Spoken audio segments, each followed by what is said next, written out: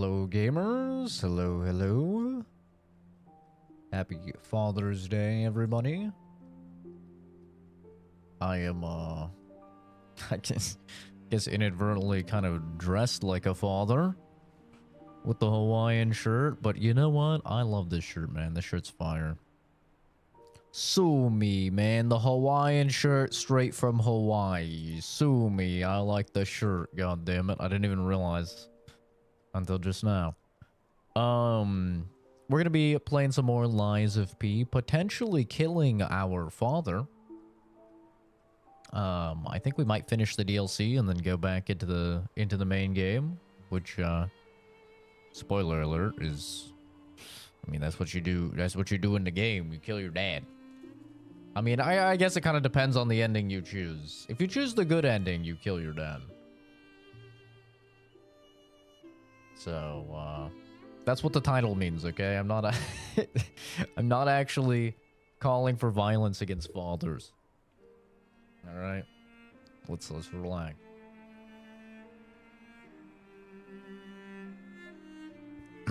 But yeah, let's get into it. Hopefully we can finish this up.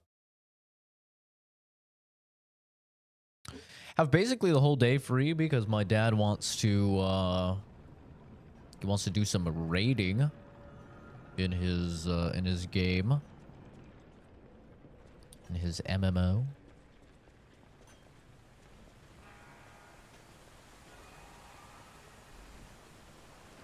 So yeah, we hung out yesterday instead. But hopefully you guys are having a good Father's Day. Whether you're the father or you know, hanging out with your dad. Or, you know, you can hang out with me. You can call me daddy. That works too. I won't take offense.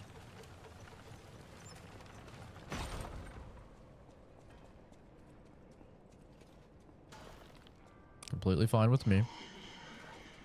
Hi, Kenzie. I gotta be honest. I upgraded this thing, you know, to plus 10. I'm not too impressed with this spear. I'm really not. Oh.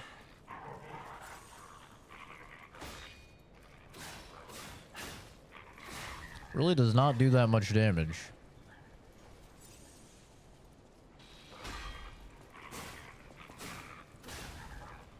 I expected more. I think my lightning one was doing more. Oh god. Okay, we're fine. Haha.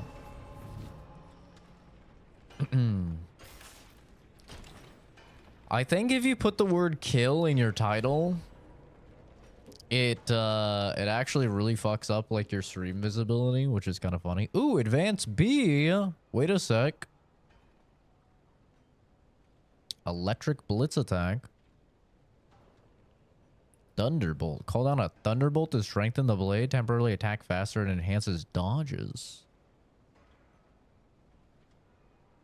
It definitely does. Yeah, I think it does. Should I change the title? What if I say let's ice our dad?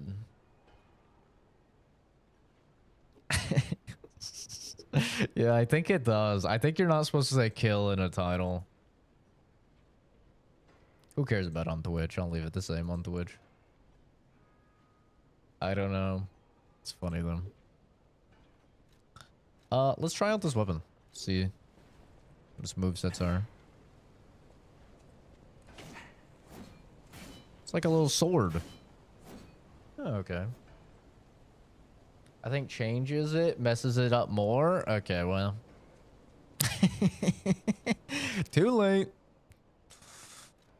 The damage has been done. So, does this only do electric after you've used Thunderbolt, I wonder? Discharge electricity Inflicting electric blitz damage to enemies in front of you. Hold down to continuously discharge electricity. Sounds neat.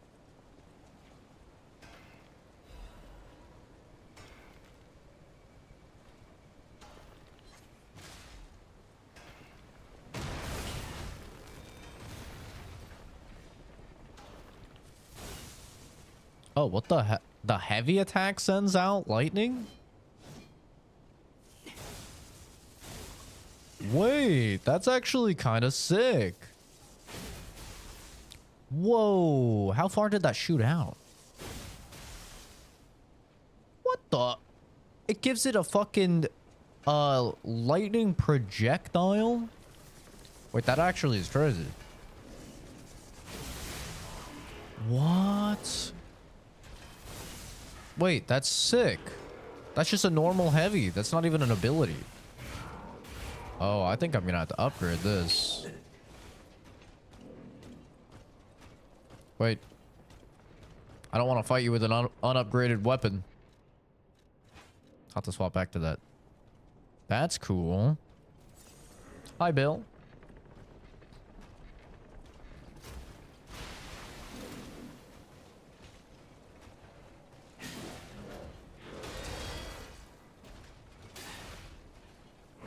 Ow.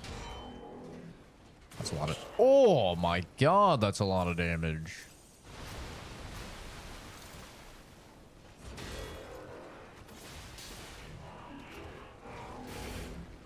What the laggy?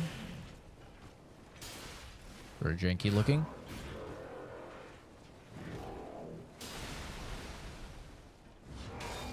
Wow, that is a crazy... No, he's stepping back too much. Bite me in the acid. Yeah, there we go.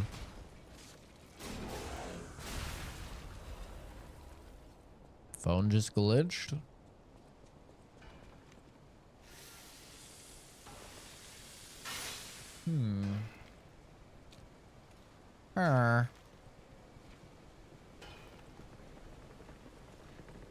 This bridge does not seem up to code.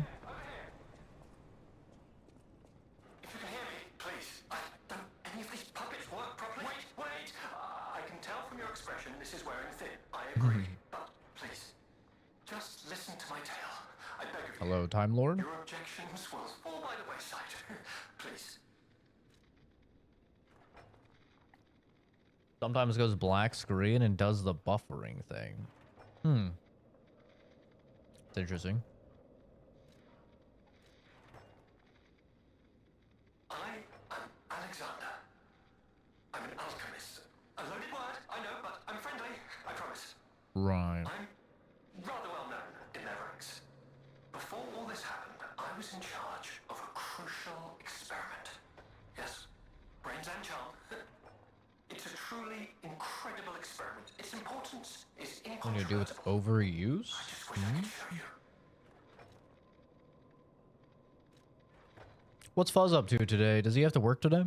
Well, as I said, Suck if he has to work on these Father's Day. aren't really me. I'm controlling them remotely since, well, you think I want to look like this puppet? I'll have you know that I'm known for brains and beauty. It's true. Perhaps then it was vanity. Perhaps I let my effortless good looks go to my head. Whatever the reason, there was an incident. All right, a date. I was on a date with the daughter of one of the most important alchemists. Apparently, he didn't approve. So, there was a huge ruckus. Someone put a bag over my head, and when I came to, I was locked in this ridiculously dark place. Likely story. I would like to get out of here. I'm trapped somewhere so dark, I can't even see my hands in front of my face. And it's so quiet. I think they locked me in a box or a coffin. But I can still think, and that means I'm not dead. Ha! Anyhow, come and get me out, please. Maybe a liar's coffin? This whole guide my savior using a series of available puppets plan isn't working out, is it?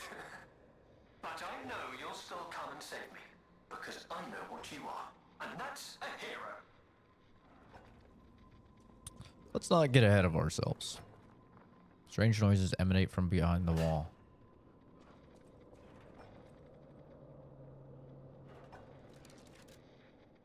Huh.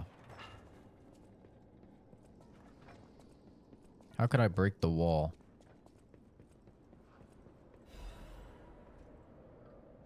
Oh no. The spider cave puppet is an urban legend from the time when humans and puppets worked side by side in the ergo mines. It tells of a misfit miner who harassed puppets by labeling them with truly horrible names. He had a particular fondness for the puppet he called Rockhead. It is said that the man treated Rockhead so poorly that if it were human, the puppet would have harbored great resentment towards him. One day, Rockhead rushed into the tunnel where the misfit miner had been working alone. It all happened so quickly that no one had time to intervene. Soon after, nearby miners heard a terrible scream as the tunnel collapsed. After several days of failed rescue attempts, mining authorities ordered the spider cave closed and sealed. Something called Spider Cave should never have been opened in the first place. That is cursed. In the aftermath, puppets replaced all human miners, and everyone believed that ended the ordeal. From that day on, however, a strange noise could be heard echoing inside the spider cave. It was the sound of a pickaxe.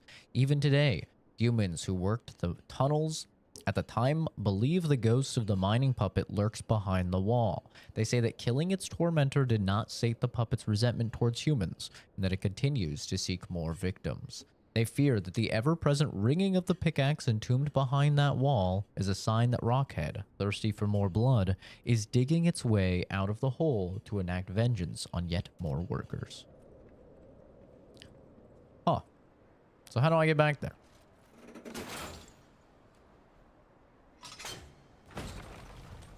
Oh, this is going down. What the blazes was that? Well, that doesn't sound good. That actually sounds quite bad. This looks like a boss area. Go.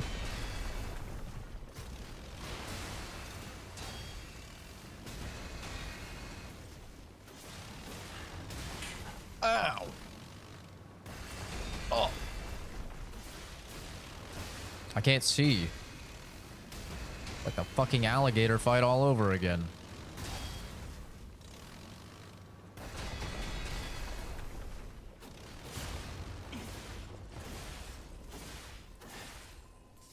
Oh, I have to be in the back. It's always the back for these.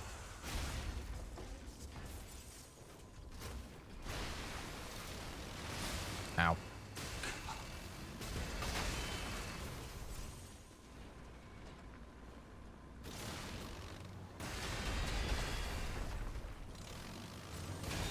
Ah.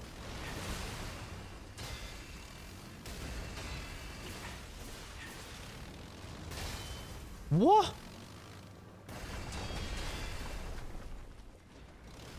I'm looking good.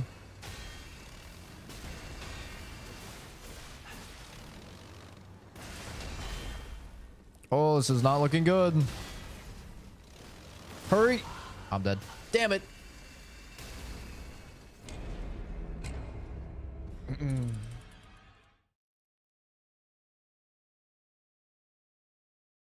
Damn it.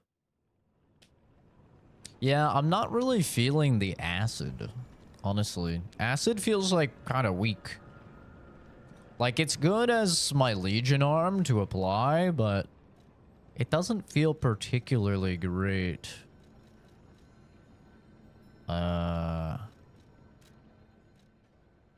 Honestly. Feels pretty weak.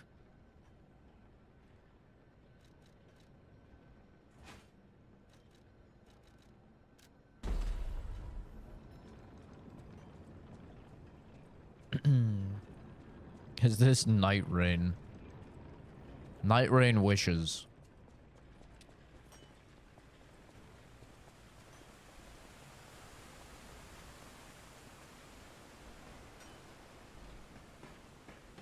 Nah, this is Lies of P.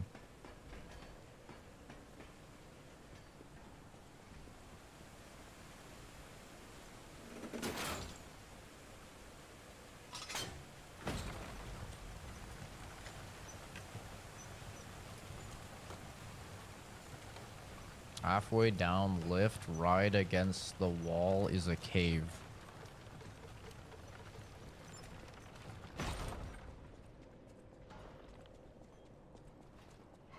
Hmm.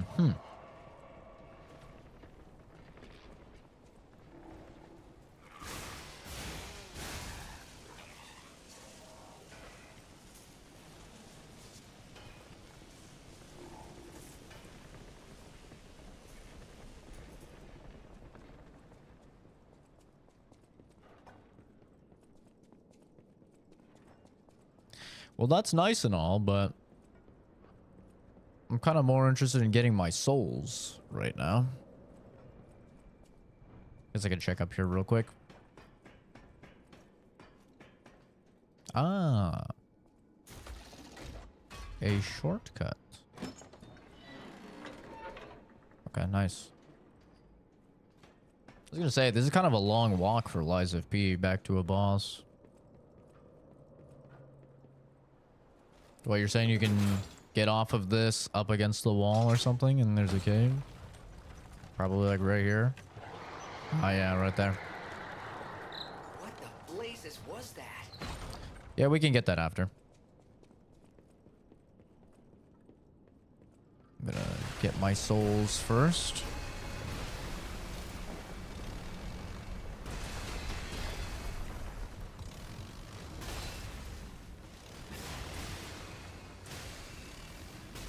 Or I'm just gonna die.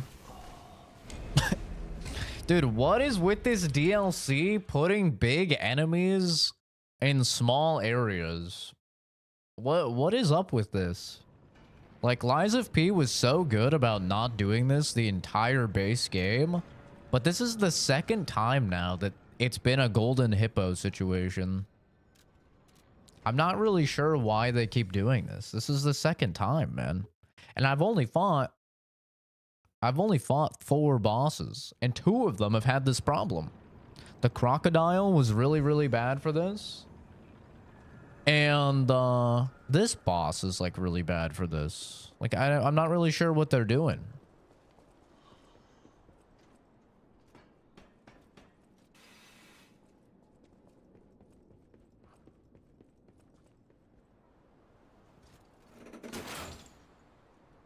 My guy, it doesn't it doesn't matter how you dress up behind you, Magnum. It's a bot that bans. What the blazes was that? There's no getting around it.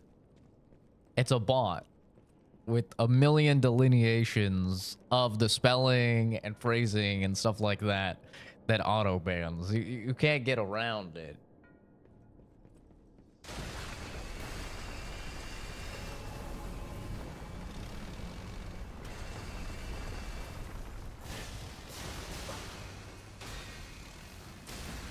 Oh, that has 2 hitboxes. Did not know. Please get me away from the wall, dude. Ah, we up against the wall.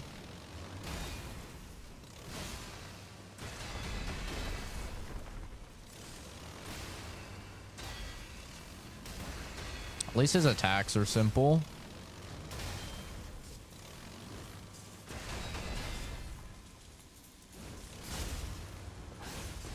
Right, it's behind him.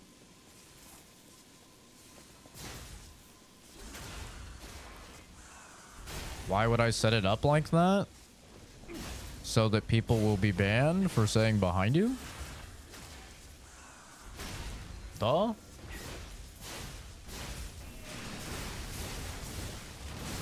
Is that not obvious? Why would I... Huh?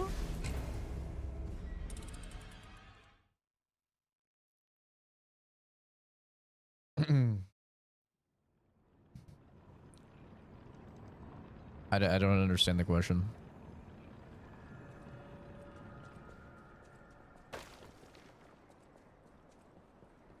It's so we don't have the chat full of retards spamming behind you.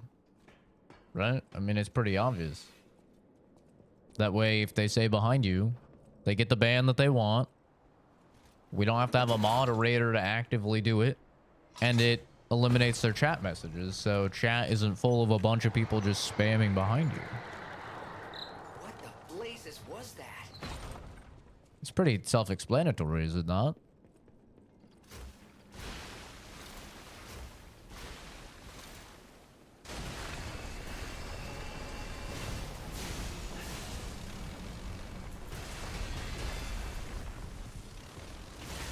Damn, I can't even get a punish off on that.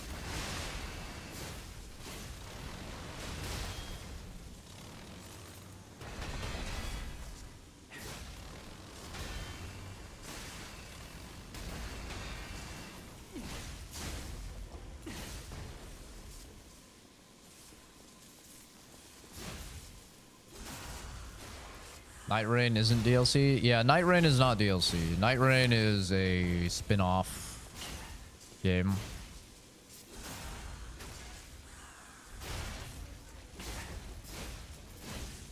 Now this is the Liza P DLC though, which is a DLC.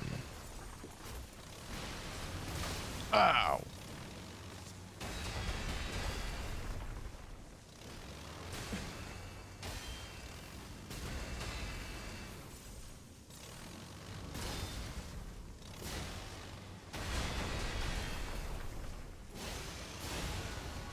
I gotta say, kind of disappointed in NeoWiz with this DLC. There's been a couple points now where it's been just too small of a boss arena against a boss that's much bigger. And it just causes your camera to constantly be like this. So, like, unless you've already learned the boss moves, there's basically no responding when your camera's like this, right? And it could be easily alleviated just by making the arenas bigger. Is Night Rain a cash grab? I have a whole review on the channel of Night Rain. I already played it quite extensively, beat it. Feel free to watch that for my thoughts on Night Rain.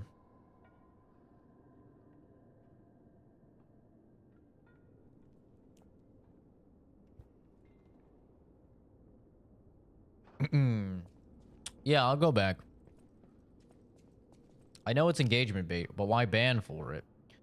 You can just lie and get more people saying the phrase, I guess. It's not my stream to set up, just interested on your thoughts. Well, that's what we had, but the problem is if you don't ban people for it, then you have people bitching and moaning in the comments going, oh, this is fake advertising. I'm reporting the channel. I didn't get banned, blah, blah, blah, blah, blah. So, like, people want to be banned. So we do the first time that you say behind you, the system is set up to where it will ban you for like 5 seconds. And then if you spam it or you say it multiple times, you get banned for 10 minutes. Now, we never permanently ban for it because exactly like you said, it's engagement bait. It's supposed to get people to click and comment and come into the ecosystem and boost in the algorithm. And we want to farm those people repeatedly. So we're not going to perma-ban those people because then you can't farm them repeatedly, right? They'll never be able to chat again. Whereas because they already clicked and commented, they've already told YouTube that they love the stream. So YouTube is going to show them my stream significantly more now that they've done this. So it makes it much easier to get that repeat viewer and that repeat farm over and over and benefit in the algorithm repeatedly. So that's why the system bans. It literally like people will ask, why do you get banned for saying it? And it's literally just because people wanted to be banned. Like, that's the truth. Like, the reason people actually get banned is because they wanted to be banned. So we actually ban. Now, it's not a perma ban, but it's a ban. Mr. Poopy Butthole, you have said the same comment like 6 different streams. In 6 different streams, you've said the same exact comment.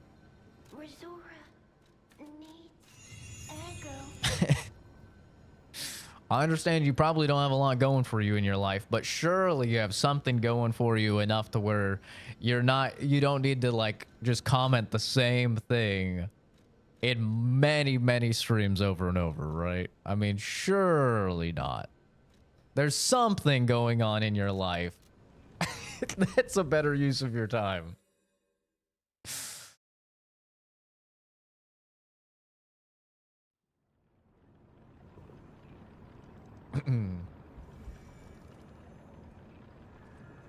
Mr. Poopy Ball, fine.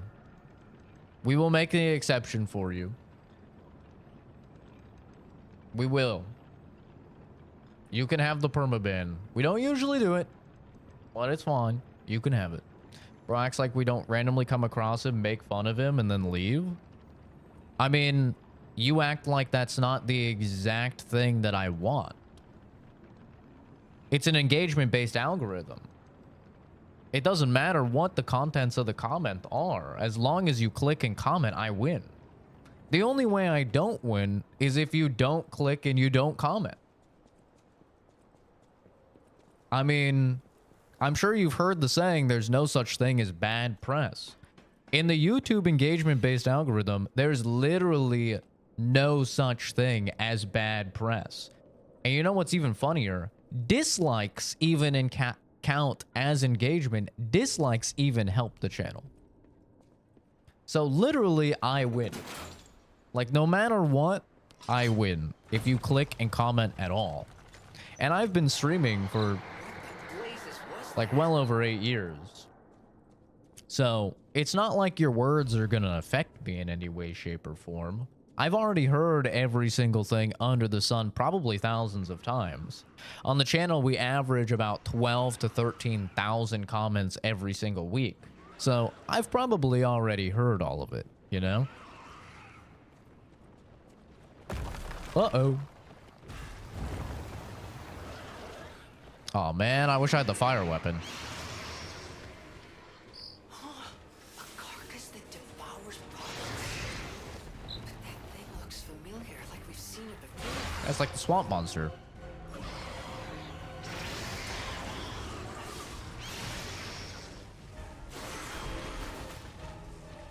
Is this just a reskin of the swamp monster?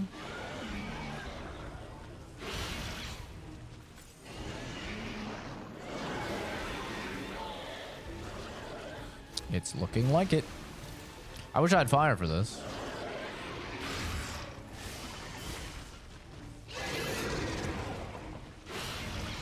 Ooh, that's a new attack. Ooh. Okay, that's new.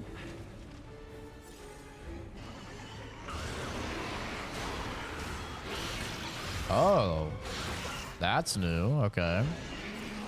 Mix up the combo a little bit. That's also new. Yeah, fire will be really good against this guy. Is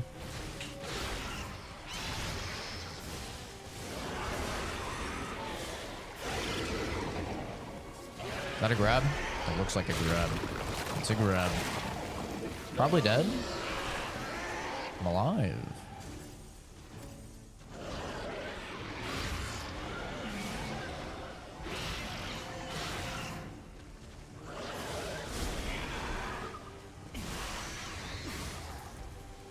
Okay.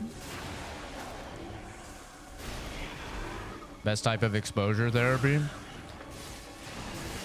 Well, the truth about trolls is that the reason why, like, their comments will never really affect me is because when it's one of those things that's funny when you think about it, because it's like, wait, this is a person spending their limited free time hating on someone they don't know on the internet, you know? Like, significantly better than yours. So you're not gonna have any effect on me, right? It's like a homeless man roasting you. It's like, all right, man, I mean, you can roast me, but at the end of the day, you're homeless and you know, I own a home. It's kind of one of those funny things that, yeah, I've always kind of made fun of the idea of cyberbullying. I thought it was super silly, like, just turn off the monitor, bro. You know? I don't really understand it. But obviously, I mean, I've been streaming a long time, so I'm just kind of fucking dead to it. even in person, words don't affect me. Like, I was dating this girl, and I remember she had asked me, like, what would you do if some guy called me the N-word? And I was like, nothing. Like, it's words. Why would I care? She's like, what do you mean? You wouldn't fight him or something? I was like, no, I'm not gonna catch a battery charge or something over some words. Like, what's it matter? They're words. I wouldn't do anything if he said anything to me or anyone. I'm not gonna throw away my future because some dude said some mean words. Like, what? And like, she could not fathom that idea of just like, yeah, I don't care about words, man.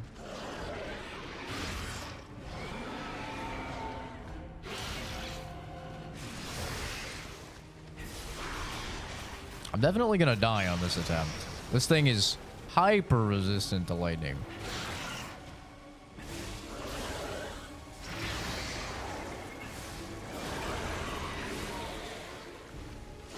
Oh.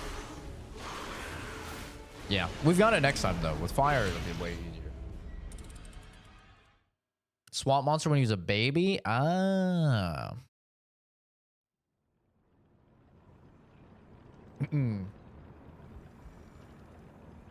The crown next to my name means I'm better, right?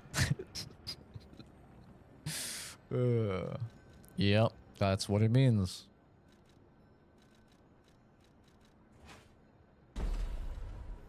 %. Make sure you make fun of Kenzie as well. That you have a... If you guys place higher on the leaderboard than her, it's your legal obligation to make fun of her. She loves that.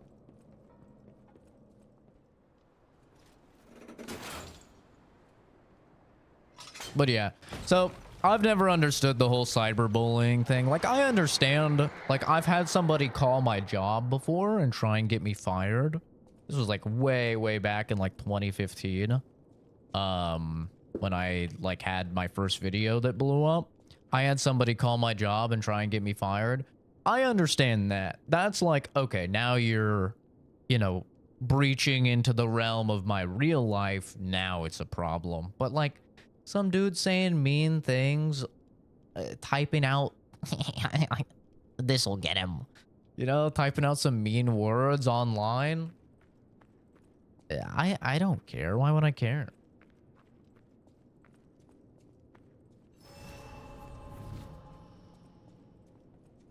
I've never really understood that.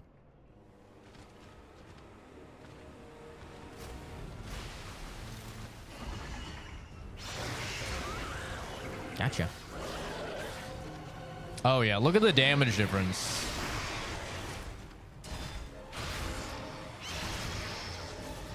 Massive damage difference.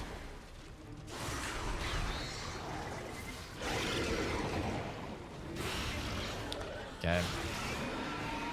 I need to parry that, because if you miss the parry, then he gets a free grab. And I don't know what this suck does, but it doesn't look good.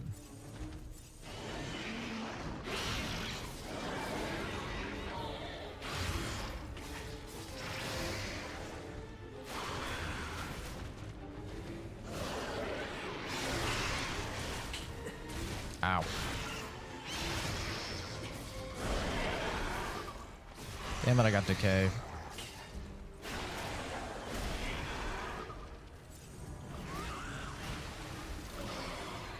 It's a little annoying.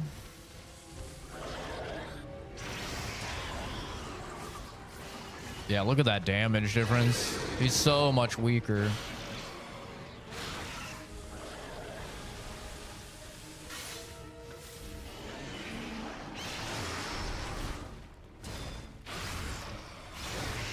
Ow. I tried dodging it. I think I need to unlock on so I get the roll dodge for that. It'll make it a lot easier.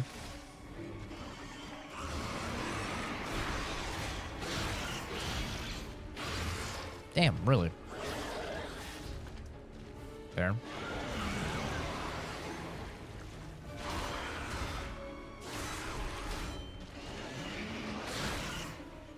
Ah. Oh! okay. Haven't seen that combo. He steals your health? Ah. The weekend people are going wild.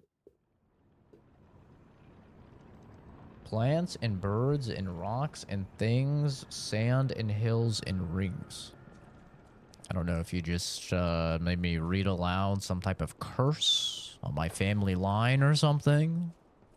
Sounds like some weird voodoo spell, but okay.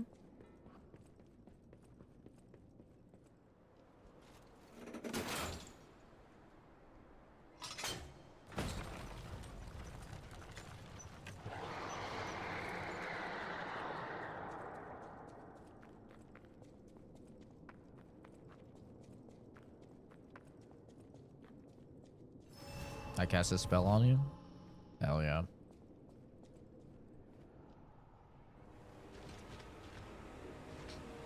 The fire hand would probably be really good.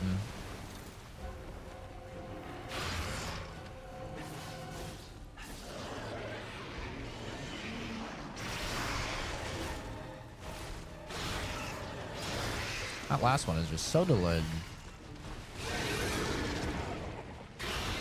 Aha! So if you parry the first one, he actually doesn't do the next one.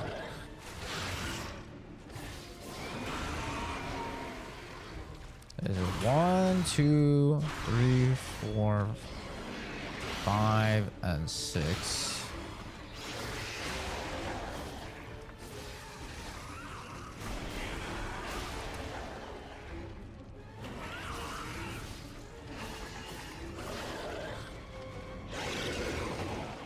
Should be out of range.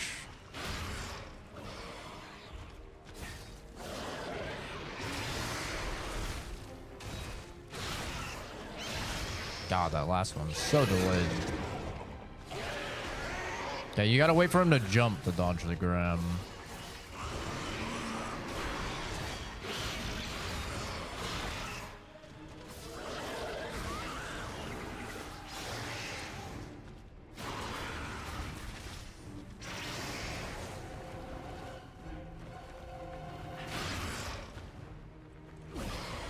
Uh-oh.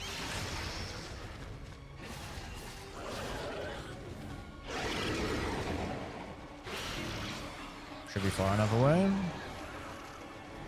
Oh, he recoiled because he stabbed the wall. That's interesting.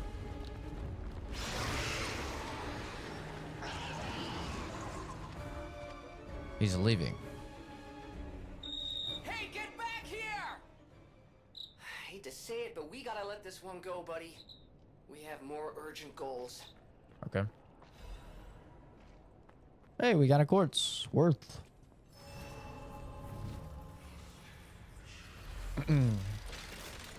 It's a song from the 70s. Googled it. Do MF Doom lyrics. I have no idea who MF Doom is. You say MF Doom, I'm thinking motherfucking Doom as in like the video games. I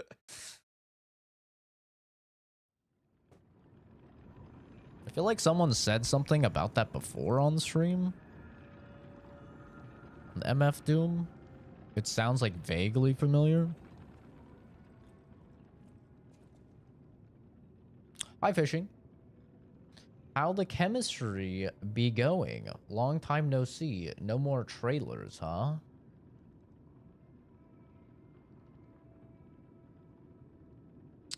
I don't know what you're talking about, DJ King.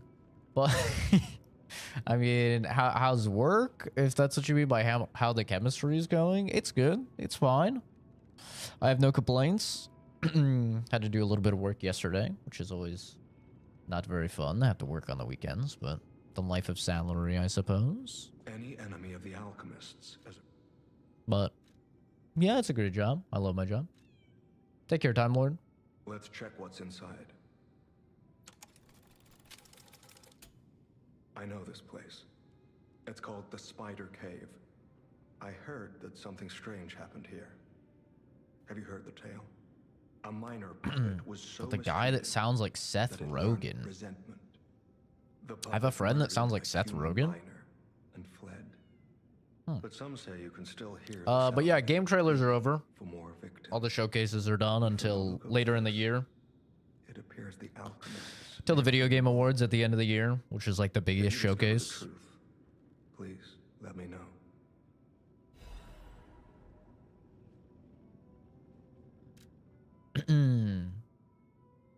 Isn't that where the wall was? Target neutralized. No signs of life observed. Intermittent pickaxe pings can be heard. Repeating patterns suggest a broken miner puppet.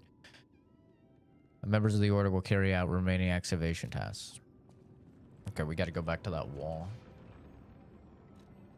Remember you said what you did for a living because you had the sweet-ass PC with a 5090? Gotcha. I do have a sweet-ass PC with a 5090. It's true.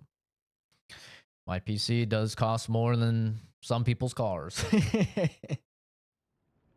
It's true.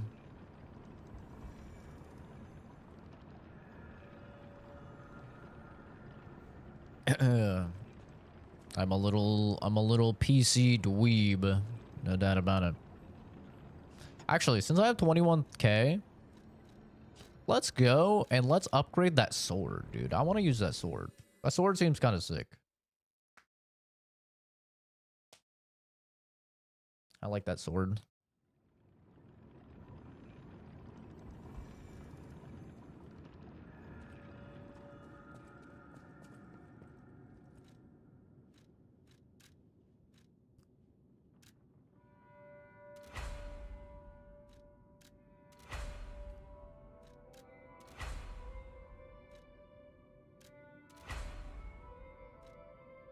More than my hoopty jig ride. I mean, I drove a 96 Mustang for so long. And when I eventually sold that Mustang, I sold it for $1,500. So literally the car I was driving around in every single day, taking me to and from the lab and everything, was worth significantly less than my PC. I mean, just the 5090 is like $3 grand. Not even counting the other parts. So, I was also one of those people.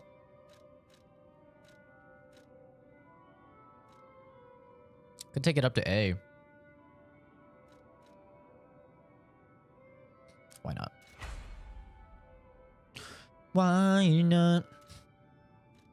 Take a crazy chance. Why not? Do a crazy dance.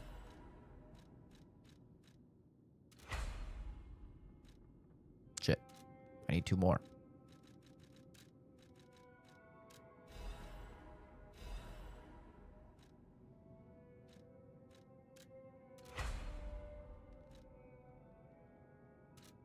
I need more souls.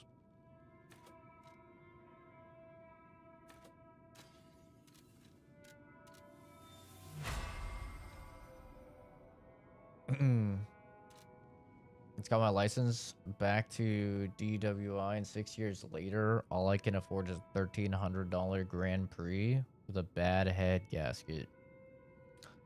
And my thoughts on cars have always been, if it gets me from point A to point B, that's all that matters. That's always been my thought.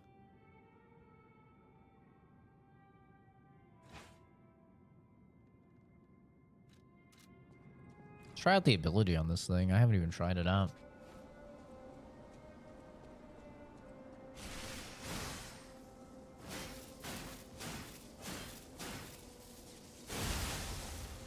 It's pretty good, dude, honestly. I also just like how it looks.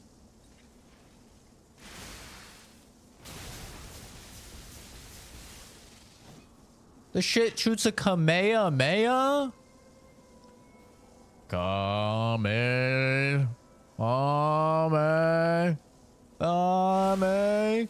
Hey! Ew, that's pretty fucking good. And this heavy as well. Doesn't have that much range. It's pretty fucking good though. Can you hit with the stab as well? pretty good. You know, I kind of always have thought it was funny, like these people that spend an absurd amount of money on sports cars, just because I've always been like, but the speed limit doesn't change. You know? Like, I've never really understood that part of it, because it's like, okay, it can go faster, but like you still have to drive the speed limit, you know, or you're gonna get a ticket. I mean, maybe you can do your 5 over, your 10 over. Maybe if your cops are really chill in your area, you could do a 15 over. But I always thought it was just kind of weird. It's like, what's the point, man? I don't get it. But I've never really been a car person. You know, with a PC, I've always like, it's always made sense to me. Because like with a PC, I've always been like, okay. Like it runs better. It literally is just like objectively better 100% of the time, right? So like it's always made sense to me to spend a good chunk of change on a PC. But it's like, okay, you can get to the speed limit faster, I guess, you know? It's kind of it's kind of funny.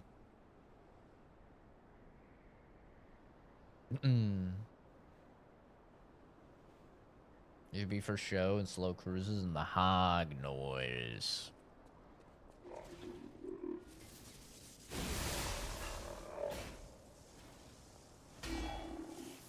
I mean, I think it's just like a difference in like, you know, I know a lot of car dudes that could not even fathom like the idea of spending $6 grand on a PC, which is like totally valid, right? Like that's totally valid. Ow, motherfucker. You were damn rocking me.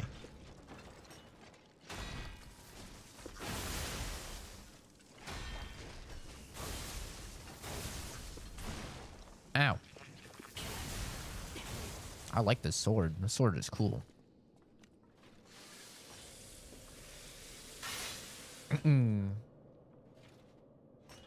It's rotted as shit. Rust is taking it. Yeah, that's true. You do have to pass inspection at the very least. I have always lived my life with going to the auction or going on Craigslist and picking up like kind of beater cars. And honestly, I don't think that will ever change. Like, I never ever see myself financing a car. I literally can't even fathom doing that. Like a fucking $30,000 car or something and financing it. I can't even fathom doing that. But I'm somebody that, like, I really don't like monthly expenses. I hate monthly expenses. I try and keep my monthly expenses super low. I don't do subscription services for that reason.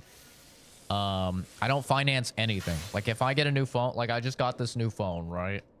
Like last month or something like that.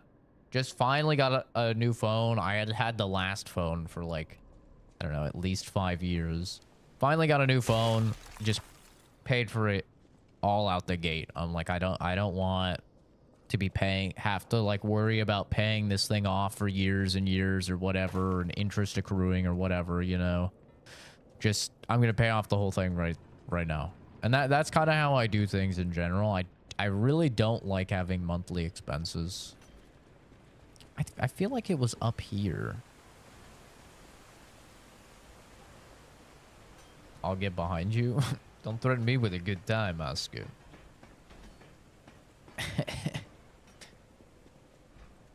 If a vehicle's old enough, doesn't have to pass emissions tests. Those are the vehicles I can afford. Hell yeah, brother.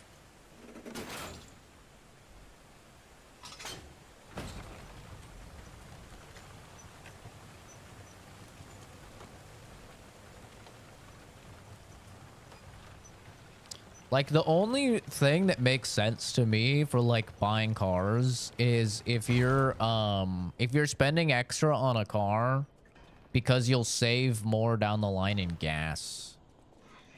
That makes a lot of sense to me.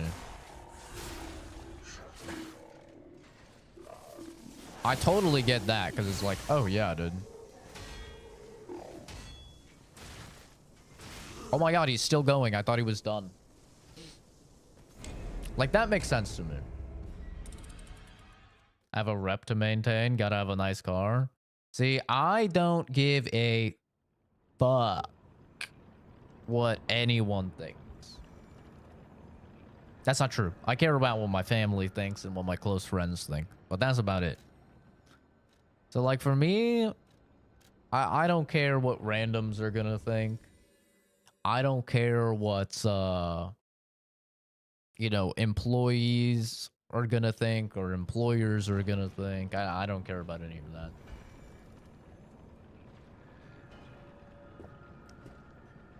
I have a very simple rule. It has guided me throughout life. When I was poor and now when I'm not poor. Act broke to stay rich. Act rich to stay broke. Very simple rule.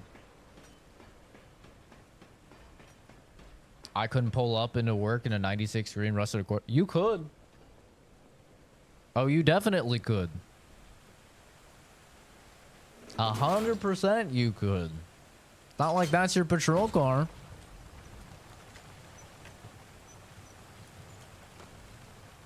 They're not gonna fire you for it. LGBT people are cool. Some of them.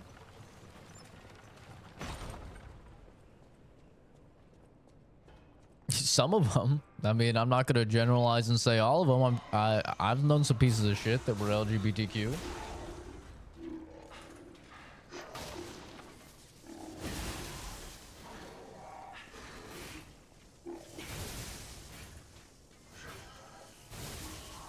Just because someone likes dick doesn't mean that they're, you know, cool. Doesn't mean that they're a good person. Jeep is a way of life. You sound like a basic white bitch.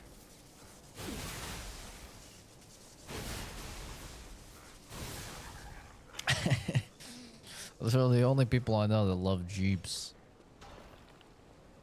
And they're crashing them every other day, too. Exactly where you were yesterday? Yeah, we're doing the little secret. Strange noises. It looks breakable. Hello. You're free.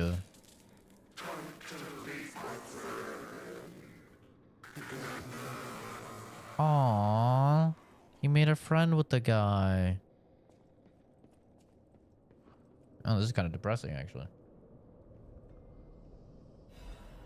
The Misfit's Diary. Tiny words are written on dirt smudged scraps of paper. I'm trapped. My legs are unresponsive. I have water and biscuits. Luckily, only a puppet fell with me. That extends my food supply. Those damned alchemists, they tricked me into falling down here. If I escape, I'll report them all. What was the deal with that strange door in the ruins? And why did that stupid puppet fall behind me? I ordered Rockhead to dig our way out. The constant pounding of the pickaxe is driving me insane. Why does this have to happen to the very day I bought my wife a gift? What awful luck. The dress got a bit torn, but still looks good. I refuse to die after spending so much money. Me. Somebody save me. I don't want to die. Why is no one? Don't let me die down here. Rockhead brought water. I feel better. I've accepted this hole will be my grave. I'm going to die here. To be honest, as soon as we fell without Rockhead, I'd be dead already. I lived a rotten life, but I'm glad for this chance to reflect in my final hours, and yet I truly wanted to see you again, my love. If we manage to escape, I'll give my loyal companion a name other than Rockhead. Rockbuster, Steel Pickaxe, and Superminer all sound good. We'll get out somehow, and the three of us will live as a family.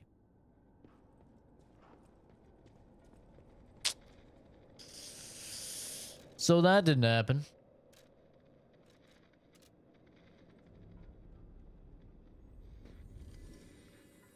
Us Jeep owners don't claim the white chick owners. I don't know about that. They cling to you. I swear, if you drive down a street anywhere, you'll find at least 1 to 2 Jeep, usually a Grand Cherokee. My uncle had a Jeep Cherokee, so I just instantly associate those with neo-Nazis. He had a black one with the doors removed. Any enemy of the alchemists is a friend of mine. I can't say I'm surprised the alchemists caused the Spider Cave incident. I'd wager even they didn't expect the truth to be revealed by a puppet. Just how many years did that poor puppet stand alone, swinging its pickaxe in the dark? The thought of it truly makes my heart ache. I dare say that minor puppet showed more humanity than the alchemists. I pray the two friends found peace at last. Yeah, my thing... So, like, the only time I understand spending more for cars is if you're spending more for, like, serious reliability. But Honda exists. Honda is, like, the most reliable fucking cars ever. Are they cookie cutter? Yes. Are they interesting looking? No. But they're, like, the most reliable cars ever. And... like, you buy them from a Honda dealership, you get really, really good coverage for a long time at the dealership as well. They take care of a ton of stuff, at least in my experience with the Honda dealerships. Like, they take care of a ton of stuff. You don't have to worry about anything for a couple years, usually. So if you're paying for reliability, okay, that's one thing. But, once again, that doesn't really make sense, because Honda exists, and they're cheap and turbo reliable. 2, if you're paying because you're going to save on gas, right? So if you're going to save on gas, but oftentimes the amount of money that you spend for your gas savings on like a Prius or on like a Tesla is not going to equal out to just getting a gas car that's cheap in the first place. It's like not going to equal out. Like, it'll equal out after like 5 years of constant use if you're driving a ton. Well met, Master Stalker. So yeah, I mean, I don't know. I think most of the time people just, they get in their own head and they try and validate stupid purchases. And that's why they end up taking out, you know, getting a $20,000, $30,000 car, and it's just like, dude, you could have gotten essentially the same thing for much cheaper. So I'm not a big fan of it, but honestly, it's your money, spend it how you want. I don't really care. Like, I'm not the one that's gonna be paying off a car for the next fucking 10 years. So, you know, do what you will. Like, my Mustang, dude, my 96 Ford Mustang, I had that thing. We had that thing for like 8 years. It was like a $1,500 car. And I think total, after replacing the clutch, the water pump, you know, your average like maintenance, replacing tires and stuff like that, I think total we spent $5,500 on it. And that car lasted for like 8 to 10 years. It was somewhere around there. Like, we had that car for a very long time. Or, you know, you can spend your $30,000 on your car that, you know, you're not gonna have for that long. Yeah, it's up to you. But how I see it, cars are oftentimes, there are exceptions, but they're oftentimes depreciating assets. When it comes to depreciating assets, you should never put that much money into them.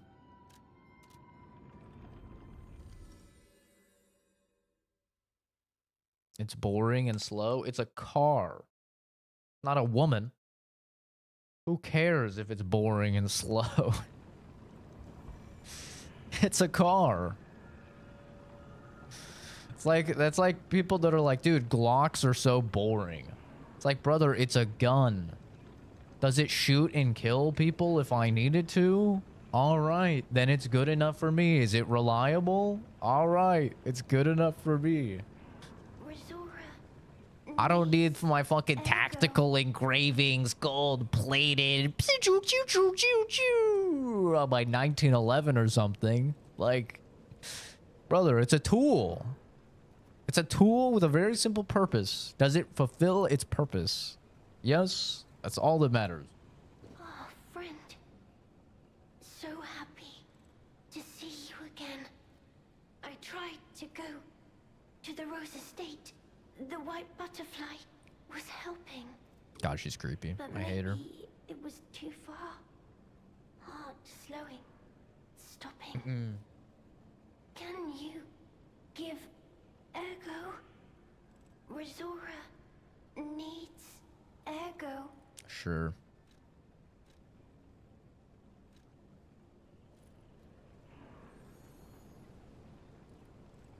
Thanks.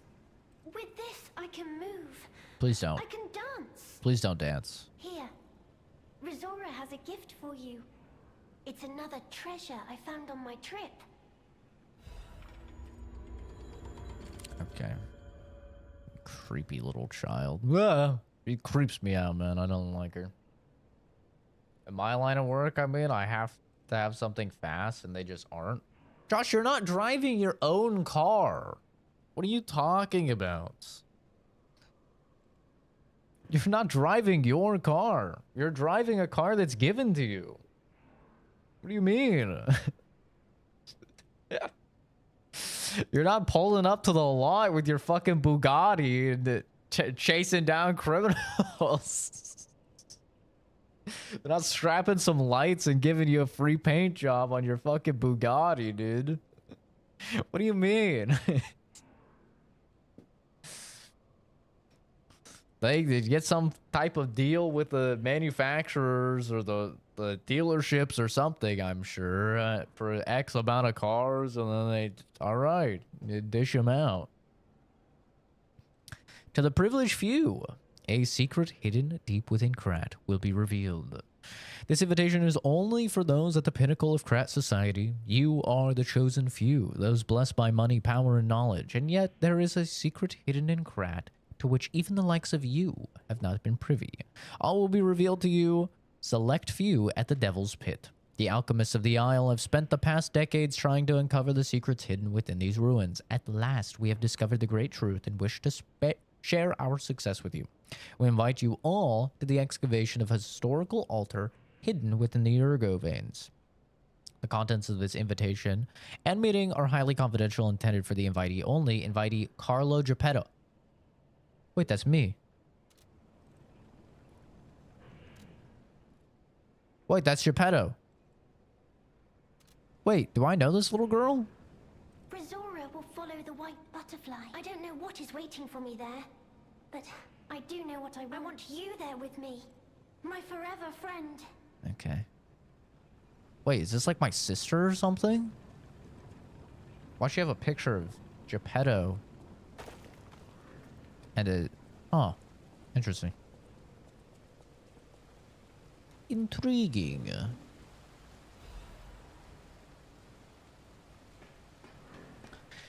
Yeah, I mean, if you have the money for it, bro, go wacky. And honestly, even if you don't go wacky, like I said, I don't fucking care if you're in debt for the rest of your life. I mean, you know, not you specifically, Fuzz. I'm speaking generally. Fuzz makes good money, so it's like, you know... Oh. I was on the sharpen. I was on the sharpen, not the heel. But, you know, I know a lot of people that are making 40 grand a year and they have a car that's 35 grand. Brother, that makes no fucking sense. That makes literally no sense. You are making such a stupid decision. Even if you're making 60 grand a year, you should not have a car that costs half of your fucking yearly wage, man. It's just stupid. And people do it for stupid reasons. They do it because, yeah, they care what randoms think. Or they do it, you know, for all sorts of, like, really dumb reasons.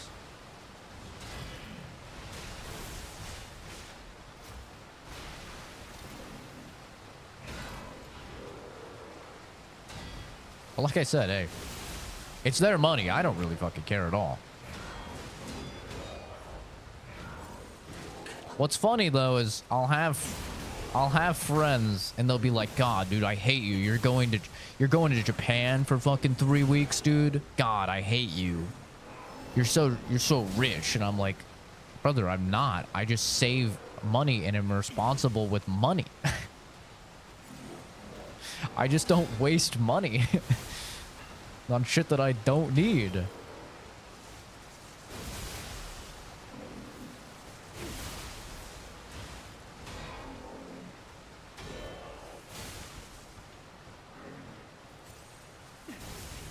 Like, I was saving for years to go to Japan. Oh, that's fucked up. I was saving for years to go to Japan, man. You know, like saving and planning for years to do that trip.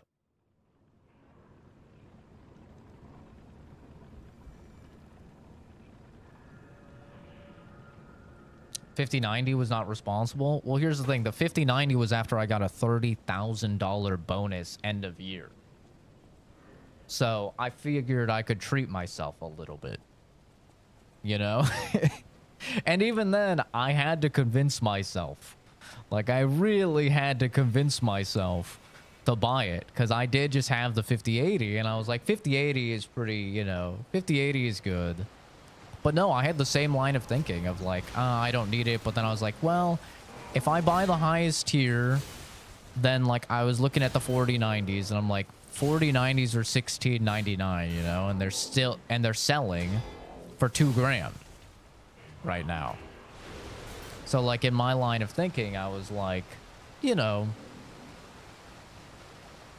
if you buy the highest end card, then when the next highest end card comes out, you can probably still sell your really high end card for whatever you paid for it, right? That was like my line of thinking. Because yeah, 4090, if you got a 4090 and you spent $1699 on it on launch day, like years later, you could still sell that card for like $2,000, like well over a year later. Because that's the, you know, that's the benefit that you get from buying the highest tier of something, right?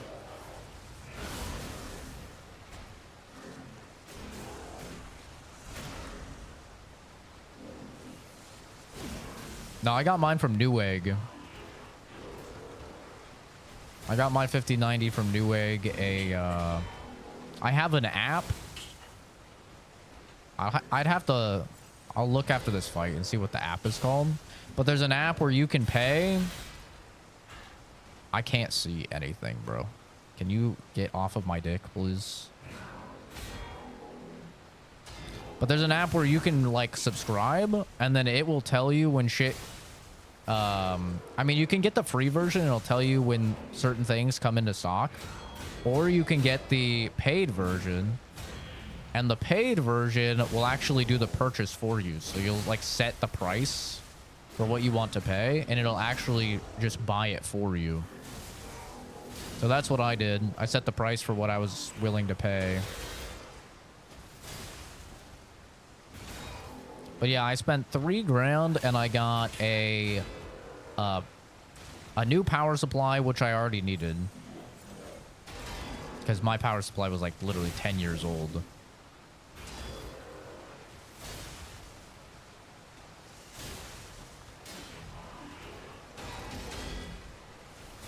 Brother, not again.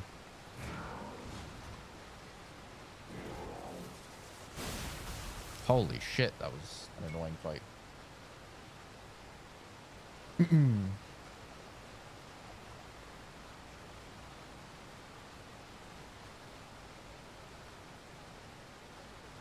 But yeah,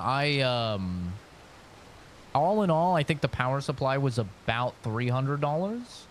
So I got the 3090 for, or the 5090 for probably about like 2,700. The app is called...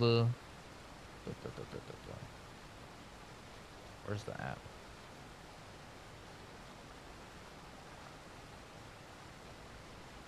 Hot stock. Yeah. So this is the app. You open it up, and then you can just add anything that you want. So if we go over to my alerts, you see I have like all the different 5090s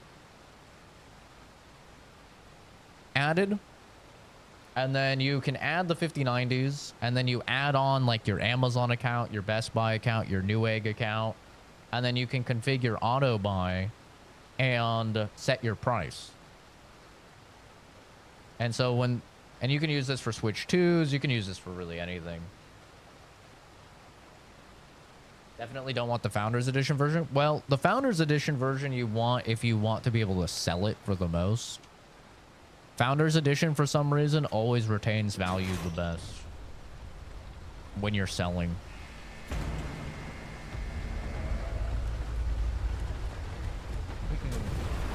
I don't know why, but people love Founders Edition stuff. If you get the 5090, you can turn around, just sell it a year later for more money because of scalpers? Yeah. Yeah. Or at least around the same of what you paid for it. And it was the same thing with the 3090 as well. The 3090 to 4090. Like, that was my validation for it, at least. Is I'm like, okay, yeah, I'll spend $3,000 and I'll get the, like, you know, about 2,700 for the 5090. But when the 6090 comes out, right, I'll be able to sell my 5090 for probably about $3,000. And then I'll be able to get the 6090, which will probably be about the same, like about $3,000, something like that.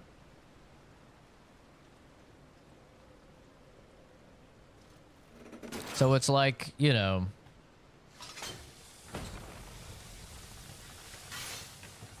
there's a saying, I can't for the life of me remember it, but there is a saying about like, oh, buy once, cry once. That's what it is. Buy once, cry once. So it's like one of those things where like you bite the bullet initially, but you do that because like down the line, you're going to be able to get your money back or you're going to be saving on it essentially.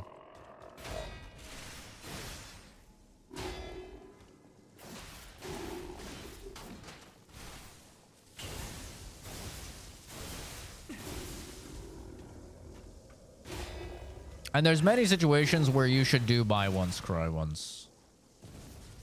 PCs, I think, is a good example of one. A house is a really good example of one.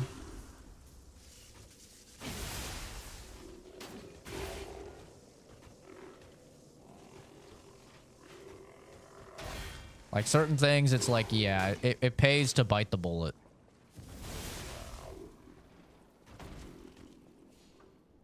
Cars, not really cars, because cars are depreciating assets.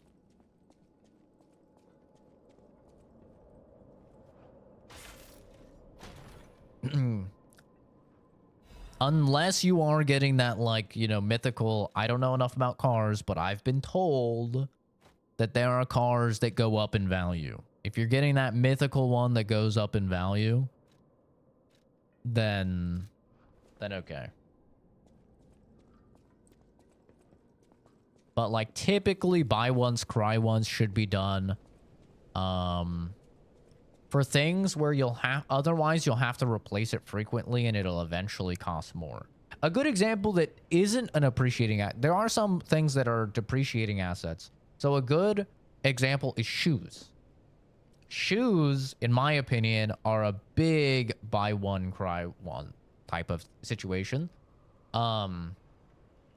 Buy a good pair of shoes, like from a brand that you really like. Like for me, I love Columbia sportswear stuff. It was like my first job, but I got a bunch of Columbia sportswear stuff back when I worked my first job in 2015, and it's been over a decade now, and I still have all of those Columbia sportswear things. So, like for me, shoes is a big one. Like, pay a good amount of money for a solid pair of shoes and you'll save money down the line, whereas if you went to fucking Payless Shoe Source, which is where I always went as a kid, you know, growing up poor, we were constantly having to replace those fucking Payless shoes. Like they were falling apart, man. Whereas, like I said, I've had these Columbia sportswear shoes for 10 years. Same with like dress shoes. Buy once, cry once. Don't get a fucking $30 pair of dress shoes. If you're going to be wearing them a lot for work and stuff like that. Like spend some money, spend 200, 300 bucks on a nice pair of dress shoes. You know, those are like some situations where it makes sense.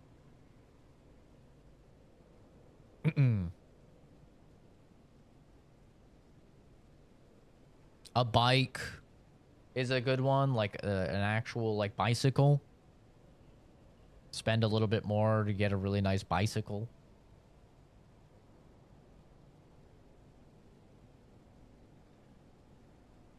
More reliable and discontinued.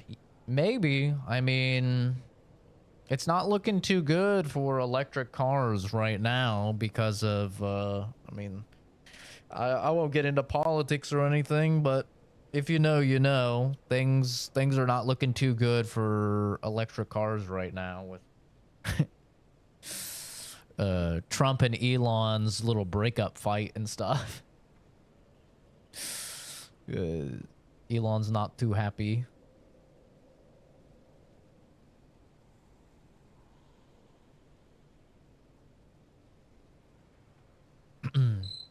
Amazing. No, cool. Sure makes you wonder, though. Who created this? And when?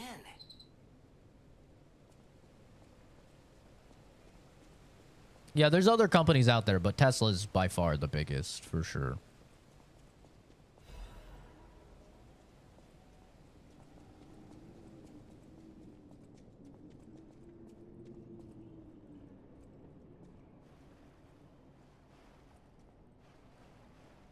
At least in terms of market share. I don't know about actual production. There's no doubt about it. Someone wanted this thing destroyed. And it happened quite recently from the look of things. I'm gonna grab that bonfire first.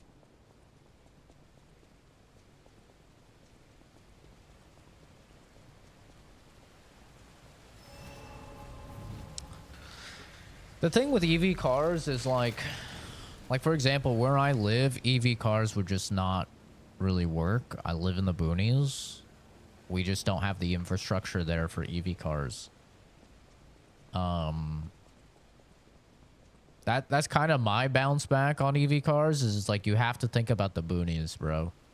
We don't have car chargers. You could get a home charger, but there's a lot of people that live in apartments and they're not going to be allowed to have a home charger. That's not going to be like in their fucking lease agreement and stuff. And like none of the apartments out here have EV chargers. And then yeah, you also have to worry about people in like the extreme cold. Yeah.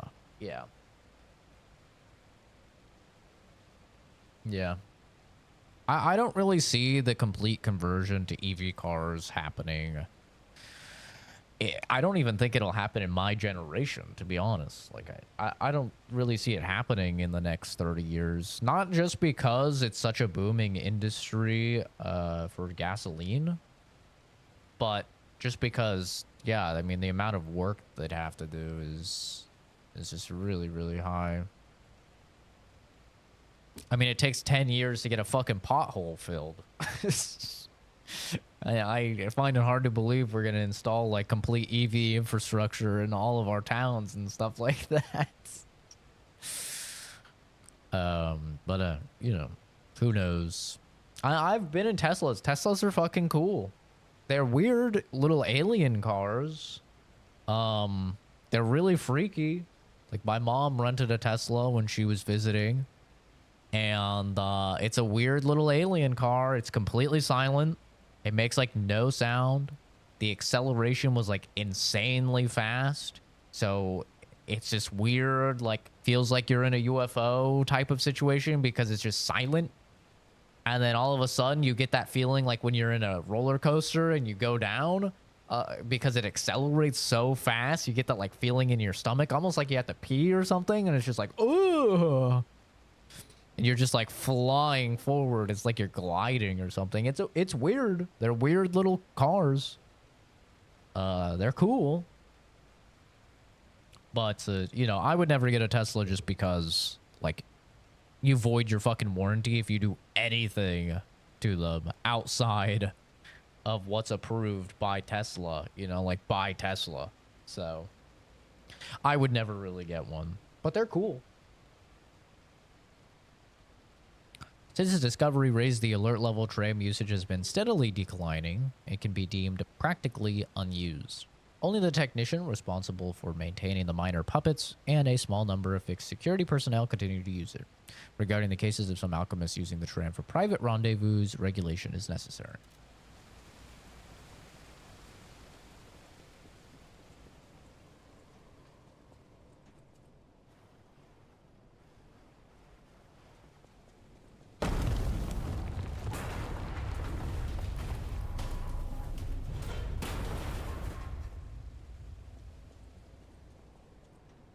Oh, good thing that didn't happen when I was on it, eh?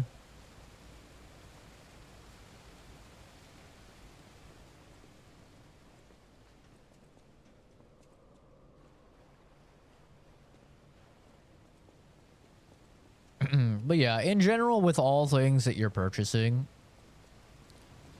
you always have to just consider the same things. You have to consider how much do you make a month? You need to consider the interest rate on however much you're taking out on that in order to purchase that. You need to think about the percentage. So in an ideal world, your rent, utilities, all of that should be 50%, ideally less than 50% of your monthly take-home pay. Like, in a perfect world, you're looking at 30%. So after rent, after utilities, after everything, that should only be 30% of your monthly income. Now, that's really unheard of in this day and age because monthly expenses are just so high. So 50% is like a pretty good part.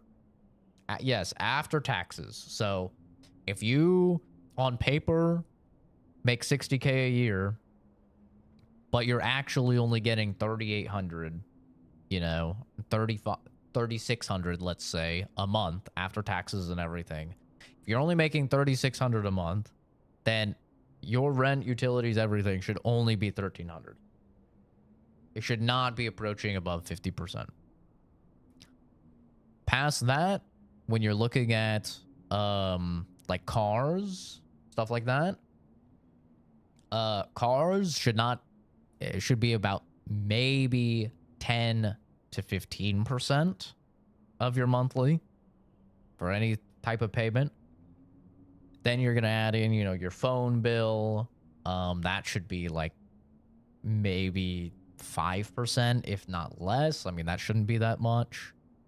And ultimately you should, if you want like stable, you know, you want to start building towards retirement, you want to have like income to do fun stuff, you should, after all is said and done, your food budget and everything, have at least 10% to set aside for S&P 500 or for Roth IRA or for your 401k or whatever. Now, ideally, you can set aside 20 to 30%, which is why ideally your rent and stuff should be 30%. It's because you should be trying to set aside 20 to 30%, especially when you're younger. When you're in your 20s, you want to be setting as much aside as possible in compound interest accruing accounts because, I mean, you invest 20,000, you know, in a year when you're 20, and that's going to be, I mean, by the time you're retirement age, that'll probably be about $1 million. If not, maybe a little less. Maybe it would be like $900,000 to $950,000. But that's off of 20 grand, right? So you can see how these things compound. And I wish I would have known about this when I was younger, because like, boy, oh boy, I would have loved to like start investing. I didn't start properly investing into stuff until I was probably 20, 25, 24 maybe. So yeah, like the younger you are, you should try and put in more. But obviously you're probably gonna have less. But it's hard to do that in these days just because yeah, it's like your fucking monthly is insane for most people. That's why we're looking to downsize the house and we're looking to sell this house and get a smaller house. It's just because so we can get that monthly significantly lower. Because right now, I mean, mortgage and everything, all of our costs, you know, pool maintenance and stuff, we're looking at like 7 or 8K a month total. Obviously, we're lucky it's split between four different, you know, groups, but I mean, it's pretty insane. I mean, we spend over $1,000 every single month just on electricity because it's so fucking hot out. AC is running 24/7, and it's unfortunately a 2-story house, so you know, it's a lot. It's definitely a lot. It's like minimum wage plus the taxes I never got back at the end of the year. I'll get maybe $50, maybe. Yeah. 35K a year. Yeah, I think that's probably sitting at about average, I think. Household income average is about 70 or 75K, I think, in the US. And household is typically 2 people. It's typically you know, a guy and a girl. So, yeah, I mean that puts average at about, you know, 35.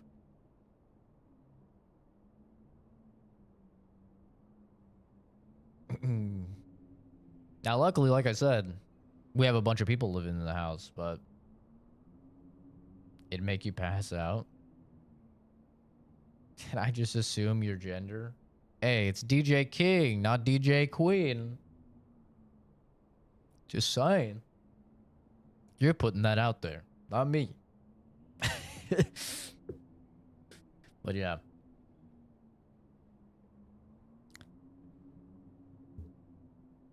Yeah, I mean, the funny thing is, Fuzz, is that I always joke about how expensive your place is with the $4,000 rent. But I mean, honestly, we probably pay more. I mean, we probably have more house, but we probably pay more here, especially during the summer, monthly than you guys do. Like these past few months, not these past few months, but like this month and last month, with how hot it's getting, dude. Yeah, it's like over $1,000 for electricity. It's crazy. On top of a $4,000 for mortgage. And then on top of that, you have HOA. You have pool maintenance with the chlorine and the acid. You have water bill. I mean, there's so much, dude.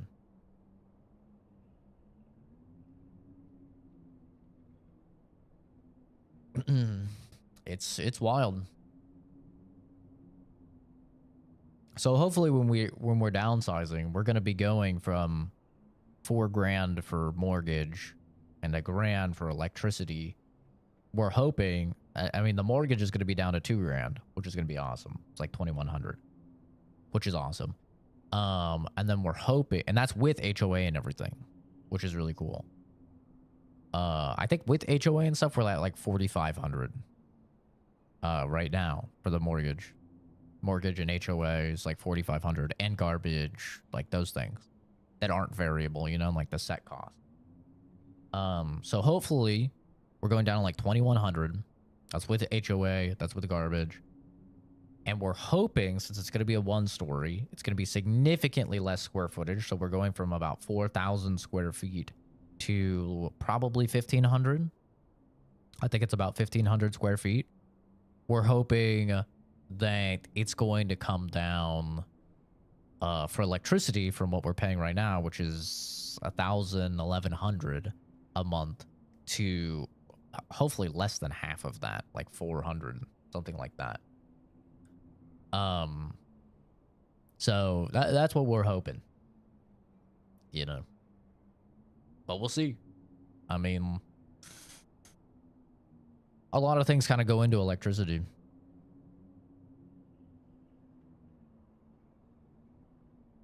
Oh, do you guys have Father's Day in a different time? That's interesting. I didn't know that. Yeah, our mortgage right now is about 4,200 a month.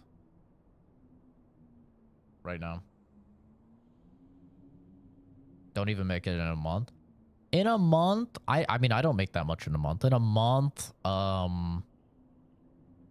make probably total, adding up everything, like adding up my schooling money, YouTube money, and my job money, I probably make about 6,500, $6,000 to 6,500 a month. So I don't make that much. A month. You know that when you're a scientist, a lot hinges on your bonus. So your end of year bonus is a big one.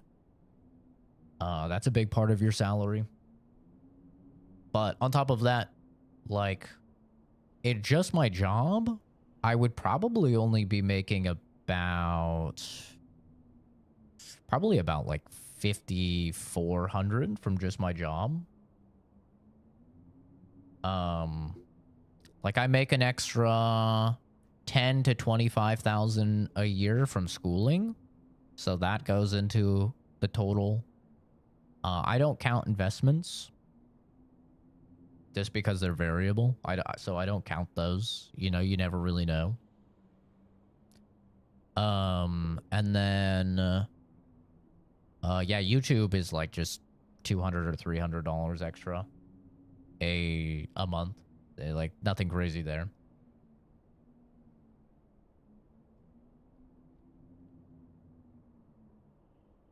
$10K a month to an Australian? Yeah, probably. I mean, if you think about it, like a $70 game is $100 over there, to my understanding. So yeah, that kind of maths out.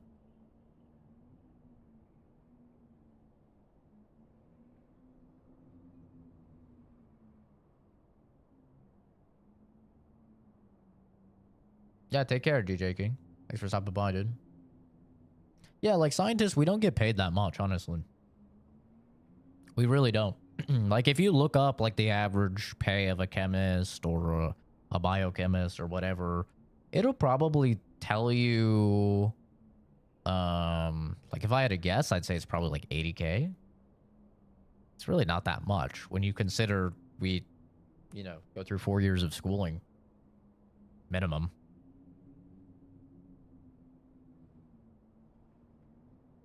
It's not that crazy.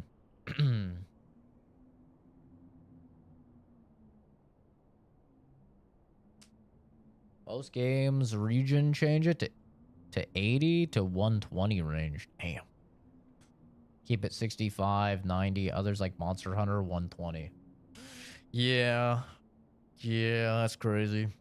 I mean, it sounds crazy, but that's because I'm using USD, you know. It's kind of like when I talk to people in Canada and they're like, "Oh my god, dude, this is so expensive. The $70 game is 110, you know, Canadian dollars." And it's like, but your houses are also like $1 million over there. Like 1 million Canadians. So like really your economy is just kind of way out of scale of ours, you know? It's like you can't use USD to talk about Aussies or talk about Canadian dollars and stuff like that because like they're literally not the same. USD is just like one of the most valuable currencies on the planet. Only really being beaten out by like the euro. I think the euro is a little bit more valuable. Or the pound, whatever the hell they use over there. I think that's a little bit more valuable, has a better conversion rate. But like USD, dude, you go to almost any country with your USD and you're like kind of rich. Like you have like 30% more money, 40% more money oftentimes. Throwing some type of charge on top of that, especially with their weird ass strict policies. I don't know, dude. Like, if you try and look at available homes in Canada, it's actually disgusting. It's actually disgusting. Like, kind of garbage homes will be like 900,000. Crazy. Small 2-bedroom house in my small city of 500K. Sold for 2.3 million Australian. 1.8 million Canadian. So like 1.3 US. I mean, that's still really fucking expensive. For US. That's still insane.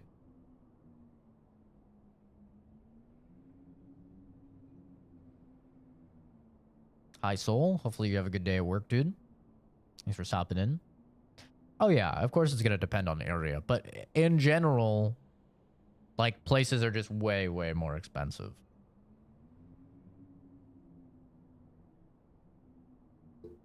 Average yearly income is 50K, 85K Aussie. Well, that is a thing, though, is like Australians and Canadians do have a much higher average income than over here in the US. That is true.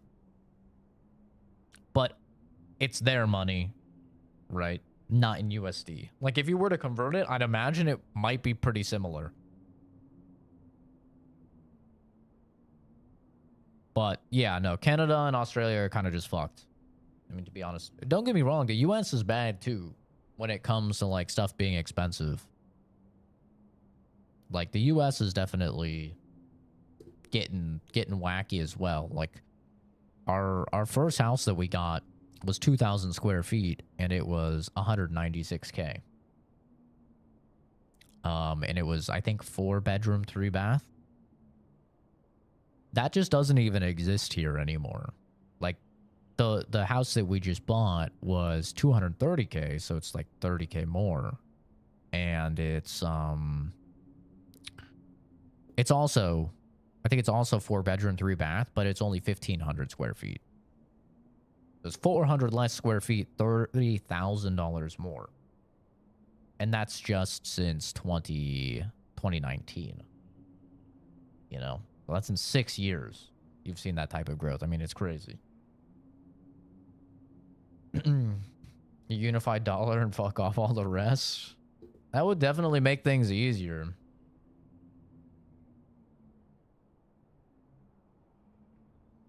Forgot to ask, what's your family's main job? Your dad? My dad is a lead consultant for a major banking line.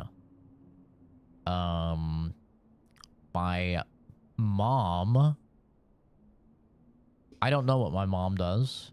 I'll be honest, I don't know. She hops jobs a lot. She's she doesn't live with us. She lives in Washington. I don't remember what it is that she's doing now. So yeah, it's just primarily off of me and my dad. And I'm a chemist, and my dad is a lead consultant for a bank. He makes very good money. He makes way more money than I do.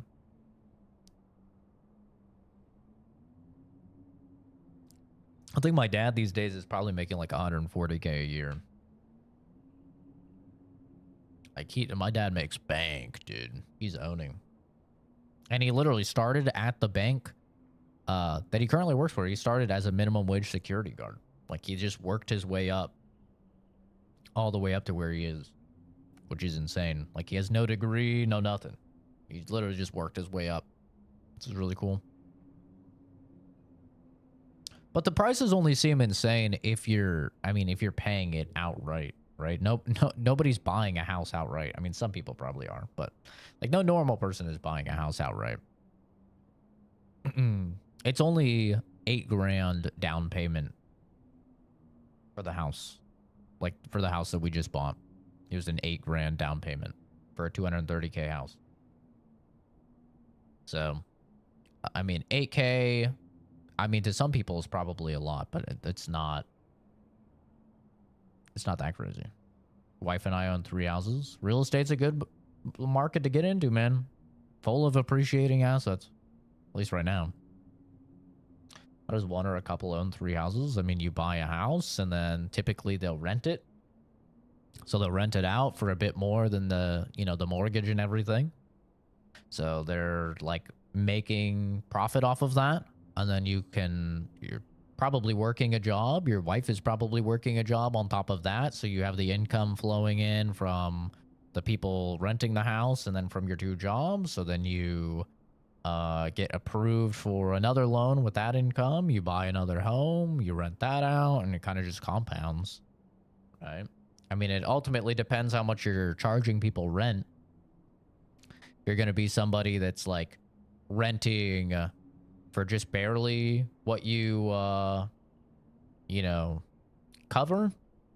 Like renting out to people, typically, like if you're renting out to family or something, you'll just rent your place out for the minimum of your monthly expenses. Because ultimately, a mortgage is cheaper than rent like 99% of the time. It's kind of a weird thing for people to like get their head around. But a mortgage is almost always cheaper than paying rent.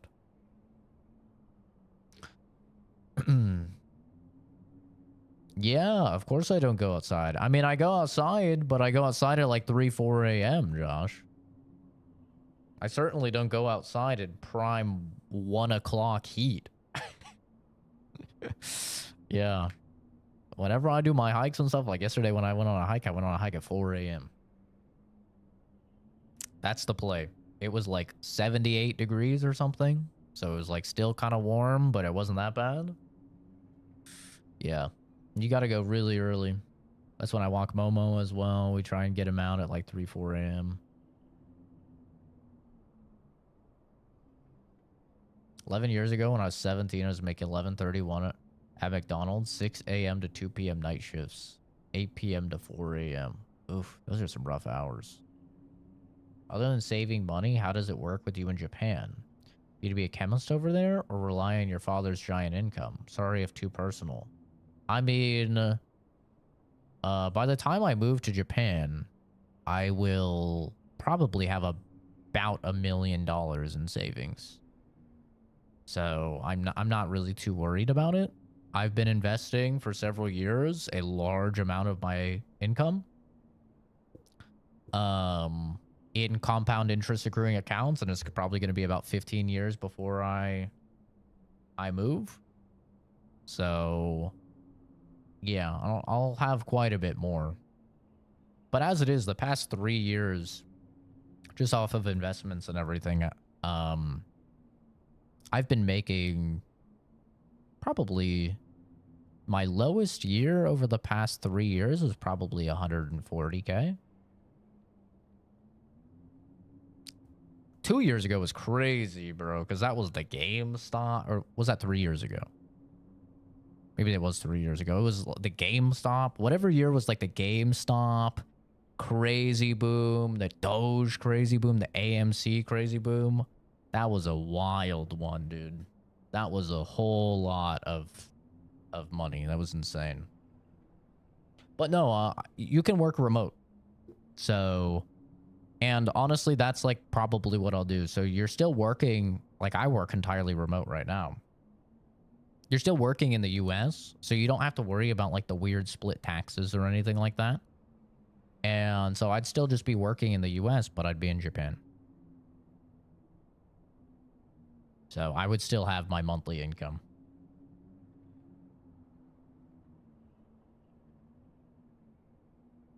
So it's not that weird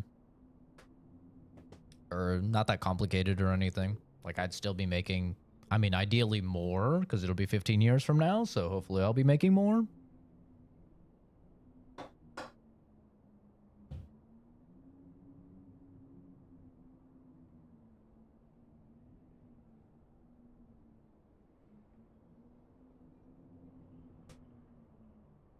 How many people tried being landlords? It never works out. Always get screwed over by scumbags or even screwed by appliances. Yeah. I mean, being a landlord, there's a lot of risk involved, especially if you don't have a lot of money. Like if you're just planning on like scraping together enough money to buy one place and then rent that out, it's putting literally all of your eggs in one basket, and yeah, you could have some bad tenants that just ruin everything for you.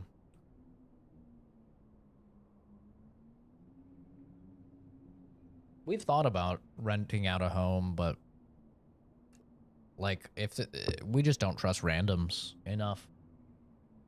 Like randoms can just tank your property value so fast. It just doesn't really make a lot of sense to trust them.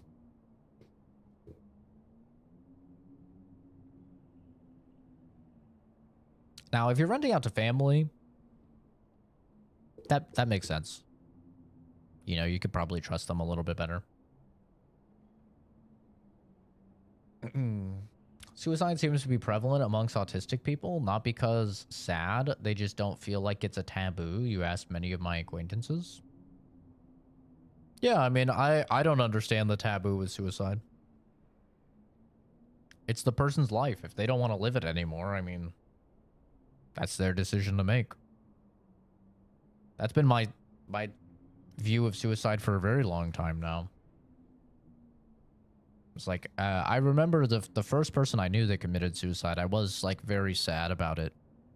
But it was after I like had talked to my dad, and he was like, well, I mean, they didn't want to live anymore. Don't you think it would be worse if you like forced them to live? And then once I like kind of ruminated on that for longer, I was like, yeah, I mean, I guess that does make sense. Like it's their choice to make, you know?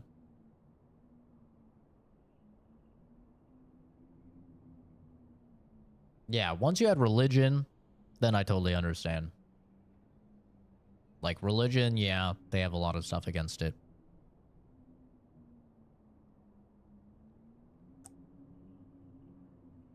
But for me, yeah. I mean, if a person doesn't want to live anymore, I'm not going to force them to live for my sake or something. And, you know, I don't think many people just like make the decision to commit suicide willy-nilly. You know, I think it's probably something that they have mulled over likely for years and really thought about and thought about it from multiple different approaches and stuff like that. From multiple perspectives, and yeah. I mean, sure, there's probably some people that are like, oh my God, my girlfriend broke up with me. You know, I'm out of here. But I think with like most people that commit suicide, it's not like a brand new thought, right? It's been something that has been in their head for a long time that they've been thinking about. So, take care, DJ King. Hi, next. Yeah, this is a crazy topic. That's a CZ stream, man. You never know what you're walking in on. So, yeah, I don't really understand the taboo of it. It always sucks losing somebody close to you, though. Like, that's not going to change, but I think it's going to suck regardless. Like, I'm going to be really sad if my friend dies in a car accident or if they shot themselves. You know, either way. Or they, you know, had a heart attack or something like that, a brain aneurysm. Like, either way, it's going to suck because the dude's dead. But, you know, at least one way is, like, if he took his own life, at least he wanted to die. You know? You know? Like, as fucked up as it sounds, it's like, well, at least he got what he wanted. Right? Like, at least it wasn't like, oh, man, I have all these plans and stuff. I really don't want to die, and then he dies. It's like, I mean, he probably thought about it for a real long time and was like, yo, I'm going to do it. I want to die. Someone that's been down for a while can't confirm. Lingers for a very long time. I'm completely fine now, no, so no worries. I mean, we all have the thought, you know, you're walking, you're hiking, and you're like over a cliff, and you're like, man, I could really just fucking, you know, like you could really do it. You know, you have that little invasive thought for a second, and you're like, I'm not gonna do it though. I'm not gonna do it, but I could. You know, when I was in Hawaii and we were around the volcanoes, that went into my head. I was like, I could really just climb up this fucking volcano and just fucking, you know, if I wanted to. But I didn't, you know. Like the one guy with the glasses and the beard who did it live on stream after his girlfriend broke up. His dog literally walked in, saw it happen, then his Samsung. I'm like, yeah, I've seen that video. Yeah. Well, the shotgun too. That's how I would do it. Mm-hmm. Yeah. The worst part of that video is that you can literally hear his dog like slurping up his brains. That's the worst part, because I think about that and I was like, man, yeah, Momo would probably eat my brains in a heartbeat, bro. He would probably just walk up, be like, oh, hell yeah, what's this, dude? He'd probably just start munching. That is the worst part. What'd you walk back into? Oh, that viral video that the guy streamed on Facebook where he shot himself in the head with a shotgun. Why a shotgun? Just because it's the highest, like the most damage. You know, you shoot yourself in the head with a handgun or something, like there's a non-zero chance that you fuck it up and you live and you just end up like severing your frontal lobe or something and completely like have no sense of self, or your, you know, occipital lobe, and now you can't see and process visual information, you know. Whereas like shotgun, there's nothing left of your head, you know. There's nothing left. So you're good. You know, I mean, you're bad. It's messy, it's bad, but I mean, you're dead. Right? There's no chance as well of like you like actually experiencing the pain for a while, like with a handgun. If there's no brain, there's no way to experience any pain or anything, you know? Yeah, same with jumping off heights. Yeah. Even same with like slitting your wrists. Like you might not be crippled with slitting your wrist, but you know, you could definitely live. Or like taking pills. Like I feel like shotgun is like the way to go. Or if you could really handle it, I mean, it would be agonizing. But if you could really handle it, fire. Fire will get the job done. But you gotta be kind of a psycho. Like, I don't know if you guys have seen those videos where people like just light themselves on fire. It's typically something you'll see like over in India. Sometimes China, not too often China, but like sometimes mostly like India, the Middle East, they'll just light themselves on fire. That's how they do it. Or they'll climb in a bunch of tires. Like they'll stack up some tires and they'll climb in and douse it all with like gasoline, and then they'll light it on fire. But like, I remember seeing a video of a dude, he was on the interstate. He had his fucking dog with him. Piece of shit. Total piece of shit. He brought his dog with him and he's in the car. And he lights his car on fire while he's inside of it. With his dog, bro. And then he goes, ooh, ow, ow, this actually hurts. And he jumps out of the car. And he leaves his dog in the car, bro. And then he goes and he grabs the shotgun from the back of his truck. And he's like, because it's hot. And then he shoots himself in the head. I was like, bro, just shoot yourself in the head. Why are you going to light the car on fire? And why are you going to take your dog, bro? What'd your dog do? Like, what the hell? I can't even imagine that, bro. Okay, yeah, shoot myself, sure. Shoot Momo? Hell no. What the hell? Yeah, that video pissed me off, man. I hated that guy. I still hate that guy. Fuck that guy. That guy's a piece of shit. Leave the dog alone, man.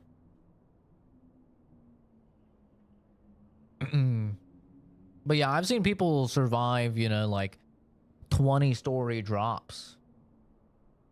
Because they just hit the right way and then they fucking bounce. And then they like land on a car or something. And it's like they'd live. And it's like, yeah, I wouldn't want to be that guy. Like, he's alive, but his bones are dust. It's like, there's no way he's walking ever again. There's no way he's doing anything, really. And now he's going to accrue a bunch of medical debt that's going to pass on to his family. But yeah, it's it sucks, man.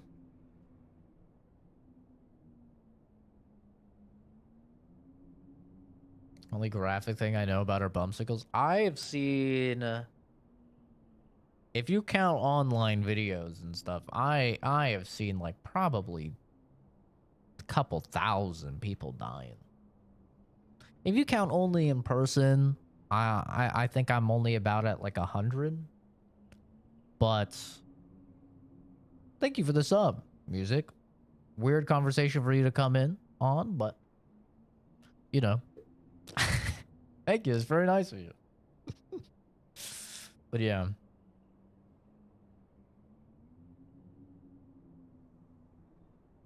I mean, you can say it next. I don't care. I've seen terrible stuff IRL, man, you know. Nothing really phases me too much anymore. For those that don't know, I worked in forensic chemistry for a little while. So, you know, I saw all sorts of bad stuff IRL. Not when it was going down. You know, just the aftermath, but plenty of goopy, gory bits.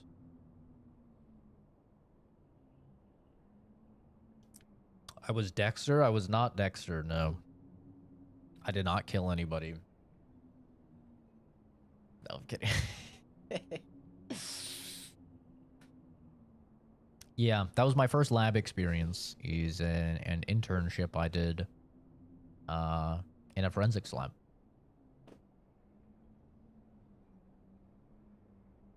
Oh, I'm sure he does. I'm sure he has some fucking gruesome ones. Some chick jumped off the roof of an apartment building and fell to a bit that sticks out on the first floor like a main entrance. Ooh. It has sharp metal edges. Ooh. That's rough.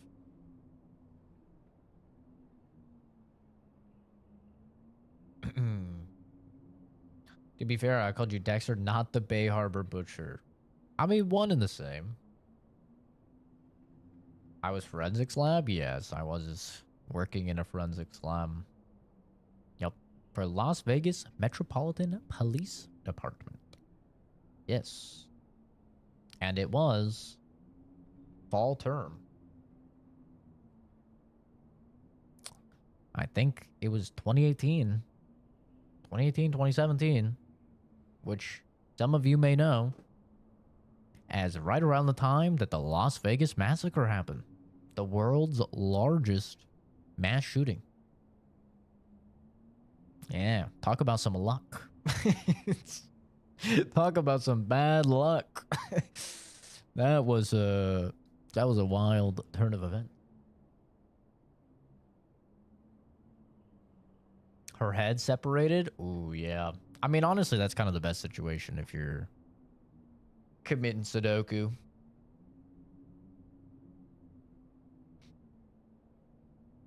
You don't want to land feet first. The most I know are people freezing and someone melting in their apartment. Melting? That's interesting. I haven't seen somebody melt before.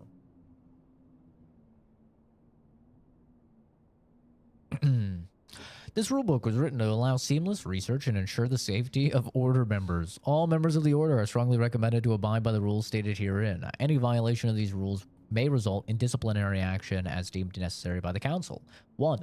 Only those granted authority may access the ruin's deepest site. 2. Leaking information regarding the excavation gathering is strictly prohibited. Those who violate this rule will be punished severely. 3. Entering the altar with 3 or fewer Baptists is prohibited.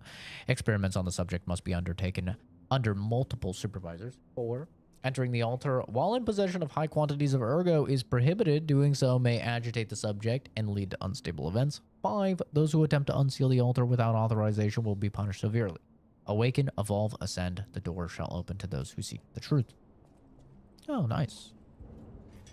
Well, looks like a boss. And I'm gonna guess it's not gonna be a puppet.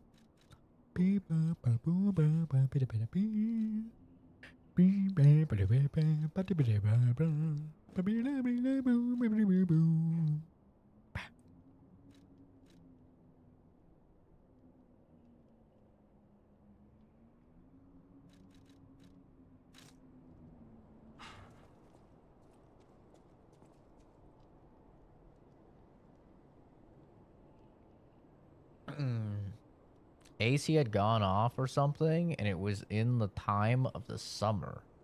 130 degrees. Ooh. Brutal.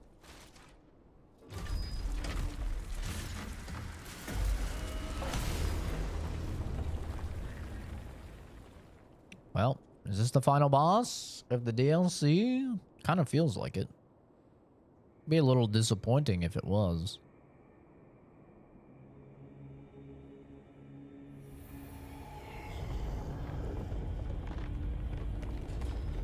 I found a whopping 1 advanced weapon.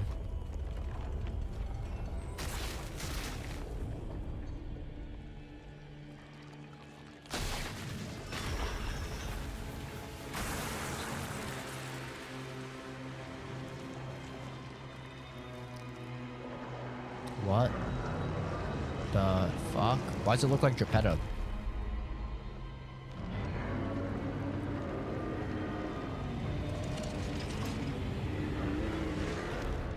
It looks like fucking Geppetto.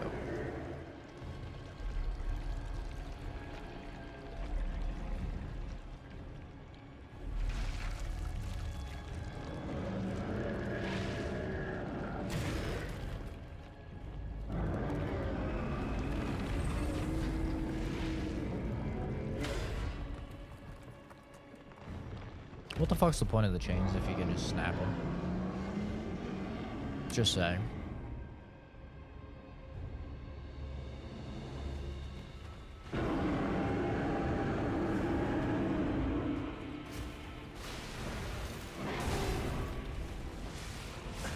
Ow. There's a little baby arm. Ow.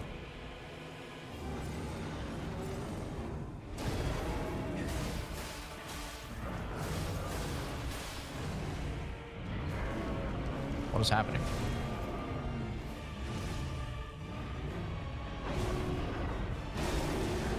Oh. Okay.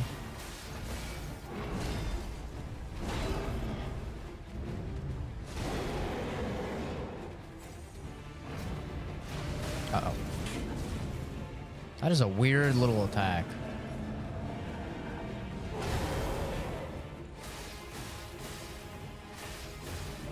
Huh.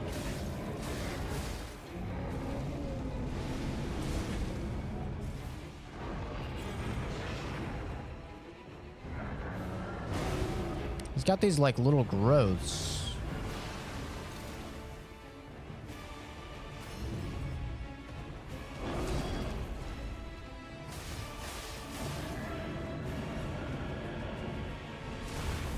Damn, too early. This is a baby bit too early, too. It's close.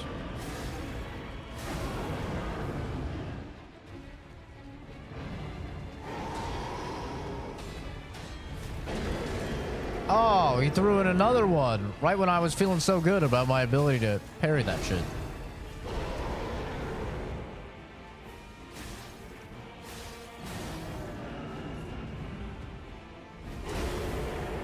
The song kind of fucks.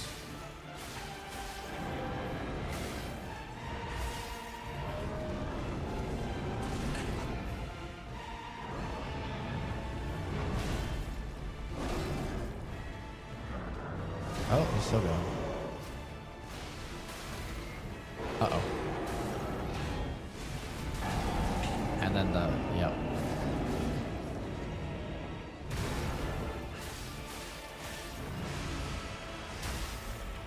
Uh-oh. Phase 2. I'm fighting Asmongold. Oh, no. Oh no, that's... Oh god. I hate it. Because it's true.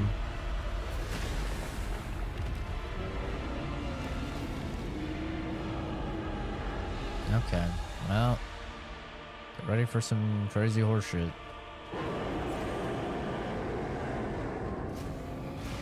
That doesn't look good. Okay, well you have to dodge that. Oh! Okay.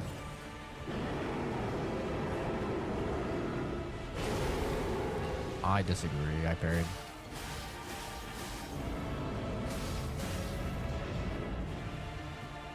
Uh-oh.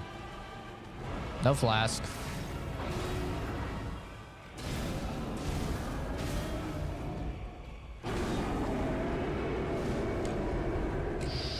Okay.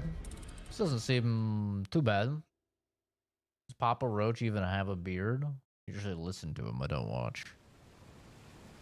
If Papa Roach is Asmongold, yes, he has a beard. Much like, I'm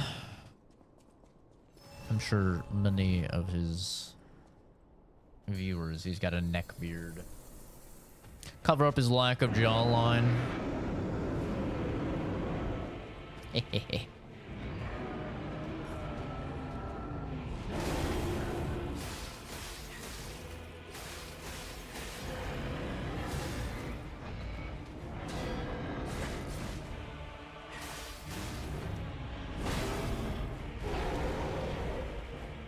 Okay.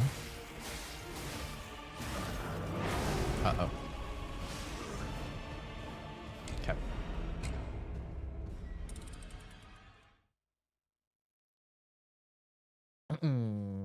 Yeah, it's just Asmongold.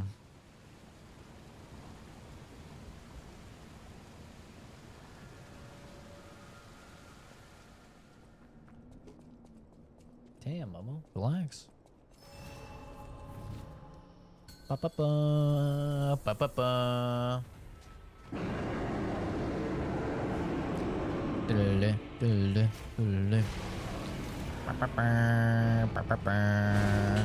Ow.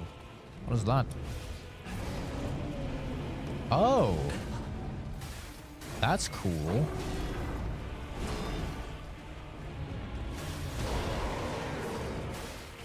He can like turn around. Too early. It's the prime way to time to punish too.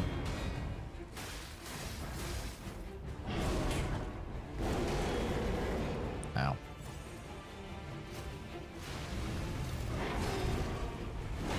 Too early.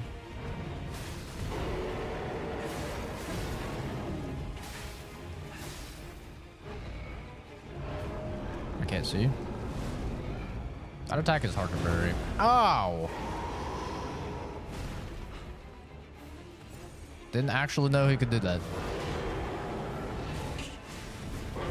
Oh! Okay. So now he has access to that attack.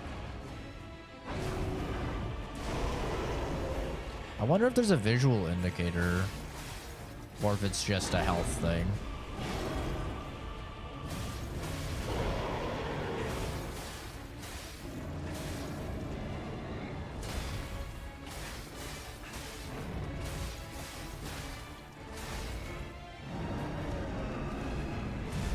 Arby may have the fucking meats, but I've got the deeps. Ow.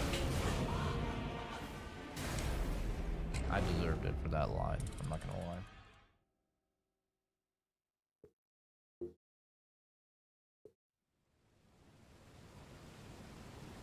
Sounds like a more tame version of Asmongold, and Caesar complained in a kind way about how it's annoying that everyone gets compared to everyone once someone does something or states an opinion. It's just a thing with the internet. You know, it's like I don't get upset at people for recycling the same comments over and over and over and over again. Like, I'm not upset at the people. I'm just kind of upset that it's the way that things are, where it's like, if you talk a certain way, oh, you're like pirate software. If you say something that maybe somebody else said that's bigger, oh, you're like Asmongold. If you look a certain way, like I dress nice, oh, you're like Review Bra. You know, it's like, previously when I was a lot meaner to people, like I had a persona when I would stream where I was a lot meaner. It was like, oh, you're Dr. Disrespect.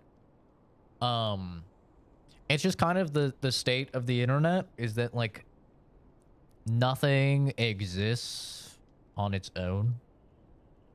You know, everything is compared to everything.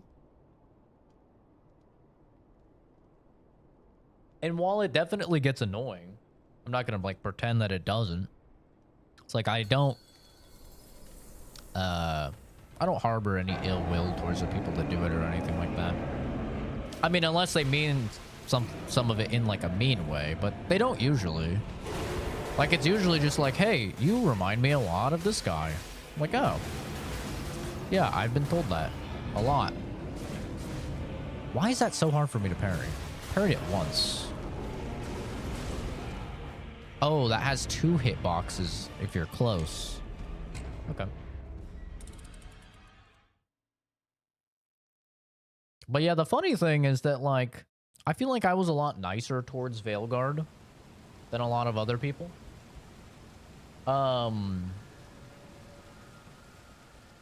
And like Asmongold, I think most people would say he was really, really mean and harsh on Veilguard, made fun of it a lot. But you know the funny thing? We both gave it a 7. That's the funniest thing. Is that he was like, everyone thinks he hates the game. He gave it a 7. Everyone thinks I love the game. I gave it a 7. Maybe I gave it a 7.5. Same thing with Avowed. Everyone's like, oh man, Asmongold hates Avowed. You know, he led this like hate campaign towards Avowed. He gave it a 7. You know? A 7 is pretty good, man. Like, a 7 is not bad. You don't hate a game and gave it a 7.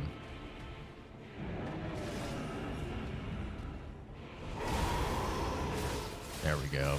That's good. That's a good... You'd love to see that. I'm just gonna block that. I can't parry that. I can't even fucking see.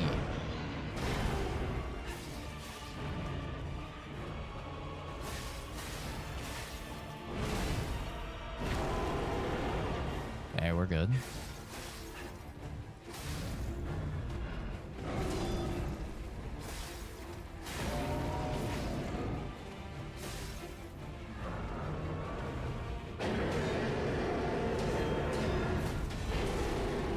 A fucking big stick. Giggity.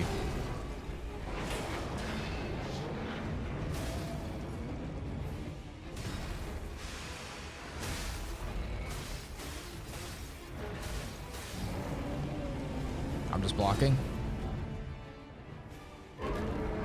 Because I notice I compare different games to each other and therefore can't fully enjoy a new game experience. Yeah, I always recommend people against that. Like, when it was a big story of devs being like, yo, you probably don't want to compare every single game that comes out to Baldur's Gate 3. And people were like, oh, devs are afraid. And I'm like, actually, I kind of agree with them. Like, you're really setting yourself up for a really bad time if you're comparing every single game that comes out to Baldur's Gate 3, because it's way better than most games. Oh, motherfucker.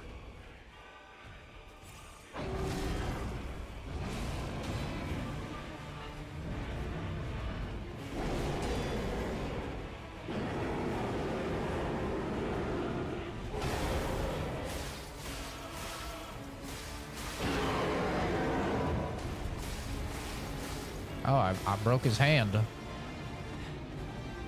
Can I break his face? Uh-oh. Whew. Okay, now he's gonna do vertical. Nice.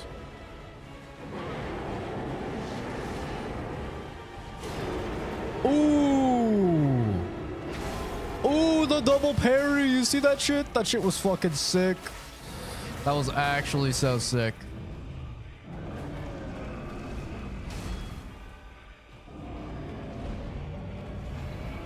Why are you running? Oh! Oh! Okay, that's new. Oh!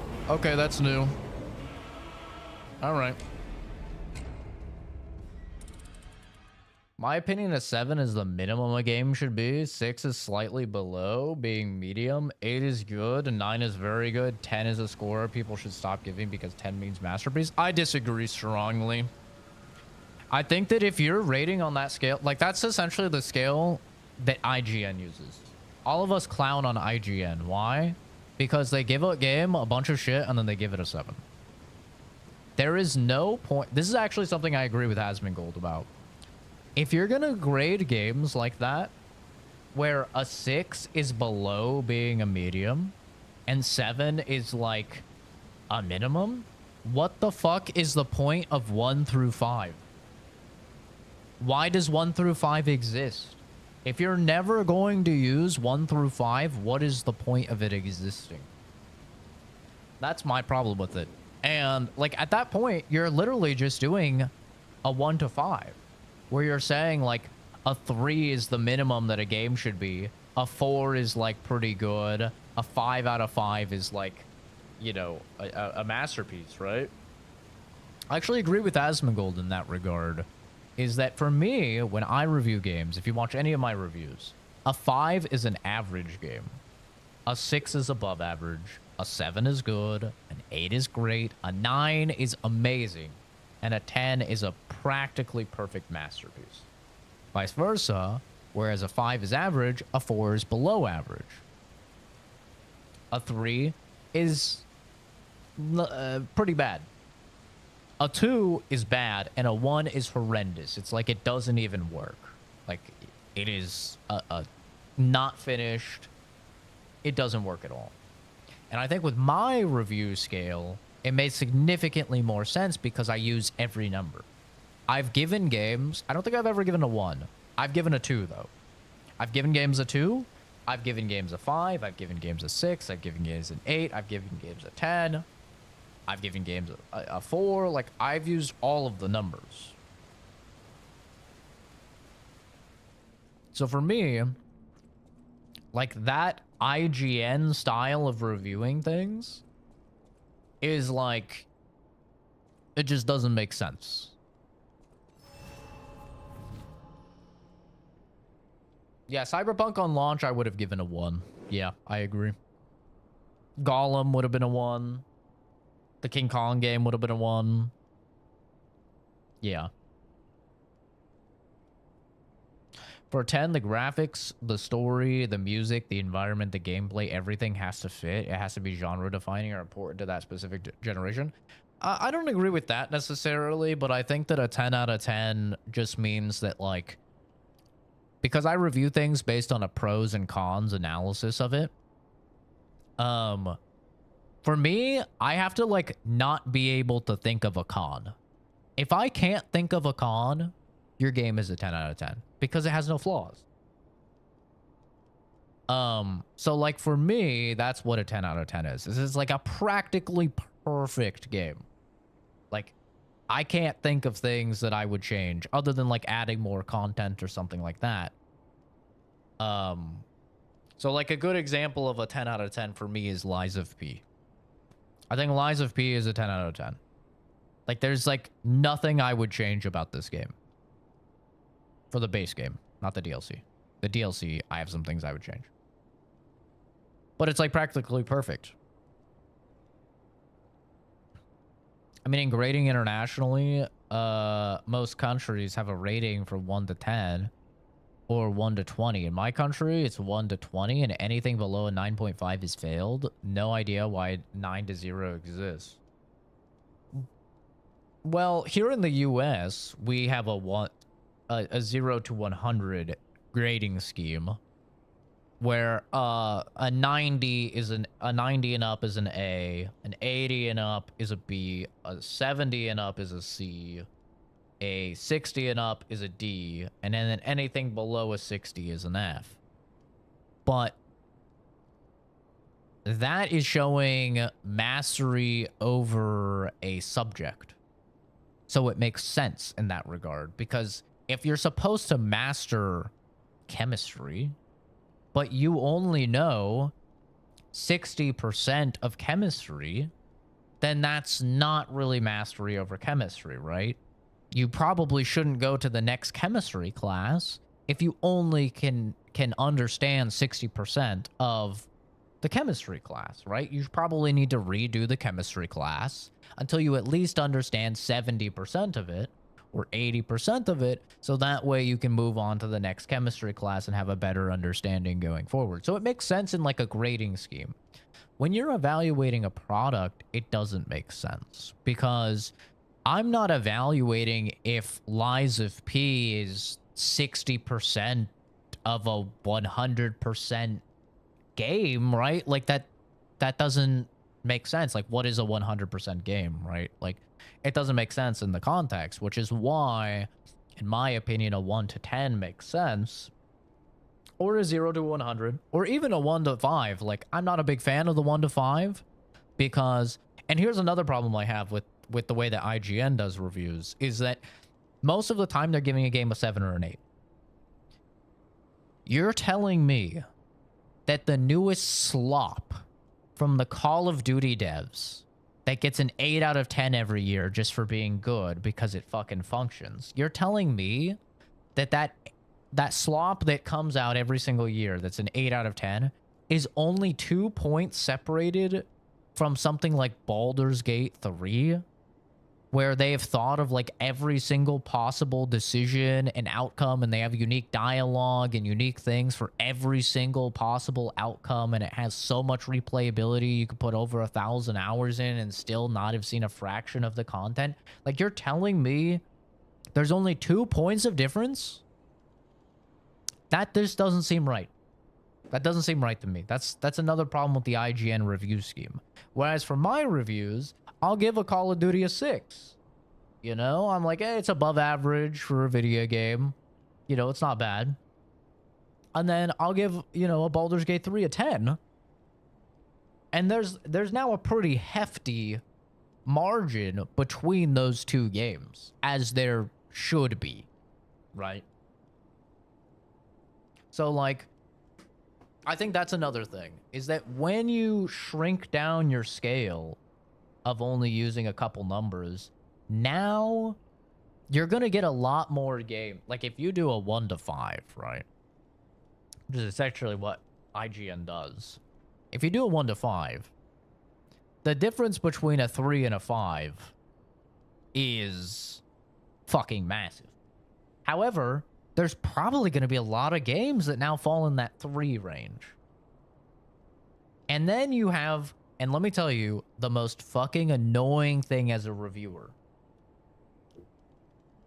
You have the people saying, oh, you gave this game an 8, but you gave this game an 8. That shit is the most annoying thing on the planet. And the smaller your review scale is, the more that will happen. the more you'll have people saying, well, you gave Star Wars Outlaws a 3, but you gave Wukong a 3. Are you saying Star Wars Outlaws and Wukong are the same? Those are just two random examples. But you see what I mean, right? Is like the smaller your scale, the harder it is to really delineate between what's a low 3, what's a high 3, right? It's because it all just smushes. Whereas 1 to 10, I can give Star Wars Outlaws, you know, like a 5 out of 10 or a 6 out of 10. I could be like, yeah, it's an average game. Yeah, it's a bit above average game. And then I can give Wukong like a 7.5, and it's like, okay, it's clearly better, but I didn't enjoy my time with it too much, right? Like, I still think it's a good game. It's approaching great. But it's not like the most insane thing I've ever played. That's yet another benefit to having a larger like spectrum in your review scores. IGN is biased in the fact that they don't want to piss off the devs and AAA producers off too bad so that they can continue to get content from them. I mean, that's definitely possible. That's definitely possible. Like, if you are getting a lot of money from your preview content from a developer, you probably don't want to make them mad because now you might not have access to that preview content that makes you a lot of money. I mean, it makes sense. I don't know if we've ever seen evidence of that, but I mean, logically, it does make sense. Hi, Animal. Been a while, dude. Hope things are going good. Too early.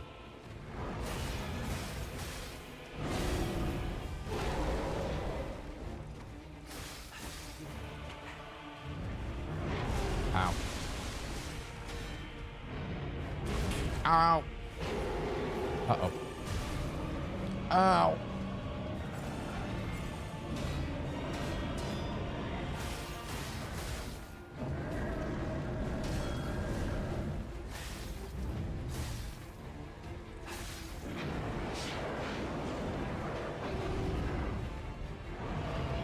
Why are you running?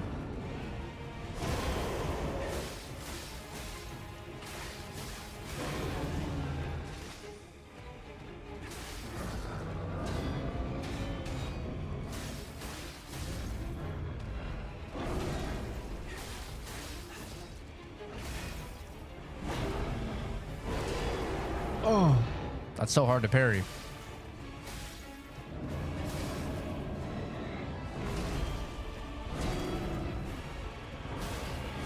Oh, he's still going. Boss looks like the bug you see running on your bed at 3 a.m. A while? Yeah, I haven't seen Animal in a stream in a minute. Oh, fuck. So at the start of this phase, I need to just book it at him, I think.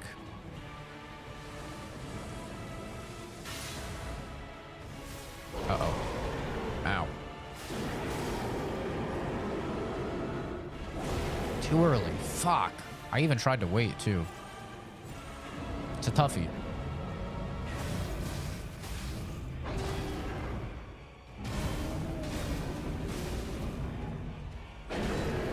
He's still going. He's still going. He's still going.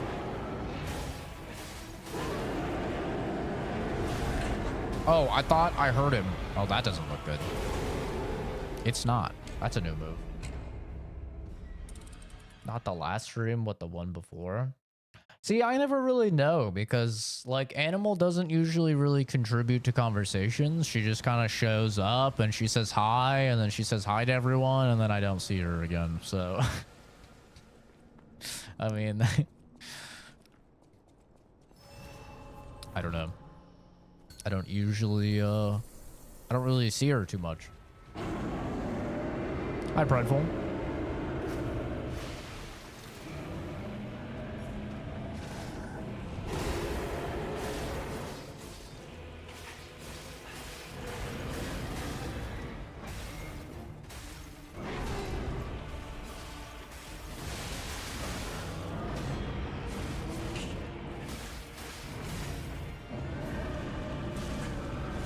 God damn it. Stupid fucking move.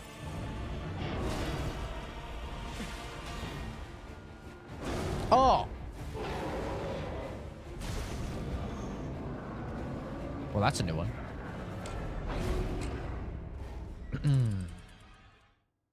Well, that's a bit of a new one, isn't it?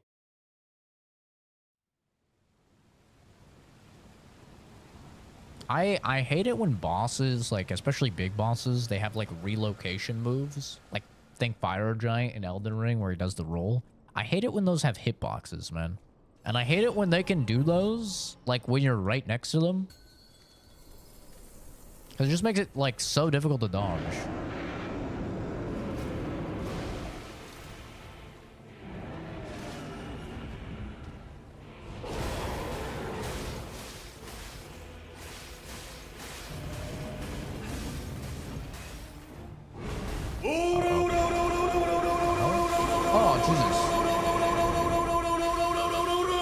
Wait, I already broke his hand. Let's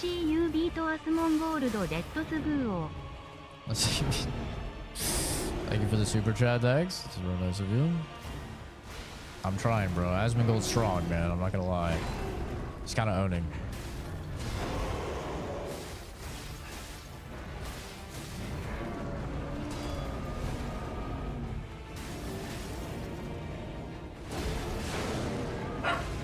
Momo, stop. Now's not the time.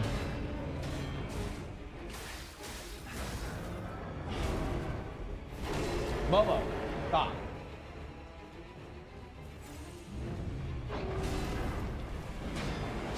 You're gonna get me killed, and then I'm gonna have to beat you to death. Oh, fuck. I was supposed to run at him. I was supposed to run at him. Oh.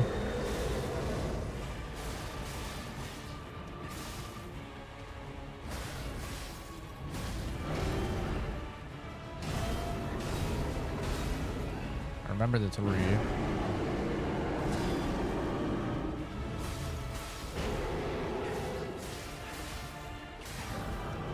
Oh. Oh. Uh-oh. Oh! That's horseshit. Oh! Still too early? Fuck.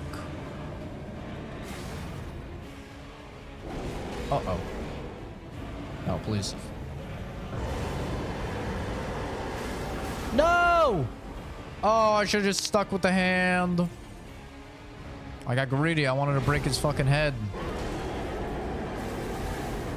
Oh, that's new. Uh-oh. Surely this doesn't one-shot me. Okay. We're fine.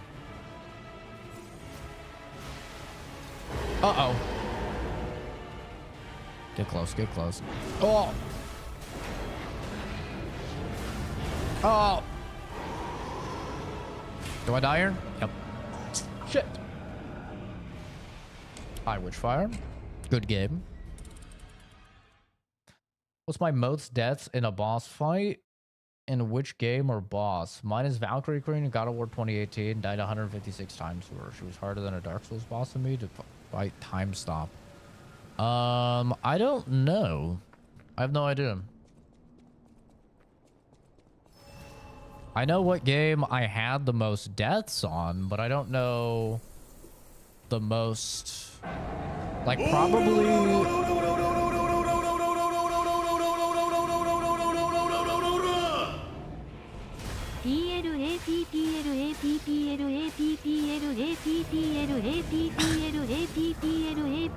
What does this mean?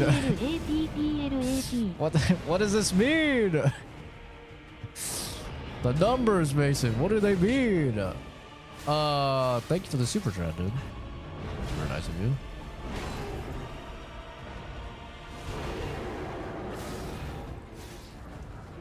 I think probably most deaths to a boss fight. It could just be recency bias. But I think that my most deaths to a boss fight is Prime Consort Radon or whatever it's called. The last boss of Shadow the Erdtree. Most deaths in a video game is definitely Neo 2. No doubt about that.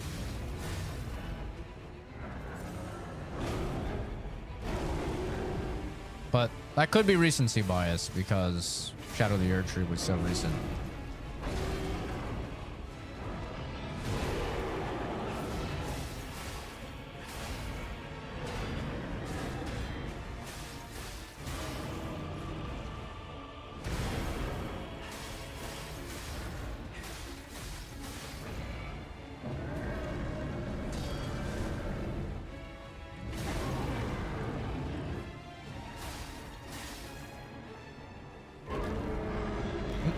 Yeah, thank you, Boyle.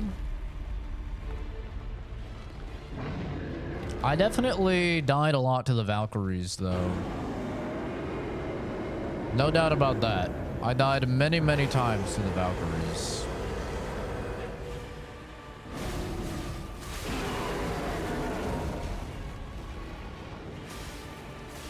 On Give Me God of War mode.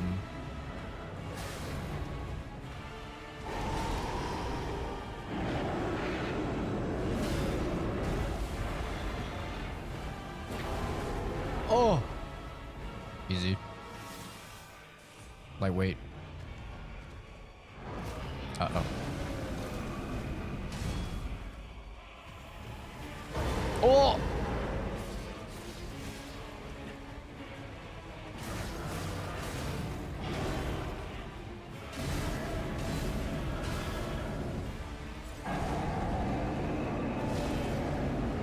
And slam. I remember the slam.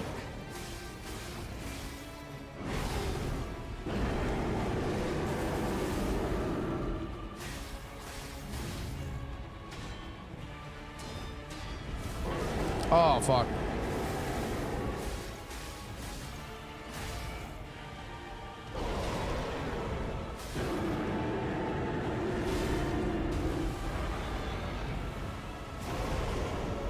Gotta sharpen.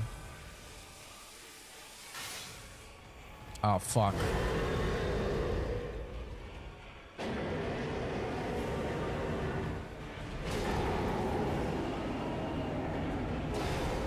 You tried. You're messing with the parry king, baby. You see the anime I parry everything? That's right. Based off of me. Oh! Okay, I can't parry that. Oh! Fuck! I didn't swap back to heal. Oh, man. Oh. 2 times there I tried to heal, but I was still on the grindstone. I actually would have been fine too.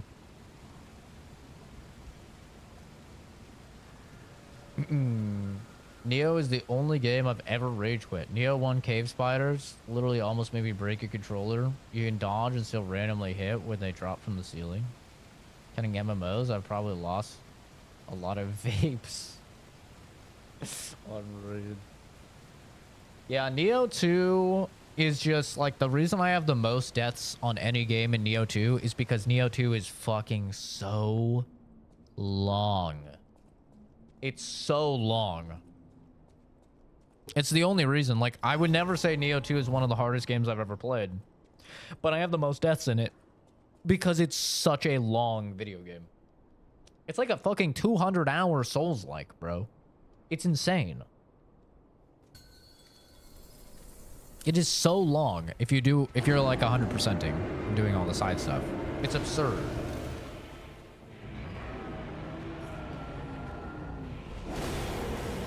So you just end up with the most deaths in that game because of how long it is.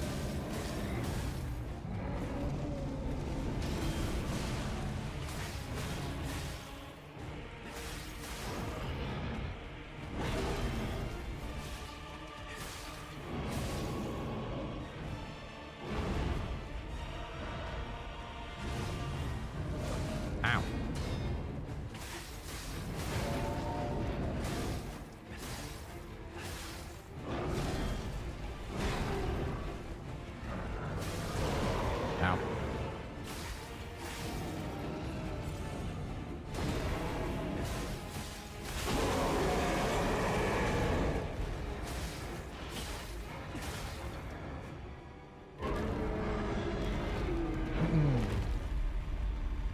Been doing my own thing like sleeping.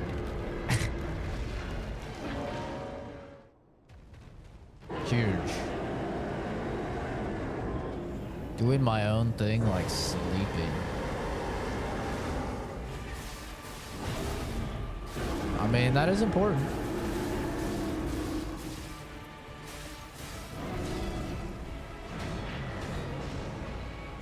Ah!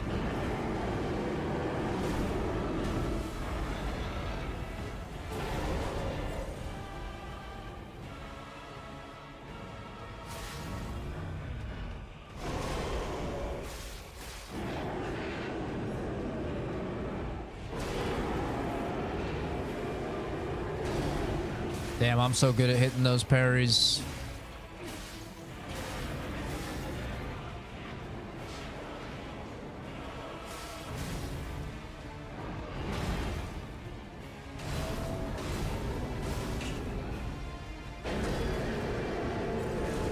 I thought I could get it. I'm gonna heal even though I know the slam's coming.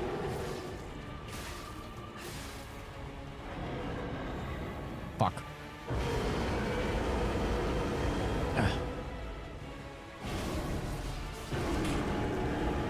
No!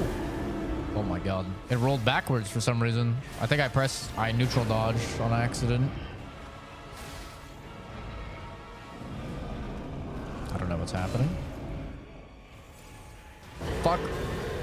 Okay, bullshit. I dodged.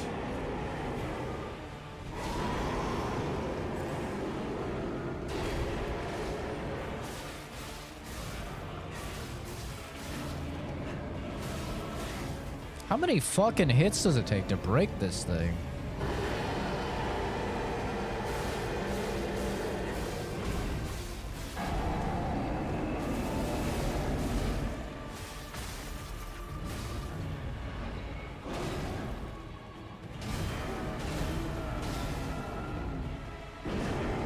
There's another. And the slam. Big.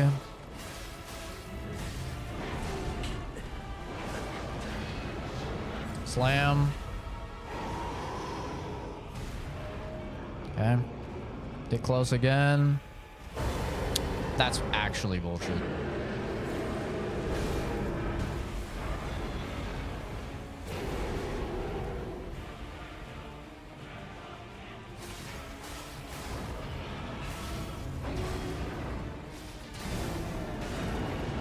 Oh, that's a new one.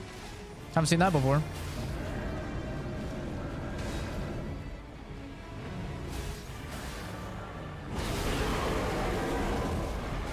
I broke his head.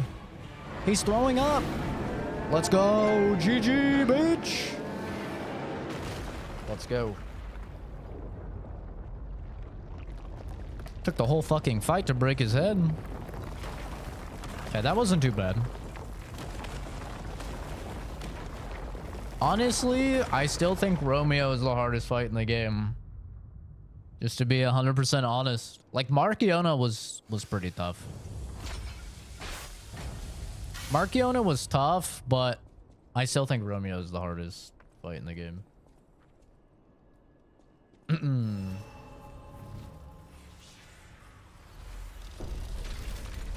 can't remember his name. He's mutated, shoots lasers and shit. That guy made me throw a controller into the wall. Hi, Germ. People don't talk a lot here because I always lurked in the past and wasn't talking, and it seemed like y'all talk more. Maybe the ranking is affected by amount typed, not times. My sentences are big. No, I think it's just total messages and watch time. It's mostly watch time, though.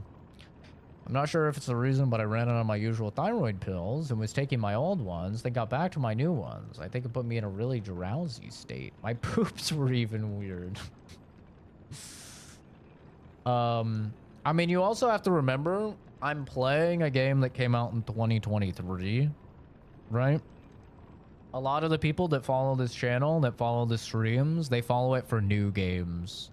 So yes, this is a new DLC, but it's for an old game. So like, especially with a channel like mine, the amount of chatters and the amount of views and stuff is usually directly proportional to the hype around a new game.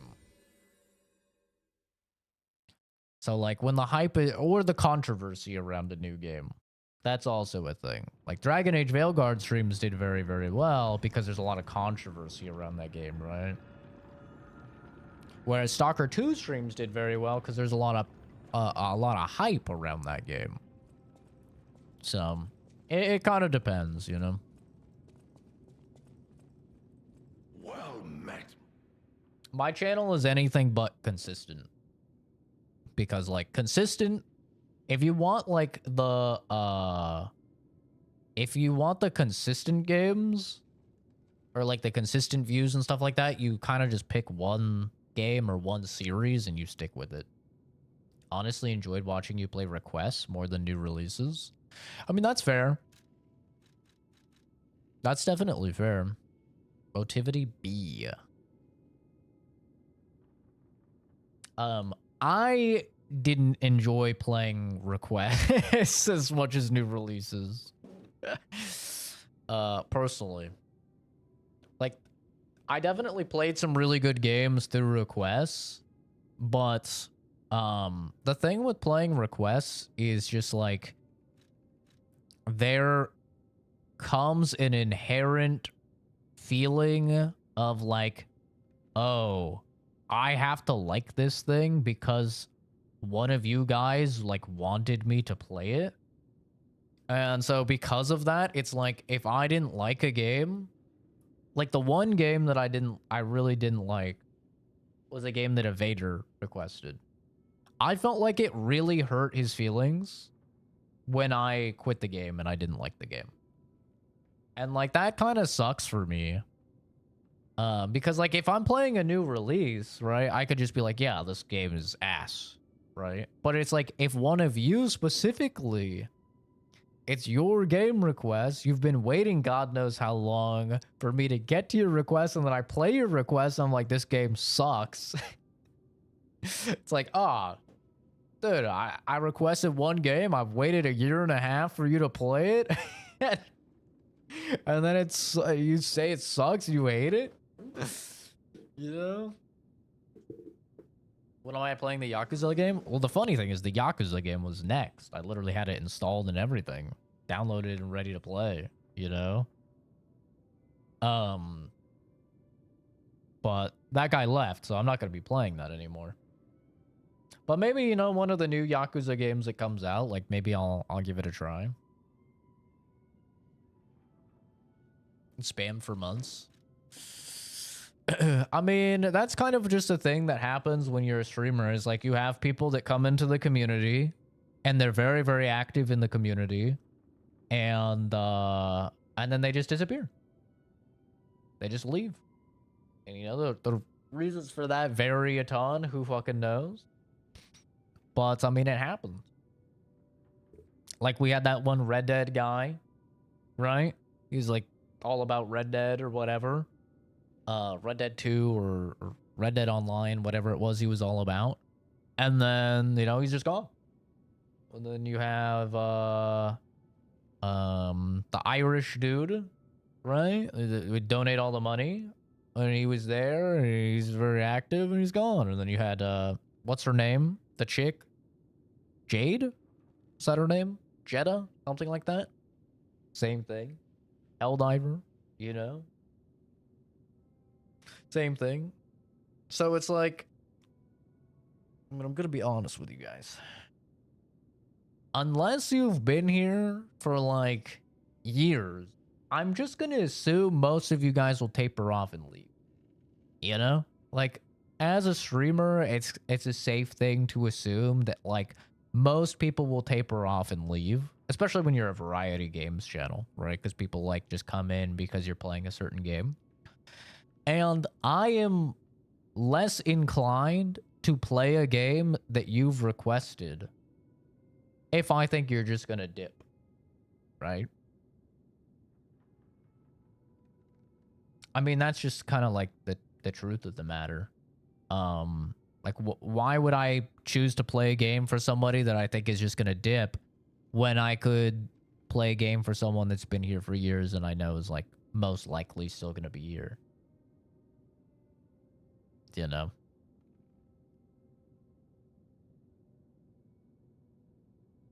Take care, Next. Thanks for stopping by, dude. Thanks for hanging out. Major. Yeah, that was the Irish guy. But yeah, I mean, people fall off all the time. I could not tell you how many times I have had a viewer that was so active. They're active in every stream. They're commenting on every video. I've had several people be like, I'm your #1 fan. Just fall off the face of the earth, gone. You know? It happens all the time. It's just like a natural thing that happens when you're a streamer. Or just content creator in general. Like, even when I made Let's Plays, I would have people do the same thing.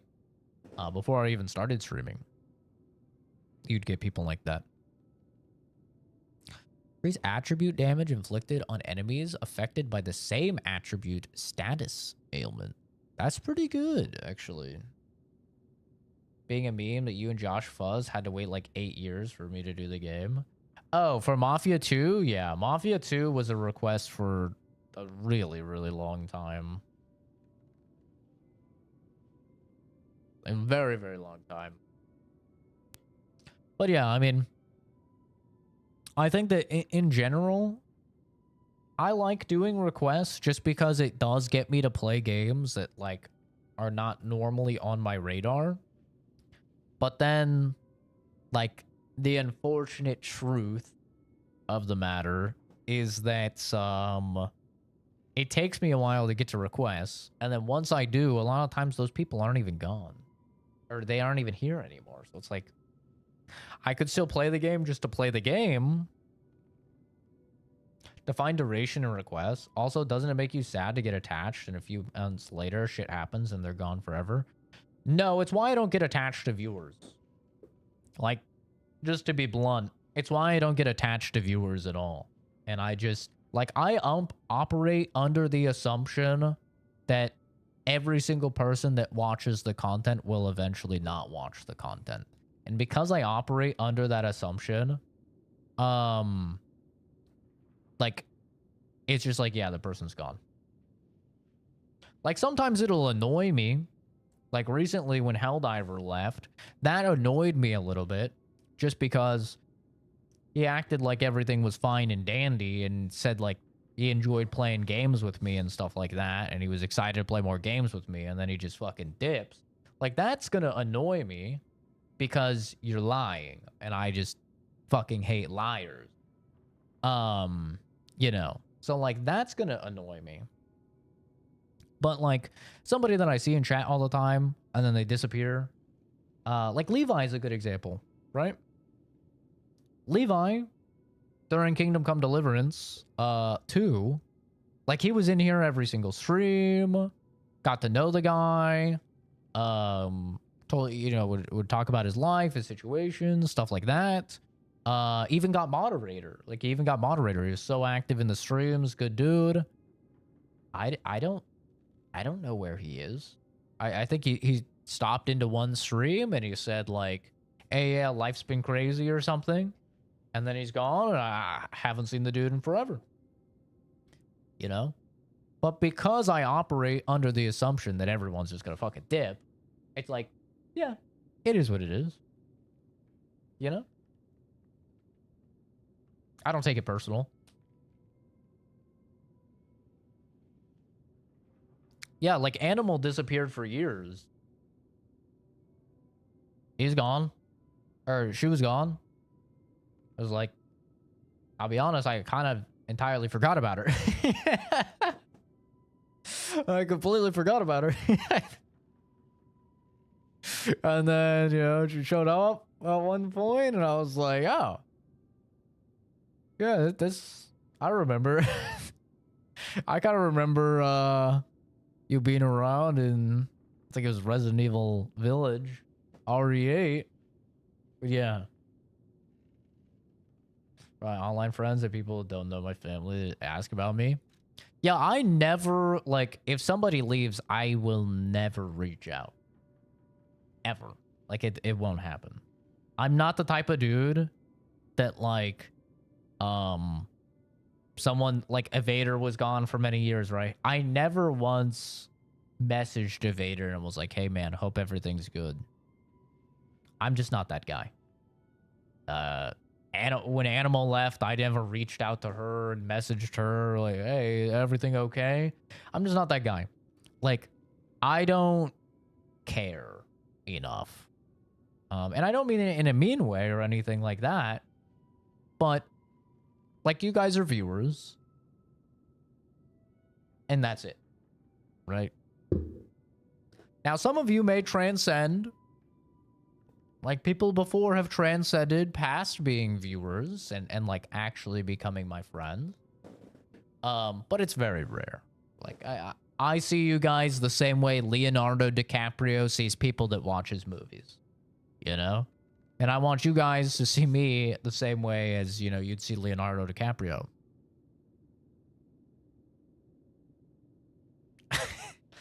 As dude that makes entertainment that I watch. Right? That's about it. I might shoot the shit with you more than, you know, Leonardo DiCaprio does, but I'm still dude on a screen that you watch for entertainment. That's about it. Right? We're not friends. We're not like homies or anything like that. Appreciate you playing the lovely game. The game's great, Vishal.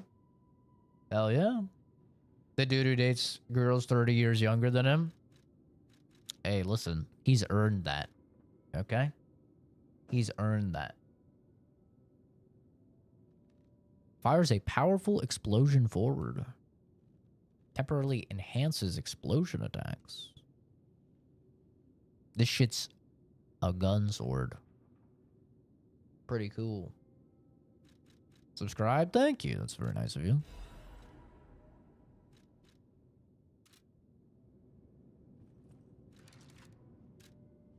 Not Kenzie. I already know you know who Leonardo DiCaprio is, okay? You're not gonna... Jesus Christ. Thank you for the sub, my dude. Very nice of you. Scared the shit out of me. Oh my god, 99%. We heavy.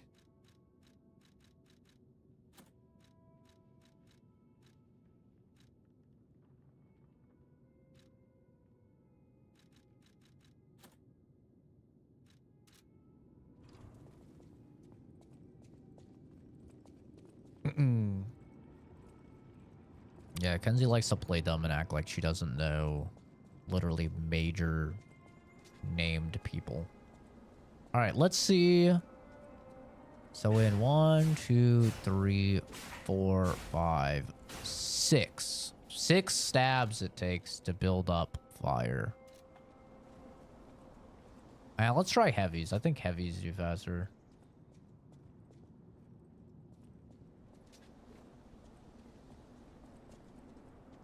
Let's try heavies. 1, 2, 3, 4, 5. Okay. Actually does not do it much faster. Now let's take off this. And let's see.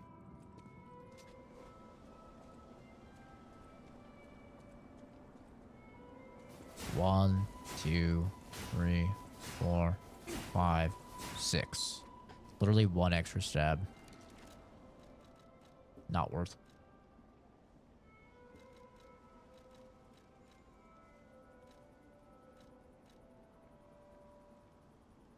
Yeah, what's the difference on the stamina regen? Let me just get rid of all my stamina.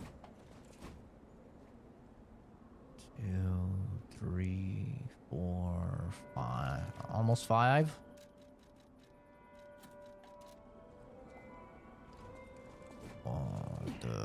Get rid of my stamina. 1, 2, 3, 4. That's a pretty big deal, actually.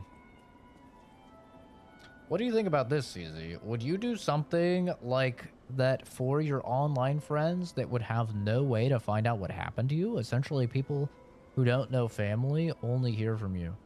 I've always said this.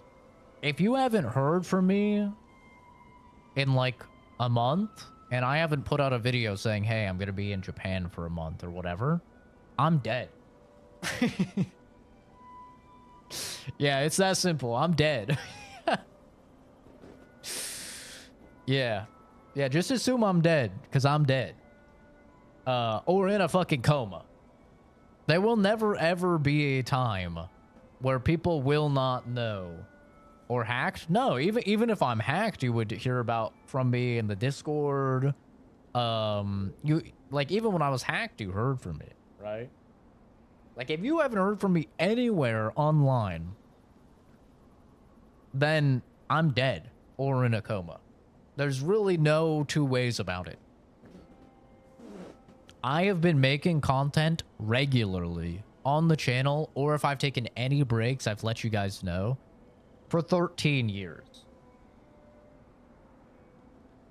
So, if I suddenly were to stop, I'm dead. Yeah. Or in a coma. There will never be a point where I, like, stop making content. I don't see it ever happening. So, it's just fair to assume I'm fucking dead by that point, because that's not gonna happen.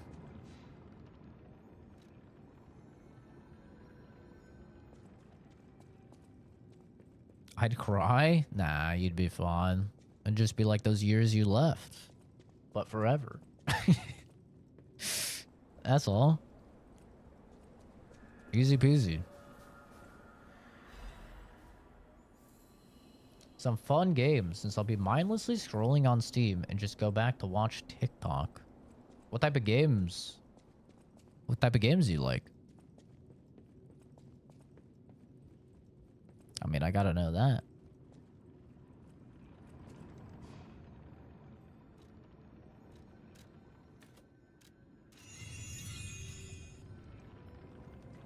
Oh, I missed you the whole time.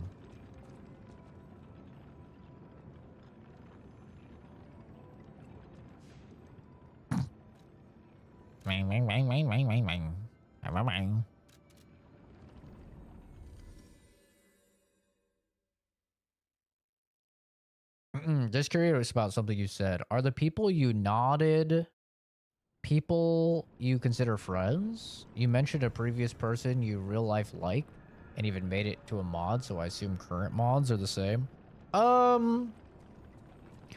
Current mods, I don't think any of my current mods I would consider like my IRL friends. No.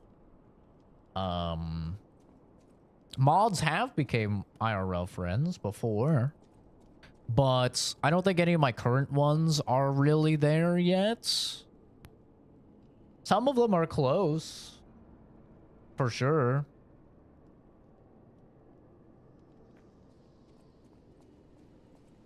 Like if Kenzie or Fuzz, like, you know, shot the shit in the Discord, in voice chat and stuff, or like played games with me and stuff like that, then like I'd totally be down to be friends with them.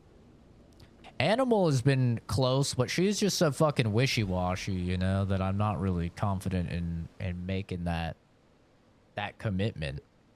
You know. Oscar, he's a cool guy. I like him. I could see myself being friends with Oscar. But he's, like, in the grand scheme of things, he's pretty new to the channel. So, you know, just time will tell with that. But yeah, like, one of my moderators, Eddie, I consider him a good friend. We played games a ton. He was a mod on the channel.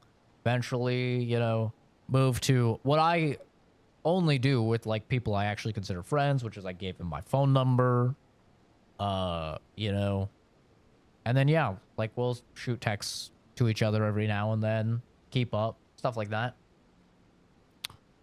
Same thing with waifu. A little bit of a different situation because I met her on someone else's stream and then she came to my streams, became a moderator on my stream, but I dated for like 3 years.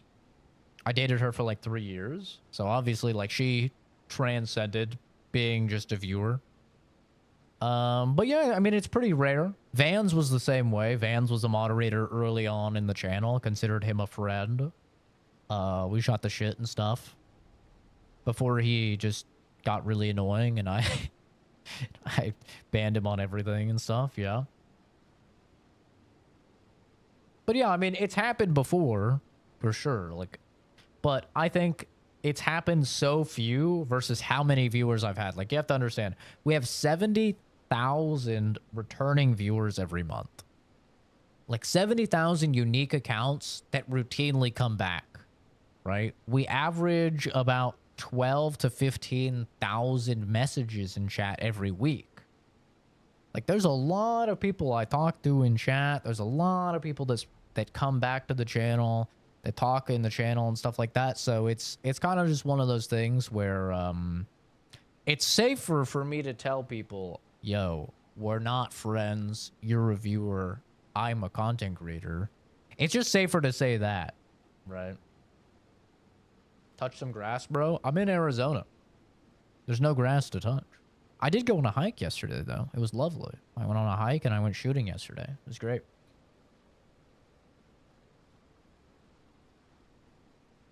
Shooter, exploration, story, or something goofy to play with some friends?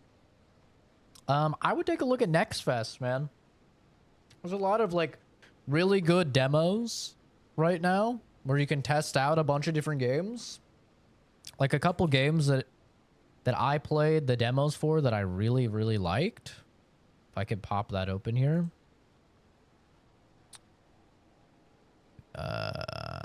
If it'll open.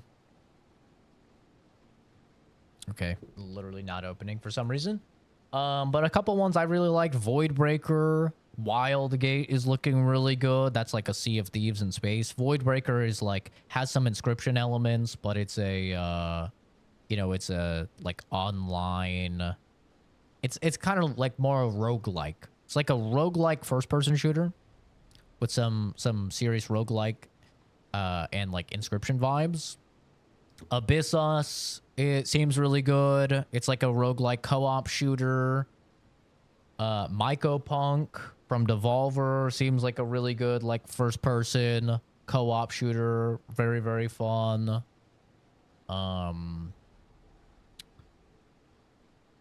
to think of what else would fit into what you like.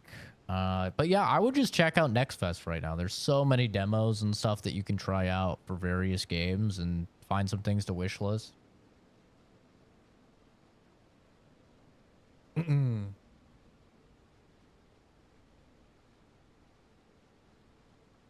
Yeah, no, that's understandable, Kenzie.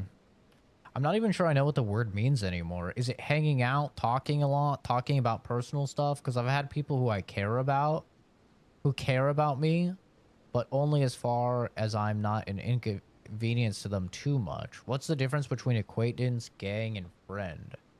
Being best friends is obvious. Also, being strangers is obvious. In between is confusing. I don't think it's confusing at all. So for me, an acquaintance is somebody where I enjoy their personality.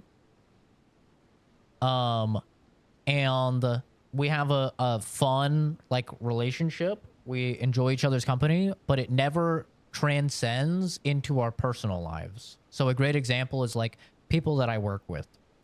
I have a lot of people that I really like at work. We shoot the shit, we laugh, we have fun, we have a great time. That's it. I never hang out with them outside of work.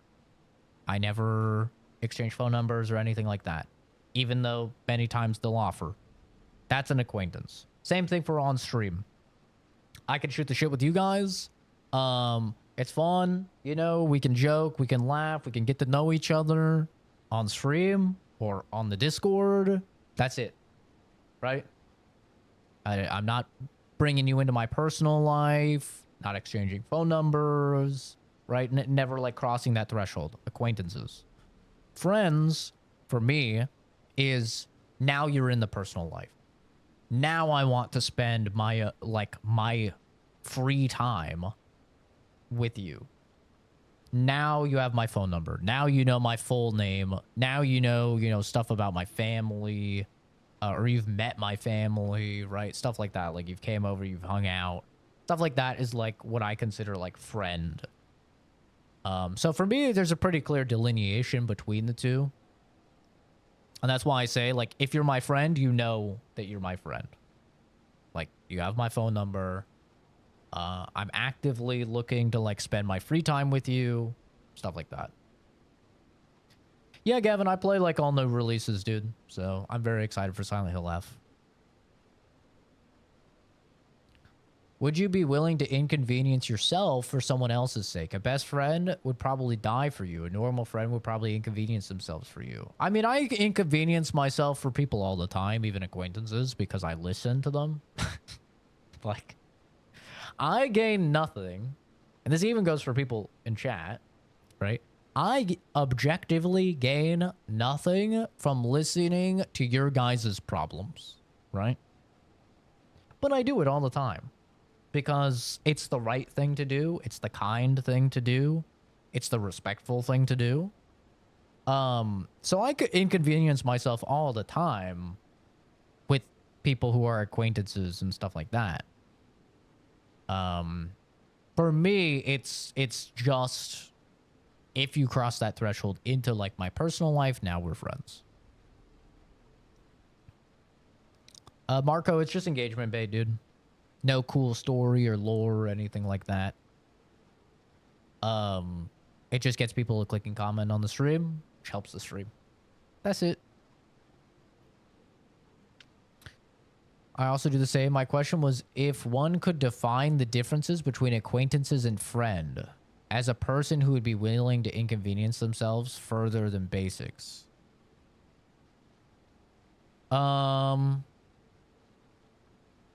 Yeah, I mean, I suppose. But even then, like, a lot of my friends, I'm not, like, actively inconveniencing myself, right? Like, most of my friends are in Oregon. I'm here in Arizona. I'm not, like, actively inconveniencing myself or anything with them. I mean, I listen to their problems and shit like that, but I do that with acquaintances as well. So... yeah, for me, it has nothing to really do with, like, relationships in general necessitate you to inconvenience yourself. Just by definition. You cannot have a relationship with someone and not inconvenience yourself. Because it takes effort and it takes work, even on an acquaintance level. You will have the most peaceful, maybe the most boring, but the most peaceful, most... convenient life possible if it's just you and yourself. That's just the truth. Anytime you're inviting other people in, you're interacting with other people, you're going to inconvenience yourself. So, I don't really consider that too much in the grand scheme of like making friends or making acquaintances or anything like that. I have already accepted by interacting with another human that this will likely inconvenience me in some way, shape, or form.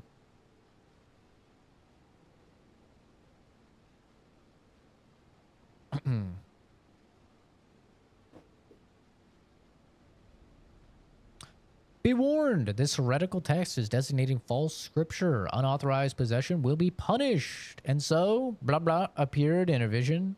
The saint described as follows.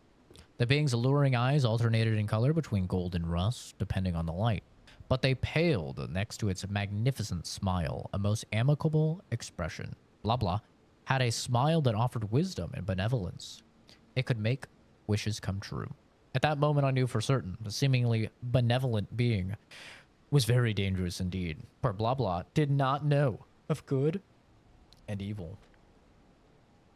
Blah blah appears to bear humanity only goodwill. Blah blah also reflects the desires of those around it, striving to make them happy, but this being is only a mirror. It cannot comprehend the moral compass of good and evil, and those who ask for their wishes to be granted will, in the end, see the results they've wrought. A hell built from brick after brick of good intentions. As my last wish, I ask blah blah to return underground. In this way, the world will remember only its supreme benevolence. Some people give you energy and you can spend time with, even for stuff that could be defined as tiring under different circumstances. I mean, that's kind of delving into the differences between an introvert and an extrovert.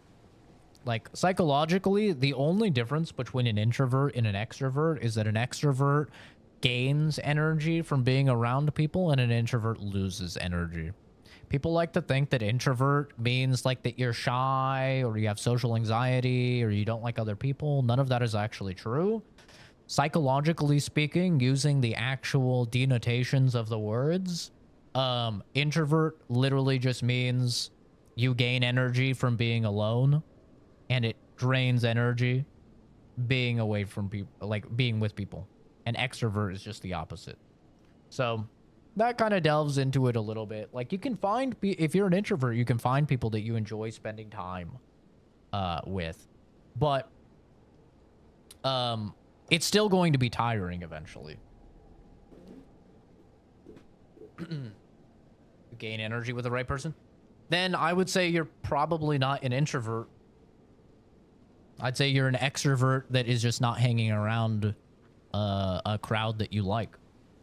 Because introverts, even if you're with the love of your life, you still need your alone time.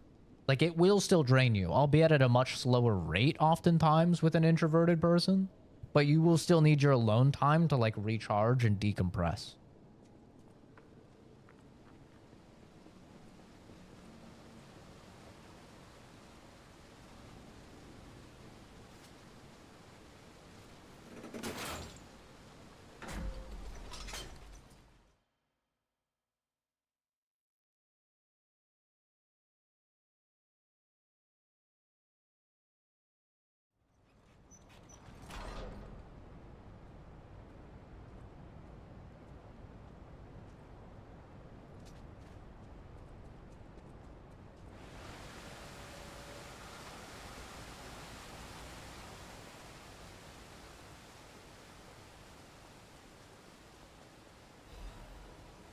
His note: to whomever finds this place in the future, feel free to use anything you find here as you see fit. I don't need them, but perhaps these items will prove useful to you. The world grows more dangerous every day. Whoever you are, pray for your survival. Leah, FM.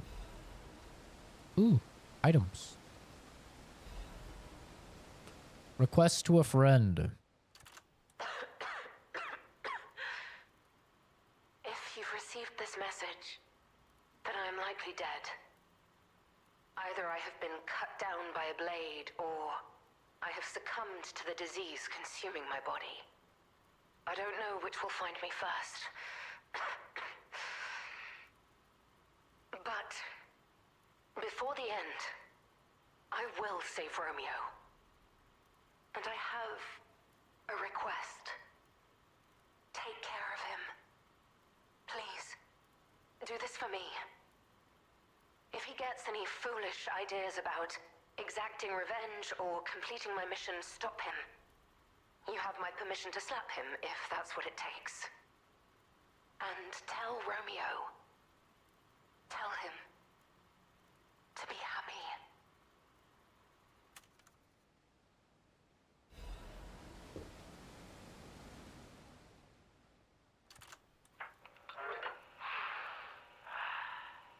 To my dearest and most esteemed stalker. It's the Riddle Man. I wish I could personally see your face this very moment. How do you like my masterpiece? I poured my very soul into it with all my heart. I trust there is no need for formal introductions. Of course not. For it is I, your dear Latino. You took many things from me. Arms, legs, a sunny outlook on life. And then you drove nine blades through me. All on your own. So, I have only you to thank, yes? I am grateful.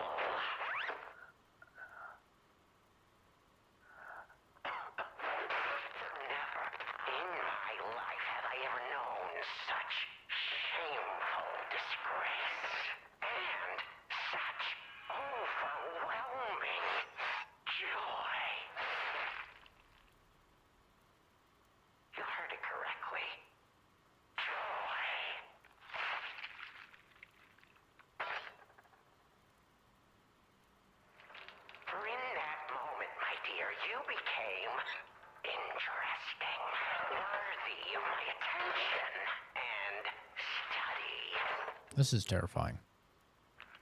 All humans are intriguing to me, but you shall help me shape my study of humanity, my magnum opus. Yet, one can never be too careful, so you must be assessed, starting now. My dear stalker, I have crafted a test that will reveal your heart, your soul, your true self. It's a simple choice. Life is precious, so I wonder, which life do you value more? Yours or your apprentice's? When you have listened to this message, do pay a visit to the Rose Estate. I have something you want back, don't I? And you owe me, stalker, one way or another.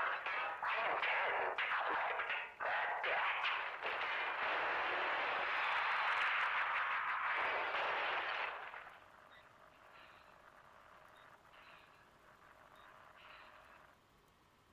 Wow. So she's got beef with the King of Riddles. Isn't that interesting, Soul? It's almost like I have almost finished my degree in psychology, and if I were to get a certificate, which would not take very long, then I could be a therapist myself. Well, really, I could be a therapist. Therapists don't usually even require degrees, but I could even be a psychiatrist.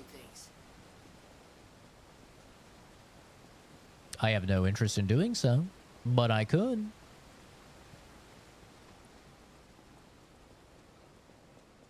So I have a very good understanding of how people work. It was one of the main reasons that I found psychology so interesting, is to help me understand and help get some explanations into a lot of like normal human thought processes.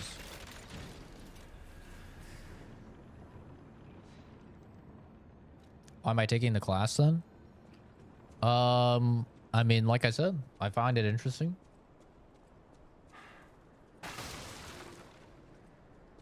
After I got diagnosed with autism when I was 25, I wanted to study abnormal psychology way more because I didn't really have a great understanding of it. And luckily, a lot of the credits that I had to get my biochem degree apply to a psychology degree as well. So because of that, I finished my biochem degree, and then I went right into getting a degree in psychology, which I should have finished up by the end of this year. Oh, shit. You debated me.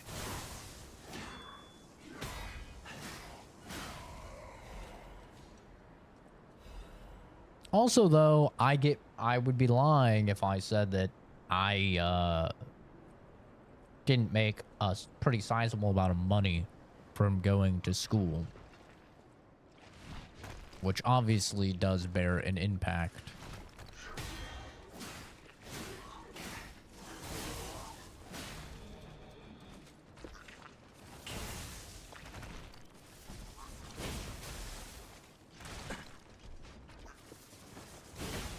Okay.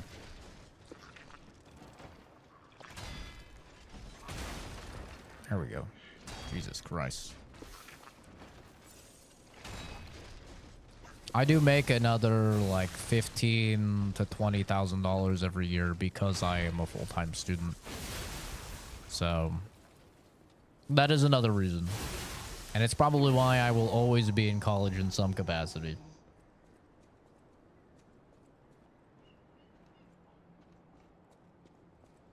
But I do also just enjoy learning. I feel like it keeps my brain sharp. I don't get complicit can oftentimes like feel myself kind of slipping intellectually if I take a long break from school and like learning new things. Through tax credits? I mean, that too. I'm not counting that. I'm not counting like things like I get to call off, but no, through scholarships and grants. I get far more financial aid than I need through scholarships and grants, which is just extra money.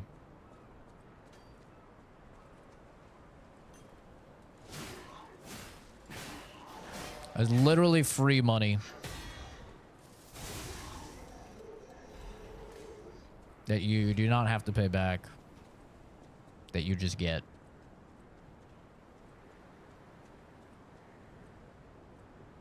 Chemistry, psychiatry, explain to me the connection.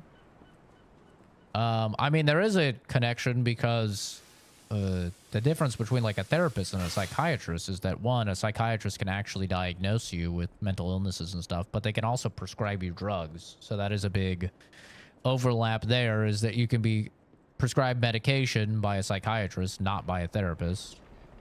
So there is overlap there. But just a lot of the credits in general for my degree carry over.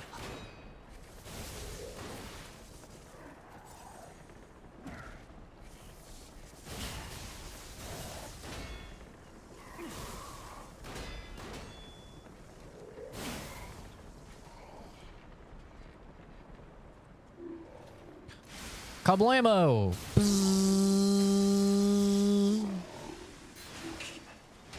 Ow. Ow.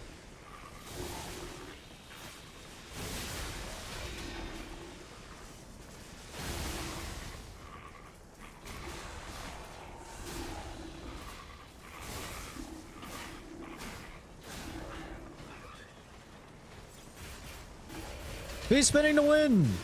What in the fuck is that? That's a new one.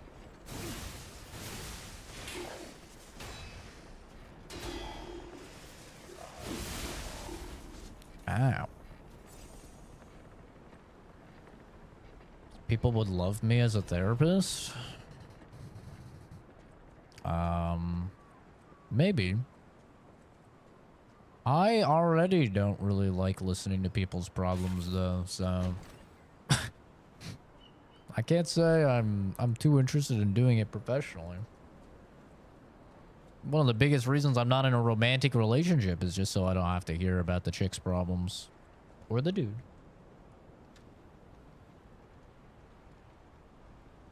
To be fair, the meat diet has some research about fixing sleep issues, autoimmunes. Others say it sucks because no bread, no salad, etc. I mean, I wouldn't deprive my body of carbs. Carbs are the #1 source of energy that the human body uses, and it's the preferred energy source that the human body uses, so I would never choose to deprive myself of carbs, personally.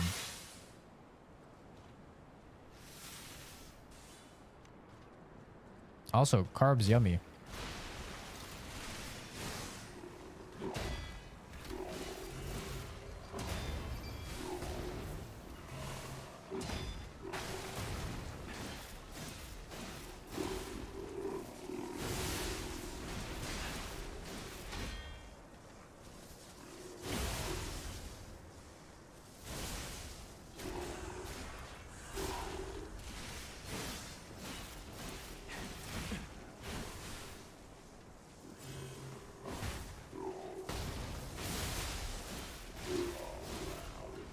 Yeah, this weapon's fucking cool.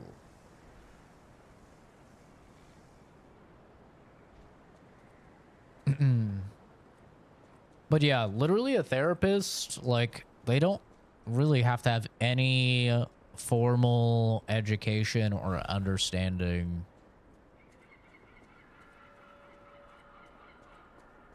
It's kind of crazy of like psychology or anything. Like a lot of times they could just be dudes.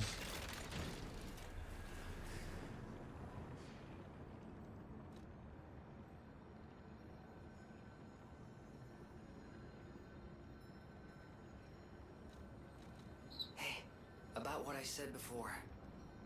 Just think, if we can save them here, we could alter Krot's future. For the better, I hope.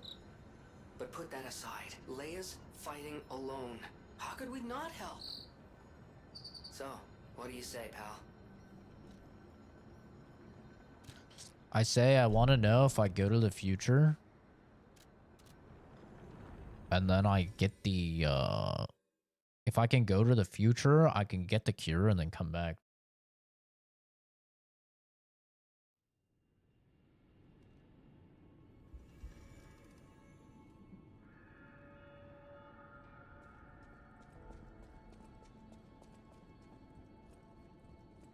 Strange. It hurts so much.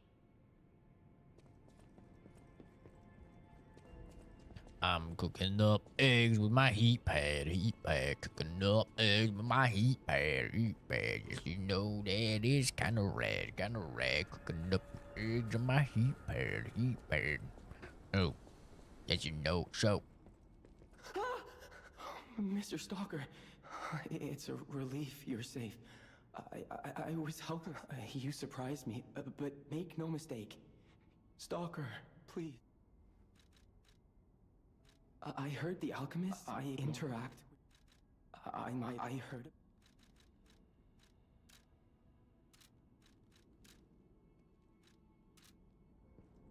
Can't do it. Sad. It'd be cool if they thought of that. Guess I'll grab this.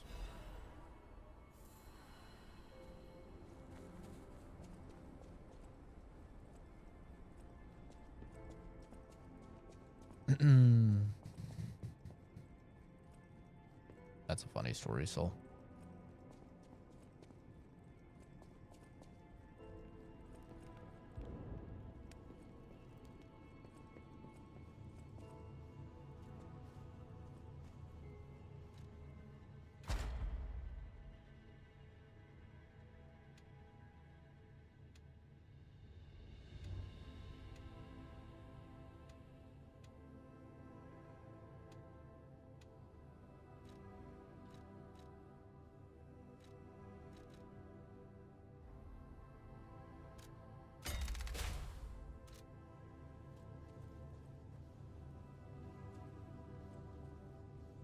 Oh, Kendra, do you think your actions caused this?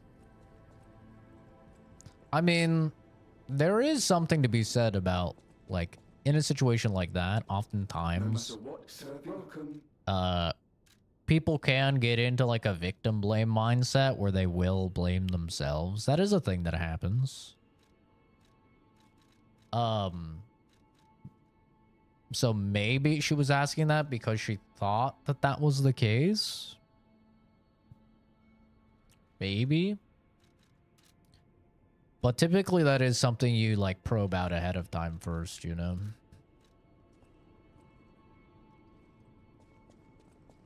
Because yeah, people can get into traumatic situations and then they can victim blame themselves. Yay! The kitty likes me! Yippee! Yay! That can happen.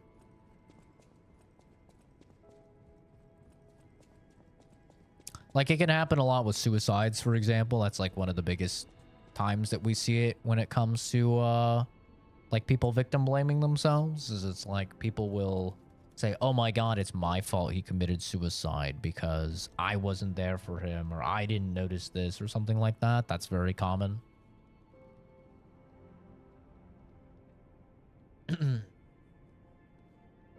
I always welcome.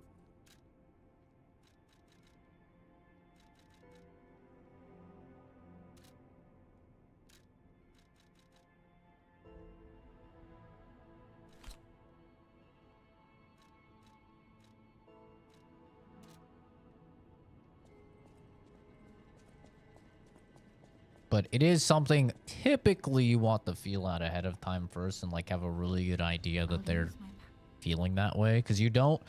The number one thing with a lot of therapy is that Although, like, as the therapist, you probably understand this stuff significantly more than that person. You don't want to implant thoughts in their head. It's like a very big thing that is oftentimes a struggle.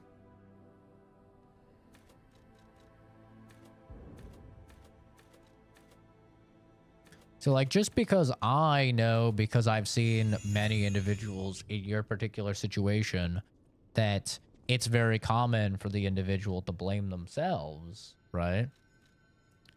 It doesn't mean that I should put that thought into your head. Because if I put the thought into your head, then maybe now it comes to fruition.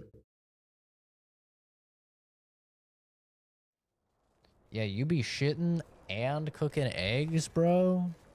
Damn, people call me weird for eating on the toilet when I shit. Mimicry of a joyful heart. It's good to feel alive. Thanks. Hello, my own.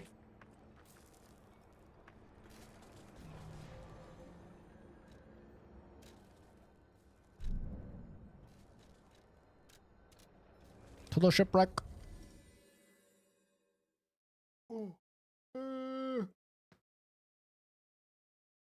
Animal's a little furry. Dude, I cannot even tell you guys how excited I am for Resident Evil 9. I'm so fucking excited for Resident Evil 9.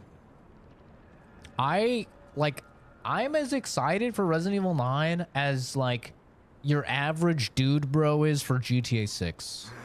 Genuinely. This wretched cold. Indeed, it feels I'm as if so we're at the fucking end of the excited world for it. here. Oh my god. I Something's need it to be gone from February. this place. The alchemists. But hey, what do I know? I'm just a living, breathing merchant who wants to I need it. I need it. Everything that I've seen. The Giants amulet. What the fuck is the point of this? Just to debuff yourself? It was announced at the end of Summer Games Fest. And, like, they showed, like, an edited trailer, but a lot of people got to play it. A lot of YouTubers and stuff, and I was watching the previews that they had, and they couldn't show the gameplay, but they're talking about the gameplay, and oh my god, it sounds so good. It sounds so good. I just need it. I need it. I want it so bad. Oh. We're spinning to win.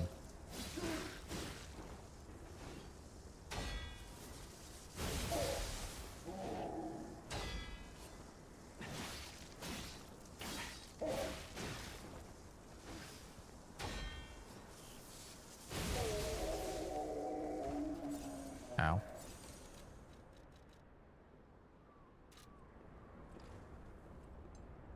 Gonna watch the trailer, be right back.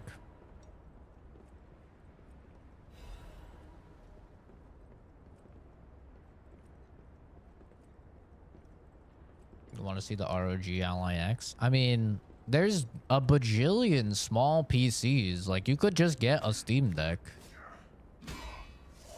Like, I have a Steam Deck. They're great. It's literally the same thing. I mean, I think the specs are a little bit worse on the Steam Deck, but, like, I love the Steam Deck. It's fucking awesome. Ow. But, like, miniature PC, like, handheld PC is not exactly a new concept.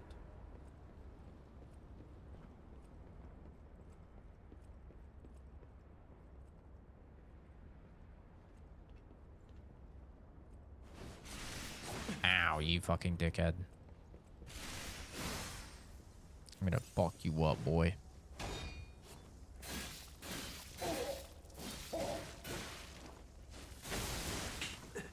Ow, maybe you're gonna fuck me up.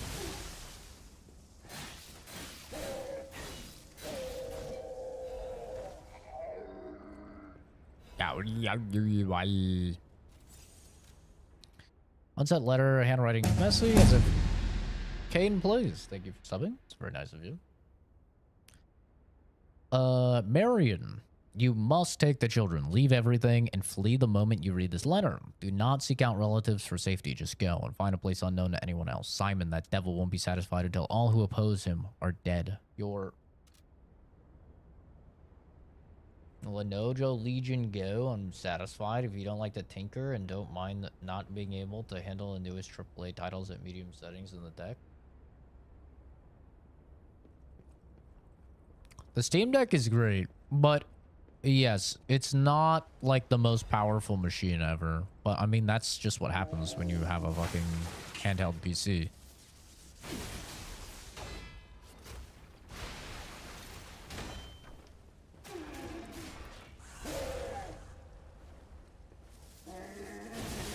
Like, I don't think anybody that's getting a handheld PC is getting one because they think it's going to give, like, PC performance. If they are, then they... I mean, I don't know. They're questionable individuals.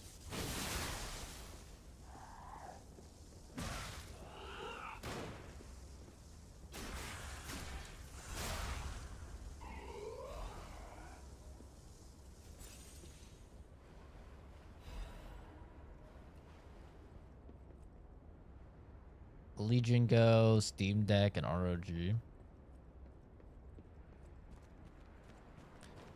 Yeah, I love like my Steam Deck. But also, I am somebody that like has a massive Steam library, so it made the most sense for me. This thing is a fucking swordfish? Question mark?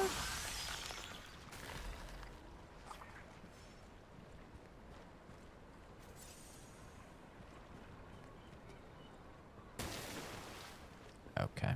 Funny prank. Okay.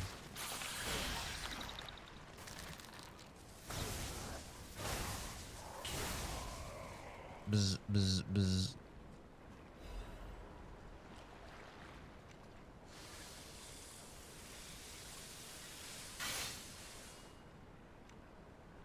The diet time I was talking about, like anxiety and not being able to eat, and she said, whoa, Chloe, do you think by those feelings that you should go on a diet?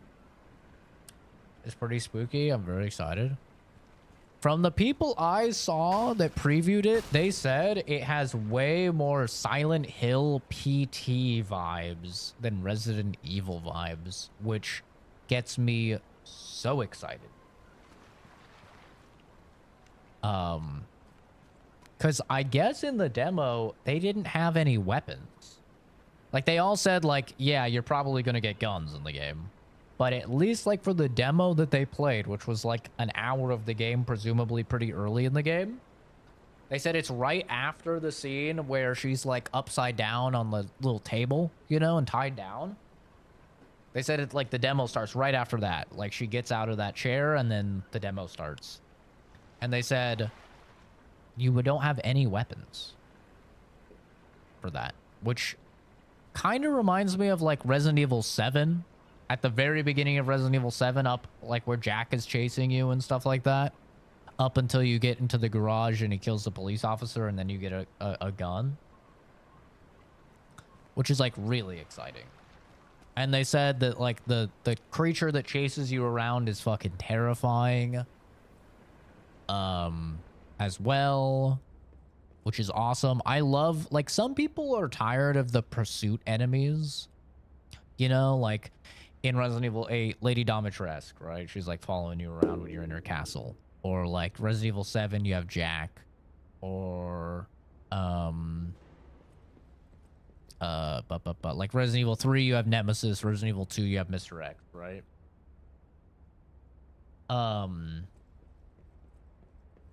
Some people are kind of tired of like the pursuit enemies. I'm not. I think they're fucking awesome. I love pursuit enemies. I think they do a great job of like constantly making you feel unease.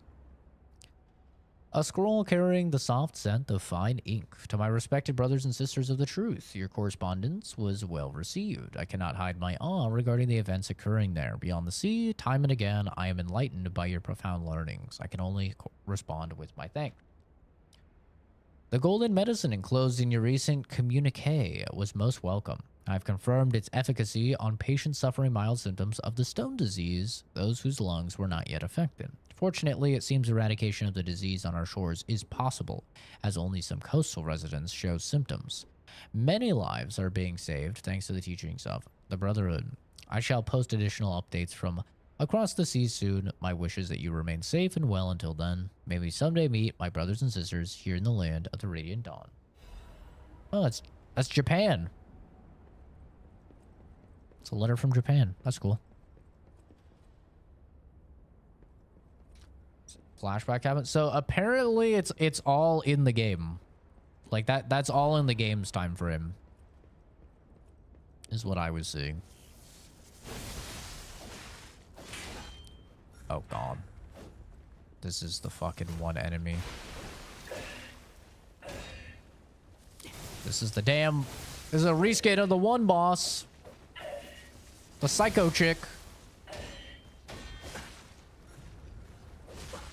Oh my god. Am I dead?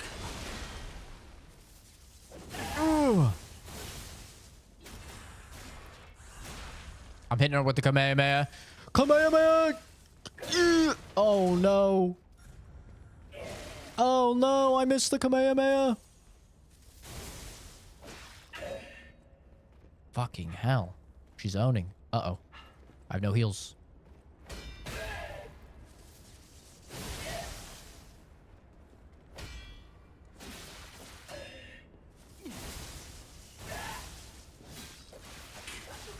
Fuck! My god. There's so much health. But yeah, apparently it's all within the time frame. It is after the events of RE2 and 3. So after the Raccoon City Police Department and Raccoon City in general was like completely nuked. That's why in the trailer you see like the destroyed police department.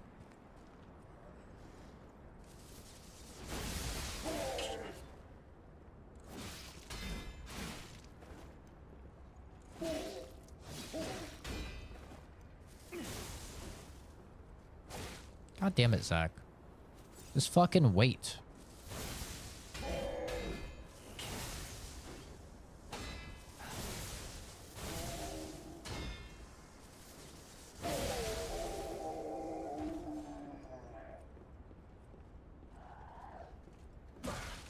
Okay, well don't wait that... Okay, don't wait that long.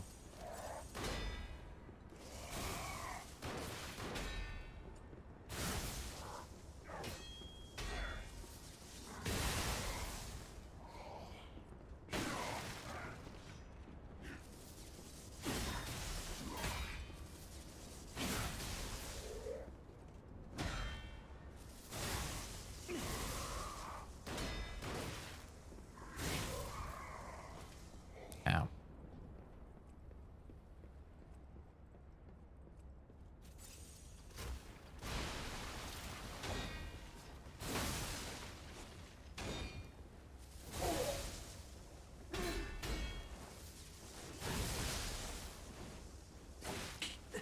I parried that.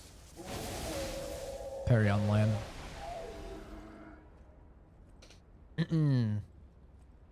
But yeah, they were talking about how there's like no enemies anywhere. And it's like very unnerving because there's no fucking zombies anywhere. And I guess it's because the pursuit monster eats zombies? Like that's the thing with the thing that's chasing you is that it's eating zombies and it gets like bigger and stronger, which is like very PT vibes.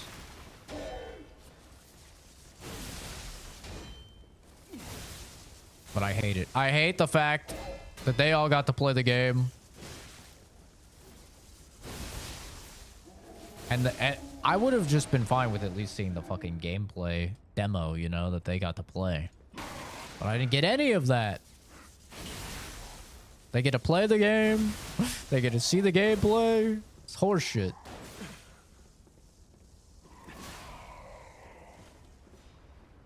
I just want to see the fucking game.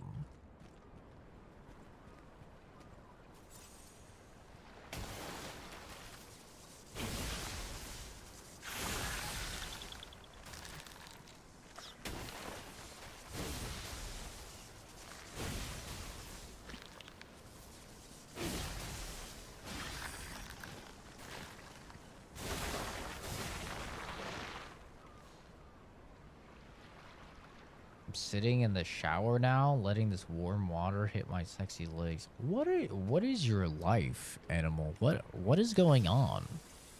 Went from making eggs with a heat pad to shitting to now sitting on your phone in the shower? What is going on, bro? Are you good? I'm so confused.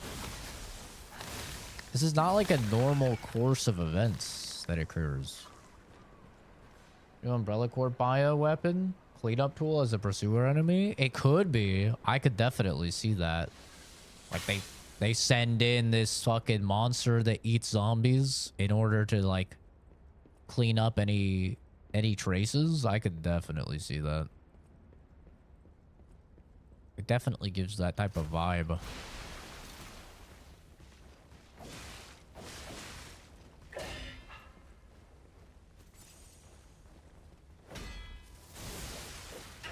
Ow.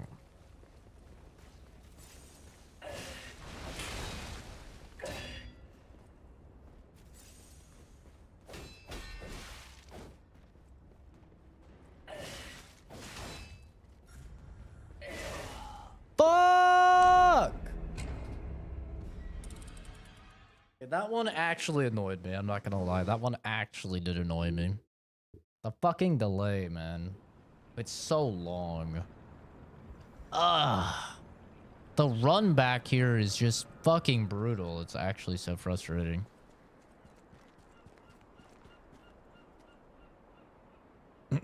Personally, never played any Resident Evil or Silent Hill. Oh my god, what? She cried at recording and had some nightmares due to the content? Well, that's very normal for those games. That's very normal. You see that all the time with like voice actors and stuff for those horror games. I've seen multiple voice actors say that. For Silent Hill especially.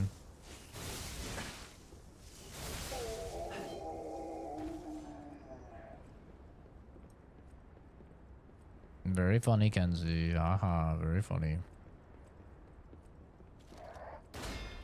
It's like the garlic bread guy. It's funnier the 900th time.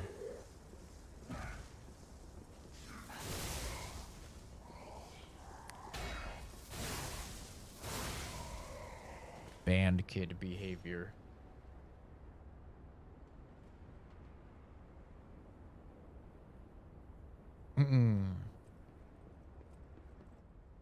I mean, yeah, it's pretty surprising when someone hasn't played a Resident Evil game. I mean, it's one of the top grossing franchises in the world.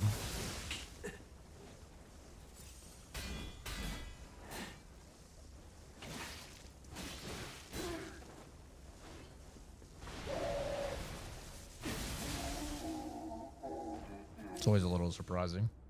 It's like if somebody said they never played Call of Duty, you know, it'd be like, wait, what? Really? You've never played a Call of Duty?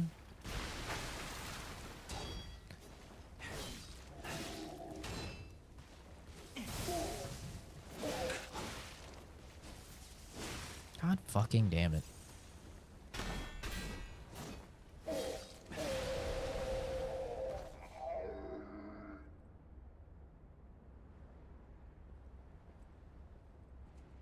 Kenzie, you're a woman. It's different. I don't expect women to play real games. Like, if a woman said she never played The Sims, or like the equivalent for a woman would be like if she said she never played The Sims. I'd be like, whoa, what? You're a woman gamer and you've never played The Sims? It's completely different. Held to different standards.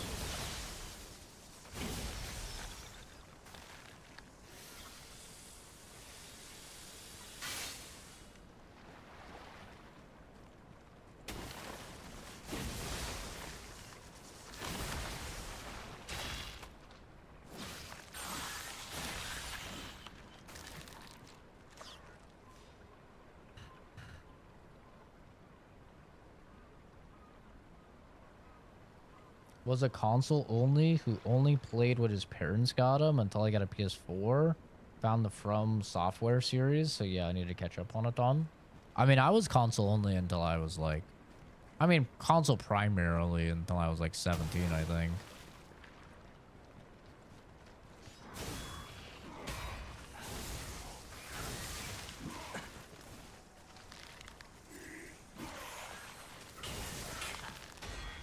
You just fucking die.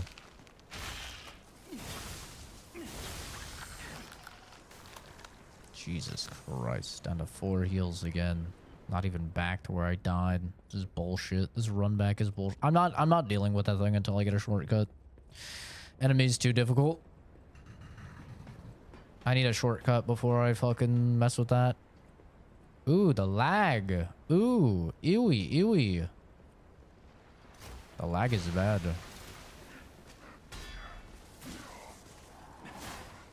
You just fucking die, please. Oh my god. And the guy is shooting at me. I need to deal with this guy first.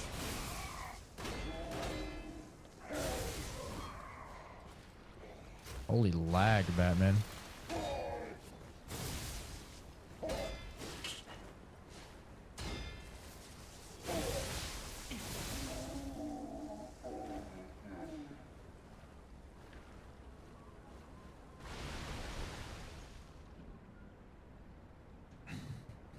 I'm not even gonna bother entertaining that retarded question.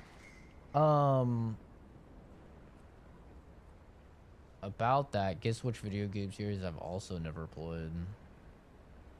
Have you never played The Sims? I mean,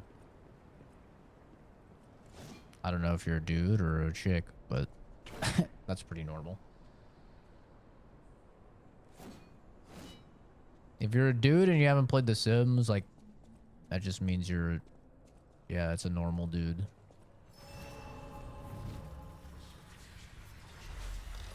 A chick never playing The Sims is weird. Because that's like the chick game. Never experienced most PS2 and PS3 games that are famous nowadays. No Final Fantasy VII, no GTA, and no COD. Yes, you heard that right. I only know the memes. For example, the Numbers Mason. Not playing COD is definitely weird, but you're not really missing out on a good game series. You're just missing out on a popular one.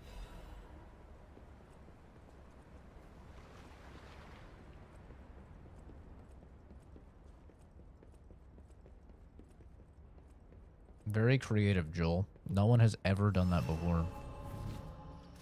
You're so creative and so unique. How did you think of that? That's actually amazing.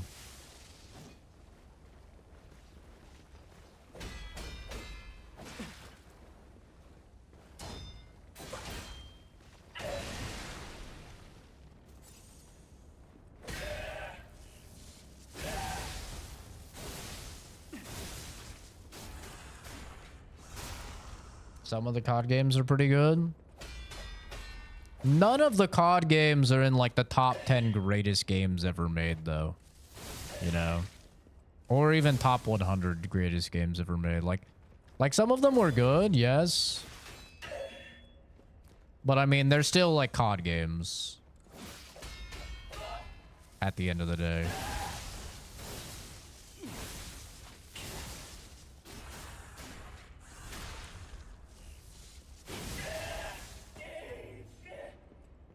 Did I really just gain nothing for fighting literally a fucking bitch that's harder than most bosses? Okay, no. It goes out to somewhere.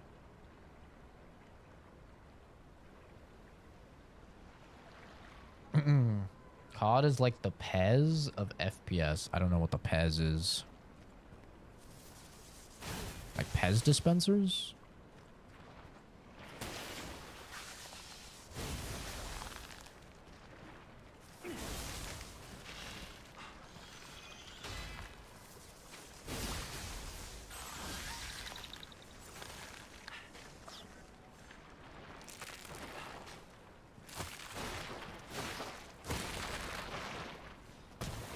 That shit's breaking.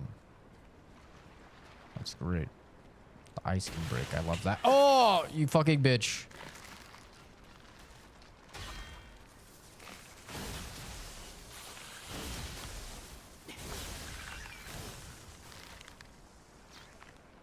This is Lies of P. Yes.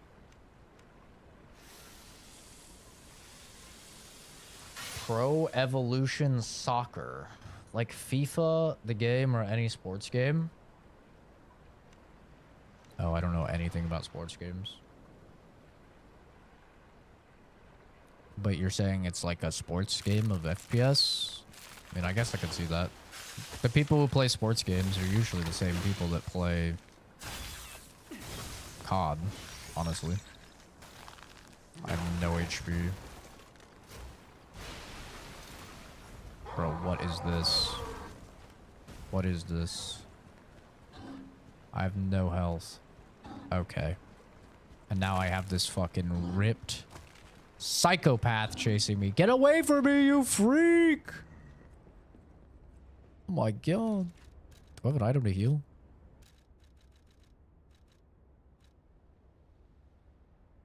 Charges the HP. Oh wait, I have the cube. The cube! Silly me. I always forget about the cube. Do I know about Smitty? I don't think so, no. Behind the big ass forehead. Nice. Very creative. PES 2004. Jack and Daxter and Rayman 2.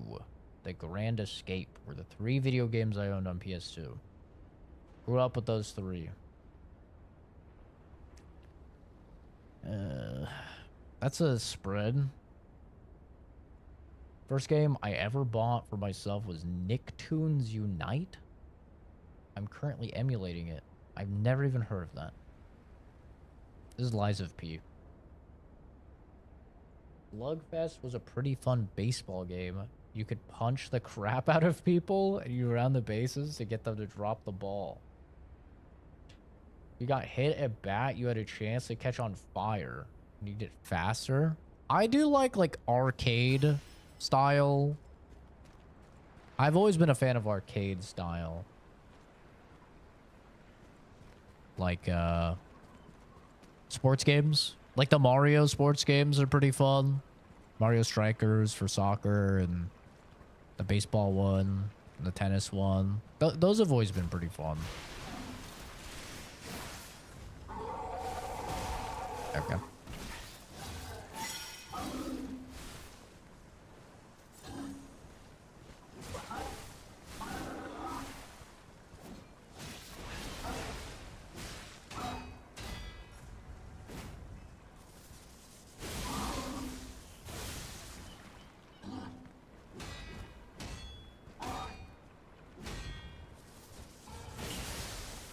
What? Brother. Huh? Hello? What is happening here? He's just not getting staggered. What the fuck is going on here? I'm going to cheese him, by the way. I'm absolutely going to cheese him. And I will feel no mercy. I'm gonna get him to the point where he can't turn around, where he turns around, because he can't chase me anymore. Okay, he's not hitting that point. Okay, now he is. See, and now he's gonna go back. Now I'm gonna laser beam his ass.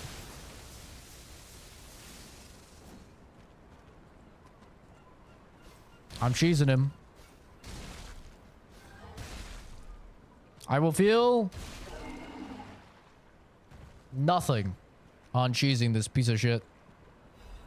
It's a Souls game, god damn it, I'll do what I must. Actually hit with the sword part to heavy stagger? I don't know. I've never not heavy staggered on a charged heavy like that. That was so weird.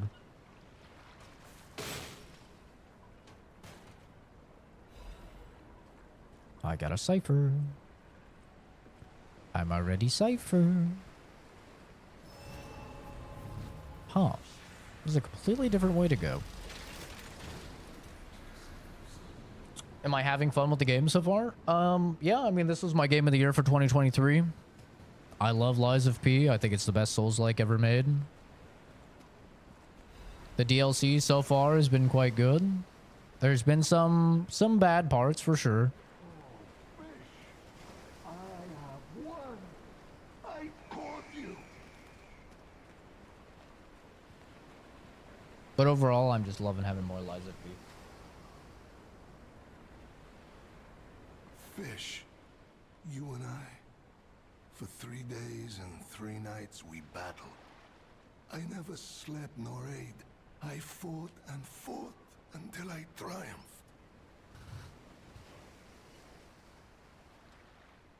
They all said I would never catch any fish. But I am a fisherman.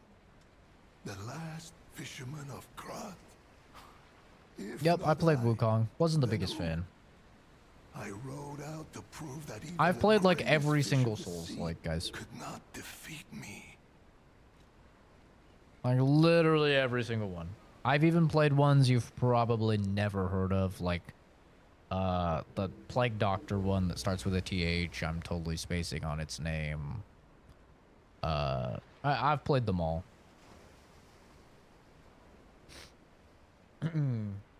What's my favorite? Bloodborne. I think Bloodborne is my favorite. Probably goes Bloodborne, Lies of P, Sekiro. Indeed, I did. I caught it. I fought the beast for 3 days and 3 nights. No food. It's like Moby no Dick. sleep. In the end, I caught it with my bare hands. A great toll is taken on my body.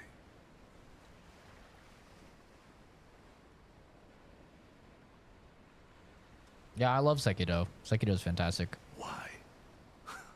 Because I am a petrification disease, carcass monsters. None of that matters. Any day the sun also rises, so does the tide. And a fisherman must head to sea to bring in the catch. That's what I wanted to teach the fools in the village.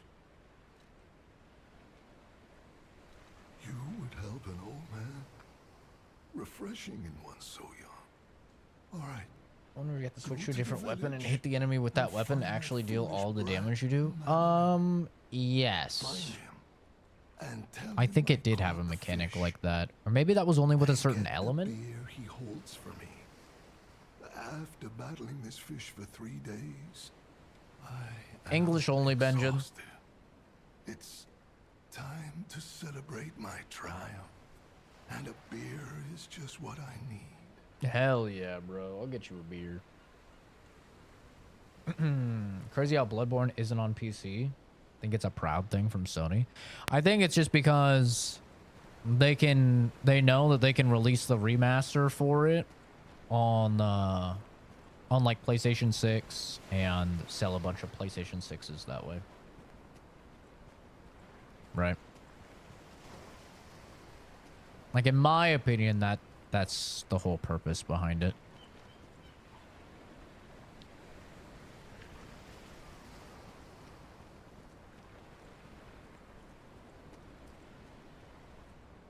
That's what I've always thought. Because, I mean, that's what they did with Demon Souls, right? Demon Souls Remaster. This looks like a boss arena. Like, Demon Souls Remaster isn't on PC either. It was a thing, like, literally primarily just to sell PS5s.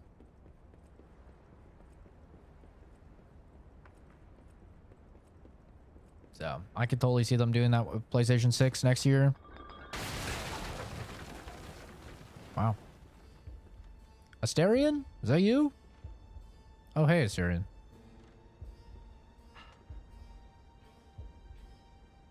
How in the world are you still alive? You really are one of the luckiest fellows I've ever met. All that effort to stop you down the drain. Proud of yourself? Yeah. Do the same thing to Veronic. Veronique was a nuisance Veronique. too. One who dug too Yeah, deep. Thymesia, that's what it is. The legendary stalker and the leader of the sweepers. Two troublesome sides. No of the same shit, it's coin. Assyrian. Why would I say It isn't it's deemed Assyrian if it wasn't unfortunate that my Assyrian? champion for two snared only one. That so-called legend, Leia Florence, evaded my scheme. But you know where she is. Don't you? Perhaps. It's no great mystery, lad. For myself, obviously. Wait, you expected some grand speech on justice, honor, and duty? Meaningless concepts in this world. No speeches, just action.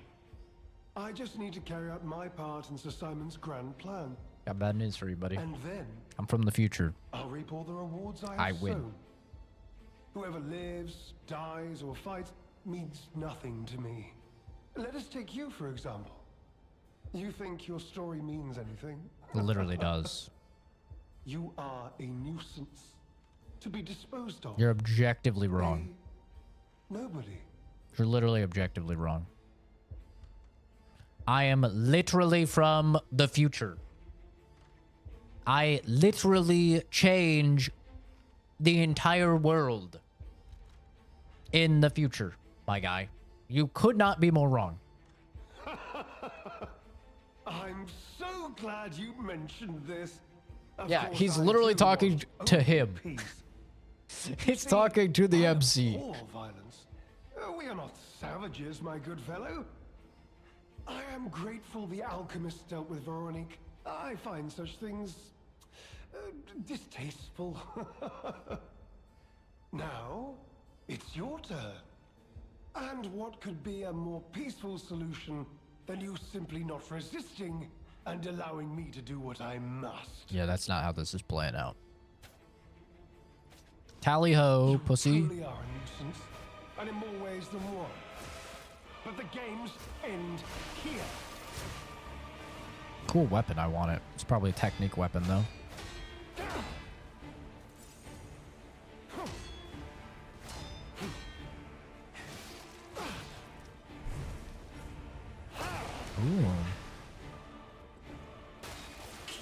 Ooh. Ooh, a double stab.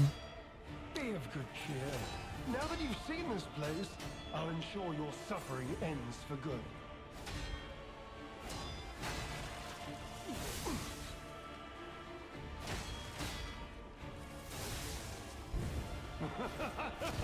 Oh, okay. I thought he was gonna do the big stab.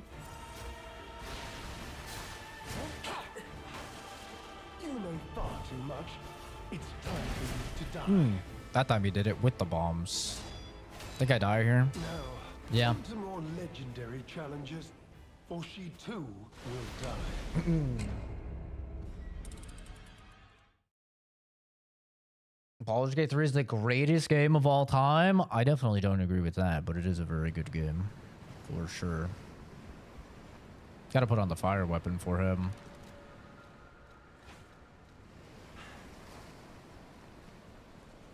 I really don't like Assyrian's moveset.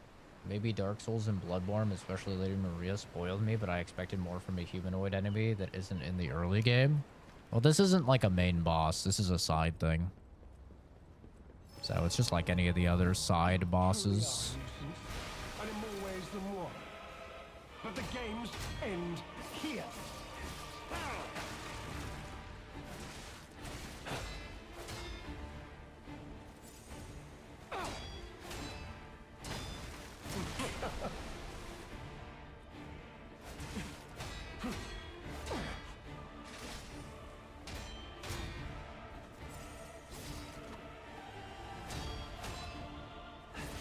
So much wasted effort.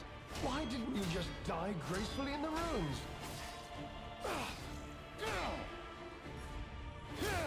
Oh, okay, so you can go into it without throwing the bombs. Okay, it's just a little faster than I keep thinking it is. The downside of the spear, having to stab twice, so annoying.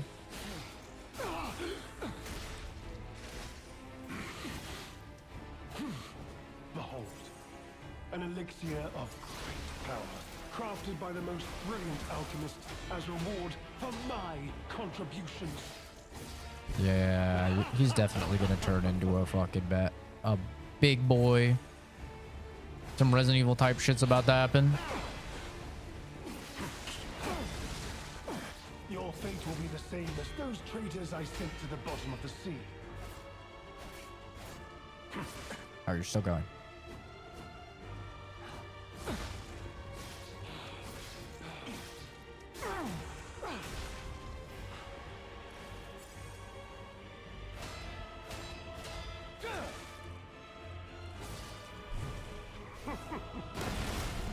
Oh, the bomb still hit me.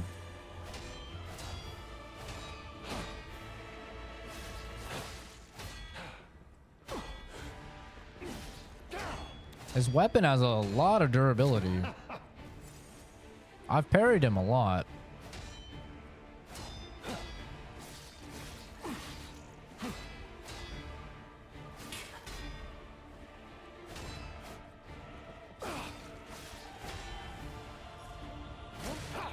It's just a little bit faster than I keep thinking every time.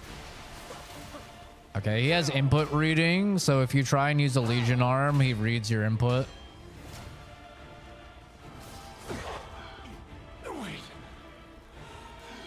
Yep, he's turning into big boy. I knew it.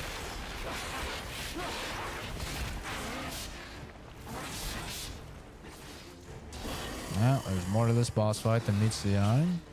Probably dead here. I've had to heal way too much. Yeah. Okay.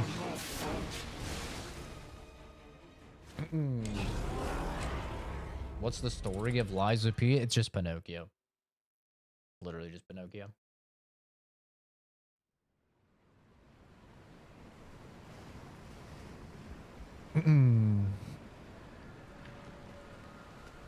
This is the story of Pinocchio. But like old school Pinocchio, not like the Disney Pinocchio. You truly are a nuisance, and in more ways than one. But the games end here.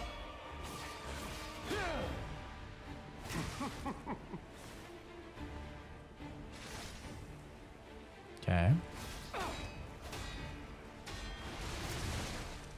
Hee hee.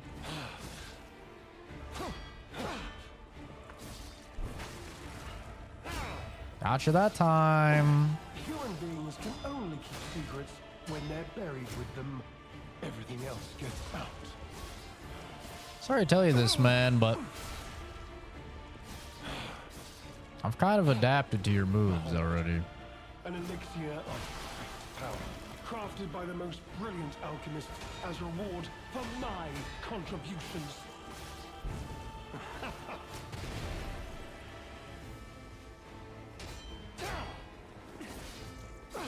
Not the itch. Just built different. Just parrying every attack.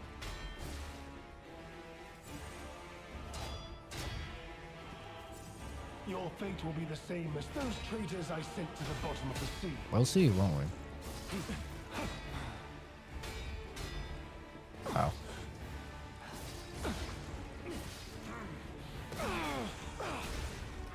Transforming now? You feeling a little sick? No? You will be.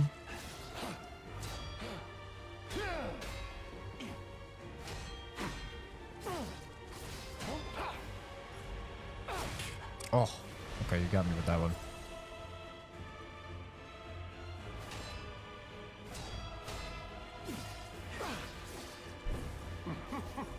Not the bomba. Yeah, you have to iframe the bomba. Wait. What is happening?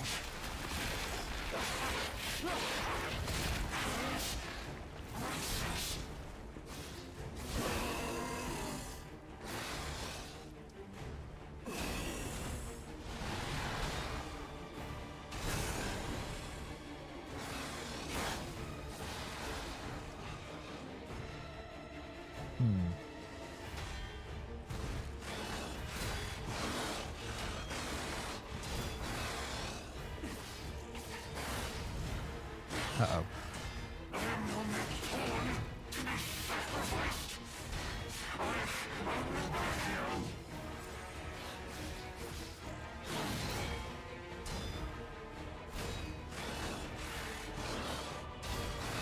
I like that he does a lot of like backhanded attacks, which are like really tough. Uh-oh. I thought that was gonna be going on for longer.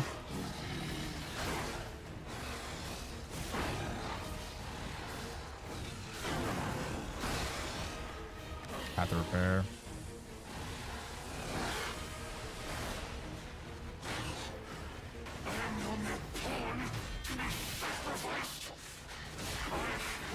Calm down, Assyrian.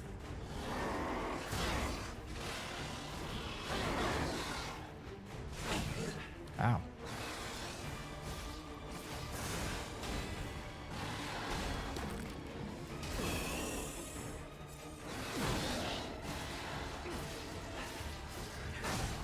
Gotcha. GG. Hey, Fuzz.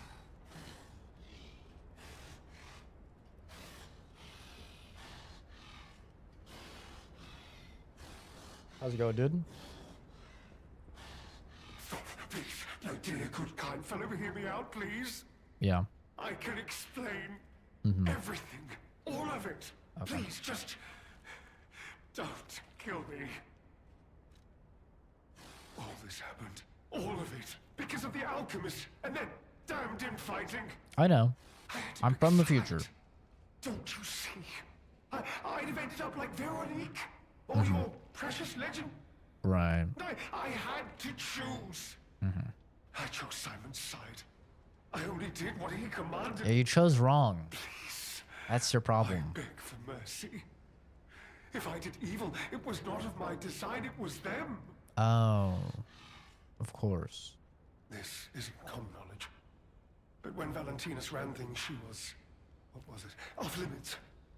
Whatever she got up to, we were told to ignore it, to pretend it wasn't happening. But even as Simon gathered more power and influence, she remained loyal to Valentinus. And when she and Simon came into direct conflict, a bounty was quietly and unofficially placed on her head.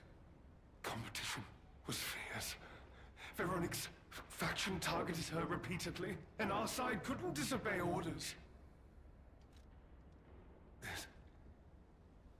This is a mistake. But how? The alchemist gave me this elixir. No middleman. Sounds good, Fuzz. For the cure. It was complete. Worked on Carcass, as they said.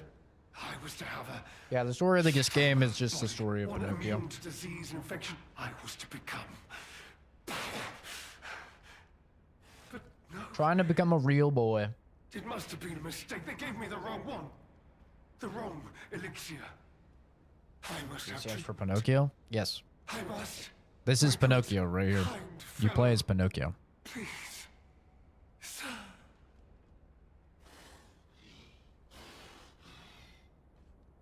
Yeah, sorry. I'm not really somebody that forgives. No. How could you? You promised. You promised you would let me live. Please. Please. They promised. The alchemist. I must go to them. I must go to them and get my cure. No. No. I was chosen.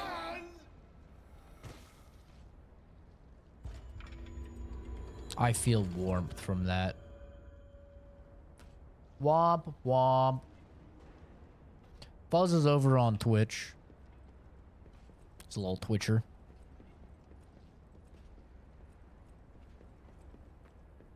Yeah, storyline of game. I don't want to spoil anything for people that haven't played the game. So storyline of game. It's the terrible conclusion that schemers like him face in the end. Trying to become a real boy. What a fall from grace. He had everything. Why throw it all away like this?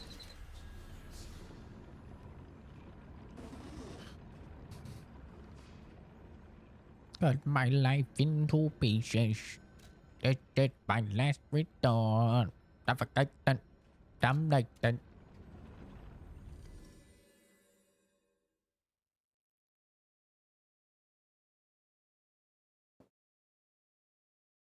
Kenzie is like 5'1" animal. All right, she doesn't get a say in the matter. Okay, I'm gonna reboot the game.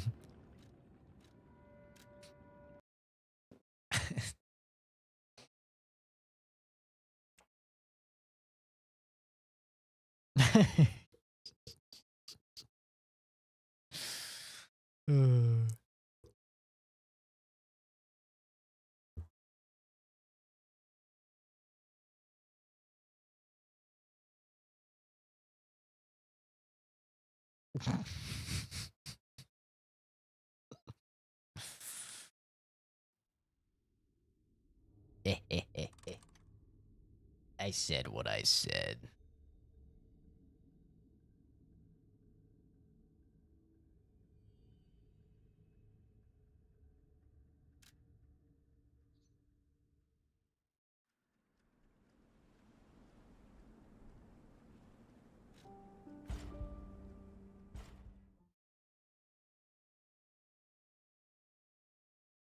Ratting fuzz out.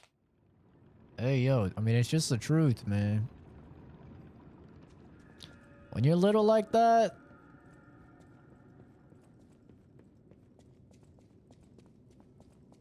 when you're, what I like to call victim build, you go with the flow. Okay.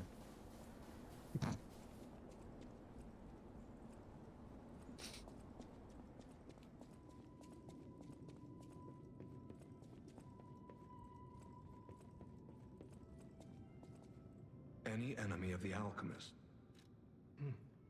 This is a surprise. None of the keys I have fit this cipher machine. I thought I'd gathered nearly all of them.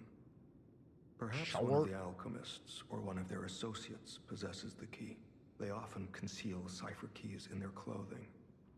If you bring me the garments of any... I can't believe the leader of the bastards was conspiring with the alchemists. I never realized... Well, let me take a look at those clothes for a moment. You see this double lining? It contains a hidden pocket for hiding valuables.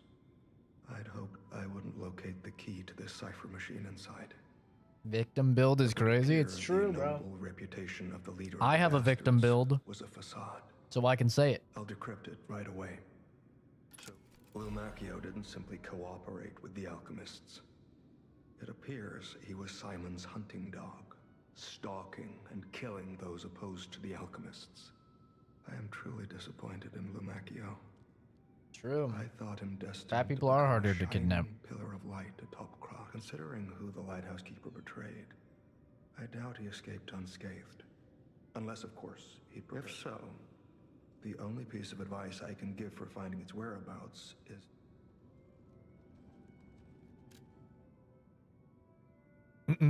But yeah, no. It's a very real thing, man. Of like, why do I carry a gun? Cause I'm a victim build, bro. I'm 5'8". I weigh like 135 pounds, bro. I mean, yeah, I could be a fucking master of martial arts. I would get owned. Still, get tossed around like a fucking ragdoll. You know, even someone like Bruce Lee wouldn't go toe to toe with, you know, like the world's strongest man or something, right? He would get fucking owned. Life isn't an anime where you could just like, you know, hit all the fucking pressure points. And then just, Nani? You know? You fucking hit him with that, and then he just goes,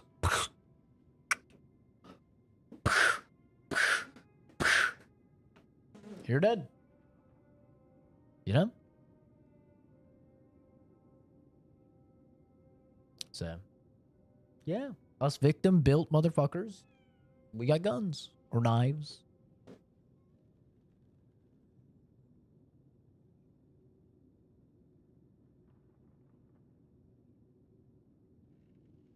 Yeah, 前はもう死んでいる. Target not found. Reconnaissance of hideout unsuccessful. Maintaining blockade as a standing warning to the target and all traders. My apologies, Sir Manus. Your disappointment is warranted, for I have failed you. In my defense, the traitorous fat swine has been hoarding and stealing from us since the very beginning. Not one of us saw it. I knew the lighthouse keeper was both insidious and audacious, but I never thought he would go for the elixir. I have no excuse. That said, I believe there is no longer a need for concern. The target could not possibly have escaped the lighthouse. In the meantime, I shall blockade the seas themselves to make an example of the traitor. The gluttonous grifter will have nothing to eat but his own flesh. Talking about a fat guy. Is this the fat guy? I mean, this guy's pretty fat. Well met, Lamacchio, as the leader. Oh, he doesn't have dialogue for that?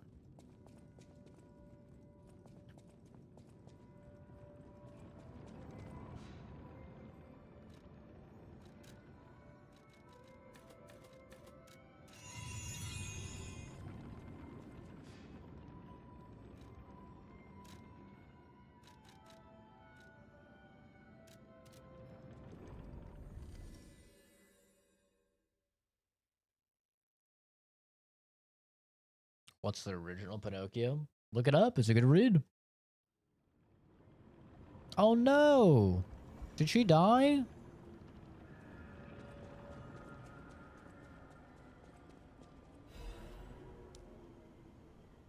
Aw, she actually did a painting this time. The painter, trapped in darkness, yearned for a ray of light to illuminate her from within. That light was connected to a profoundly blue and strange sky. To the one who showed such kindness to this blind painter who had lost her light. After he returned my lost art supplies, I became inspired and finished my painting, this painting. As time passes, I'm certain the world will acknowledge its true worth. To that end, please show this painting to as many people as possible. Aww. Yeah, all of the Brothers Grimm, like, original fairy tales are a really good read. Especially if you like horror stuff, because most of them are fucking kind of terrifying. So, they're good reads.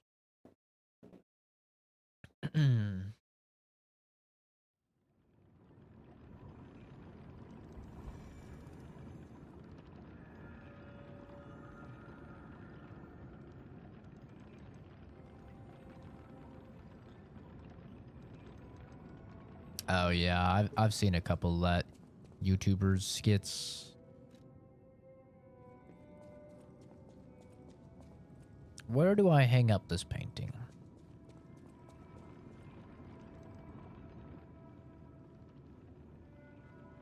Oh, there we go. You adorn the wall with the painting.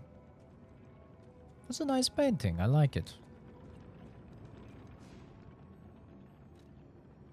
Any different from Disney? Just less dark? My memory could be off. No, it's definitely way darker.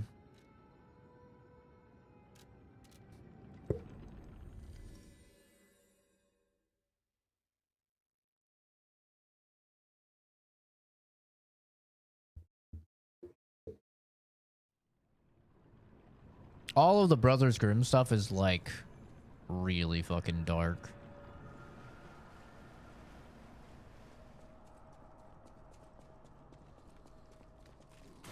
Ow, you bitch.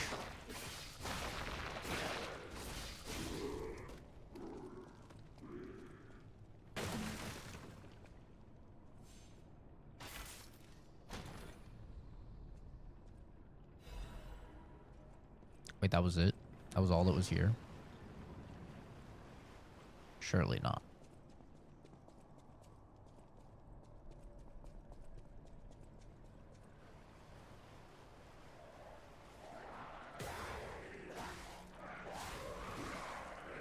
These guys are beefing.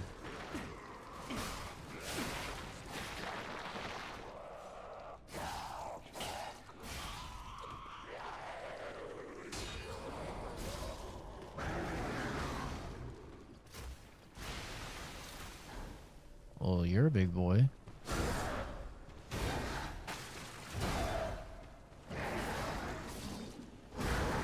Ow.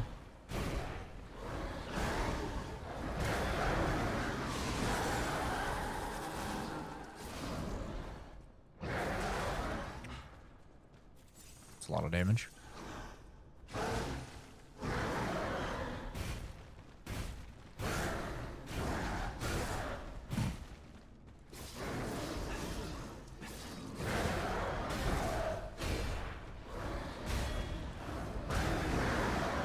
My turn.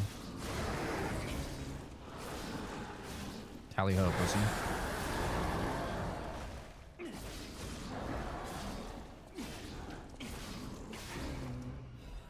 Gotcha.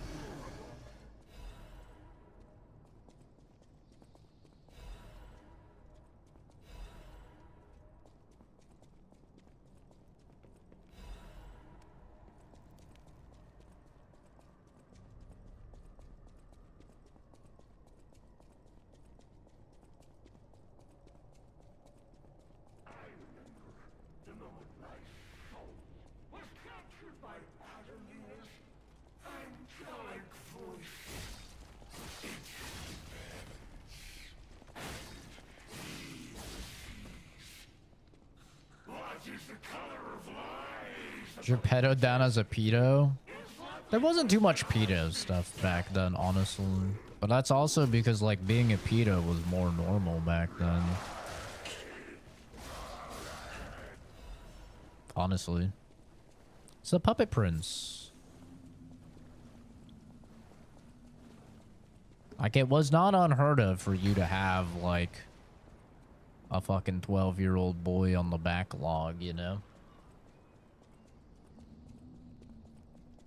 That was not unheard of back in the day.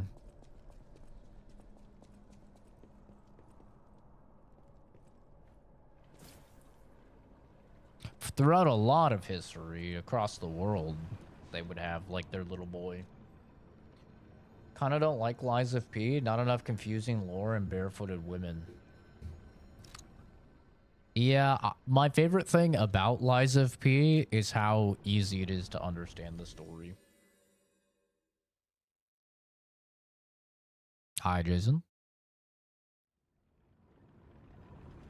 I fucking hate the way From Software does. Like, there's a reason why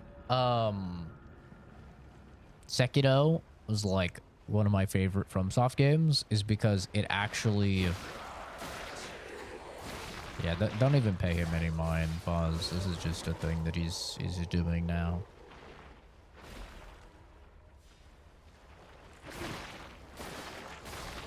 But, like, the Sekiro story is so, like, easy to understand. That's what I really like about it.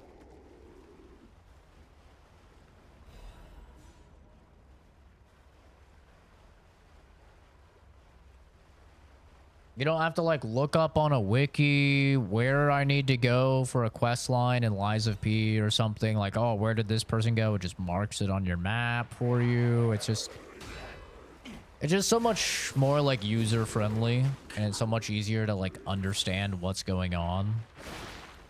And also so much easier to, like, get the true ending.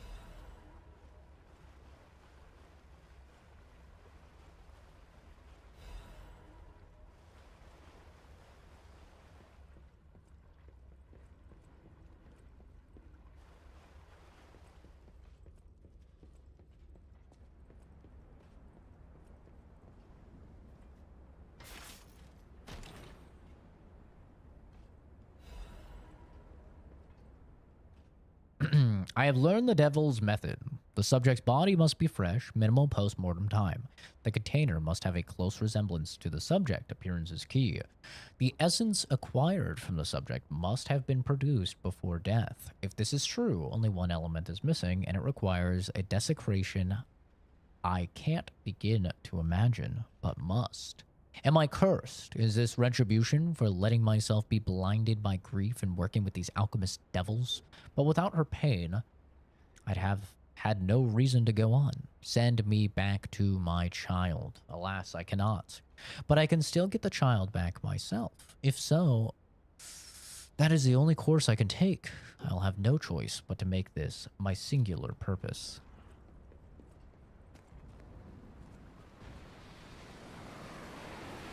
What in the fuck?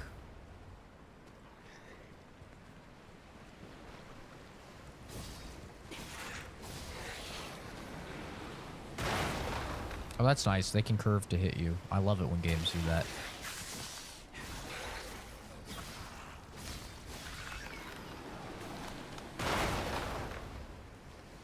It's wonderful. Big fan of that. Something gonna jump out at me?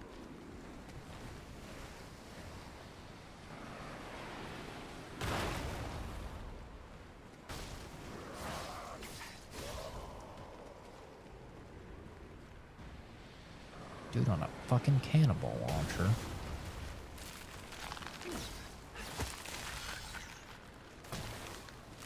Oh shit. And the ice is breaking. Yep, we love that.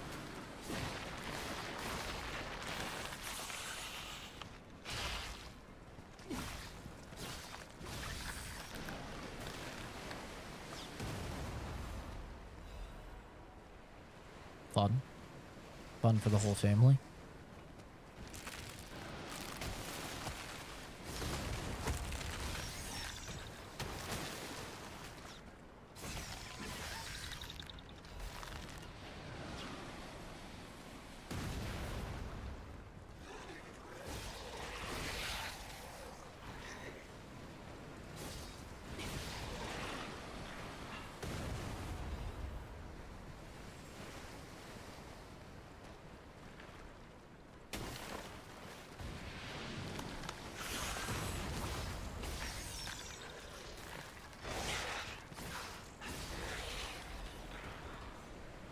Is it still shooting at me? Oh yeah, it is.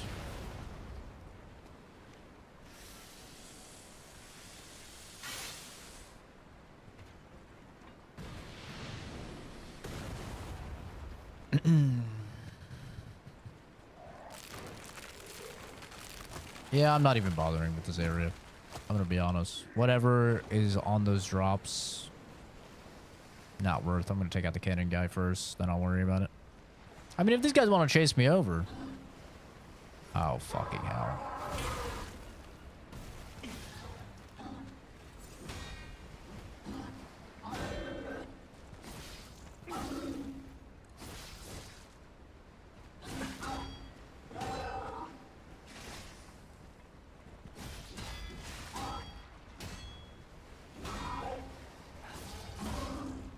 See, he got staggered that time. I think Gavin is right. I think it was Gavin that said it. I think with the lightning one, you do actually have to stab them. Which, I mean, I guess makes sense. It would be kind of OP if you didn't.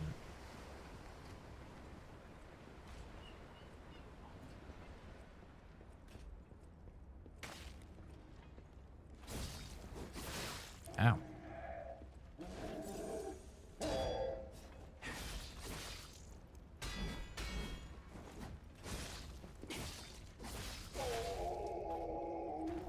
Fuck you.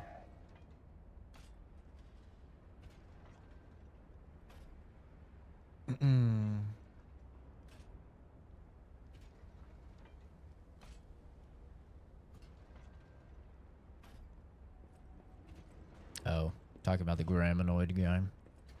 Classic. Wanted by the order, Alidoro. We've seen that in the future.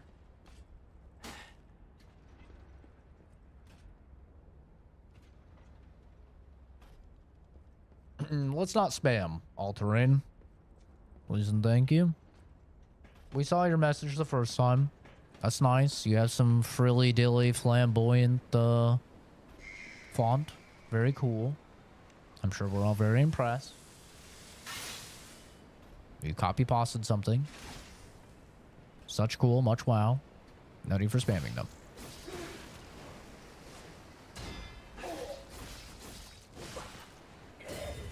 Uh-oh. Oh, that's really bad. I don't want to fight this chick at all. I literally don't want to fight her.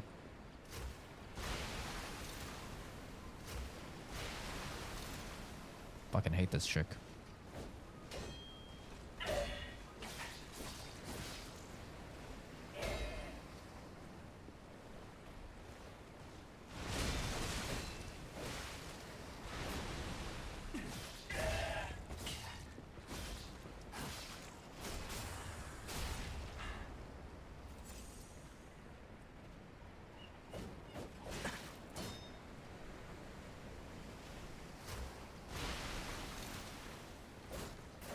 I'm going to cheese her and I'm not going to feel bad.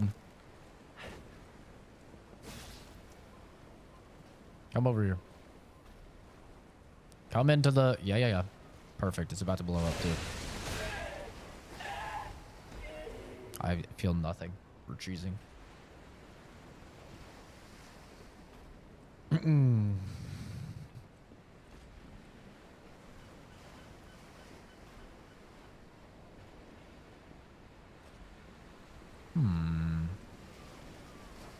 Ah, there's the cannonball fucker.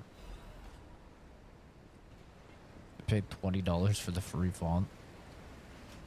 Nah, you can get stuff on YouTube if you just copy paste it.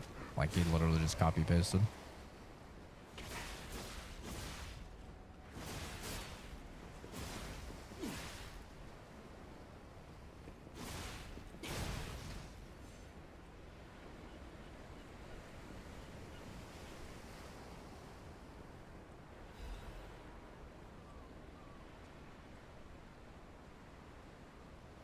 Did I play Dark Souls 2? Yeah, Dark Souls 2 was my first ever Souls game that I played. And I liked it a lot at the time, but the more Souls games I played, the more I realized that Dark Souls 2 is actually fucking terrible. And it's like the worst out of all of them. But the things that I liked, I just liked about the Souls-like genre in total. Yeah, I hate Dark Souls 2. I think it's terrible. It's awful.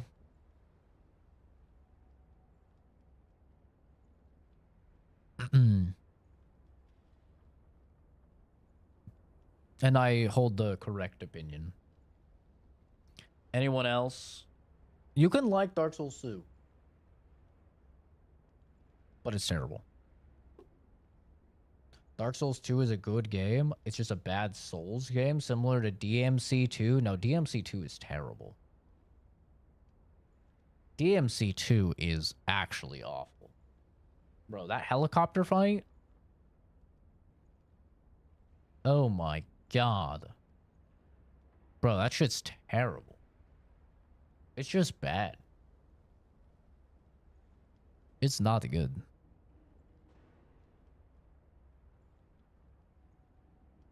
I played it? Of course I've played DMC 2. I've played all the Devil May Cry's. I love Devil May Cry. Yeah. Here's what I always say. If you guys ask, like, me about a movie or a TV show or something, I probably haven't seen it, or an actor or something. If you ask me about a video game, I've probably played it. Like, all my free time goes into gaming.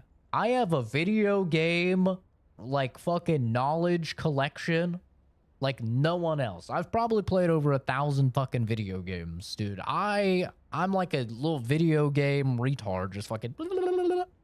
Yes, I play a whole lot of video games.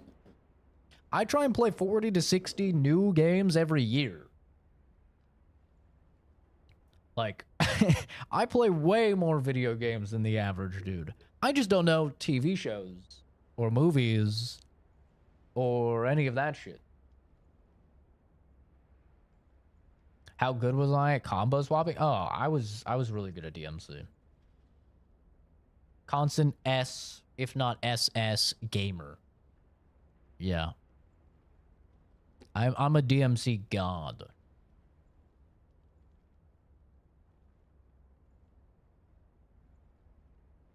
Onimusha?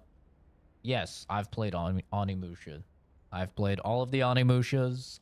The new Onimusha is literally my most highly anticipated game right now. I have several reactions of me basically crying to the new Onimusha when it was announced and stuff like that on the channel. Yes, I've played the shit out of Onimusha. Yes. Press square to win in DMC2. Basically true, yeah. Because a lot of the fights, all you can do is fucking shoot. That's it.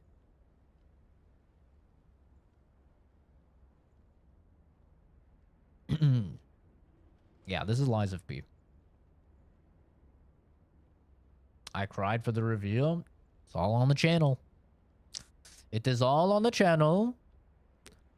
The documents contained herein must be sent with high priority. This folio must be transported aboard the Archon fleet. Assessment of Simon by the Order, The Path to God, Research Compendium, Books 1 to 3, Research Paper, Physical Alterations arising from Ergo, Comparative Experiment, Awakened Puppets, and the Ego of Ergo. Report on experiment number 7 regarding the cause of carcass mutations, case collection, carcass mutations resulting from side effects of the cure, financial report of the order, Ergo transaction statement, copies of letters and notes concerning Simon's close associates, final list of Simon's followers. Have I played Ninja?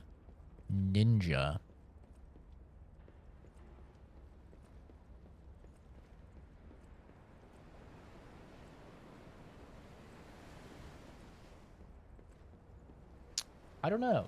It almost sounds familiar. Let me look it up. I remember playing this like little cartoony ninja game. Yep. Little cartoony ninja game. Yep. I've played this. Yep. I did indeed play this. On the original Xbox.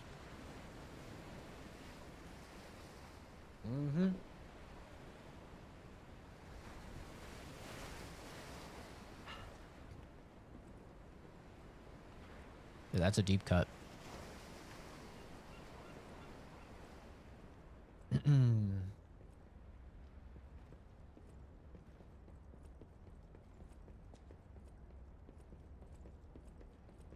there anything down here?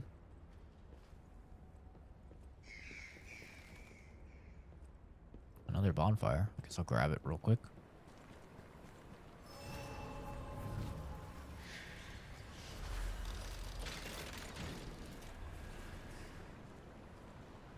Need to watch your Onimusha reaction. Also, I have no idea what that game is all about. I knew it's underground and well received.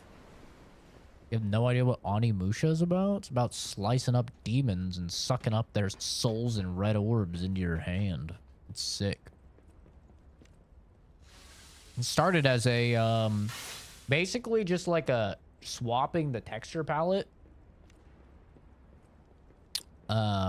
Like swapping the textures and a little bit of the gameplay mechanics from a Resident Evil game, to my understanding. Like, the development behind it.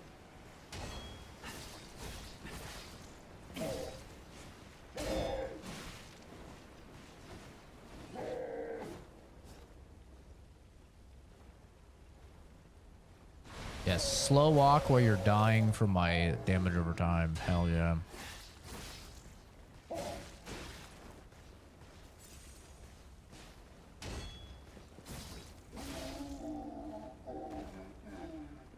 El Shaddai, Ascension of the Megatron. Or Melatron? Metatron.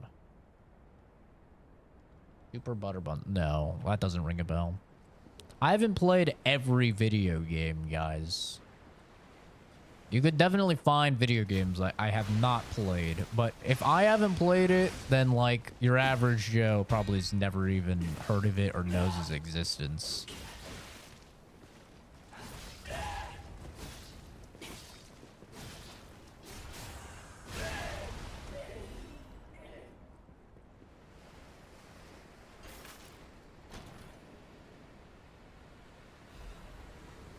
Silent Evangelist Macehead. Ooh, what is this?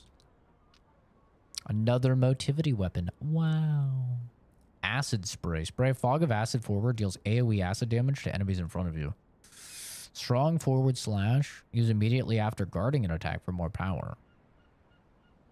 Trigger a link attack. Head of a massive weapon shaped after the serpent of Ouroboros. Its weight signifies the value of silence. The silent evangelists have only one doctrine, silence. Their preaching is death, execution, and annihilation of the enemies of the order.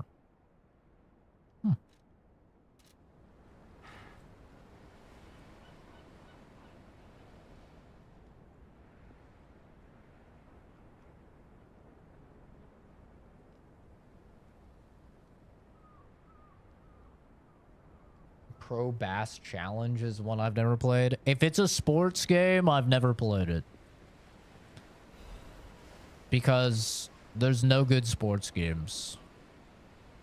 There's none that warrant my time at all.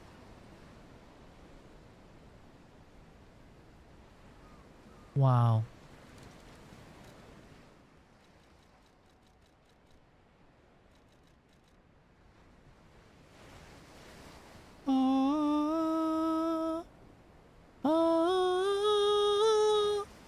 Hey, hey, hey. Goodbye. Original Resident Evil, the MC, was supposed to be Dante from DMC. Really? That's interesting. DMC 1 definitely has a very,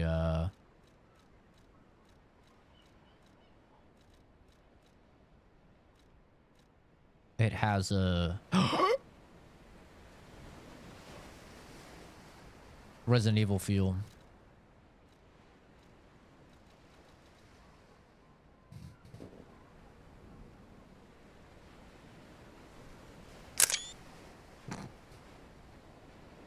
Sorry. Just had to do that real quick.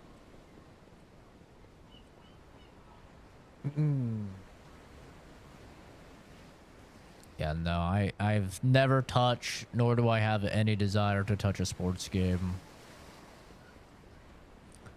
Sports ball could not be more boring to me. I've never had an interest in it, and I will never have an interest in it.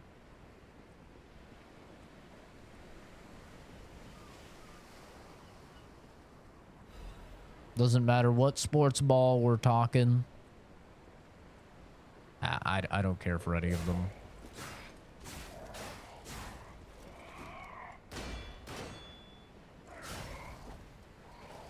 Not the basketballs or the footballs or the other footballs or the racquetball. None of it. The volleyball. Just zero interest.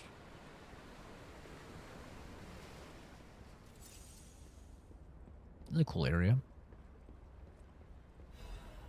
Bad Puppets message. I'm gonna pee while this plays. Just look at you all, scrambling blindly like headless chickens. Pathetic. You thought to sink me, but your ship's run aground. Arlecchino was lost, but my freedom I have found.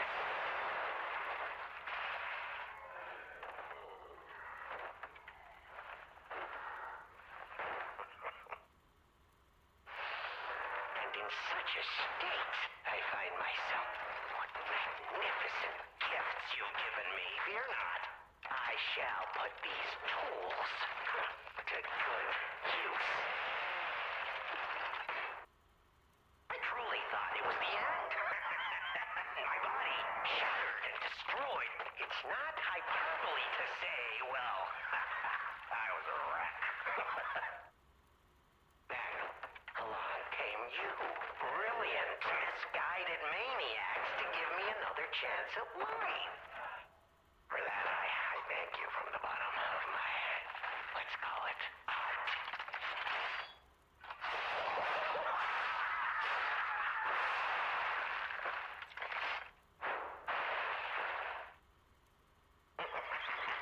But time flies, and there's much to do. I must now bid you all adieu. I have more debts to collect. The one who left me in such a wretched state. Oh, they call her the living stalker now.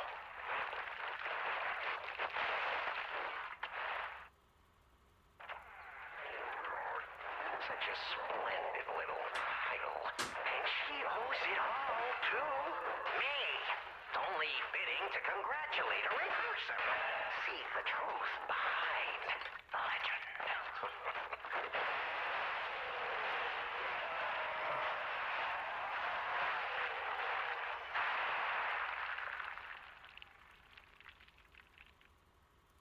But I sure won't be doing that here with you idiots. It's time I visit to the zoo and remind her of her debt. Oh, I think you know who you are.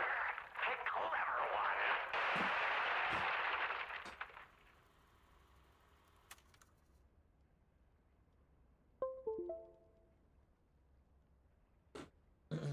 Yeah, you're not ever catching a glimpse of this cake. I keep it hidden. It's too powerful.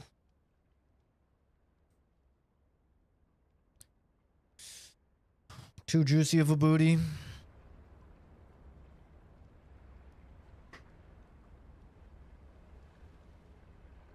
Absolutely zero cake allowed to be seen.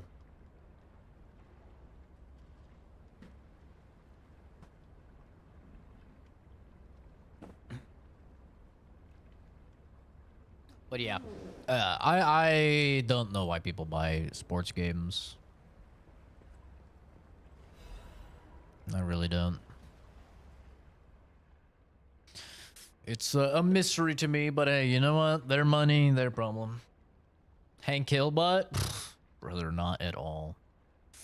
Why do you think gay men love me so much?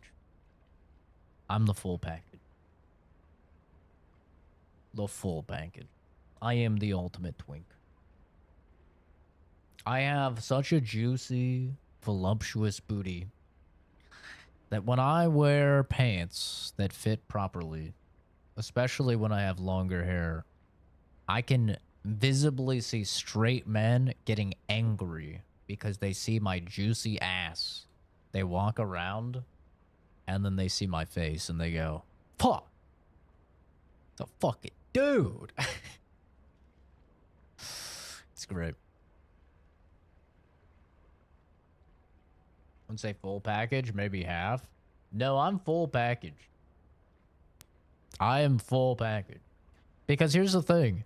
Gay guys with a twink, gay guys don't want you to have a big wiener. Okay, this is a thing in the gay community. For those that don't know, they aren't in the gay community. There's nothing worse than being a top and having a smaller dick than your bottom. This is like a really big taboo thing. I've talked to many dudes that were bottoms that had big dicks, and it's a really bad thing. Like, they literally complain about it. They're like, dude, I wish I had a smaller dick. It's a very real thing in the gay community. Your bottom is not supposed to have a bigger dick than your top. So when I say I'm full package, I mean it. Micropene, fat ass, youthful vigor. Yeah, I'm the full package.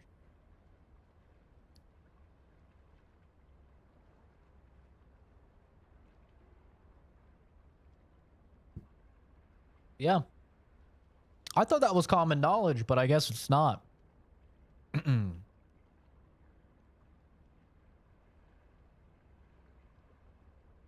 Yeah, I knew a guy that had a 10-inch ween, and he hated it because he was a bottom, and he fucking hated it, dude. What am I drinking? I'm drinking Monster Rehab Tea and Lemonade.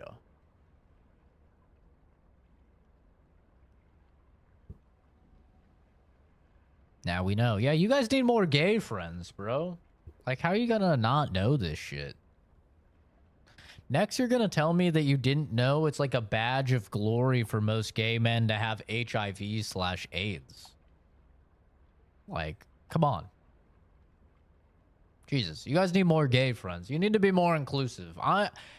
It's giving homophobic from the chat.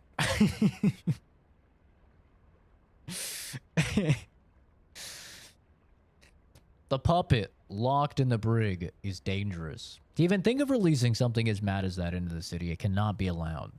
When we have traveled sufficient distance from the city of Krat, retrieve what ergo is left inside that puppet and permanently dispose of whatever remains.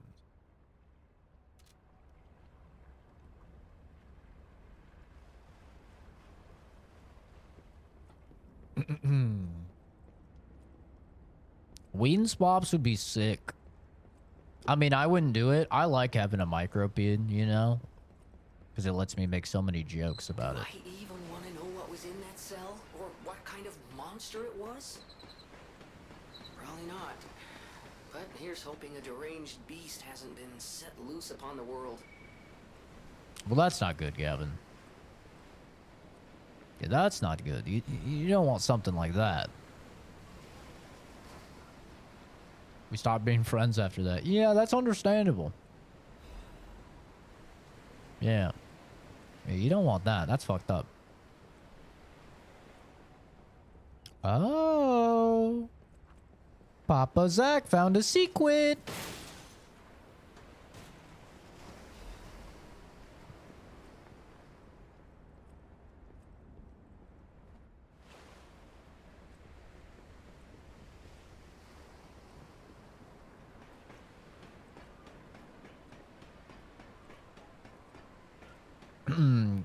Yeah, it's not happening, Cameron. I've shown my ass on stream once before, and I literally almost destroyed my entire setup because I started twerking.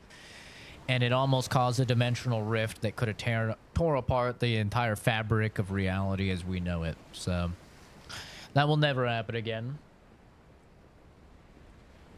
It's a one-time thing. Never again. Too powerful.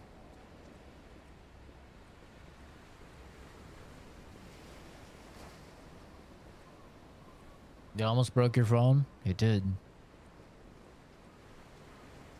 Yeah. Too strong.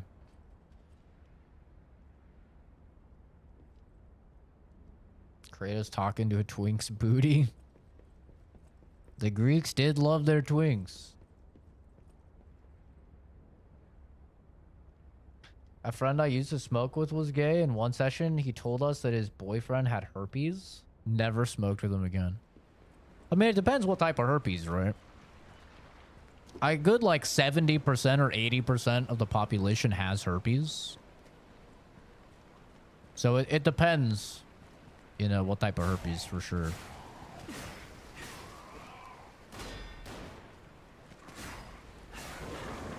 Most people have it and they don't even know.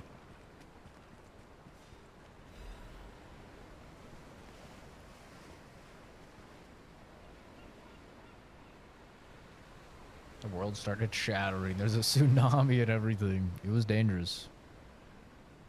It was dangerous.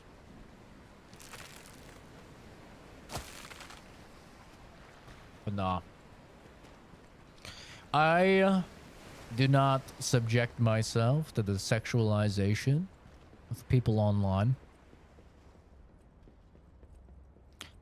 Now, I can't control if people get off to my top half. But, and every now and then I do forget and I show my feet on stream. But I don't show my ass, okay? Ultimate Twink was finisher before he said he now identifies as something else. 3, I don't know who finisher is.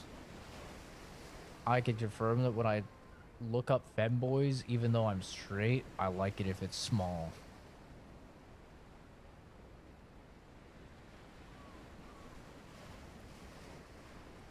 Even though you're straight?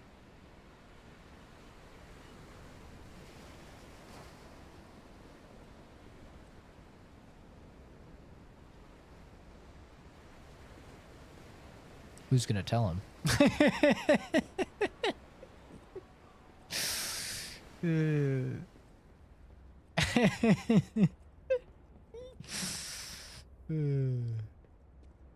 That's funny.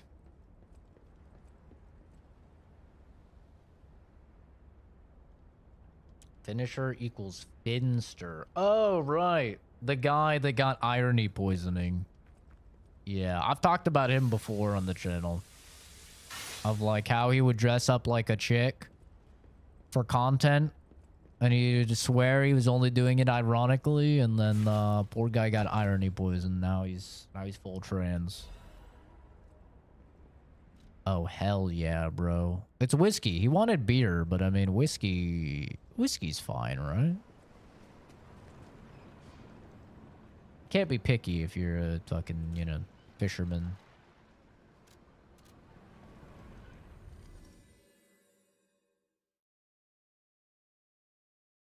Insert that one song about I take a look at my enormous penis alongside that one song about having a trans girlfriend whose package is bigger than mine. I don't know either of those songs, but those are definitely something. Is that? Yes, it is. Word around town is that the legendary stalker prefers Lab Lewy wine. But when it comes, and since you know its value, don't. Oh, this isn't what I'm supposed to get the guy? I'm gonna try and give it to him.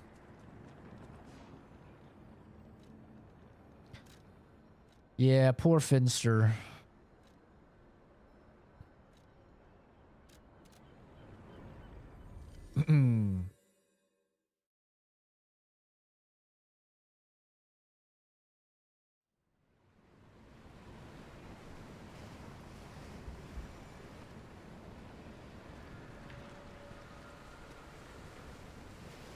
Yeah, I don't see a lot of the people that get timed out. I never see their message or anything.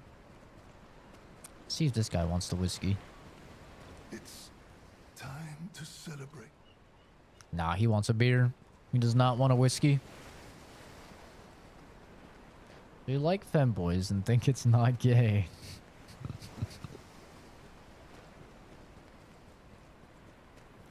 There's a whole lot of dudes that just won't accept it, you know? They'll be into femboys or they'll be into trans porn and they just literally will not accept it. Or they'll be into Fuda. I got news for you. If you like a dick,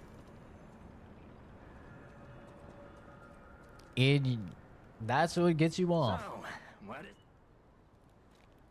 At the very least, you're bi. That's just how it is. Okay? And there's nothing wrong with that.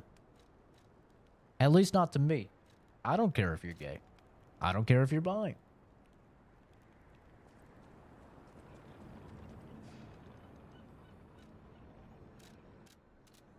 But I know quite a few dudes that, like, go out and watch trans porn. And then they'll say that they're straight. I'm like, wait, so you're looking for something with a dick. And the fact that it has a dick is important to you, but you think it's straight. Well, yeah, it's a girl now. She's a girl now. Listen, bro. You can argue those logistics all you want. But if you're looking for something that has a dick,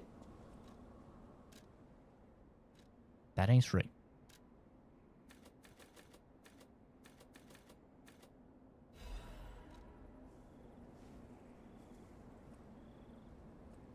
If as a ween it's gay, I'm straight up fuck, but I might do some allegation. Yeah, Thailand vacation. Yeah, true. Is it gay for a chick to use a strap on? I don't think that's gay. I don't think that's gay. But you're getting close. You're getting close at that point. I wouldn't consider that gay.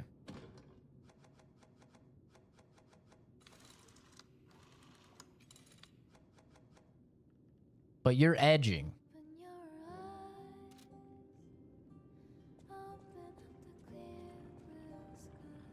We have to listen to this song. So that's why we're going to be sitting here for a moment.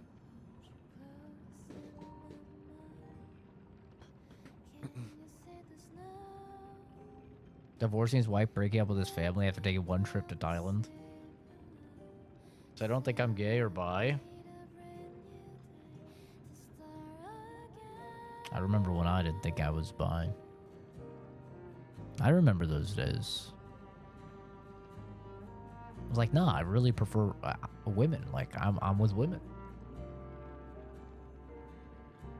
And then I saw Chris Evans. I was like, I mean, he's good looking. But, you know, that's it. Like, he's good looking. And I saw Captain America, where he gets out of the fucking machine. Fucking. No, I'm on live chat. I'm always on live chat.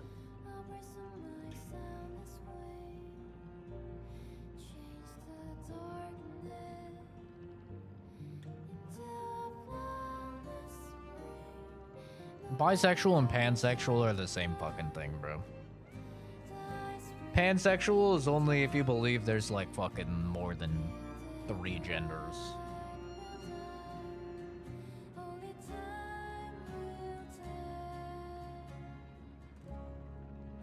It's not normal to say if I was gay, this specific celebrity I would sleep with. That's not normal. I mean, if you can think about sleeping with somebody that's the same sex as you,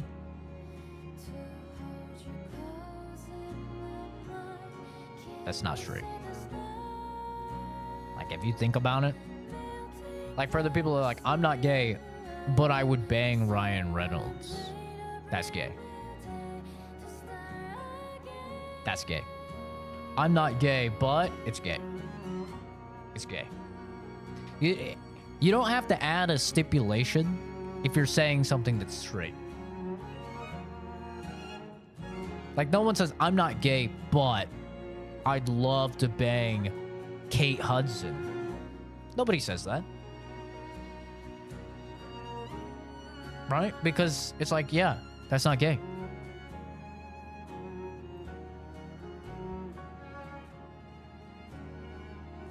Puma Beast, I get you probably saw that and thought it was funny on TikTok, but that joke is for fat people. So, maybe try harder.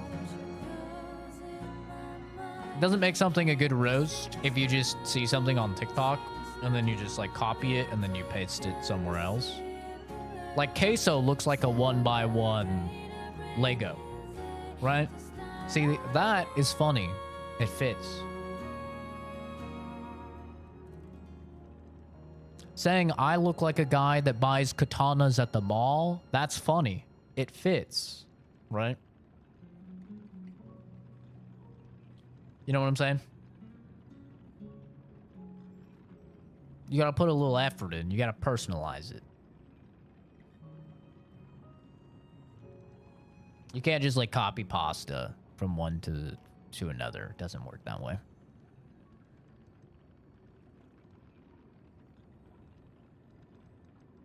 So irony poisoning is real? Asking because I started making fun of people who like feet. Lo and behold, I'm now into them.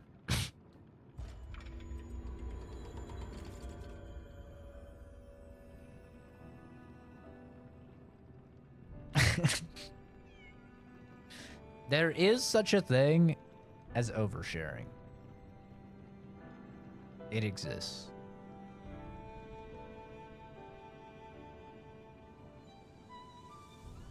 Just saying.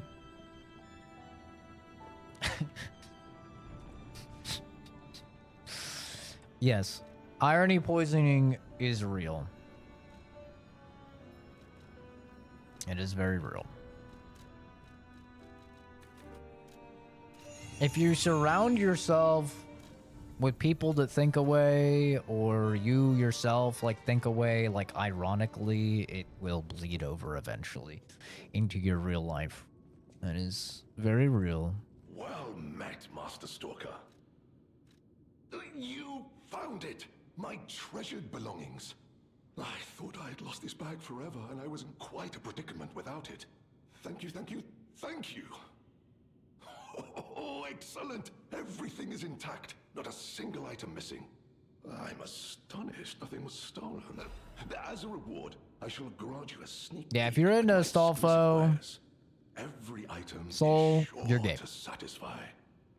At least bi. Well met. You can still like chicks, you could be bi. But there is no such thing as a guy that's into Astolfo that's straight. That guy doesn't exist. A mustache? Oh, could get a fucking mustache. fucking forget about it. It doesn't matter how feminine a man looks. If it's a man, you're gay. I mean, that's just how it is. There's nothing wrong with that. But let's not try and, you know, dress this tiger up like a fucking sheep and then start calling it a sheep. Okay, it's a tiger. Doesn't matter what the tiger puts on. It doesn't matter how much makeup the tiger puts on. It's a tiger. Right? That's how it is.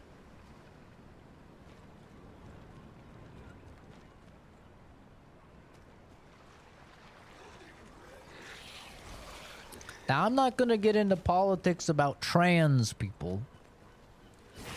Okay? I'm not going to get into any of that. Because that's a bit different.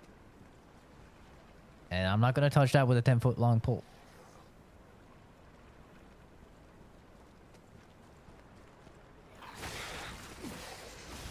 Okay? I'm not touching that.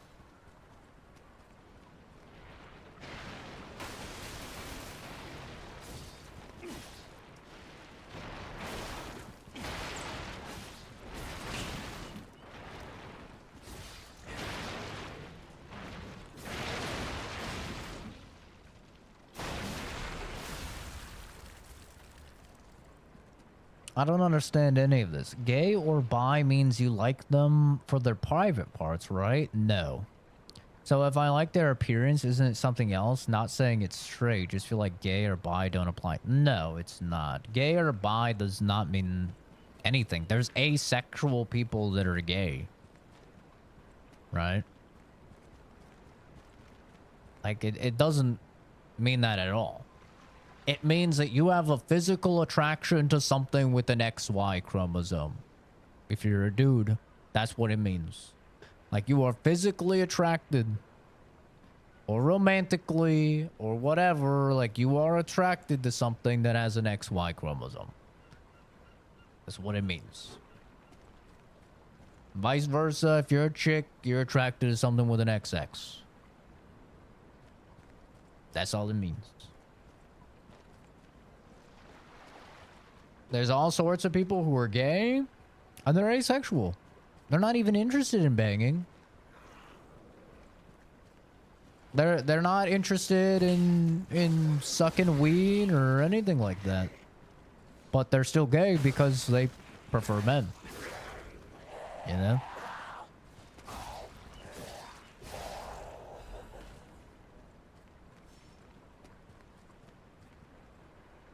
Doesn't look like a dude, that's why I'm confused. If I saw a hairy man and I liked it, I don't understand it, but that's not the case. I literally hate body hair, male or female.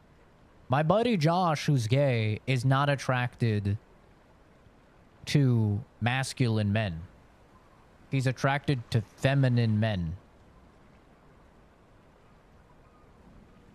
Does that mean that he's not gay? No, he's gay. He's gay. He just likes femboys. He likes twinks. Just like if you like a really feminine woman, but you also like somewhat like a muscle mommy, like a really ripped woman. It doesn't mean that you're now gay if you like the muscly woman. That's just preference. Right? That has nothing to do with it.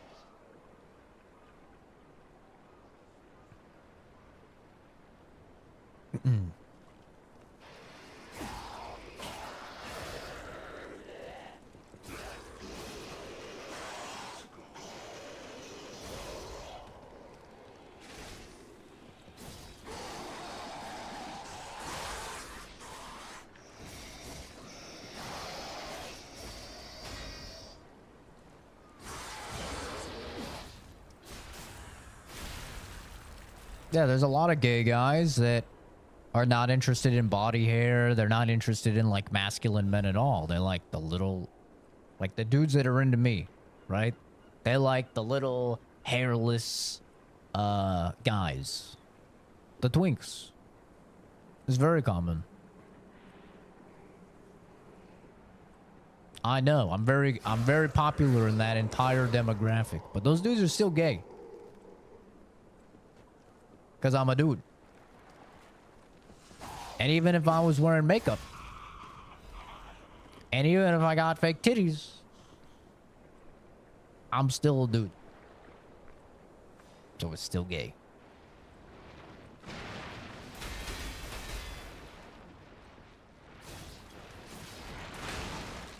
It's really not that complicated at all. Okay, you're attracted to something. What are its chromosomes?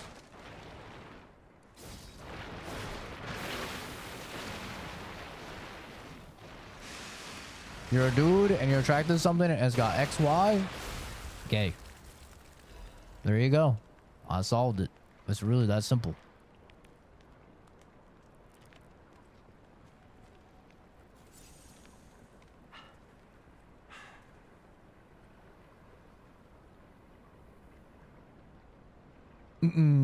So I like everything because I love tomboys and girls. Never been with a femboy, so I don't know. Could be like with people who think they have a fetish because of porn, but then they try it and they don't like it. Well, that just means you're bi-curious. Like that's literally what bi-curious means. Bi-curious means like you think you're attracted to it, but you haven't actually had the experience. Right? Like, you could be bi-curious, and then, yeah, you have a relationship with a dude or something, and you don't like it, and you're like, oh, okay. Never mind, I'm straight. That happens, for sure. Yeah. So I set out to sea 2 days ago. In the end, I couldn't stop that damned old fool. As if all the monsters suddenly appearing and throwing everything into chaos weren't bad enough. Why must that stubborn old man make me suffer so much in my twilight years? But it's not just him. Seems everyone here has suddenly lost their minds. More and more villagers are suddenly insisting that they want to die. Feels like I'm the only one that cares about the village anymore. Let's start by checking in with the residents next door. The rest is smudged and illegible.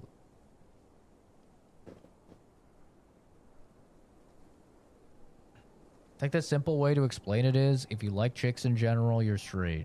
If you like both bi, dudes or femboy, you're gay. Yep. Yeah, exactly. It's really, like, not complicated. Like, there's all these people that are, like, adding in, like, these extra variables and stuff like that. Bro, it's really not that, like, I'll have people be like, oh, no, you're not bi. You're actually demisexual. Brother, stop trying to fucking overcomplicate it. Okay? It's not necessary. Like, what do you mean? I like dudes, I like chicks. Bi. I don't need you to make up some brand new fucking term for it. Yada, yada, yada. I don't need any of that. There's no need to overcomplicate it. I don't know why people feel like they need to have like, oh, I have this specialized title just for me. Like, shut up.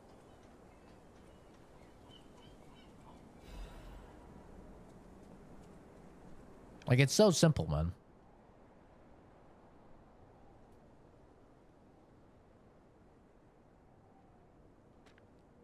It's all encompassed with the, honestly, I would just say LGB. T is like something else entirely. Q, I don't even know if that's involved anymore. I heard that they took away Q. And then you start getting into like IA, 2S plus and stuff like that. Like maybe I would consider A as well. I would consider A. Like asexual, I'll consider that. Because that is pretty unique. Like not being attracted to people at all. So for me, there's L, G, B, and A. That's about it. I don't really fuck with anything else. You know, T is entirely separate. It's literally not a sexuality. I don't even know why it's there. Like, being transsexual has nothing to do with sexual attraction. I don't know why it's there. All the gay people I know, none of us know why it's there. It doesn't really make sense. It's just like in there. It's completely separate. I'm not saying I don't care about trans individuals, but I'm saying like being transsexual is not it's not a sexual attraction. It doesn't belong there. So yeah, I'm a form LGBA. That's it.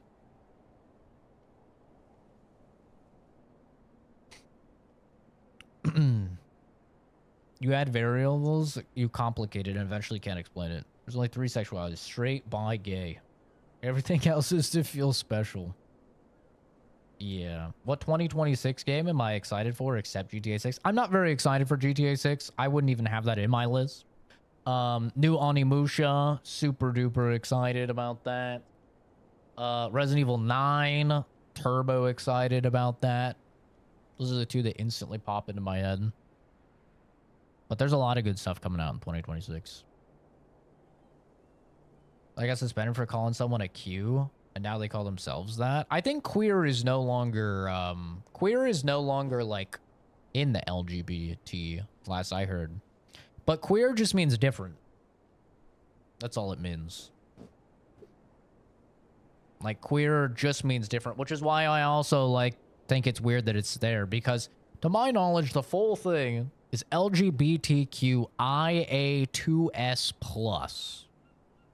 Right? Where lesbian, gay, bisexual, transsexual, LGBTQ, Q is queer, I is intersex, which once again, intersex is not a sexuality. Intersex is somebody born with kind of neither male or female parts, or both, is what an intersex individual is, which does happen. It actually happens more than you may think, but it's not a sexuality. I don't even know why it's there. A is asexual, somebody with no sexual attraction, which I do think should be there. I actually do think that should be there. And 2S is horseshit. It's two-souled. It goes back to Native American days where they would have like one soul that was into men and one soul that was into women. That's just like horseshit.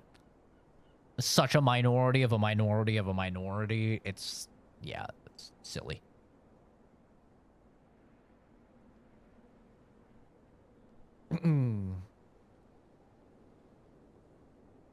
Hate how knowledge evolves because, for example, unlike the N-word that always had a negative connotation, this should be crazy. In my native language, the word... Oh, I couldn't even read it because it got deleted. But I think that message was going to be crazy. Unlike the N-word. That's always going to be a good one.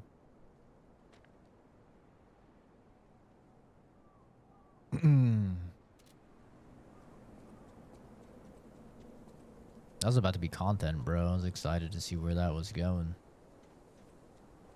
Now I'll never know.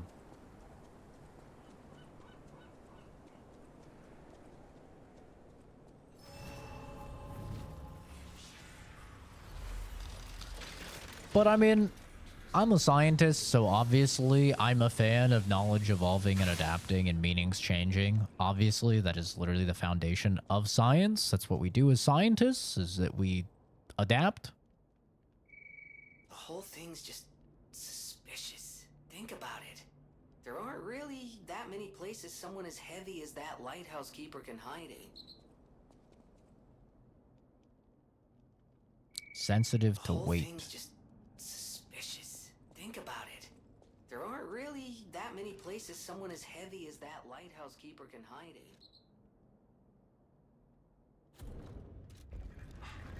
Aha, I had to make myself overweight. That's what the amulet from before was for.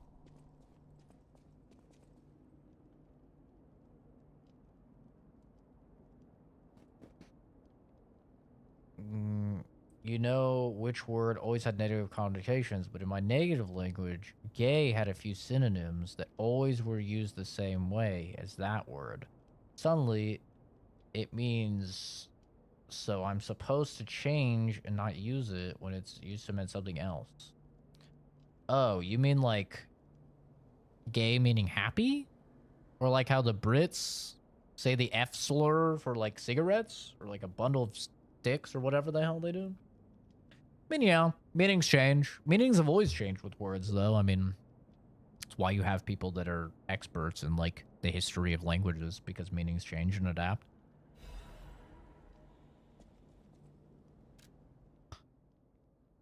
They brought bars of gold and made a request. Their ship's movements are not to be recorded in the official logs. It's a truly profitable deal. The local fishermen are nothing compared to them. I mean, to me, it's the same as like I grew up saying that stuff was gay when it was supposed to mean dumb or stupid. You know, when I could have said that instead, or like lame. Now you're not supposed to say gay that way. They're trying to make it so you can't say retard and like retarded. Which is ironic because that's retarded. So that's an interesting one. But yeah, I mean, things happen. You adapt or die, right? That's what they say.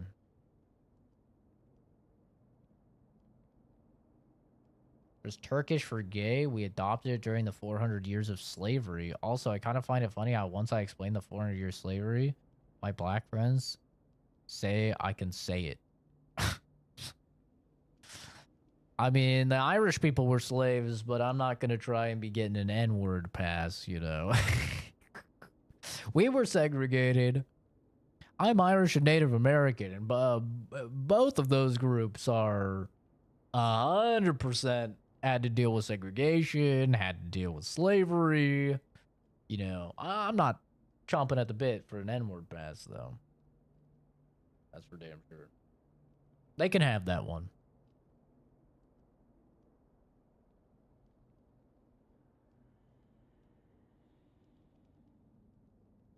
Yeah, I'm Irish and Native American.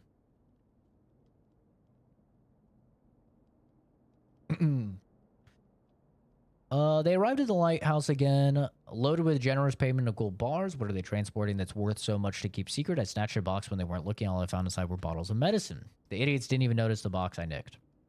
I sold all the bottles on the black market. I told them it was medicine, so I got a great price. Later, Maxim said that none of his customers ever returned after buying the medicine, but I don't see how that's my concern. My treasure trove is growing. All these fools are making me rich. This is a joke, right? I only nicked a few boxes. They had plenty. Why would they do this to me? I'm trapped. Why won't anyone help me? I'll starve. I can't eat out. I can't eat treasure. Someone's got to get me out of here. Oh, man. Look at all the fucking bloody things on the wall. Yeah, you reap what you sow, you fat piece of shit.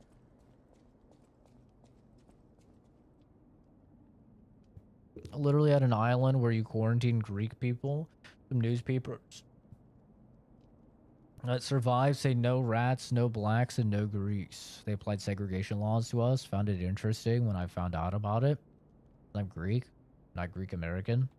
Yeah, I mean, it was the same with Italians. It was the same with the Irish. After Pearl Harbor, it was the same with the Japanese. And just many Asian denominations as a whole. Because, you know, they couldn't tell who was Japanese, who was Chinese, who was Vietnamese. So, like, many Asian Americans had that issue. They literally put Asians in concentration camps after Pearl Harbor. Like, yeah. America has a history of treating many, many denominations poorly. It's not really news. I mean, maybe it's news to people that don't know anything about history, but...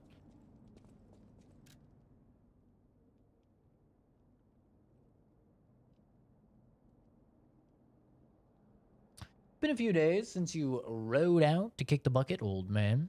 You'll have to drink that beer you love so much in heaven. Even if you make it back, I promise I'll go to sea with you, even if it means we might die. Even if monsters leap from the waves all around us. Fisher's gotta fish. If we're going to shake in our boots, we ought to do that on the water, right? Whatever, you old coot, just come back safely and soon, or I swear I'll drink your last remaining beer. Uh-oh. Oh, we got the beer! Oh, hell yeah.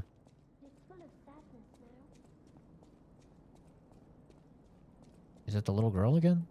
Creepy little doll girl?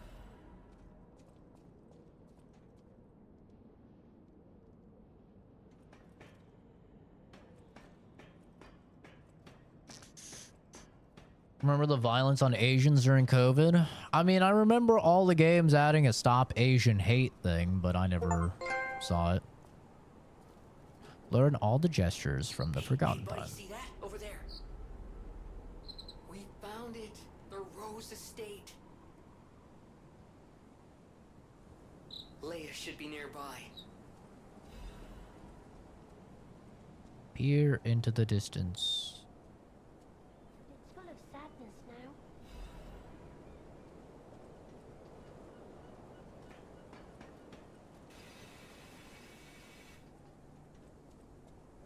Oh, it's you, my forever friend. I'm so glad to see you again. I followed the white butterfly here. God, she's I found creepy. the Rose Estate, but it's full of sadness now. I can't go inside. I'm okay. I have you. My new friend who looks like my old friend. You gave me the world again. I miss my old friend, but it's okay that you're not him. You're on your own journey, and I think that's wonderful. Oh, she's kind of nice, though. Will you promise me something? When your journey ends, let's meet again in a pretty place. Razora will wait for you there.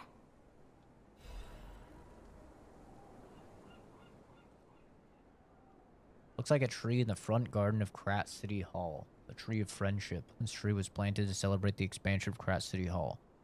May many find respite beneath its boughs and build... Oh, no way. That's where the heart is engraved on the tree outside the electric boss in the base game. That would be really cool. That'd be a really cool detail.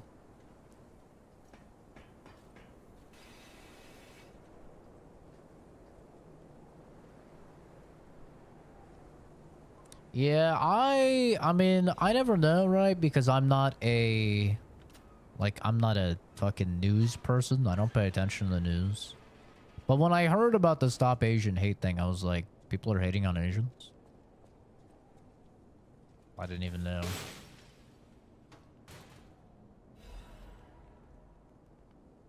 The Battle Maniac's Mask. Gotta put it on.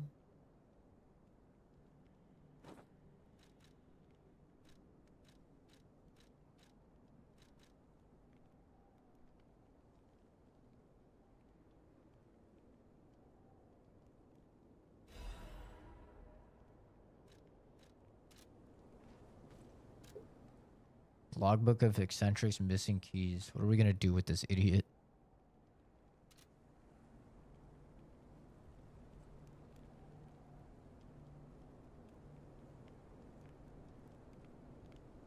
Yeah, I have no idea. I don't watch the news.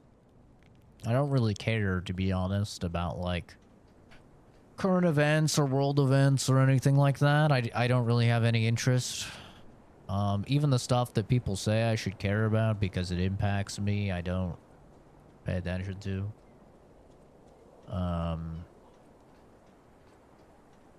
I just can't really find the time to care about it. Oh, boss fight? Oh, great.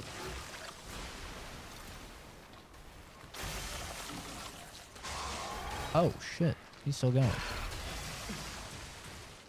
Holy... What the fuck? Oh, shit, I forgot.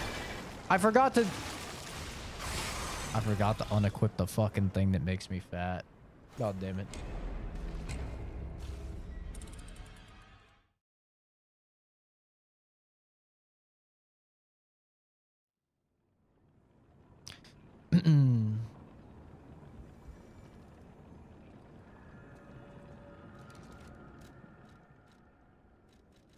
God damn it. Okay, there we go. Now we're good. That was brutal.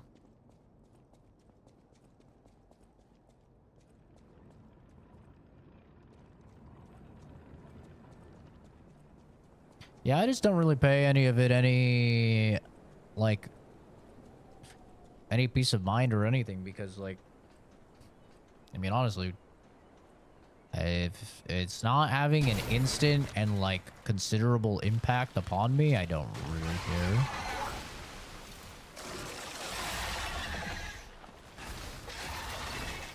Oh, that's a grab. Okay.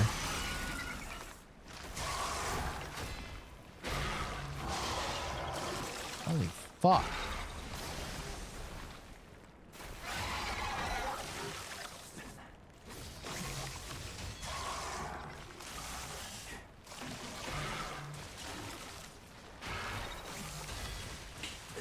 What the fuck is that?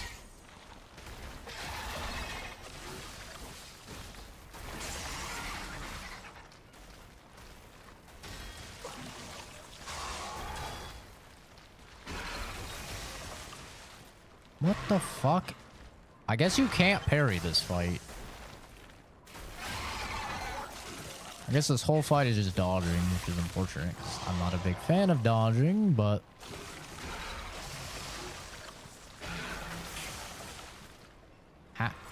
I'm so lost. Like, what am I supposed to do here?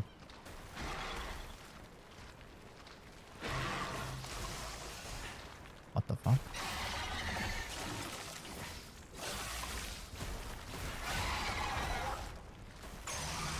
What are you attacking, guy?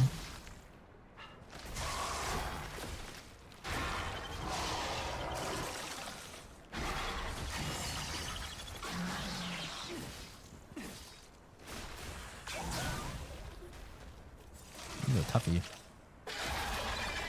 It's a grab.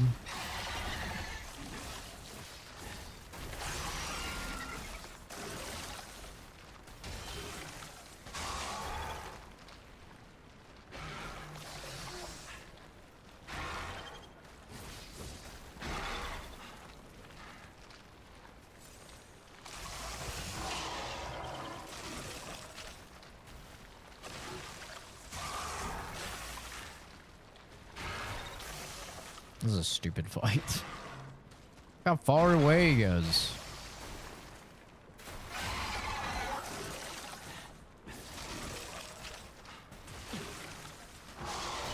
Fucking hell.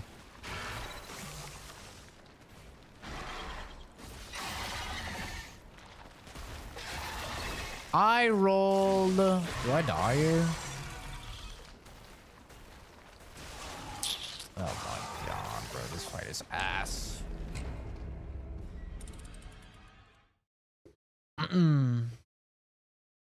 Jesus. This fight is fucking ass.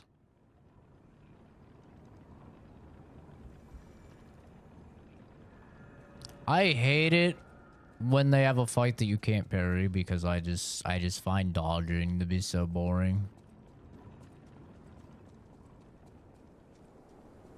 He has an absurd amount of health and he just keeps like going farther and farther away every single time he attacks, which is really annoying.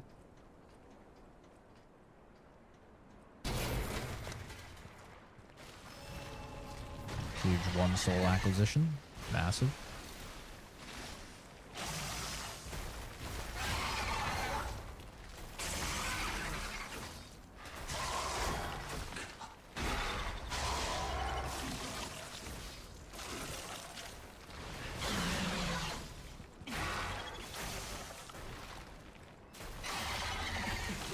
What? I was full roll. What do you mean?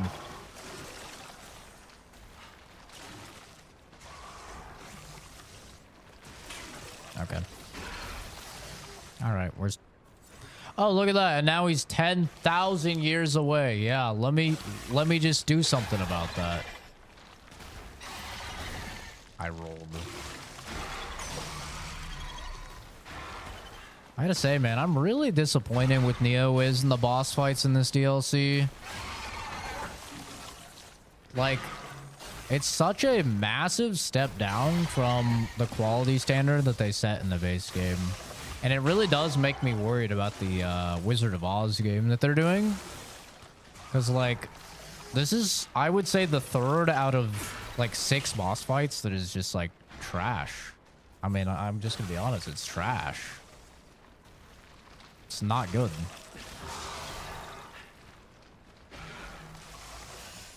Like, who looked at this and thought that this was well designed, you know?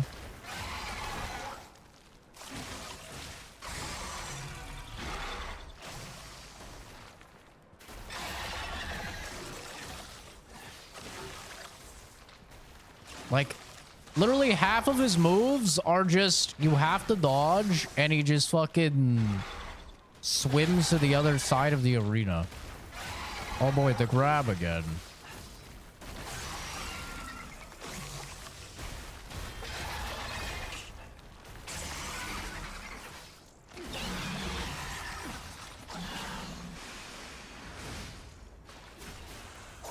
You just fucking die for the love of all that is holy.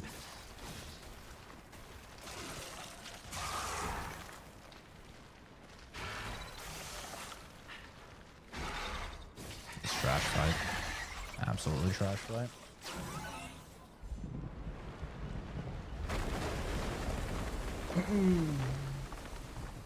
This Dookie fight. This fight. The alligator fight. The tractor drill guy fights. All three of those fights have just been ass. The two-headed guy fight was okay. Veronique fight was okay. Asterion fight was... it was okay. They've had literally, I would say, one good fight, and that was Markia. Markia's fight is good. I like Markia's fight. It's been the only good boss fight so far, though, in my opinion.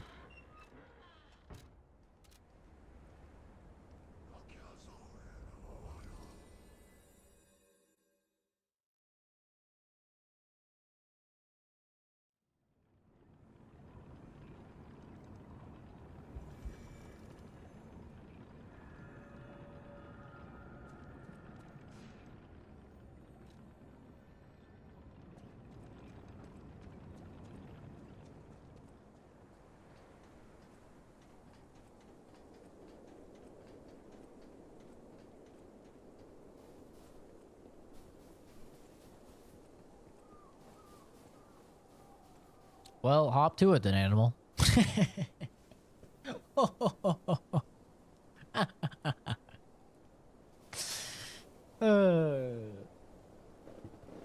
Ladies and gentlemen, we got him.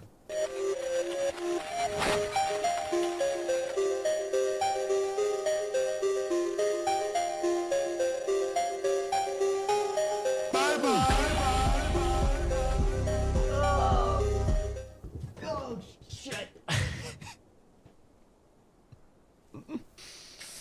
I couldn't lean forward enough. I was leaning on the footrest and my entire chair started to tip.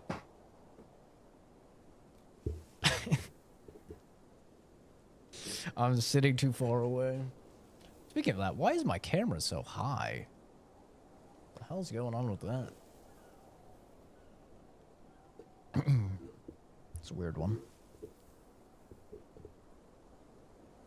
We've got to be closing in on the end of this DLC, right? I would imagine. Huh. Okay, now, don't quote me on this, but I'm pretty sure the legendary stalker is nearby. Yeah, you don't say so. I never could have guessed.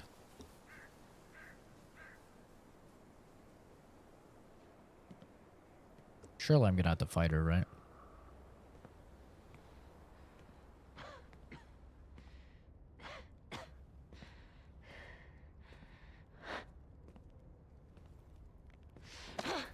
Who are you? You look familiar.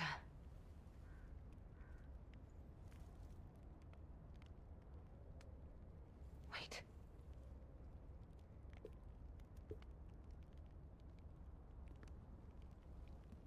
How does she know? This is Romeo's locket.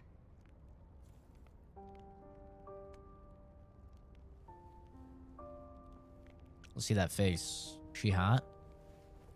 Probably not, right? She's got petrification disease. Would.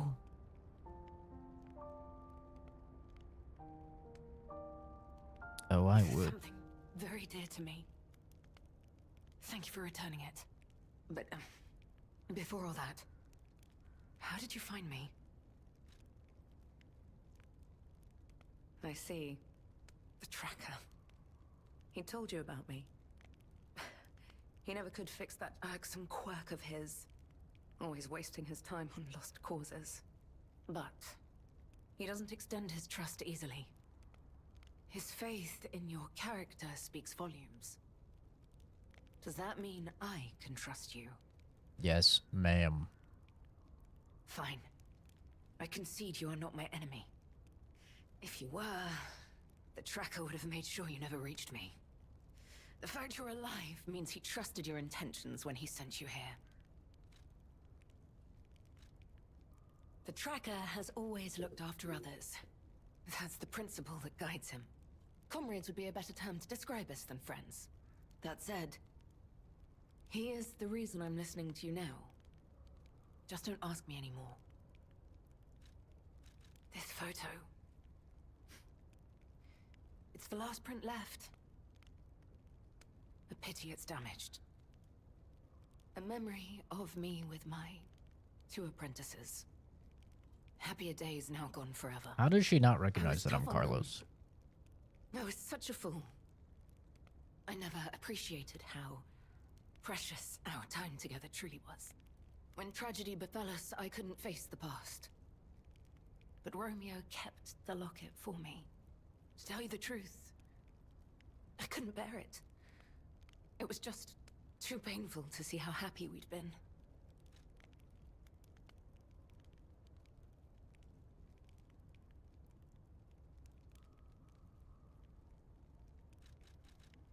All this is the work of that damned Arlecchino. We have a history. When he ran rampant as a serial killer long ago, I was the one who put an end to his reign of terror. He was evil to the core. So during our battle, I did my best to destroy his body. Perhaps he holds a grudge against me over that. I had heard the ego of a murderer awakened within his ego. But can a puppet be considered human through ego alone? I don't even know if a puppet is capable of holding a grudge like a human. He is. But since he dragged Romeo into this, I will not let it stand. Cringe. Cringe. Interesting.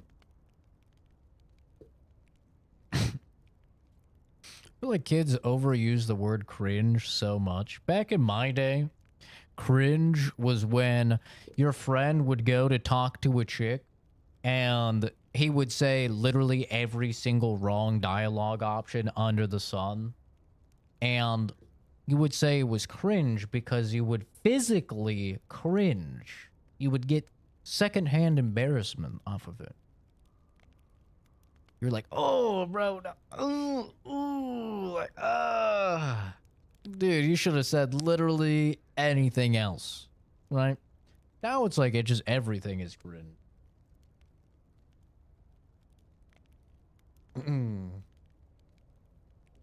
I don't know how the skin condition thing started. CZ, remember me? I do not. I'm sorry, Dylan.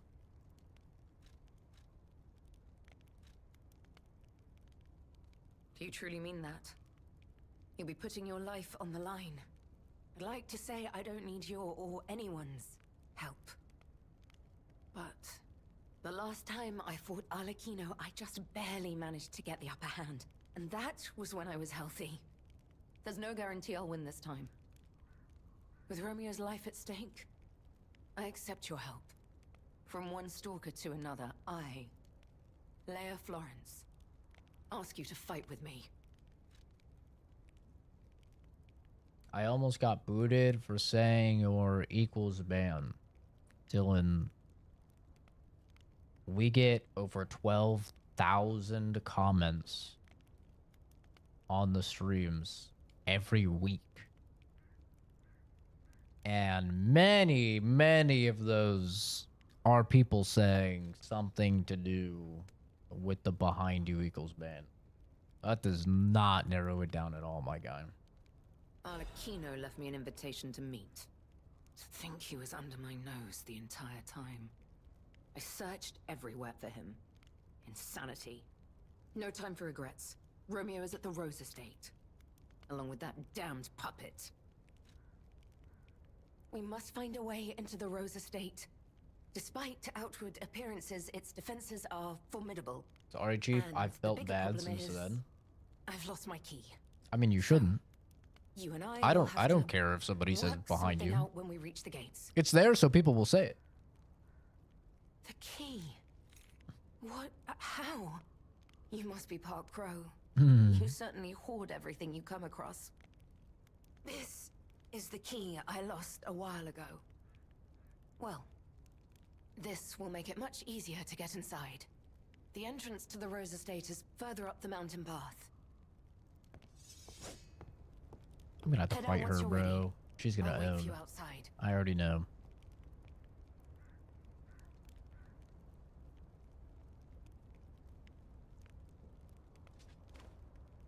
I got mad at me. I might have been pressed already. I probably got fake mad, which I often do for content. Romeo, You want to see? this is likely my final message I'll to do you. it after this. I am off to battle Arlecchino to save you. I'll do whatever it takes. Your survival is all that matters. Nothing else comes close, not even my life.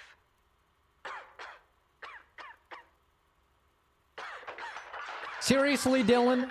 Seriously, dude. You really just fucking said behind you, dude? You think that's funny? Huh? You think that's unique? See? Something like that. Nothing admirable about my life. See?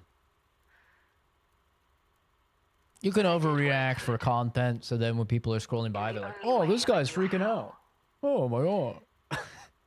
I don't give a fuck. I don't care. Death scarred us all. I know it changed everything. But we endured. There was always hope. And it was because of you. Without you by my side, I would have been lost long ago.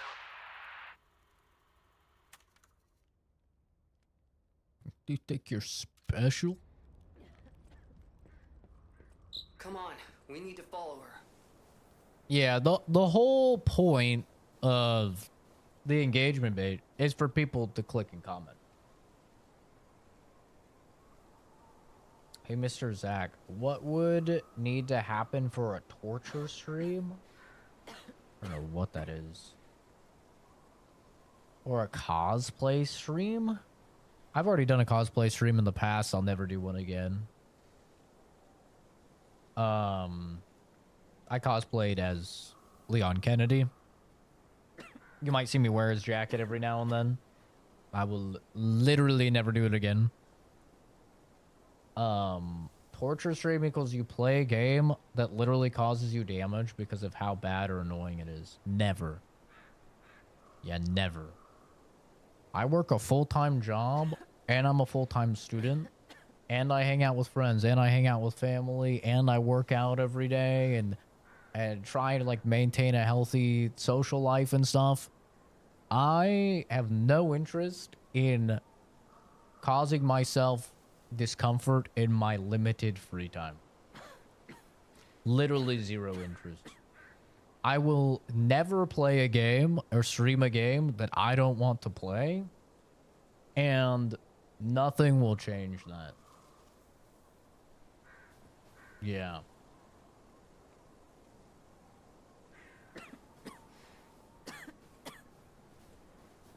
I am not one of these dudes that will put a fucking toilet on and have, you know, shit things on the toilet and go skibbity toilet, skibbity toilet, skibbity toilet, just so people will click and comment or donate or something.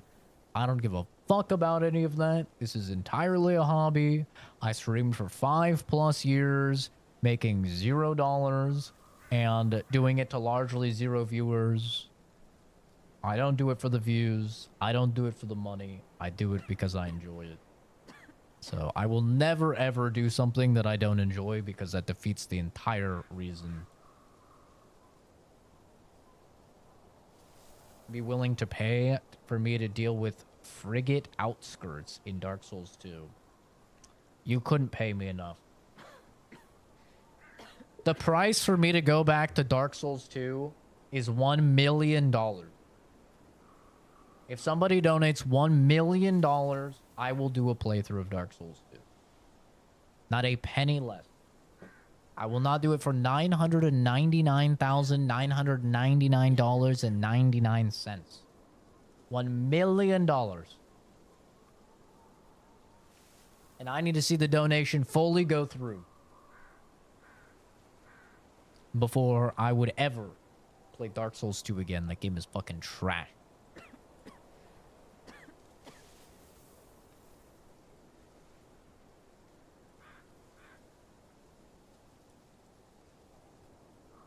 Was one of my mods named Ashley? No. I don't know. I don't remember Outskirts. I've blocked out the majority of Dark Souls 2 from my memory. Like it was an uncle who touched me when I was younger or something. The enemies here are not to be taken lightly.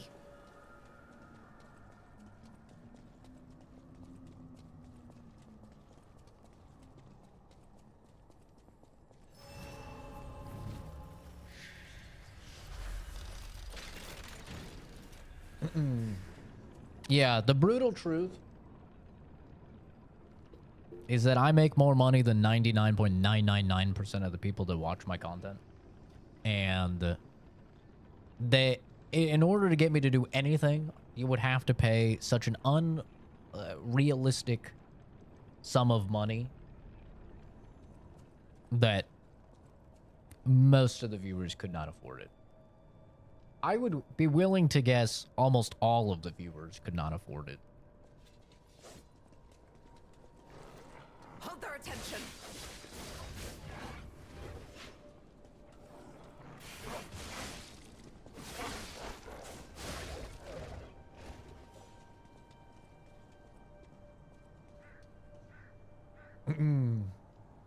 DS2 is goated. Y'all are just a walking skill issue. Oscar, I'm better than you at almost every video game. Okay.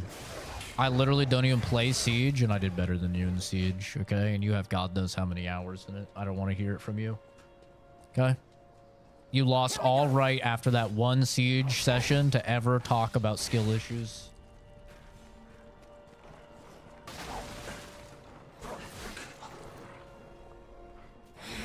That's like you walking into my lab and suddenly having, like, filing more reports than me.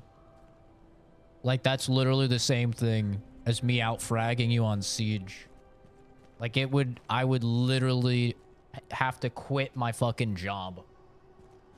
Okay? Why have you stopped? Keep moving. I would never have it. Time to move out. Better, just luckier? Oh, yeah, of course. Luck.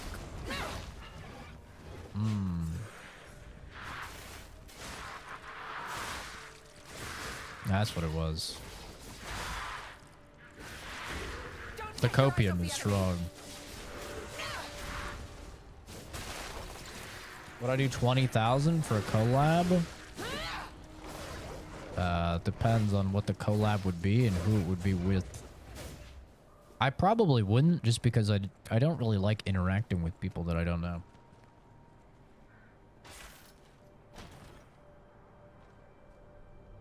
R6 has something called siege timing. Yeah, right. Of course. Obviously. That's what it was. It was siege timing. My better aim, better positioning, better game sense, better decision making. You must have had a good teacher.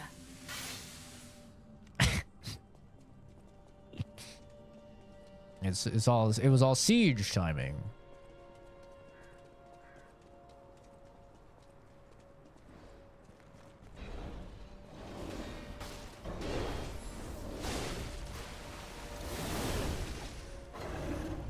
Uh-oh. That's a grab. Oh, that's a grab. That's some range on that fucking grab.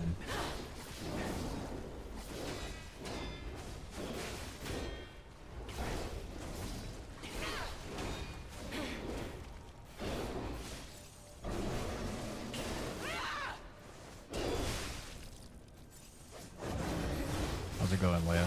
You doing good over there? I'm kind of getting owned by this bear. Oh, you took care of your bear? Oh. Yeah, that's why you're the legendary stalker. It's not too late yet. Let's head to the estate. But you do know me. It got to your head the fame. Aw. The fame? I'm not famous. Now's not the time to dilly-dally. I'm not famous. You just weren't memorable. That's not a fame issue.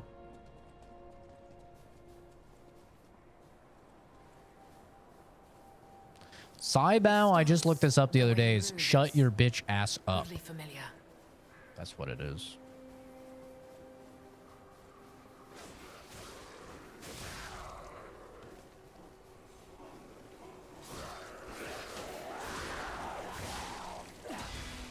Oh, Jesus, damage.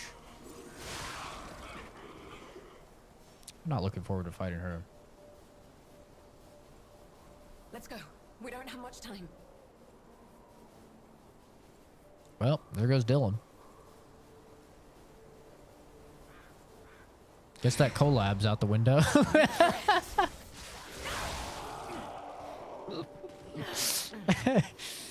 I just need a moment. I'll catch up. That's funny.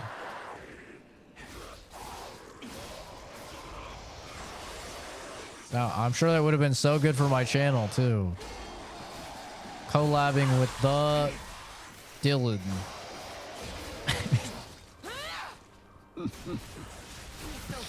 Then prepare yourself. I won't fail. Not this time. I'll protect him.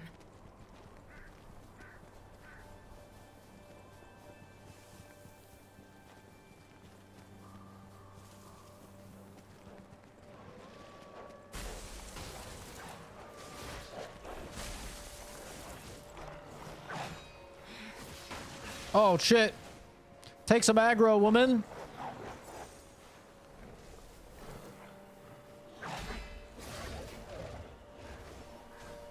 Thank you.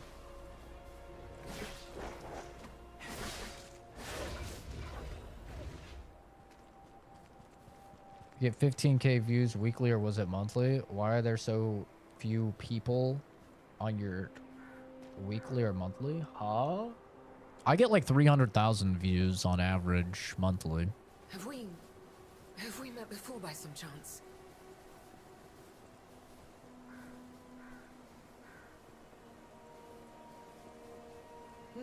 But there's literally no link at all between like YouTube or Twitch followers and your Discord followers. Like,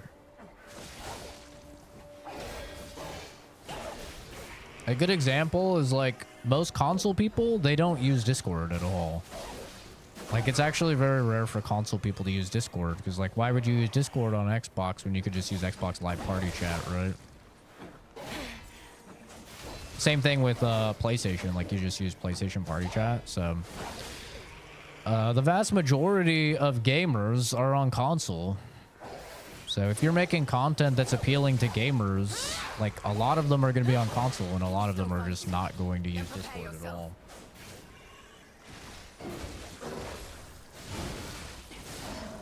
There's not really any link between views on a stream and like Discord followers.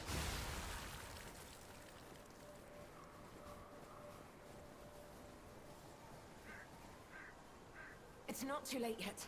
Let's head to the estate.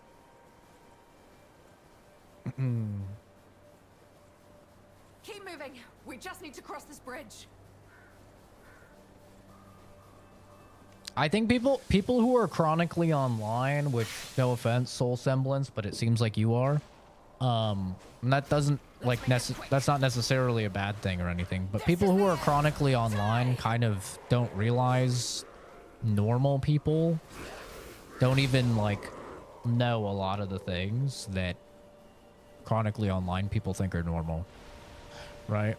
Like if I were to go and I were to ask my grandpa or any of the dudes I work with, right? Because I work with like a lot of middle-aged men, what Discord is, like they probably would literally have zero idea what Discord is.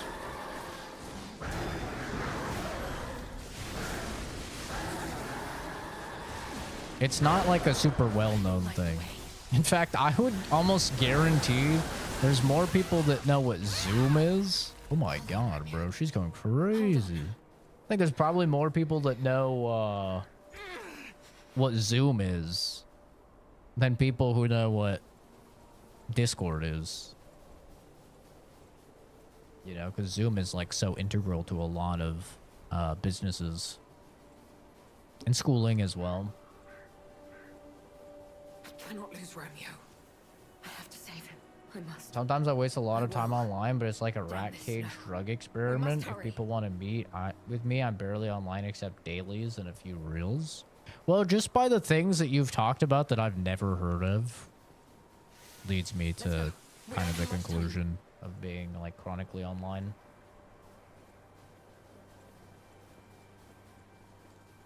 Like people who are like very attached to their phone or social media or anything like that. Keep moving. Omegle? Let's put an end to this. I think more people know about Discord than Omegle, probably.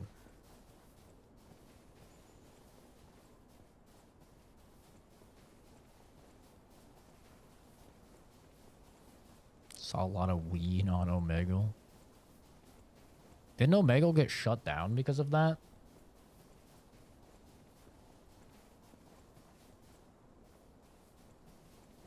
But think about it this way, okay? Twitter.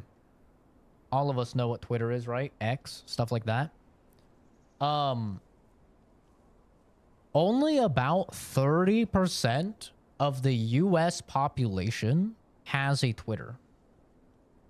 I think it's fair to say Twitter is more well-known than Discord, right? Most people would agree with that. So there's 70% of the population of the United States that doesn't even like know or use Twitter at all.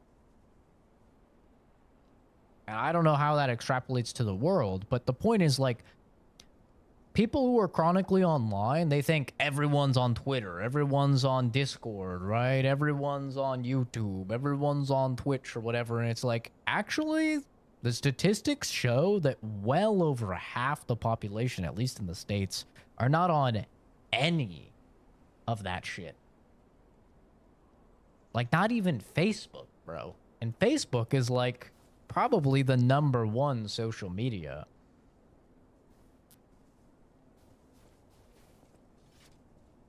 It's pretty wild. Here, I have the key.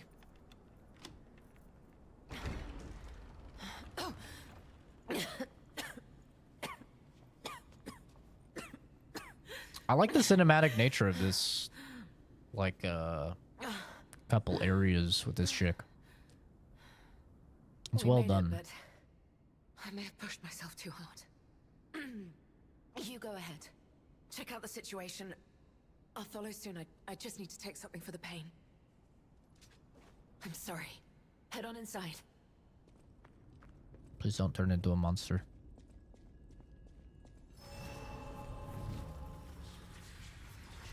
Took me a while to find out about Discord, to be honest. Yeah.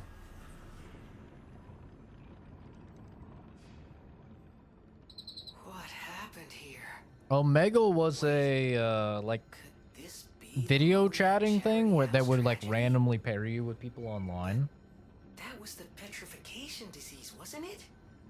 This is just a massacre.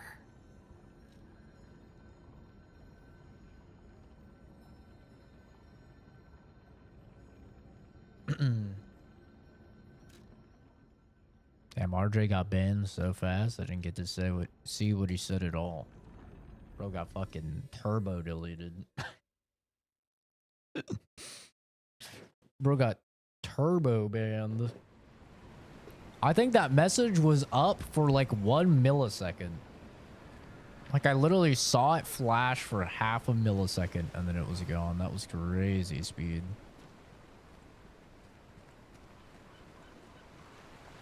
Really? That's all it was? Sounds like Craigslist Skype.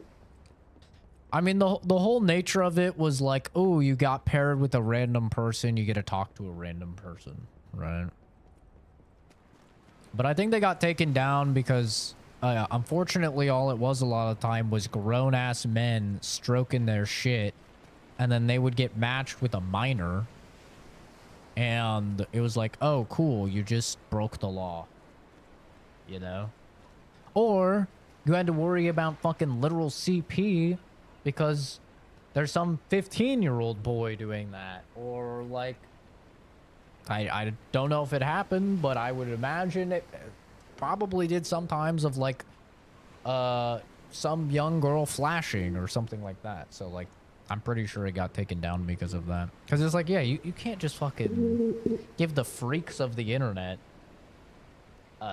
a live chat with random people, you know? It's time to celebrate my triumph. Have a brewski, brother. Good. This is the bottle of beer I saved.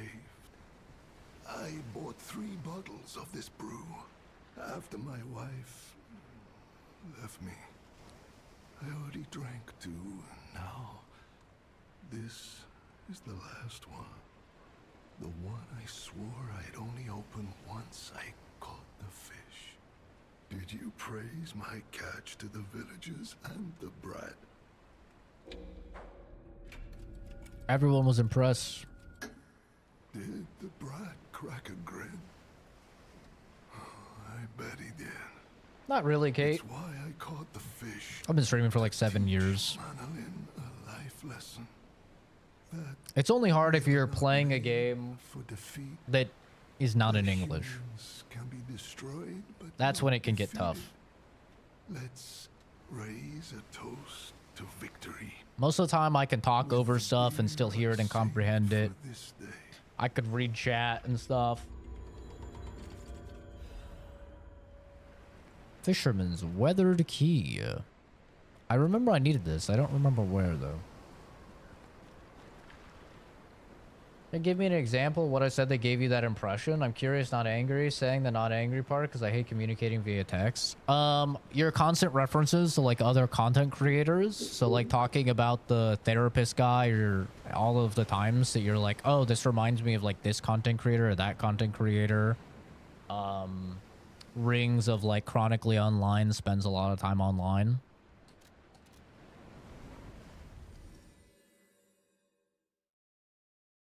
Stuff like that.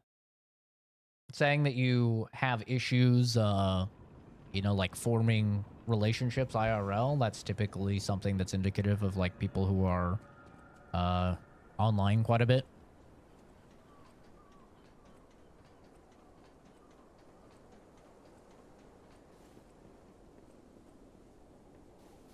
Stuff like that. Aha, here we go. Dude lives in literal hell and he still couldn't keep his woman. What a shitter. I think it was mostly before. Oh, is this his woman? To my beloved Clara, the day you collapsed, coffee got blue blood, still haunts my nightmares. At first, I wallowed in sorrow and tried to follow you. Then I remembered the words you spoke to me, a shabby fisher, on the day you became my wife. Don't turn your back on the sea when it beckons. I bought 3 bottles of beer to drink with you. Now, only 1 bottle remains. Do you remember that young brat, Manolin? I've entrusted the last bottle of beer to him. Now I head to sea. Don't worry, my love. Come what may, I'll always return to you. Damn. Rip. Why do I have rabbit ears? Because it's one of the outfits. It's the newest outfit that I got in the game. Is the experience the same playing on and off stream? No, not at all. It's basically like impossible for me to get immersed into a game world when I'm streaming, because I'm obviously very keenly aware that I'm playing a game because I'm streaming it to people and like reading chat and stuff like that. Whereas when I play a game off stream, I can definitely get like way more immersed into it. But there's just also many games that I don't think are good stream content, so I don't stream. And I enjoy those significantly more like off stream. Also, a lot of times I'm like playing with friends and hanging out with friends. I don't stream that as well, just because I can kind of get in the way, like reading chat, responding to chat while listening to my friends, while talking to my friends, while playing a game and they're talking and doing stuff, right? That's when it starts to be like, okay, this is a little bit much. I can't do all of this. So yeah, it kind of depends, but I usually don't have too much of an issue. If I'm playing a single player game and I'm streaming it, I can talk to chat, read chat, and follow along with the dialogue and everything in the game. Any enemy of the alchemists as a friend. The door only opened for someone of great weight. Ingenious. Who would have thought? Well done. You have the keen mind of a detective. To condemn the lighthouse keeper. That sounds pretty good, Oscar. Fate, though. I'll never be able to stomach their evil wrongdoing. He kind of deserved it. As long as the alchemists rule Krot, tragedies such as this shall never end. I have to do it. Thank you. Without you, the alchemist problems remain, of course. For I know that what I'm doing is something that must be done. The enemy is great, and I am but one man. Will the terrible truths I know fascinate me? You talk of future events as if they've already happened. Your words bring great comfort. Thank you. My only family, someone I may be destined to toil through life. God's the sole reason I remain here. We're doing things. Decrypt all the clues. I must transform. It's time to complete my metamorphosis.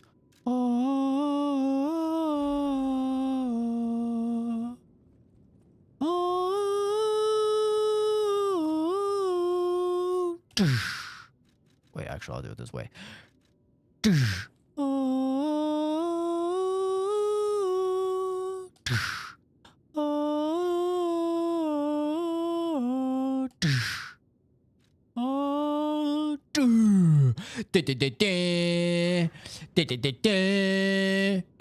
Yes, where is my pipe? Yes, Watson. It's quite elementary, my dear boy.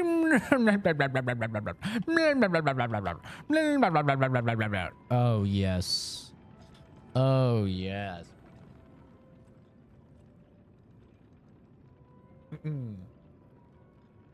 I appreciate the heads up. Like I said, people usually just say, oh, you talk this way. Analogies.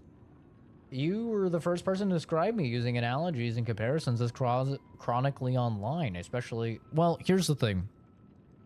Bad social life, probably chronically online. I'm going to be honest. References to many internet-based things, probably chronically online. Uses many, like, internet terms, such as femboy, probably chronically online. Right?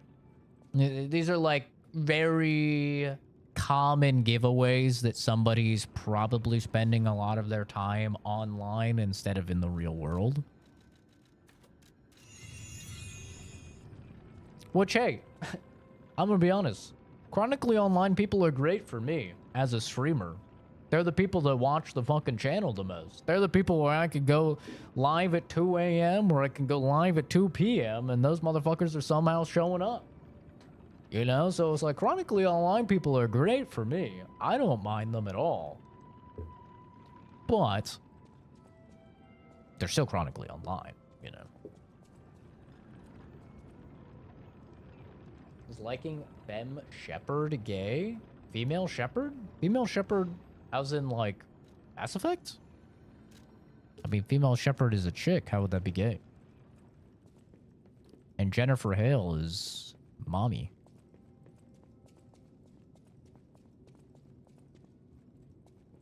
Nah, see, you have to solve all the mysteries to become Sherlock.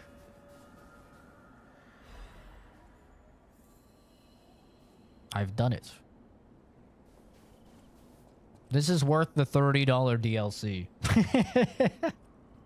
So worth.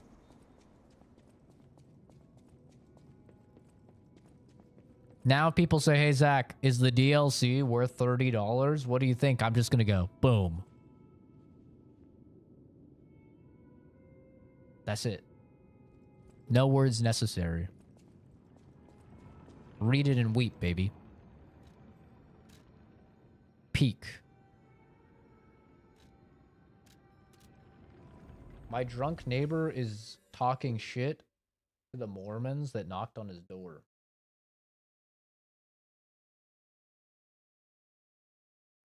Valid, honestly. Especially when you have a no soliciting sign. Those dudes keep showing up. God, I hate that. I hate that so much.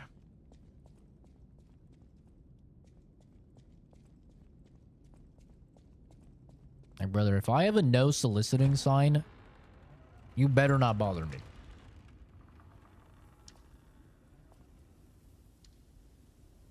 So it seems like Arlecchino went and he turned Romeo into a puppet, and that's why he became the king of puppets. Right? He chopped off his limbs and shit, turned him into a puppet. That's why he's the king of puppets in the base game.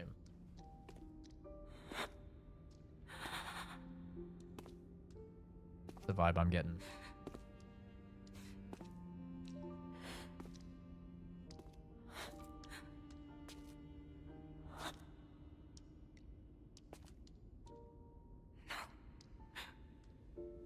Not you. Not like this. Arlecchino's basically the Riddler, bro. This wasn't supposed to happen. He's kind of just pranking her.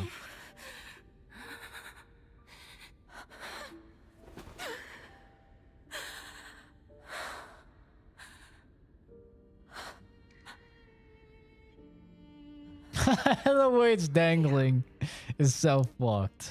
Why does this keep happening? Is it me? Is it my fault? Romeo, you never should have had to suffer this. Not you. Leia, I've come to the deduction. I think that these arms may belong to Romeo. Sherlock Holmes. I came to that conclusion because there's an R on the ring.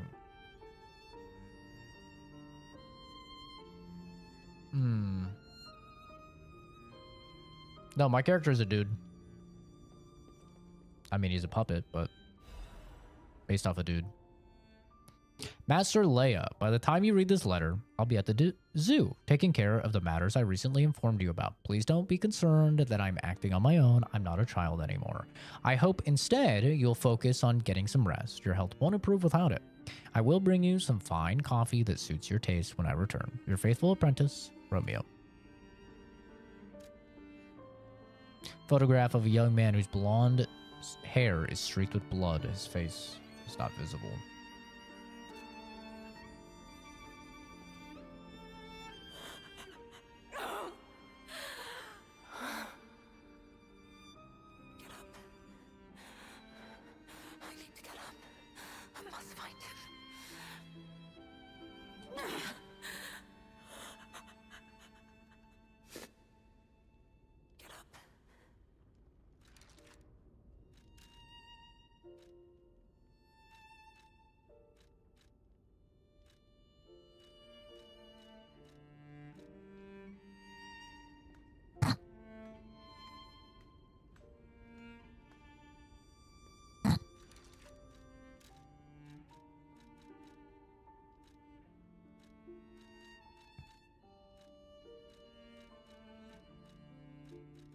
Hey, you want to see my Romeo impression?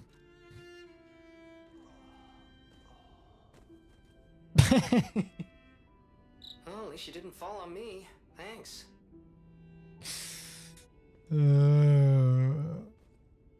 You feel better now? No. It's okay. You'll be okay. I don't think she feels better. What if I do sad?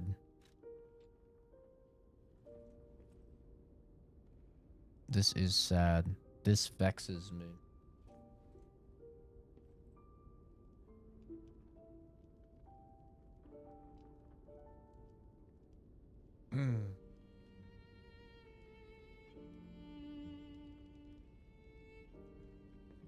Yeah, I think you're overthinking it, my guy. Chad is correct. You're overthinking it. You're online a lot. That's what chronically online means. You're online a lot.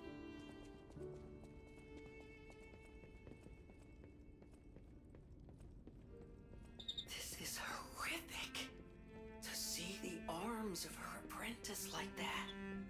Do you think she'll be okay? I mean, that would destroy anyone. Okay. Regardless of their resolve. Gemini, please. The only way we can help her is to find Romeo. Find part of him, maybe. I mean... That is also true. You said that you listened to Asmongold. That is true. Yeah. Listening to Asmongold... I mean, that's... Yeah.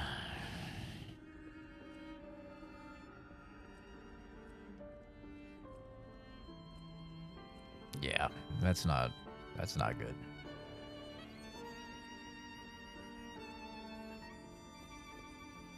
I forgot about that. That's rough.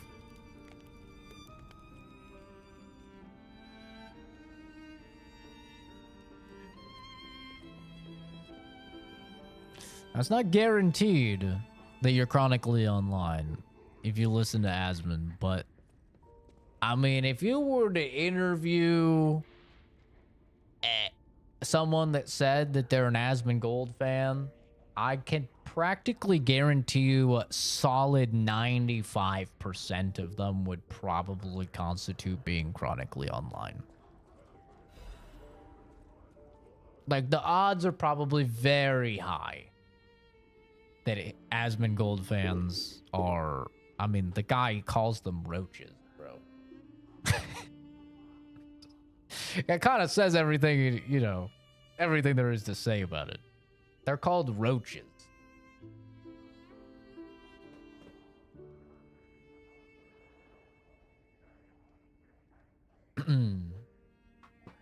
What's wrong with Asmon?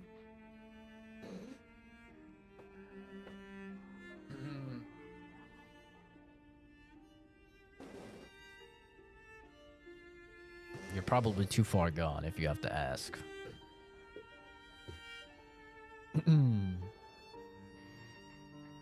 Unlike most stuff I watch, yeah, Asmon is the one case of brain rot I actually consume. Like, I can feel my brain shrinking when I watch him, but it's fun. Usually prefer educational stuff or lighthearted.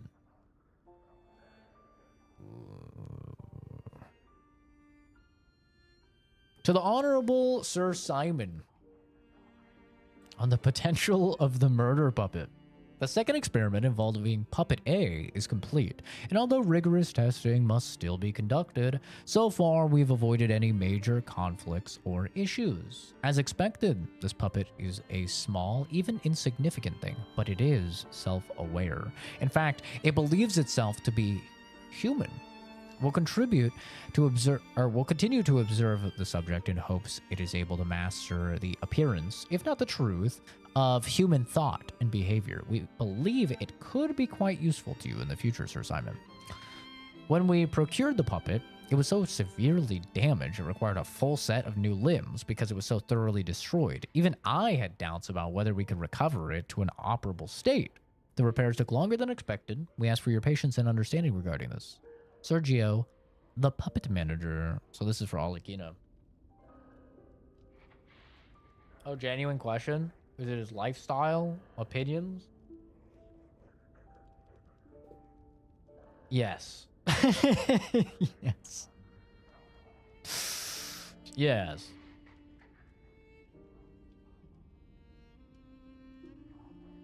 Yeah.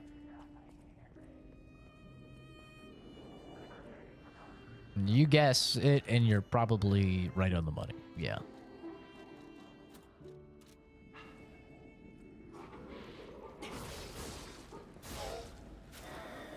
Oh, what the fuck?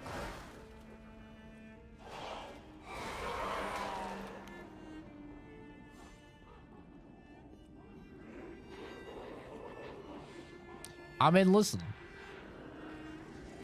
My dad loves Asmongold. I've talked about it before. My dad loves Asmongold. You know, to each their own. But my dad, I would also consider chronically online.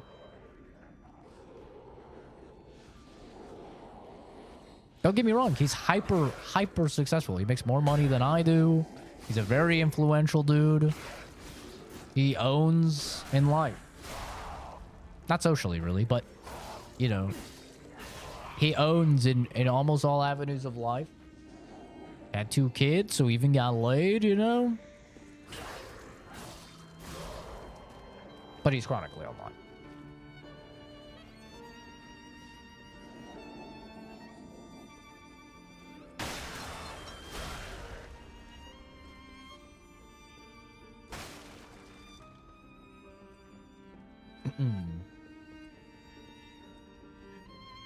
This music's going crazy.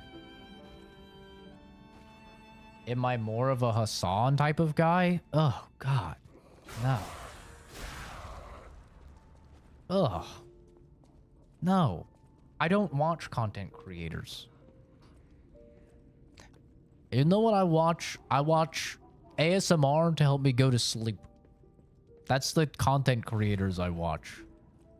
I don't watch streamers. I don't watch YouTube video people at all. I don't do any of that. I will occasionally listen to a podcast or watch like a Digital Foundry video. If I'm curious about like the technical performance of something, I'll check out a tech video from like Digital Foundry or Benchmark King. That's about it, man.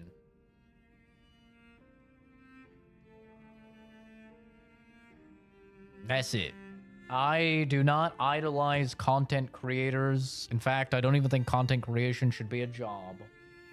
I think they're paid way too much. I think it should just be something that is a hobby. I think that in most spheres, they got significantly and measurably worse once content creators started being able to be paid in order to make content on them. I think gaming got significantly worse once content creators could be paid significant amounts for gaming. It was full of sweats and wannabe streamers and stuff like that. The tech industry got full of just like people being paid for reviews and sponsored for reviews. Same thing with game reviews. It's the exact same thing.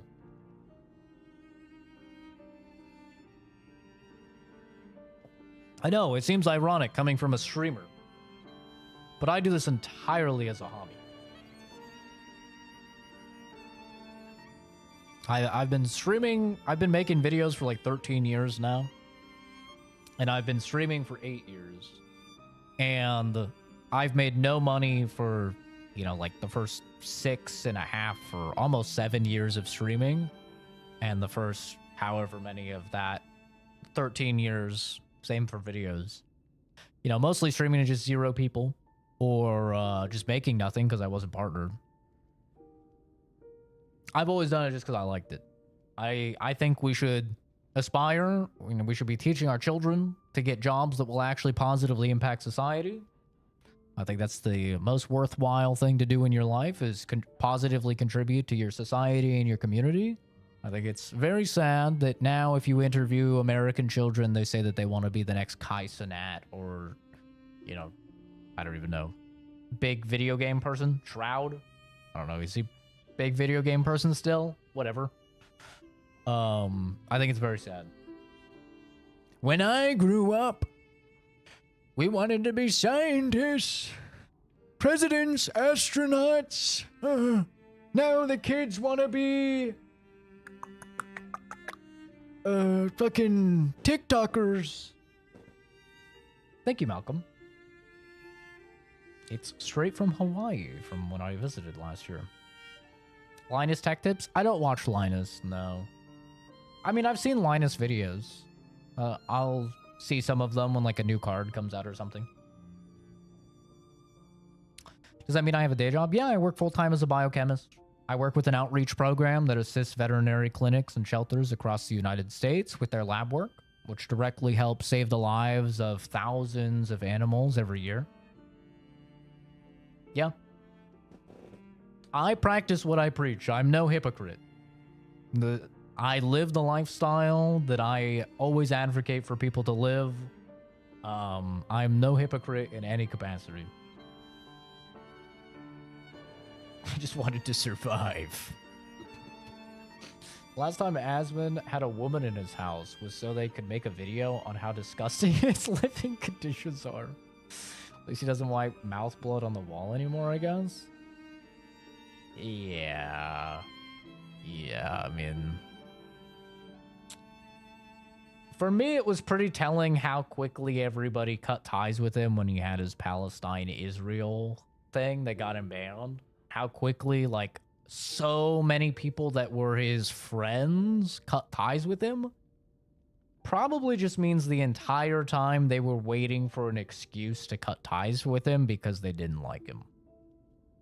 Because, like, for me, if my good friend has a controversy, even if you're a content creator or something and it's potentially jeopardizing your money, like, you stand with the guy. Like, if he's your friend, you stand with him.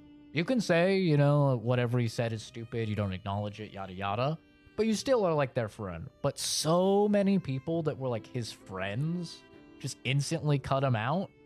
You know, Nick, I think Soda Poppin', I think that's the guy's name, the other guy, like everybody from his organization just like cut ties with him, bro. So, yeah. Amaru, did I say her already? Yeah, they all just like fucking dipped.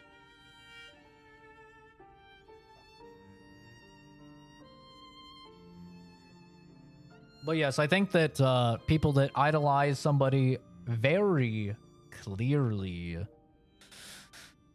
mentally ill and propping him up as some sort of like pariah or prophet is worrisome for sure.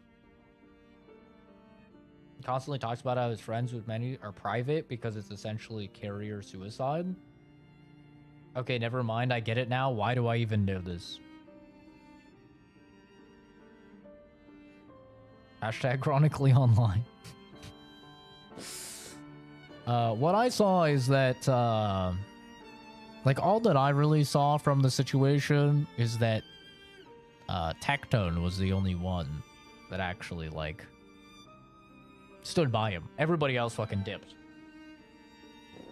And many of them even said bad things about him on their, like, streams or whatever. Tectone was kind of like the only dude, I think, that was like, yeah, what he said was fucking stupid, but I'm gonna stand by him. Which I thought was cool. And I, like, the reason why I know this is because I used to listen to the Steak and Eggs podcast. Am I having issues with YouTube? It doesn't show you in my feed like it used to. I have to go directly to your channel to even see if you're live. I have no idea, man. YouTube's a shit show. By the way, hi, cucumbers. Yeah, YouTube's a shit show. I have no idea. Sometimes it sends out notifications, sometimes it doesn't. Sometimes the streams are in people's algorithms, sometimes they're not. Just a couple streams ago, I had several people being like, I had no idea you were live. And the stream got like 95 views or something. When they normally like at least get, you know, 1,500, 1,700, something like that. Like on a low day. It's, who knows, man. He left OTK because he wanted to in order to save face, and they pushed him out, asking because he still is in the same house with them and does content with them.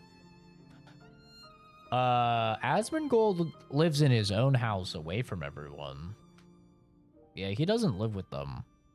Asmongold lives in his, like, bloody gum house. His mom's old house.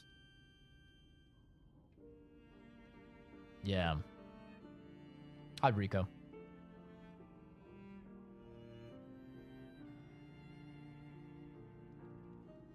Yeah, but they ended the podcast with him and everything.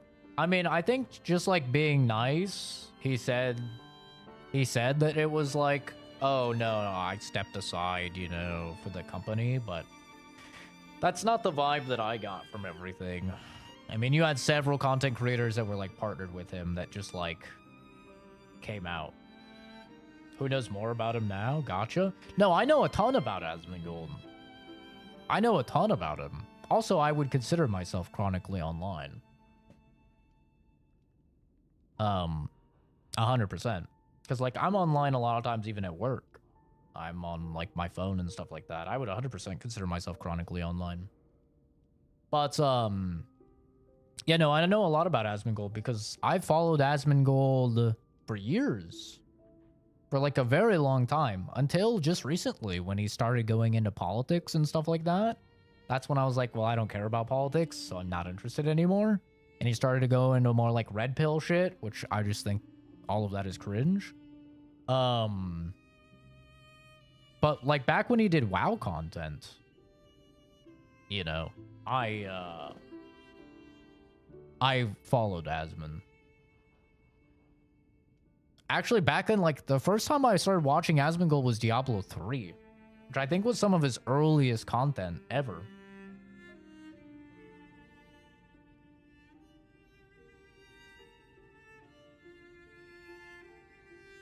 So, yeah, no, I know a lot about Asmongold. I used to be a big fan of him. But like I said, once he started delving into politics, I don't care about politics. I stay far away from politics. It's only negativity. It's always only negativity. I don't bring that shit in my life. I stay willfully ignorant on all of that shit. I literally didn't even know about the LA riots until like 2 days ago when my friends were talking about it in a voice chat. And I was like, what are you guys talking about? Like, I don't know shit. But yeah, so once he started going to politics, I was already like not interested. Then he started doing now I would say he's really just like a grifter. You know? It's really what he is. He jumps from topic to topic, even things he's not passionate about or doesn't care about because he thinks that they'll get views. Or because people are talking about it. And I'm just not really a fan of that. Like for me, if I'm going to watch somebody talk about something, I want the person to know what they're talking about. I don't want to watch somebody talking about something that doesn't know what the fuck they're talking about. Like I remember, like probably one of the biggest things that turned me off from him was I've been in the Escape from Tarkov community since like 2017. I first bought the game. I've played Escape from Tarkov forever. There was a very big video that went viral exposing the cheating situation in Escape from Tarkov called like the wiggle that killed Tarkov or something along those lines. And it went turbo viral, like millions of views, which is huge for Escape from Tarkov. Well, because it was getting a lot of views, Asmongold jumped on the occasion, right? And he started talking about it. And it was just painful because you're like watching a dude that knows literally nothing about Escape from Tarkov talk about Escape from Tarkov. And, you know, I had this moment where I'm like, why the fuck is he even talking about this? Like, he doesn't know what he's talking about, you know? Like, that's like if I were to start talking about fucking Barbie Adventures or something, right? Like, I don't know anything about Barbie Adventures. Why would I even make content on Barbie Adventures? I don't know anything about Barbie Adventures, you know? So that was like kind of the first time where I'm like, this is kind of grifter behavior. Like just making content on something because it's getting a lot of traction because you want to be part of that traction, you know? So that was like one of the first times where I was like, why is this guy that's not even in the Tarkov community, doesn't know anything about Tarkov, why is he even chiming in on it? Right? But yeah, for me, it's been like a pretty, and I don't think this is crazy to say. His content has been in a steady decline from back when he actually like played video games and stuff. And I just don't really find it interesting. Like, I think most of the time he doesn't really know what he's talking about. And a lot of the times it feels like he just likes to hear the sound of his own voice. He also just has this, like, a bit of narcissism with him where, like, a lot of time he just talks down about anybody else that has different opinions. And I just don't really like that. It reminds me a lot of what people don't like about pirate software. Like, people don't like pirate software because they feel like he's, like, narcissistic. I get the same vibe from Asmongold of, like, you know, this guy pretty clearly thinks he's better than everyone else.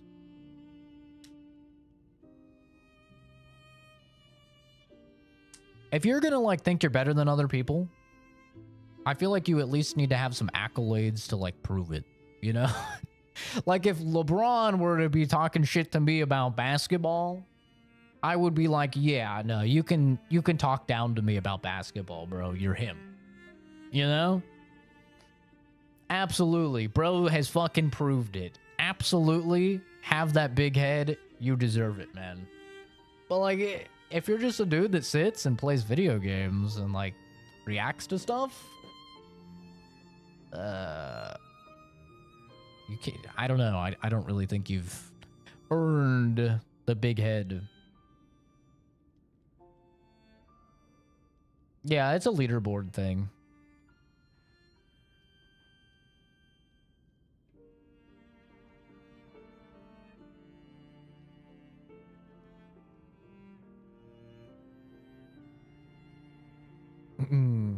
I feel the I'm better than you mentality has been the drug of choice for many. It's very big among streamers. He literally calls himself the most humble person or streamer. That's like me when I was 8. I was saying I'm a good person, and a teacher told me good people don't have to tell that about themselves. A lot of streamers have this big head just because they make a lot of money. And I've never understood it because, like, you just sit there and you play video games. Or you sit there and you watch other people's content. You don't contribute anything of substance. You're not actually improving the lives of those around you. Like, maybe you'll take your millions of dollars and you'll throw some money at charity or something in order to boost your ego. But I think the dude working at Walmart or whatever bagging groceries is infinitely more impressive than the dude sitting with a giant head playing fucking video games talking shit to people because they make millions of dollars. I think the guy that's working at McDonald's that's sweating over the grill, getting, you know, acne because he's so exposed to grease and burning himself and stuff. I think that's infinitely more impressive than sitting in front of a screen fucking doing nothing. Like, I don't understand it. A lot of these streamers just have these, like, massive egos. It's still entertainment, though. It's entertainment to, like, the lowest common denominator, though, of, like, I'm watching a thing and I'm shitting on it. And then I'm shitting on people and stuff. In the case of Asmongold and, like, Hassan and those people. You know, I'm not really talking about people that just, like, do what I do. Like, we just sit, we play games, we shoot the shit. Like, those people, they don't have beef with people or anything, you know? They just sit and they play games, they chill. Like, that's fine. But it's like all these guys that are constantly, like, putting others down and, like, oh yeah, today we're gonna be watching a red pill video and my whole chat's gonna be talking about how terrible women are, and then we're gonna be talking about how awful women are. We're watching a video about how women suck and they deserve less, and it's just like, bro, what are you doing? You know? The other day with the dead rat alarm clock, dead cat? No, he had a dead rat alarm clock. Maybe he still does. I don't know. I haven't followed the guy in a long time. But yeah, like, for me, you take one look at Asmongold and his community, and it's just, it's gross, bro. Like, his community is, like, if you look at his chat when he's talking about stuff, they're extremely racist, they're extremely homophobic, they are extremely sexist. And like, maybe Asmongold isn't any of those things. Maybe he's not. You know, people that know him have said they don't think he's racist, they don't think he's homophobic, but his community is. His community definitely is. You just look at the comments, man. And for me, like I've said before, as a streamer, you're judged by your community. You are. It's like when you're growing up and your parents teach you, hey, if you hang out with the druggies and the thugs and the criminals, then you're going to be lumped in with them, right? You're judged by the company you keep. It's the same thing as a streamer. Like, it's your community, what you allow, people are going to judge you on that. If you allow just fucking racism, people will say, oh, but freedom of speech. Nah, bro, fuck that. One, you don't have freedom of speech because there's literally terms of service that you agree to when you make the account that directly stipulate that you can't be saying those things. But two, like, you have to cull your community of stuff like that. You can't allow that stuff. Hi, Matthew. And hi, Drake, by the way. I don't remember if I said hi, but hi. His community is kind of different. I told you I live in Germany as a Greek person, and something interesting I've noticed is that when you censor one side, they lash out. Over here as immigrants. Well, let them lash out, bro. Because they're just going to get banned anywhere that they lash out. If the argument for allow racism is, oh, you'll make the racists mad, fuck the racists. I don't care. Let them be mad. I don't care. I'm not going to allow it in my community because I'm going to be afraid of the ramifications of them getting angry. I don't care. I believe that it's wrong, and so I'm not going to allow it. I mean, Jesus Christ. If we lived by that logic, black people would still be slaves. Like, no, you need to put your foot down. You need to say, I believe this is wrong. This should not be allowed. I mean, you can't just allow it. Well, we're going to allow the slavery because, I mean, they could get angry. You know? No. Fuck that. If you believe that something's wrong, you should not stand by and allow it to happen. That's what I do with my channel. I call anybody that is racist or homophobic or transphobic or anything like that. I don't allow it. Literally, the rule when you agree or to type in my chat is don't be a jerk, right? Respect everybody. And that's enforced. What streamer do I believe has the best community? Mine. Got him.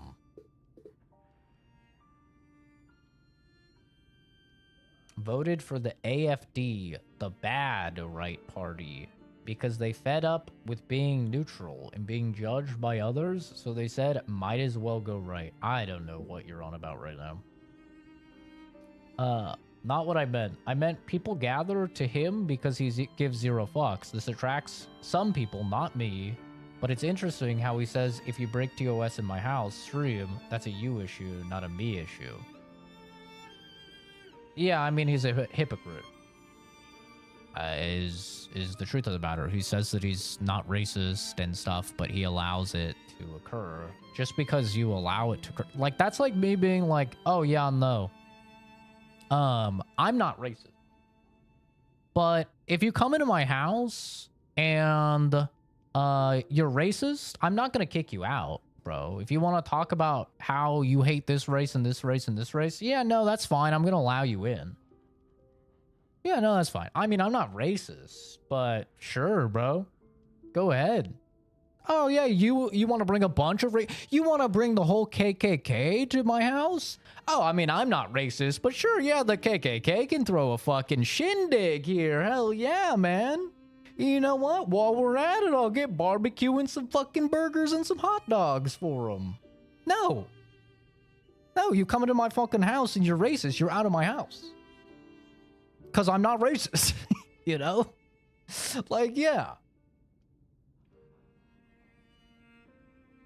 Yeah, he does give a fuck as well. Yes, he backtracked really hard. He gave a whole apology video about how he's gonna turn around his life and stuff like that because he got banned because he said something. He's backtracked a bajillion times. He said Dragon Age Veilguard was actually pretty good. Then his community got really angry at him. He backpedaled and he's like, "Oh, no, the game's actually terrible." Same thing with Avowed. He did the same thing. He played Avowed. He's like, it's actually pretty good. It's not that bad. His community got really mad at him. They're like, no, game bad, game woke. He's like, oh, yeah, no, Avowed bad. Like, yeah, he backtracks all the time. He 100% cares. But he acts like he doesn't. In your opinion, you believe streamers are responsible for the community? They literally are. I'm curious if have any opinion on this, defending him or disagreeing with you. For example, Hassan using others as a proxy and then saying they said no to me. I don't know what that means. I don't know what you're saying there. But yes, streamers are absolutely responsible for what they allow in their community. Yes.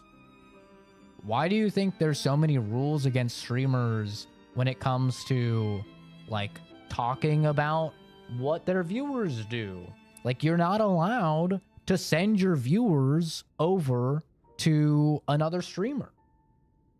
Or you're not allowed to, like, say things negatively about another streamer that it makes your viewers inclined to go over there, right?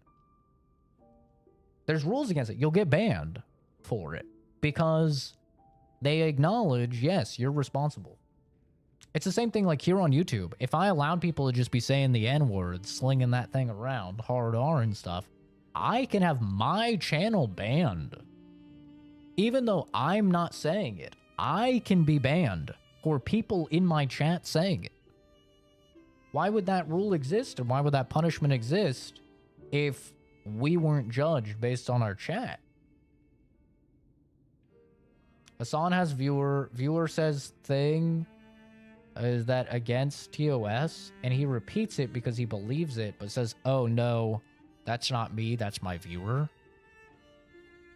I mean, you probably shouldn't be reading stuff like that out loud. And if you do, you should probably just instantly be saying, hey, like, let's not say stuff like that. Like, every now and then I'll read a chat and I'm like, yeah, I don't know what you mean. I don't agree with that at all.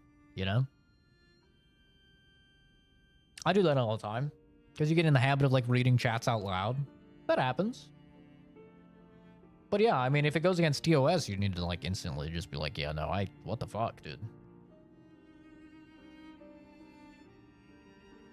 But yeah, I think just in general, you're not a bad person for watching somebody that has a lot of bad people in their community. Like I said, my dad, he's a great guy. He's not racist. He's not homophobic. He's not transphobic or anything. He loves Asmongold. You know? And I know the guy, obviously. He's my father. He's my best friend on the planet. I know he's not into stuff like that. So, like, obviously there's normal people that watch Asmongold. But there do be a lot of people that are not. And judging from the comments on his content, he has a lot of people that are not normally very well attuned, you know.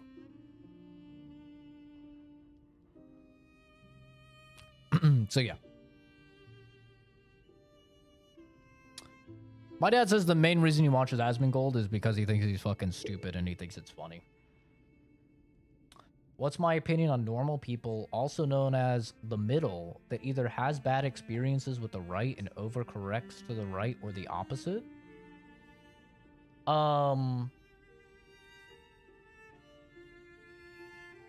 don't know. I mean, everyone's inclined to their experiences and their beliefs. Like, if you're on the left and you have an experience that drives you more to the right, that's life. People shift in their ideologies throughout time. That's very normal. And it's very healthy to have a mind that's willing to be, adapted to new experiences. People oftentimes will wrongly think that having a malleable mind means that you're somehow a turncoat or you're a bad person. But in reality, it's quite the opposite. I mean, obviously, I'm biased as a scientist here, but if you're unable to change your views and your ideologies with new information, then you're probably just a bit of a stagnant person. And you're probably just stubborn and ignorant and following your own ideologies because you believe that they're right and you've told yourself that they're right so much, versus basing your ideologies upon your experiences and, the facts and the logic there. So, yeah, I mean, I think it's totally normal for people to shift left or right or whatever. Yeah, that's normal.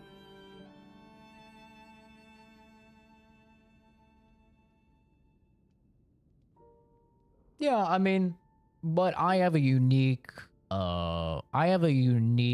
view on things because I believe in the scientific method. Most people probably don't even know what the scientific method is, let alone like believes in it and lives in it, But, for me, I'm what most people would consider in the middle politically, and that's because I have views that I believe that lie on the left side, and I have views that I believe on the right side, and, they kind of just balance out.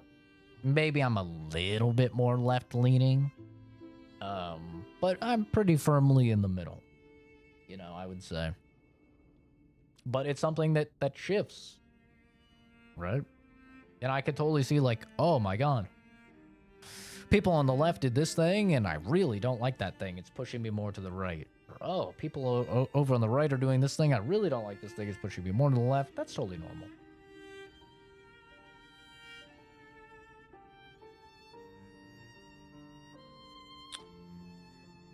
Defending what someone perceives as your side, no matter what, an inability to call out BS. Yeah, you have to be even.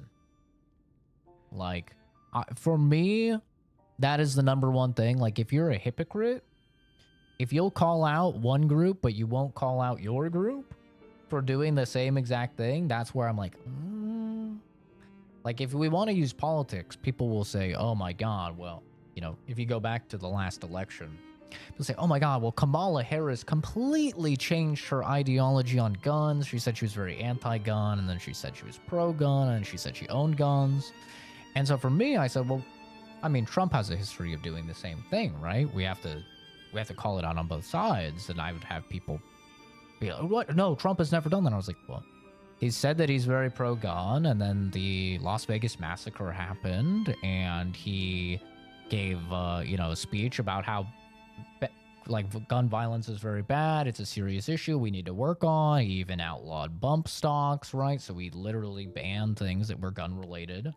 And then he has a history of saying he's pro-gun, especially when he's having meetings with the NRA and stuff like that. And then, oh, there's a big shooting. All of a sudden, he's very much, he says anti-gun stuff. And then he's back on the pro-gun thing, right? I mean, we have to call it out on both sides.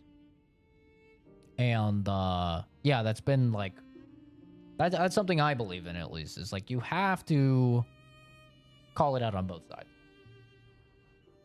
That's what I believe, at least. You can't get mad at one group for doing something and not get mad at your own group. Right? That's when it starts to be, at least it starts to me to seem like you're being disingenuous. It's like the people that will look through 100 different peer-reviewed studies, but they'll ignore 99 of them because they don't support what they're saying. And then the last one supports what they're saying, so they'll use that one. And it's like, well, you know, confirmation bias is obviously a very real thing, but let's acknowledge all of the evidence. I think it just helps all of us have rational and intellectual discourse instead of like emotional argument, which I think we all want. None of us want to like be driven on emotion and get really angry and like yell at each other and stuff like that, because that's not productive.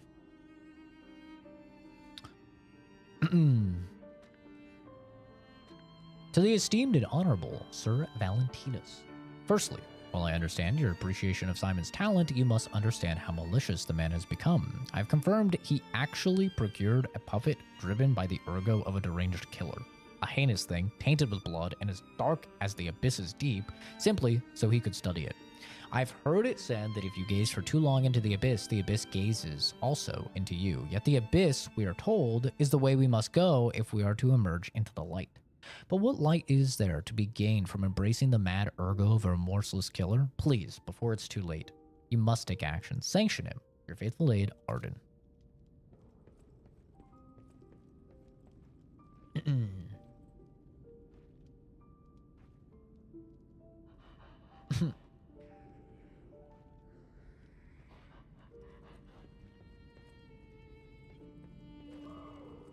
But yeah, I mean, I get a lot of people that say that I remind them of Asmongold and stuff. I don't take it as an insult or anything like that. It's like I talk very matter-of-fact about stuff. I don't have very high emotional intelligence. So yeah, I totally see it.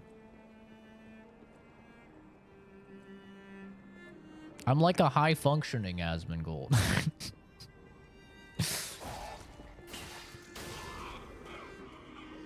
One that,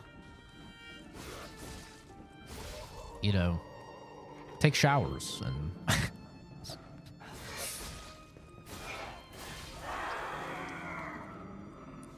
isn't, edgy for views. Likes women.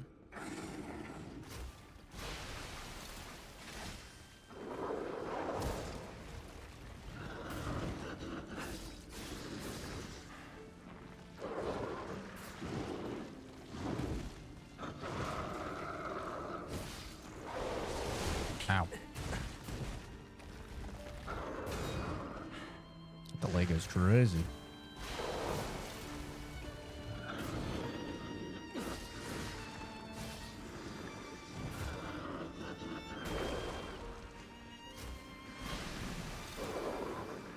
Should be about to blow up, I think.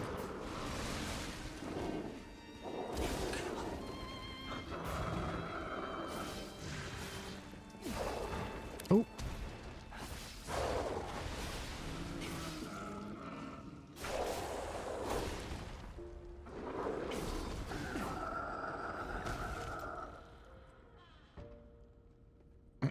The less hygienic version of Asmongold? Right.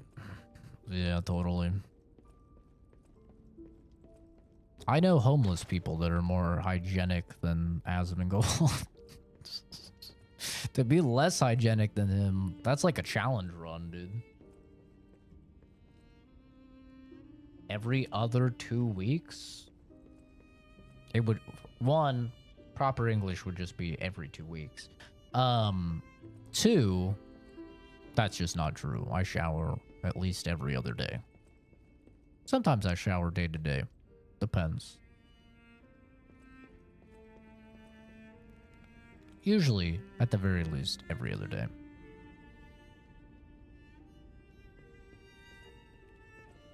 Hi, Joe. Thanks for stopping by, dude. Hope you have a good one.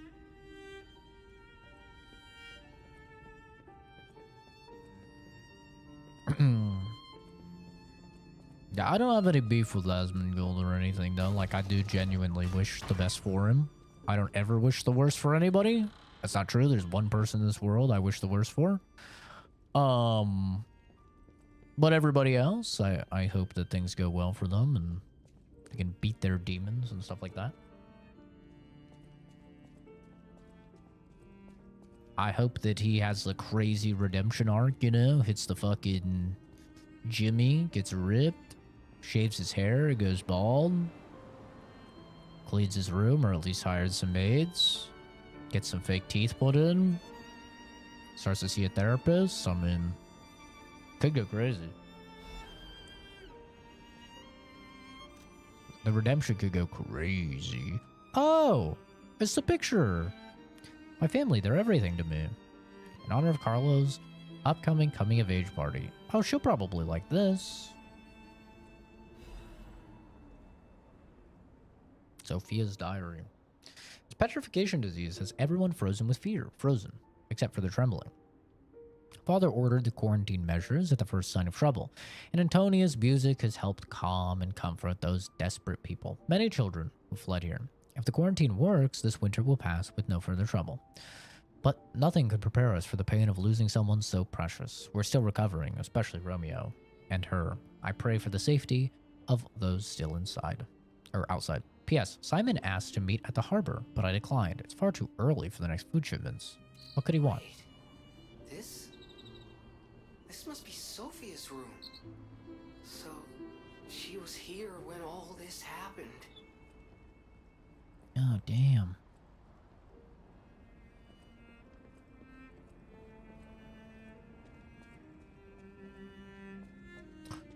Kenzie is definitely a gooner. With how often her mind goes to the fucking deepest, darkest trenches. Oh yeah, she's a gooner. No doubt. Another letter from an old friend. There's a lot of reading here. My voice is dying. Might have to call stream. Not to go to sleep because my voice is dying. I've done too much ranting today. To be a male and not shower at least every other day, your junk has got to be diabolical. Yeah, unless you, like, don't work out and you're somewhere cold and stuff, like... Bro, if you're working out and you're not showering every other day at least... Jesus. I know you're angry about what you've read. I am sorry for my rudeness, Antonio.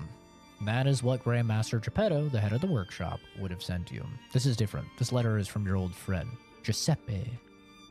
Antonia, ever since that day, I can't recognize this world. I was intolerant, an ambitious man who came to believe his own genius reputation, only focused on one thing, reaching the pinnacle of his field.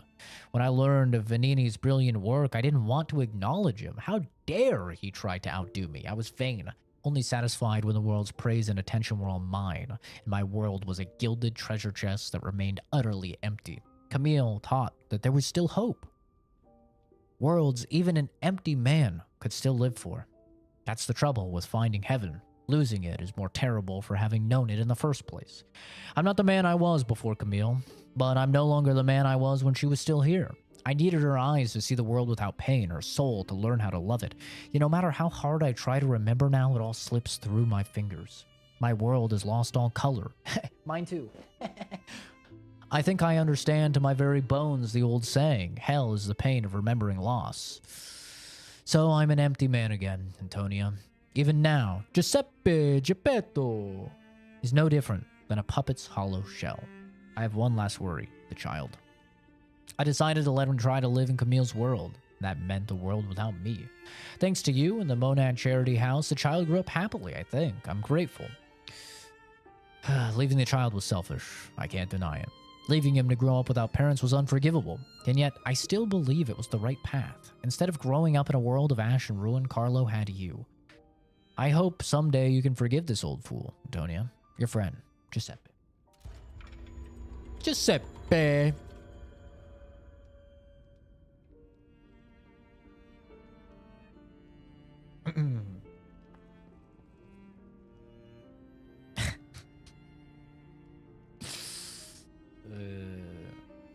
You got time to shower twice a day and watch your kids, but you can't join your friends in DC? Whack. That's Kenzie, bro. She doesn't care about us. Never has. Oh, well, that's not healthy. Ow, motherfucker.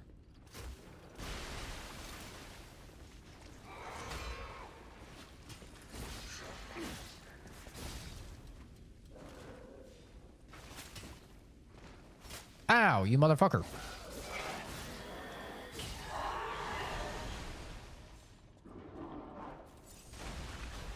Oh, what in the roly-poly horseshit is this?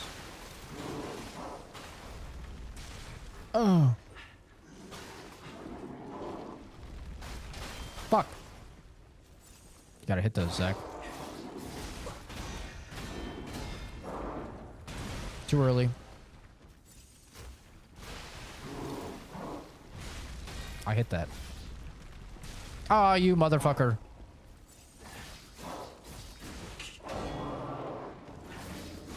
Will you go away?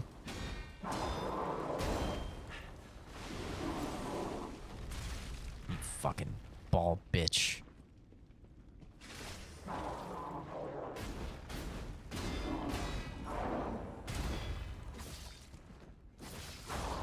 Perish. Shank the fuck out of you.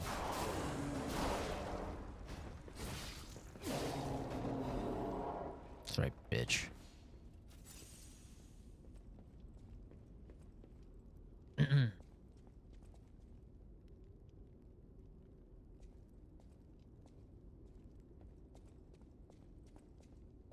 Gotcha, buddy. Sending a like.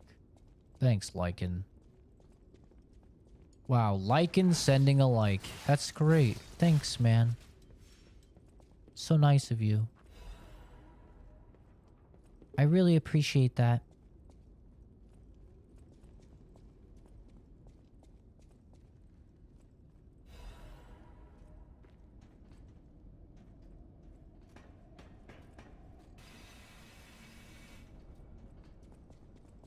I need to go show her this picture, but I want to get the next... Ah, there we go.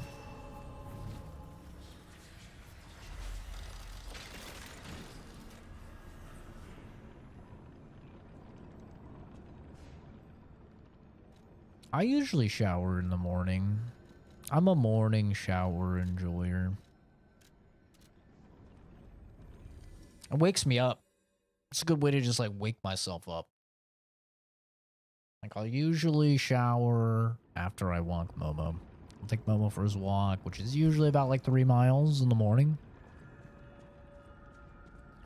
And then I shower. Come back, shower, and then I'm like ready for work or ready to stream. Uh-oh. Uh-oh.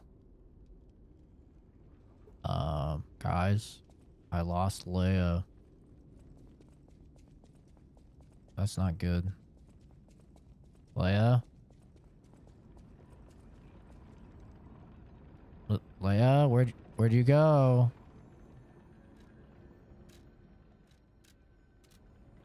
Oh no. Was I supposed to just run back and give her the picture? Maybe she'll be here.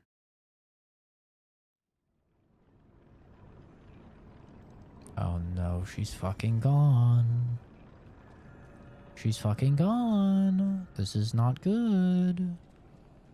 This is really bad, gamers. This is really, really bad. I fucking lost her. Oh no. No. Don't tell me I'm gonna get the bad ending because I didn't find her and give her this fucking thing. I just wanted to... God damn it. I just wanted to get the next bonfire. For now, I intend to fight to whatever. I believe we both fight to protect someone. It is time for us to go. We're going separate ways. God damn it, bro. She's not here, is she? Oh, we're so fucked. God damn it. Woman. Oh, we're so fucked. Oh, I fucked up. Oh, I fucked up. She's gone. I fucking lost her. I fucking lost her.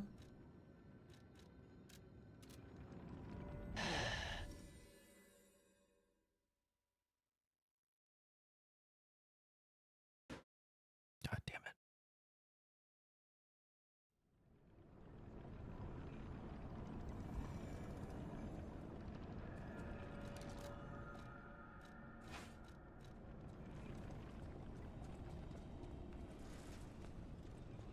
don't know if these guys count as puppets or they count as...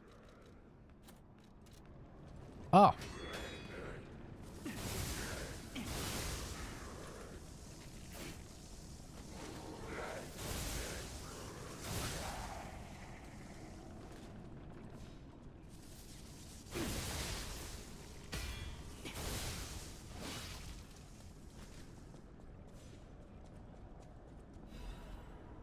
I'm just gonna take stamina.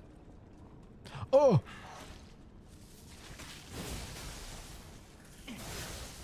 Ow.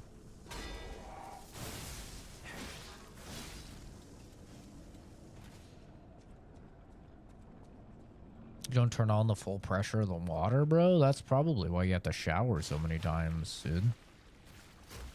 You're probably still stinky.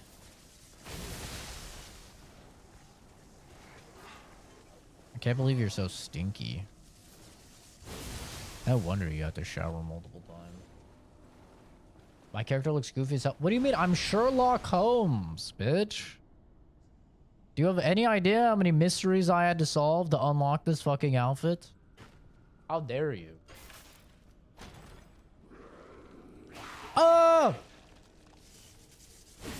A midget! This is about what it would be like if I was to fight Kenzie. It's just a little midget thing. Just trying to bite my ankles or something. Ah, stop it. Stop it, you little freak.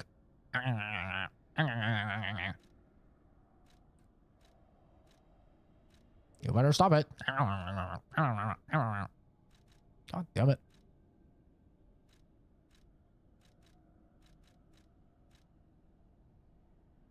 Fable charge amount and Fable arts damage when pulse cells are discharged.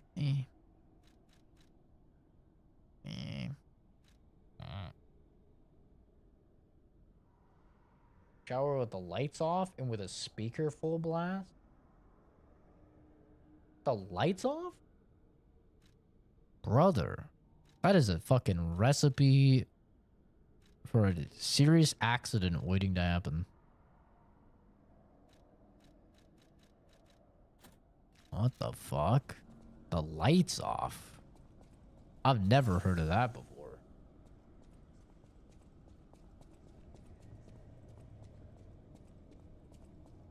I did not think that was even a thing.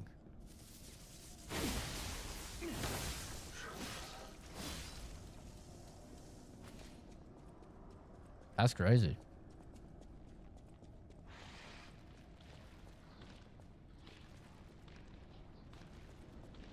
I hear things.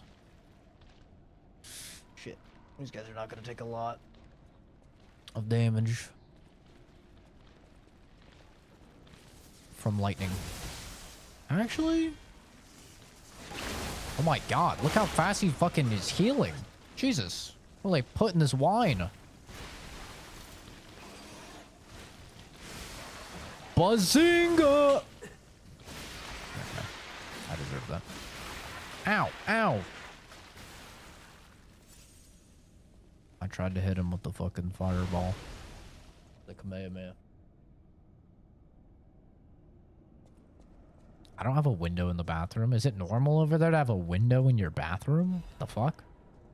Why do you need a window in your bathroom? People can see you shower? What the fuck? These guys heal so much, it's crazy. Uh-oh.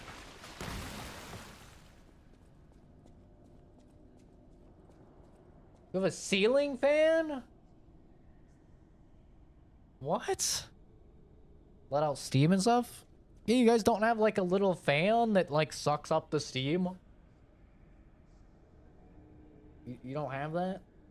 What? Like another light switch that you flip on and it's like just sucks out the steam?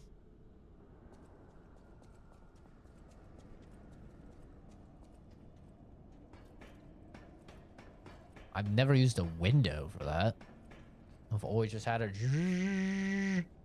Yeah, I thought you meant you had a ceiling fan. I was like, I've never heard of a ceiling fan in a bathroom. That is either the richest shit or the poorest shit.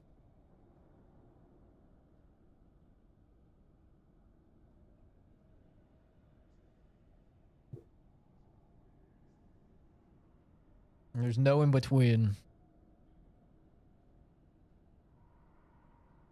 We do, but it's kind of quicker to open a window too. I've never had an issue. How long are you fucking showering? If it's like real, and how hot is your shower? If you're like really fogging up. I mean, I take pretty long showers and they're like pretty warm. I don't go like that hot on it. I usually start cold. So I start off really cold to wake myself up. Then I'll go warm. And then I'll go cold. Like I finish off cold to close all my pores and shit. Scorching hot in at least 30 minutes? Ah, shit, man. That's not it. Heated towel rack and an unmistable mirror. That's pretty cool. I don't know about the towel rack. Especially if you take hot showers. I don't know if you want a heated towel. But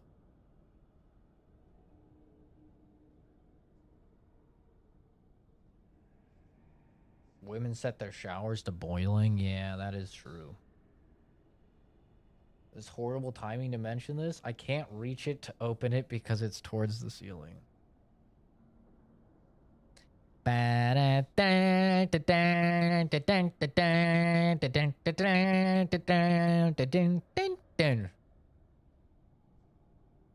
the copyright free version of me playing the song for Kenzie. I don't really emulate very often, no. The last game I emulated was Tears of the Kingdom. Chat can be unhinged. We're totally hinged. What do you mean? We're talking about showering. Pretty normal.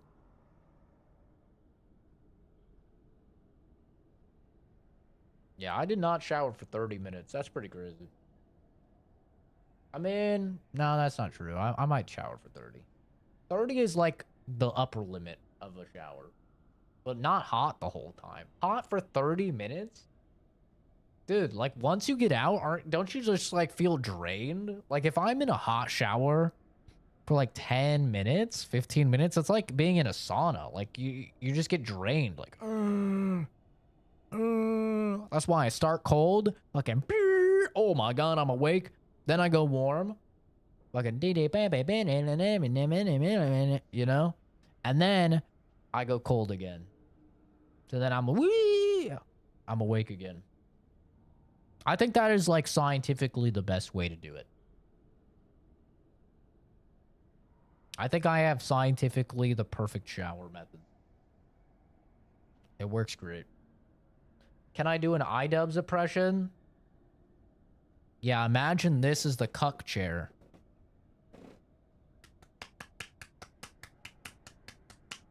This is me watching my girlfriend like make OnlyFans with another man. Is it my turn? No? Oh, okay.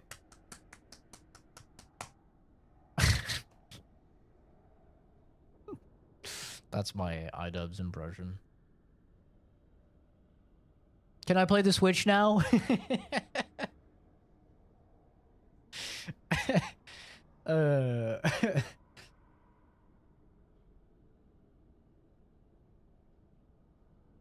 Going from hot to cold for a shower is diabolical? What do you mean? It's just better. I mean, people joke and say he's a cuck because his chick is a whore. So, that's why. Yeah, you don't want to add, like, doing a hot shower for 30 minutes, dude. You're just going to be like, you're going to come out of there, you're going to have no energy, you're going to be fucking dead. You don't want to go back to sleep. I look like him? Pfft, brother, he wishes. He fucking wishes. You see this jawline? The dude would kill for it.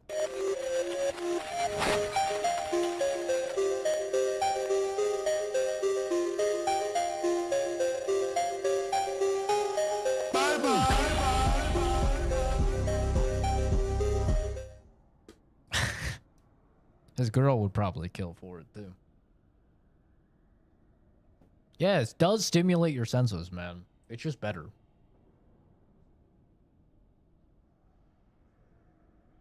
Hey, yo.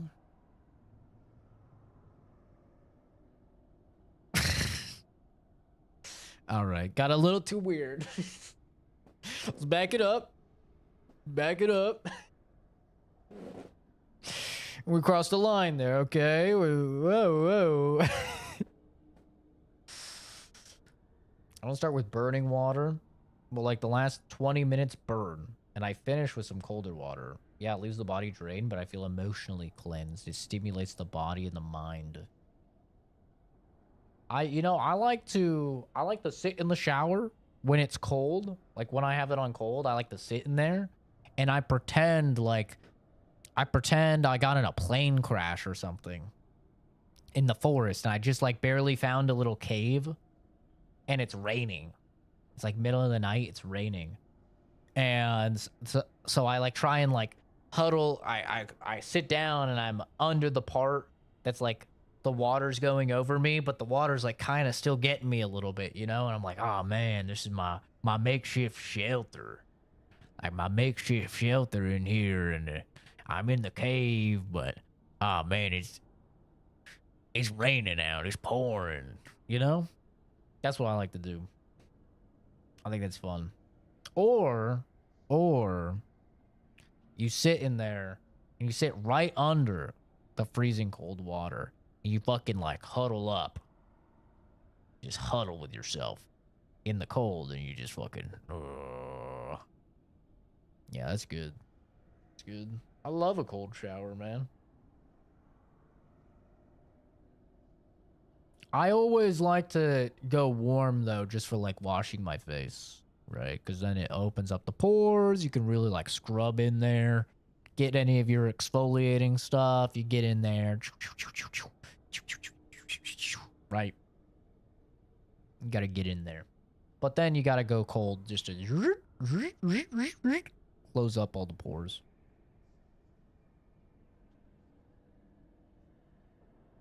Yeah. It's just the best. It is the best. I think the only time I've ever done full-on hot shower, I'll do a full-on hot shower if I'm showering right after a cold plunge. Like if I just do an ice bath, then I'll come out of the ice bath and like, then I'm just taking a hot shower. But that's, you know, I'm already like got neurotransmitters firing up the wazoo after the cold bath. Like I'm fucking awake, I'm alive type of thing. You know, so. We will purify these heresies for the great truth. The leader Valentinus will not. Valentinus will not. He is a feeble turncoat. He has halted research into ascension and abandoned the path of truth. He has dared to place the Great One's physical form into the hands of heretics and unbelievers. These heresies cannot stand. As the inheritors of the sacred truth, we must take control. You are commanded to cleanse the remnants of heresy from the road estate. Purify the site. All others will continue on the pilgrimage of truth, guided by so noble Pistress. Awaken, evolve, ascend, purify the road estate in the container with divine elixir. Wow. Very passionate individual. We love passion here. Passion is good. We love a passionate king, as the kids say. The kids love to... Oh, that doesn't look good. The kids love to talk about... Did I come down the elevator? Did I come down the elevator? Or did I come up the... Or did I come up the... I don't remember. Just trying to put yourself into shock? I mean, hey, man. The studies show cold good.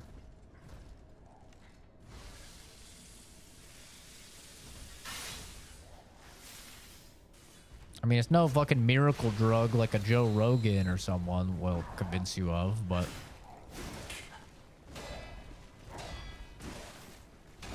Wow, you're still going, huh? Oh!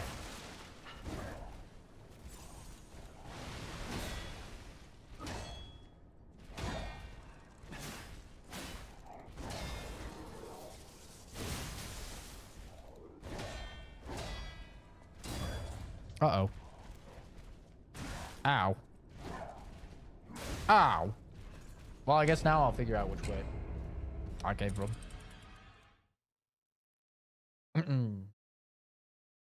Winter is negative 10 out. Yeah, I can't relate.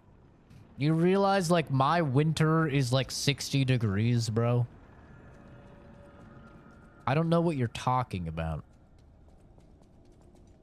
Winter negative 10 outside. What the fuck are you talking about, bro?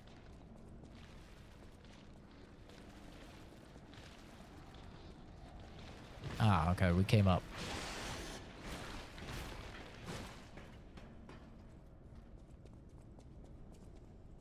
Not relatable.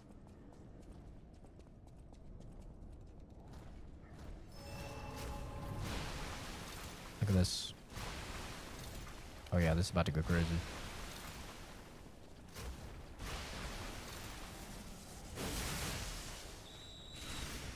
Oh, shit.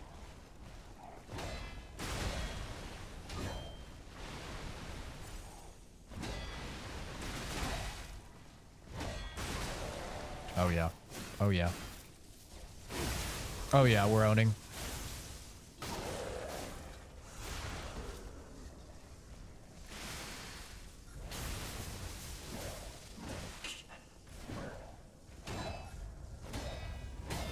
Oh, that's a nice weapon. Would be a shame if I fucking broke it with my god tier parry skills.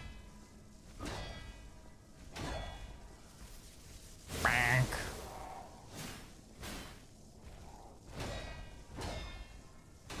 You fool. You already showed me your moves. You better learn some new ones quick. Fool me once. Shame on me. Fool me twice, I guess. Still shame on me. Kind of my fault, I guess.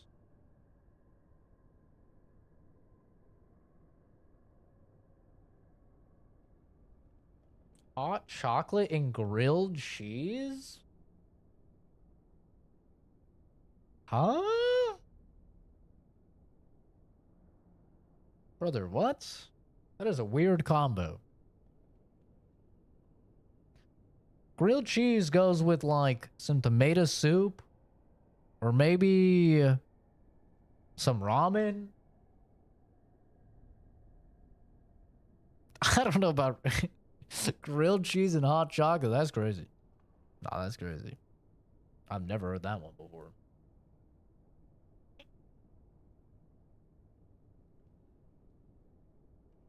There is nothing like just dipping a grilled cheese in some ramen, though. Oh, that shit's good. If you haven't tried that, try that shit. That shit is fire.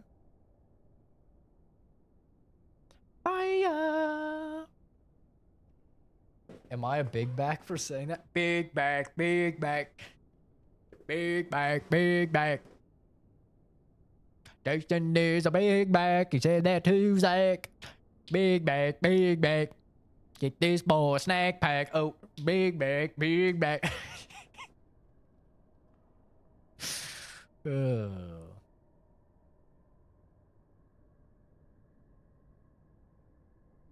Yeah, that's a weird combo. That's not a throw up combo. I would eat it. I would eat a grilled cheese with some hot chocolate. I would. I've just never heard of that combo before. Personally. Sir Valentinus, with the utmost sincerity and all due respect, this will be the 9th indictment. I write to you not as Luca, senior counselor, but as Luca, your protege. As I've said, I strive to live by your guidance and your lessons. You know this. I'm sure of it. So it's with the same sincerity and respect that I will continue to indict Simon. An assembly must be called regarding all of this immediately. Not only is he using Ergo for personal gain, he is carelessly exploiting it. He's even gathering followers and convincing them that he will lead to ascension, to godhood. He is making no effort to hide his true intentions, but it's not too late. Please call an assembly. I will prove everything. Can I blow your mind with a combination? So you don't know if the states have feta cheese. Brother, if it's food, we have it. We're fat pieces of shit.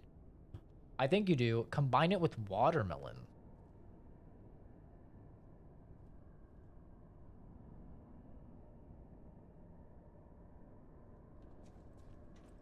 No. I don't think I will. No. I actually will not. I don't need quirky combo, okay?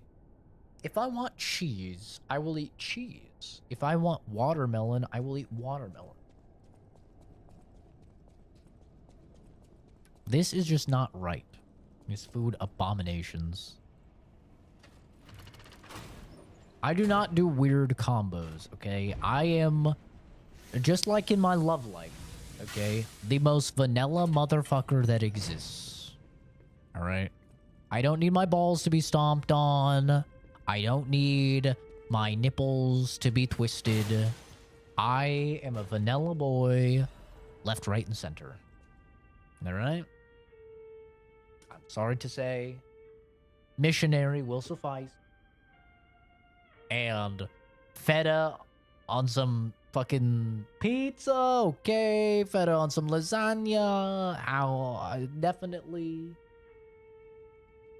I don't need to be getting wacky, okay. The wackiest I get is putting peanut butter and honey on a sandwich instead of peanut butter and jelly, okay.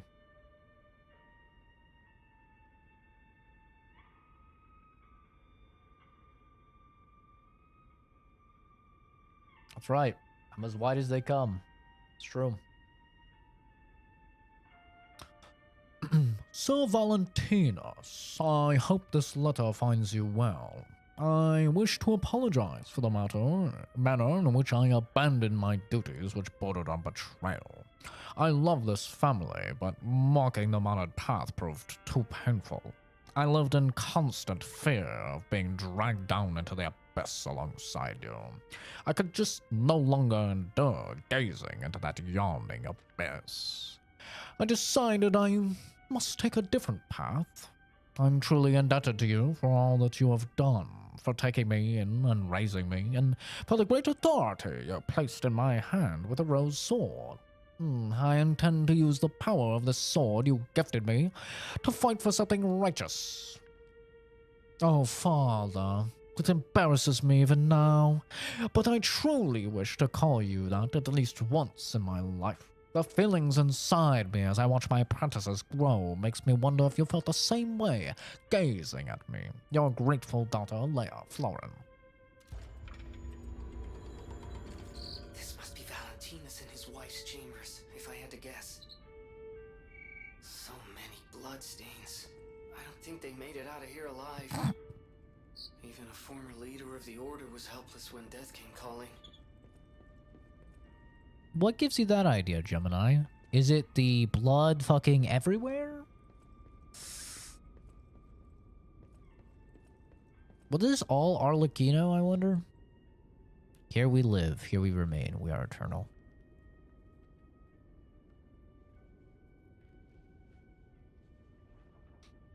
I was gonna make a missionary joke then. Beat you to it.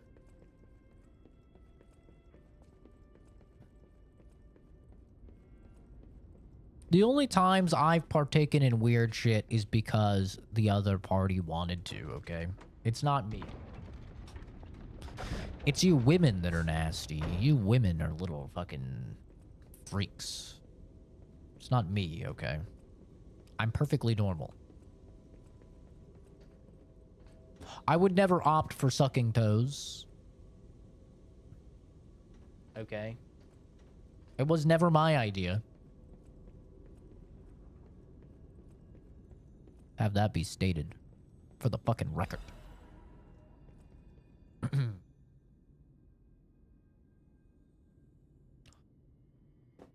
To my young apprentice, I'm told you have succumbed to delusion and abandoned the path of truth, Valentis.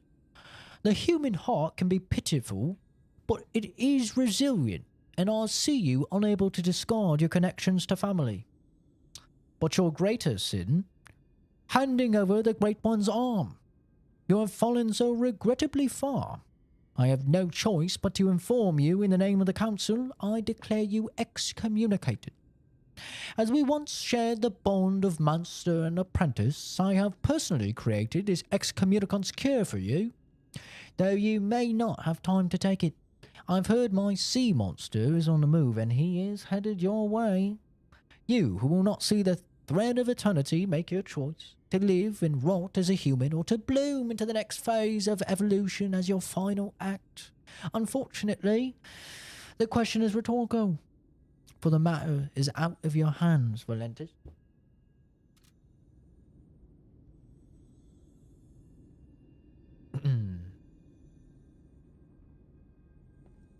Yeah, Kenzie is a freak. She is. I want my ass ate. See, I told you. It's the chicks that are freaky, not me. I'm perfectly normal. Other than the autism. But that doesn't materialize into any of these things, okay? Oh yeah, you like that, bitch? Yeah, you like that? Doesn't go that far.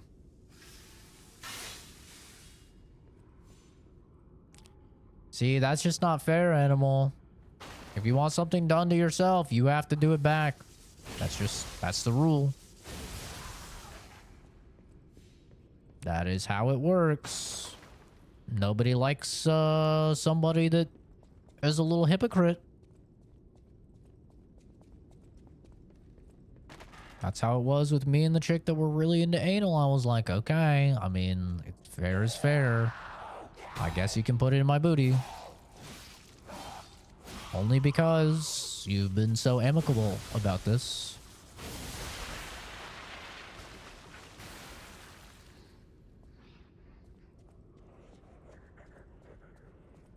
And sadly, I was not into it. Sadly for her.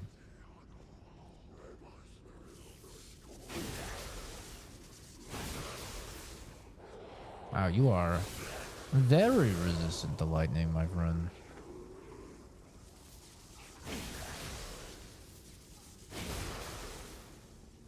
It's like there's a perfect, like, distance where if they're, like, the perfect distance, they get hit twice.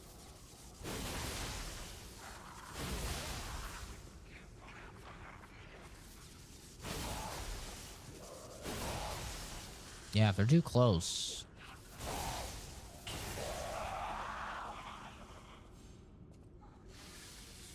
A little pegging never killed anyone. It just doesn't feel good. You know? But also, a little pegging kind of hurt someone, at least anal. I mean, Mr. Hands. Right? Mr. Hands, he got fucked by a horse, and he died. So, just saying.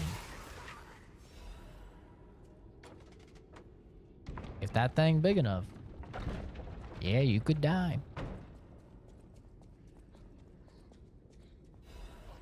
Although that was never confirmed, so that could just be, you know, not true.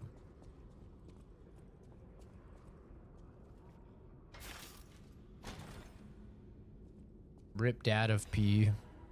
Courage amulet. What's this do? Pulse cell recharge when discharged. Oh, that's not bad, actually. It's actually kind of good.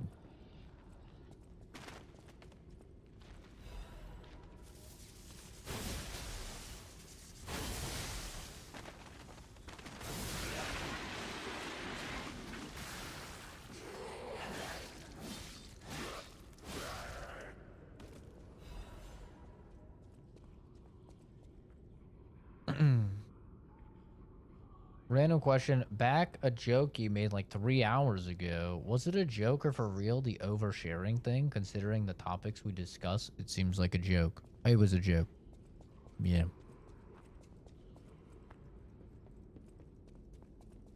Was indeed a joke.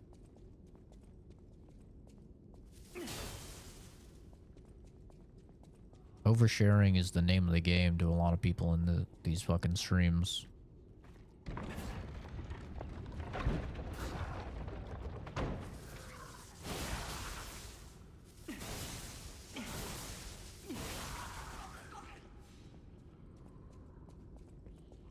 But everything does need to be in the context of the stream.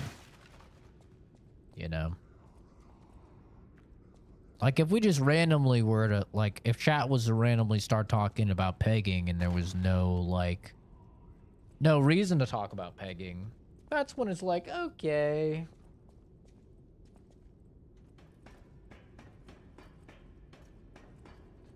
Let's not do that. But if I'm talking about pegging or we're talking about something related to pegging, then it's like, all right, makes sense in the context, you know? Time and a place type thing. The camera is half the boss? Yep. Yep, that is the fight. One of the fights I was talking about. There's like 3 fights so far where the camera has been the real boss. Crocodile is the first one.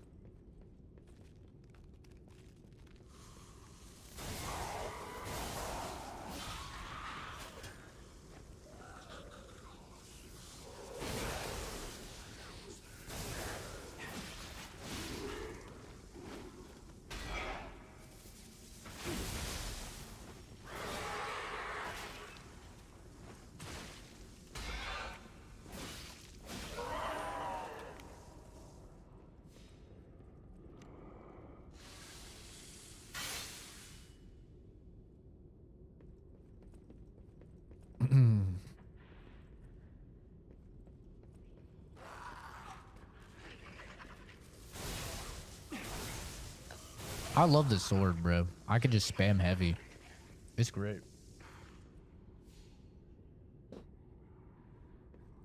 I took a rage break from this game. You're on the DLC or the base game? So far, I still haven't fought anything harder than Romeo in the DLC. I still think Romeo's the hardest boss in the game from what I've played. But the kind of cool thing about Lies of P is that everyone I talk to, they think that a different boss is the hardest boss. Yeah, you have to sharpen the sword. You have to sharpen all of your weapons. Even if they're blunt, it's Monster Hunter logic. It doesn't make any fucking sense.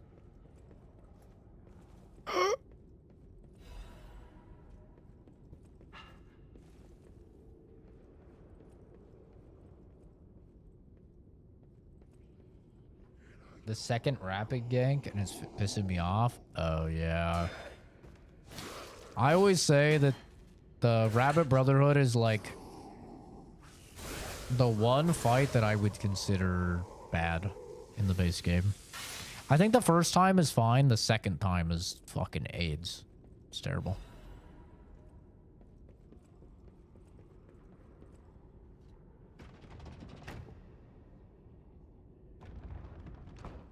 First time I don't really mind though.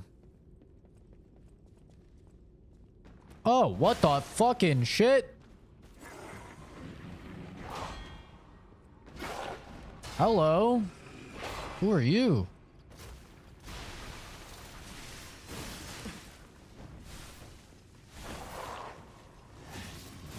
Ow.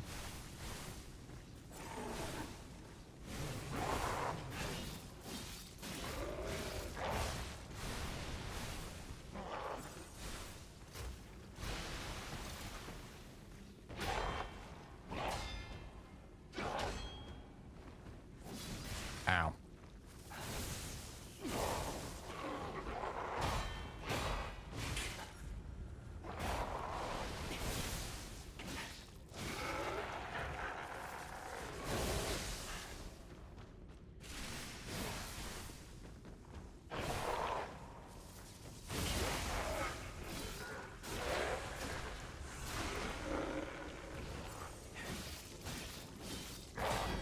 I love going fucking lightning mode.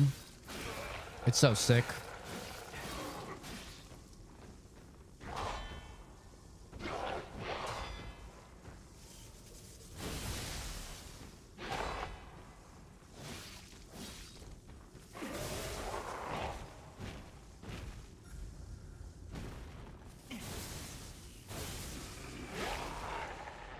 Gotcha, bitch.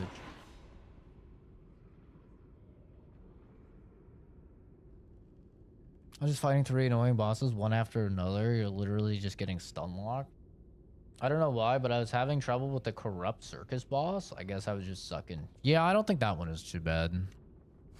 I mean, he definitely gets you with a fake out on a couple moves because, you know, he's got tendrils that coming out, or when he like slams on the ground, if you're used to like fighting him the first time, where he's like on the ground, right? Then like when he starts doing like the slamming of his hands while he's on the ground, like that could definitely get you, but it's not that bad. The trick is to just kill him before he starts summoning too many ads, which can be the AIDS part if he starts getting out those ads.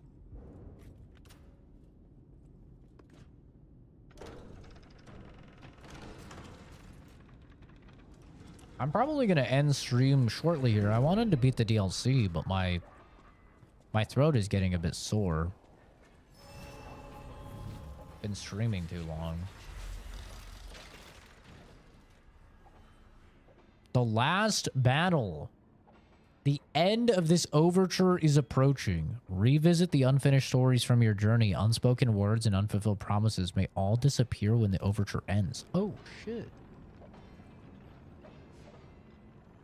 We at the end, baby. I feel like I've done everything. Have I missed anything? I'm trying to think.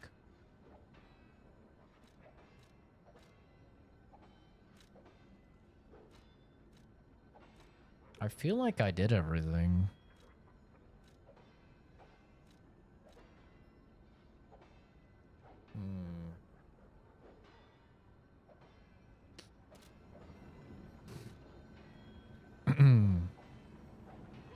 Guess here we go, eh?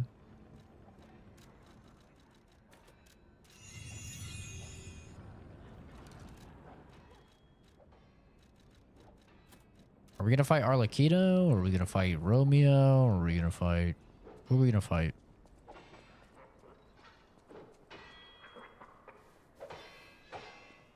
Here we go. End of the DLC.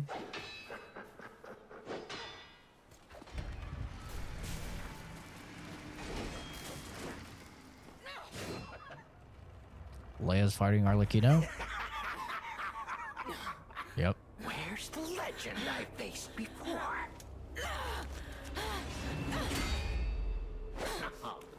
Oh my god, he's terrifying in this. Oh, I hate him. Filthy puppet! Little Riddler. I must ask. Did you actually believe you could save your beloved apprentice?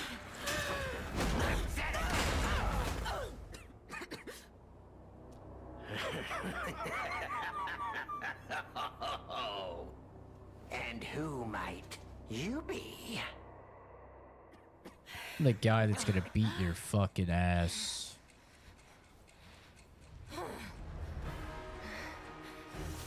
Let's fuck him up, sister. Oh, how sweet! Now our guest of honor, Leia Florence Modan, takes the stage one more time.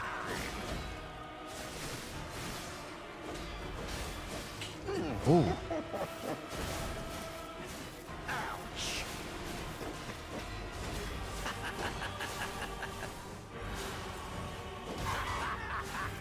I will tear off your damn head and rip out your egg! That is, if your soul is even in there. My soul? My soul is here. Kamehameha! Oh! And it is him. I swore an oath to Carlo. I swore I would never be late again. I won't lose anyone else. Not Romeo. Not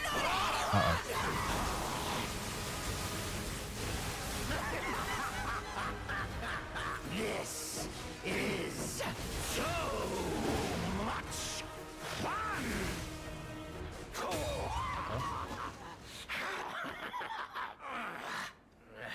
Yeah, that is the guy from the phones. Yeah, this is Arlecchino. The king of riddles. This is exactly what I've been waiting for. Uh-oh.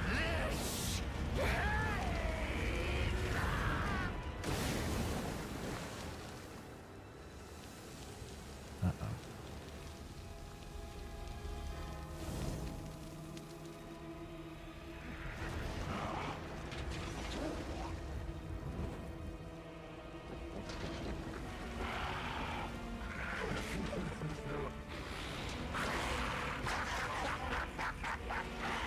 The alchemists offered me nothing but boredom. Oh, shit. But you two. Oh, shit. Offer me something greater. Won't you? It's the type of dude the animal is attracted to. Share your pain. He's going wacky mode. Ow. Oh! Exit my stage.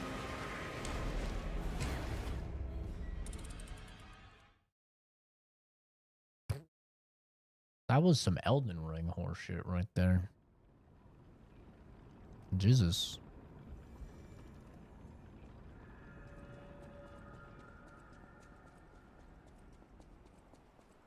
Was not ready for the dive. Kind of owned him first phase though.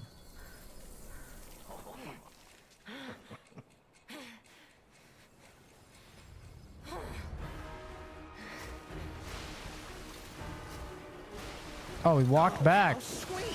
Now our guest of honor, Leia Florence Monad, takes the stage one more time.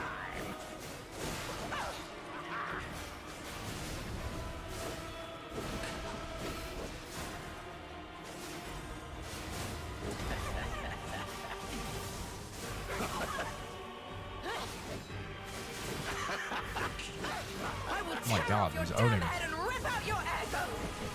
That is, if your soul is even in there. My soul. My soul is here. My soul is there. My art is my soul. And it is everywhere. Swore an oath to Carlo. I swore I would never be late again. I won't lose anyone else. Not Romeo. Not anyone.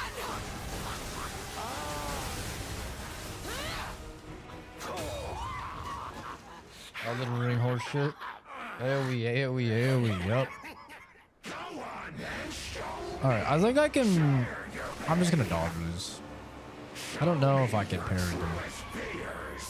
I probably can. As you wish. Yep, he's going wacky. Dread into your eyes that will haunt you forever. Holy shit. To exit my stage.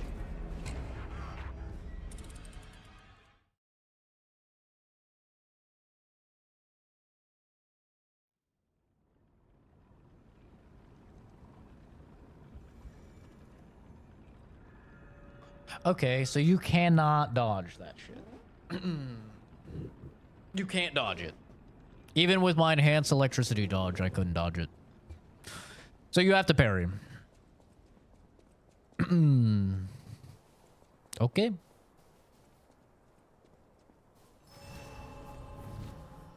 Time to parry. That was crazy. That shit didn't end. He just kept going and going and going and going.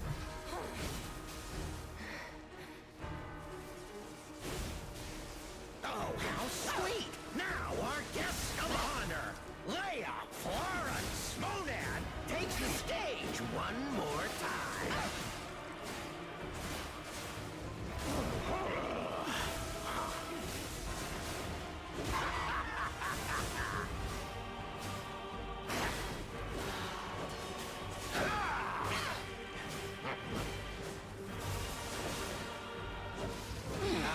Never fails. Humans are just so breakable. But even the legendary Stalker fears the Reaper. Shut up, shut up!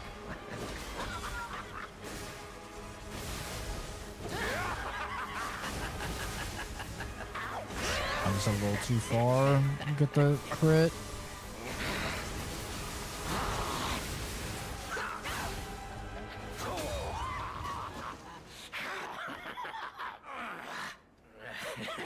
Okay.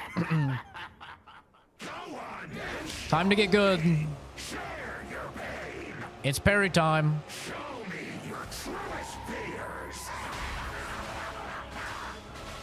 I'm not getting good.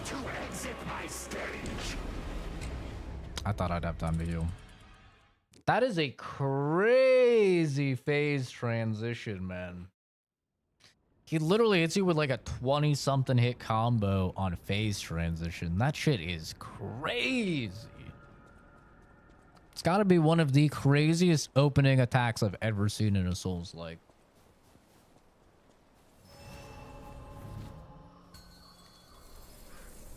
I mean, it just goes fucking wacky.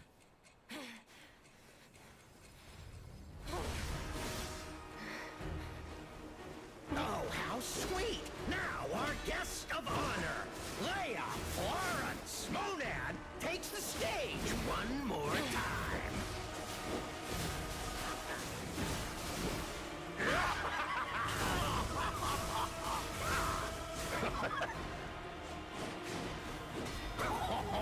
Not very legendary, dear stalker. This is far from over, you clown. Quite far indeed. Now, show me your best. Show me the stalker I faced before. I swore an oath to Carlo. I swore I would never be late again. I won't miss anyone else. Not Romeo. Not anyone.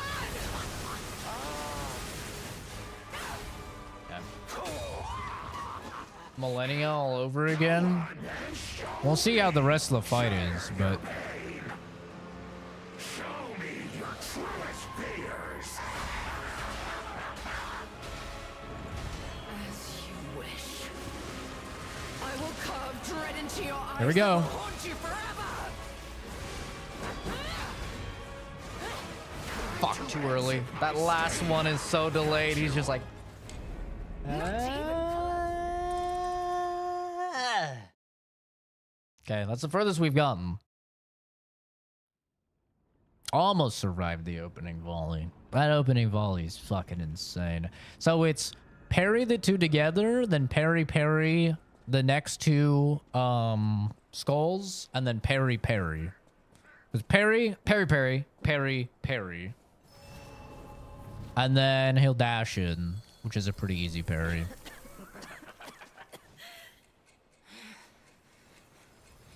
Millennia I killed on my 6th attempt. I really didn't struggle with Millennia, honestly. I was kind of surprised. I was like, wait, she's like way easier than people made her out to be. Like, I had my first time fighting Millennia up on the channel, and it really wasn't that bad. Uh-oh.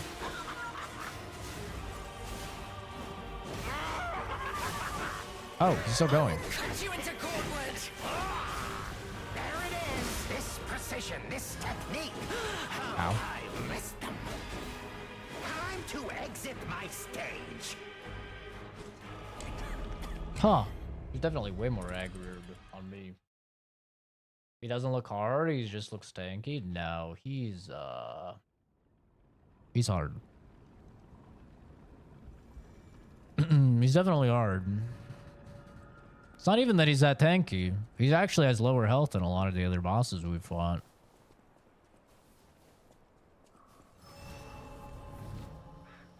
It's just he does not stop attacking. Yeah, we'll beat it. I'm not worried about that. Oopsie. Oh, how sweet. Now our guest of honor, Leia Florence Monad, takes the stage. I mean, when he's aggroed on her, that's very nice. Very good for us. Do I die here? I tried to heal. time your blocks then, or use the shield arm? Oh, time my blocks? Oh, is that all I have to do? Wow, that's crazy. Next, you're gonna tell me I have to deplete his health in order to beat him. That would be crazy. Do I need to hit him as well?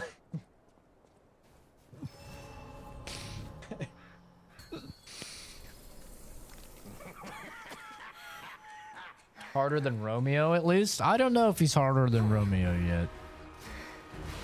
Romeo took me like 2 hours. I've barely been fighting this guy. And you get a summon. And you get Leia, which is like really nice.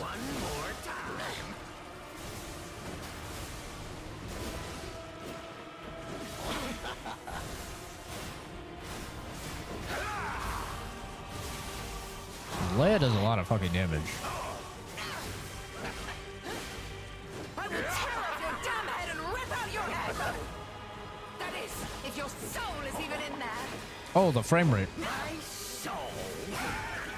My soul is here. My soul is there.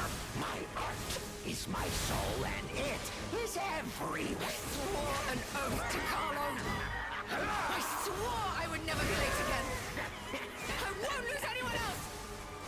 Not Romeo. Not anyone. Ouch.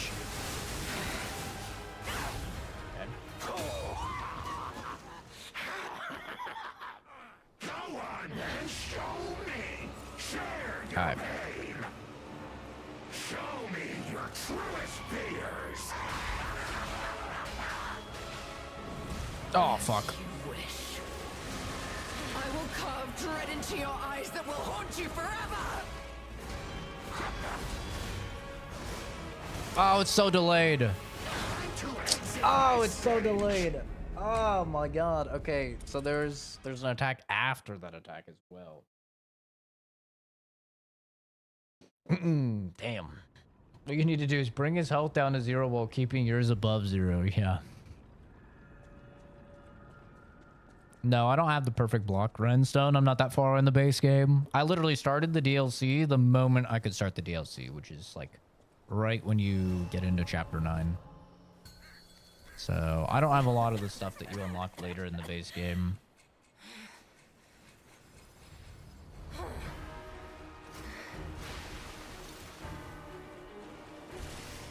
Oh, how sweet! Now our guest of honor, Leia Florence Monad, takes the stage one more time.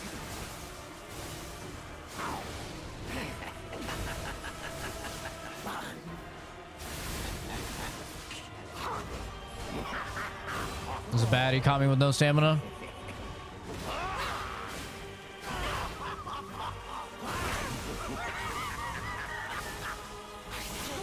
No! Oh, I got greedy getting in that last heavy. Never be late again. I won't lose anyone else. Not Romeo. Not anyone. Yeah. What level am I? I don't know. Go on and show me. Share your pain. Show me your truest fears. Okay, good parries. I will carve dread into your eyes that will haunt you forever. Dude, that fucking combo is insane. That combo is so crazy, man. If I can just survive that opening, I feel pretty confident about the fight, but holy shit. Oh, what level am I? I'm level 98. It's pretty high. Surviving that opening volley is fucking... it's rough, though.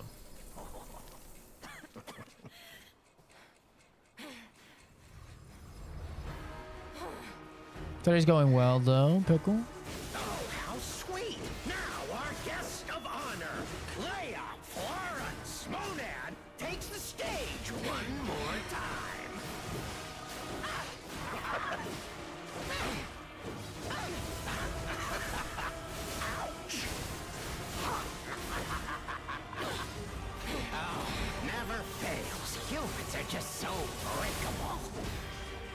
that even the legendary stalker fears the Reaper. Shut up, shut up!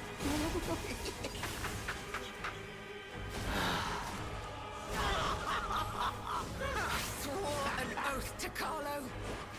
I swore I would never be late again. I won't lose anyone else. The frame rate is like, I might have to reset the game.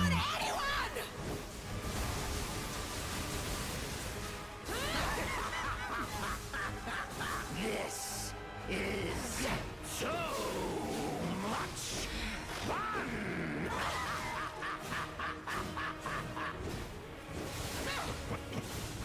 Okay. Go on and show me. Share your pain. Show me your truest fears. As you wish. I will carve How do you dread into your dodge eyes that? will I don't haunt get you that. forever. I don't understand how to dodge the explosion. Like, maybe you just have to position yourself in a place where you can dash back better. I think maybe my positioning for that is just not very good. Because, yeah, I'm just kind of stuck in the corner after he does it there. I think I need to go somewhere else.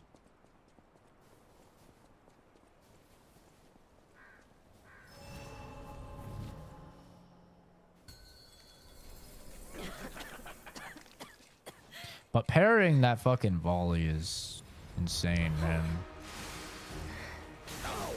Uh-oh. I was hoping he wouldn't go to me. Oh, he's mad. Oh, the frame rate. Holy.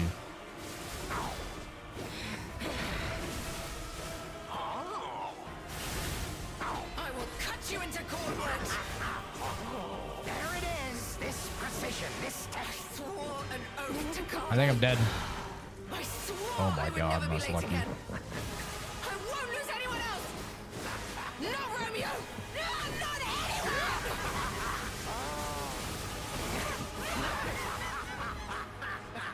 This is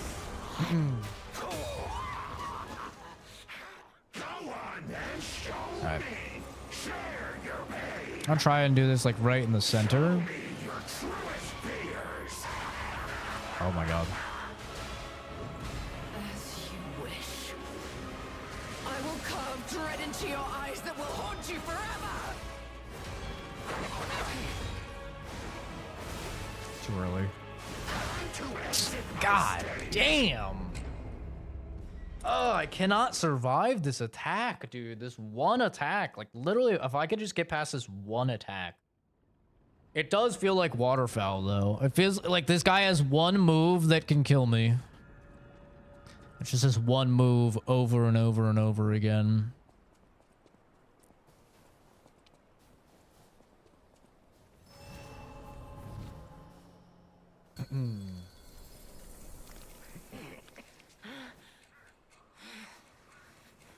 It's crazy. Fuck Millennia. Honestly, I think Millennia is easier than this guy. now our guest of honor, Leia Florence Monan, takes the stage one more time.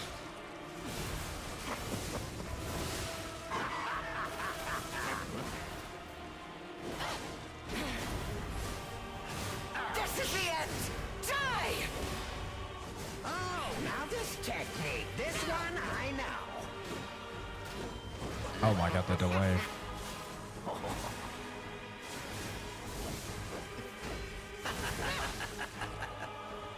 Swore an oath to Carlo. Can he not be staggered? Swore I would never be late again. Should be right around now that he can be staggered. No, Romeo. No, not anyone. How are you not staggered? There we go.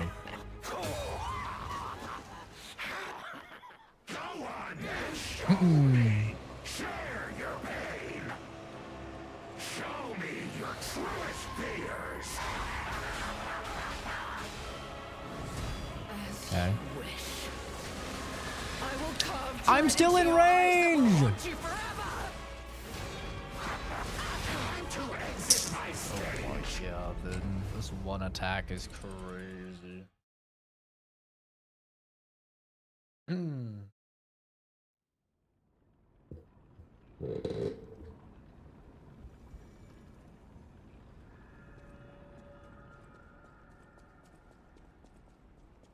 This attack is just wacky.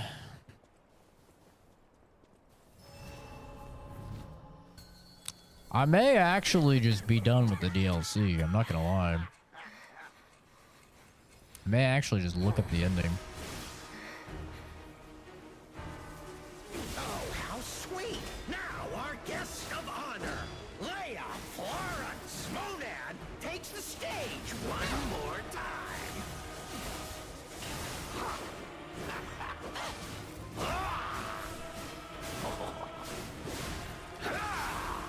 I will tear up your damn head and rip out your ego! That is, if your soul is even in there. My soul. My Oh, soul is Jesus. here. My soul is there. My art is. Why aren't you aggroed on her? Carlo, Oh god. I would never be late again. Can you aggro on her, please? No, Romeo! Not Ooh.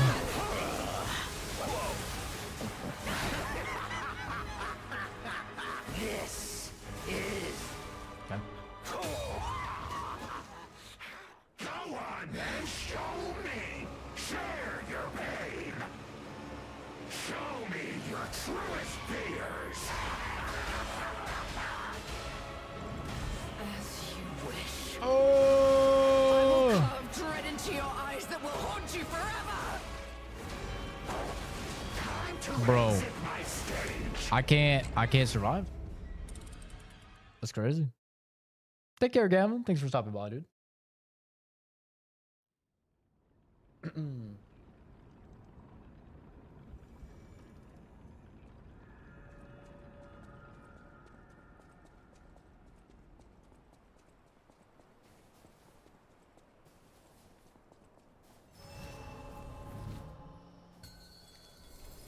What time is it? 8:19.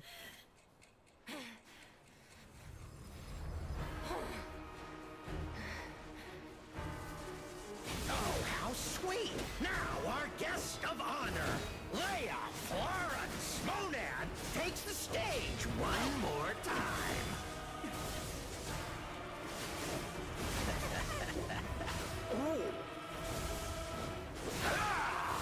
Oh. I will tear up Crazy. your damn head and rip out your ego! That is, if Yeah, your I definitely soul need to is even in restart the there. game after this, though. The performance issues are definitely ramping. My Momo, soul enough. is here, my soul is there. My time to God damn it, exit Momo. my stage. Hey, get in the kennel. Get in the kennel. That's enough out of you. Gay son or thought daughter? Gay son. You know, there's nothing wrong with being gay. It's their month. Alright, we're gonna reboot the game. Hopefully that'll fix the performance issues in the fight.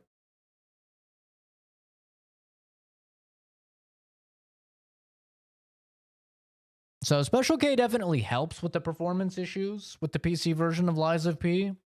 I still recommend it, but it's not like an end-all be-all. There's definitely still like some pretty rampant performance issues.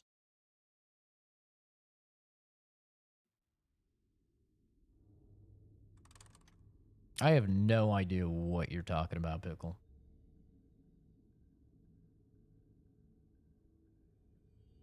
Put all defensive shit on my character? I mean, I don't really care if I can't beat it or not. Like, worst case scenario, I just say, yeah, I played all the DLC other than this, and I look up a video of, like, the end of it. You know? Could also just swap it to the easy mode or the super easy mode. They added those. I could also do that. Which maybe I'll do that instead. I don't know, we'll see. I'll try it a few more times, but I'm past the age where I just bash my head into a wall until it breaks. I value my time too much for that. So if I don't get through, then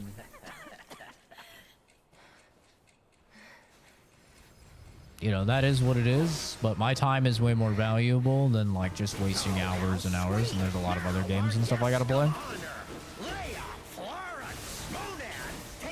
Got the Stellar Blade PC launch I gotta take a look at or try that. I picked that up.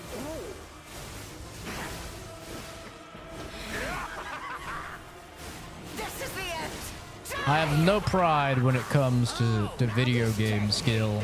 I'm totally okay with saying skill issue and then moving on to the next thing, or... Uh-oh.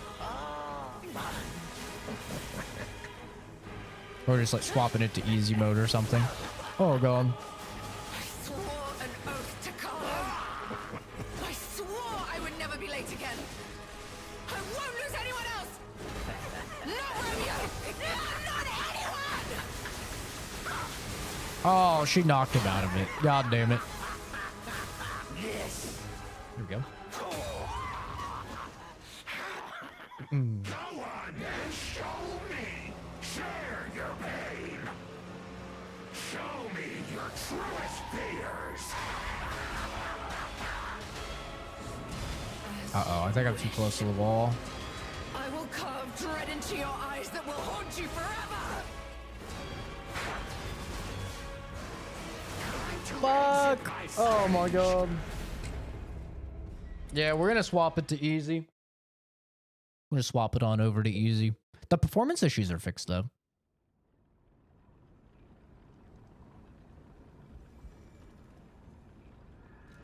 Let's try out the easy mode. Where's the gameplay? Ah, yeah, there we go.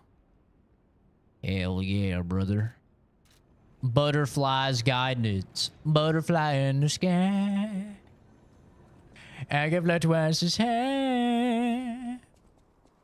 See the rest of the story here. We will be on to the next game.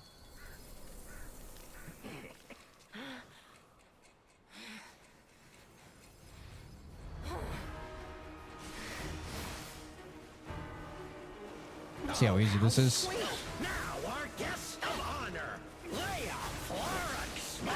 I mean, he still takes some damage. I was expecting to be like fucking invulnerable. Oh, but it's a lot less for sure.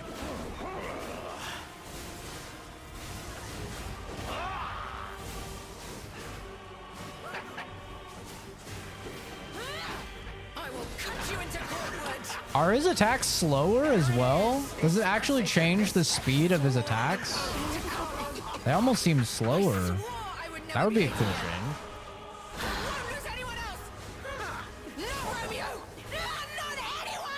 What's the next game? Probably Stellar Blade?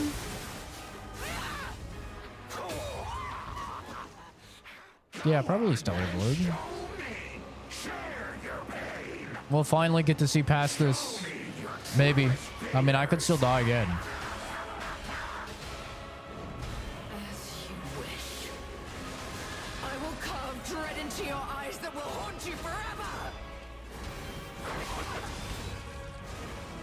Oh. That still does a lot of damage, even then.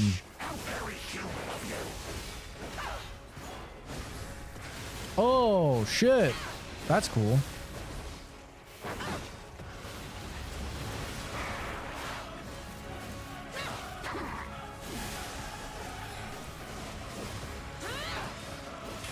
Oh. The look of his attacks is really neat. Uh-oh. Leia's still getting fucked up. She still takes full damage. Whoa. Dude, she's almost dead.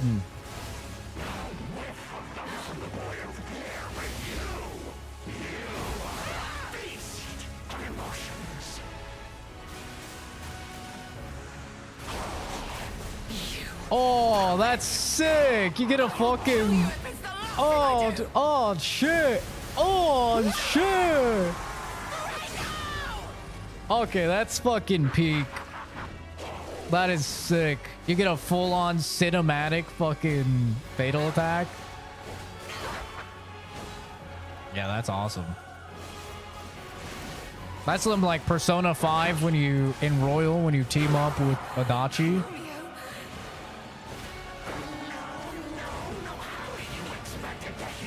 Uh-oh.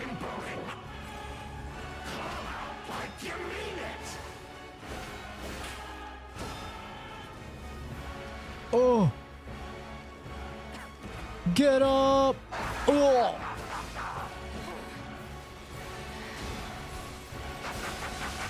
Oh, what the hell? Oh, shit. Oh my god. I'm gonna die in fucking super easy. Holy shit.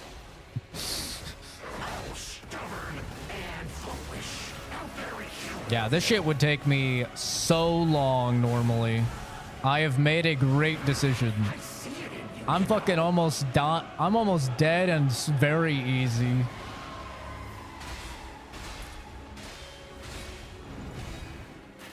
Oh shit. Oh shit. Oh shit. Oh no. Wait, I might actually die.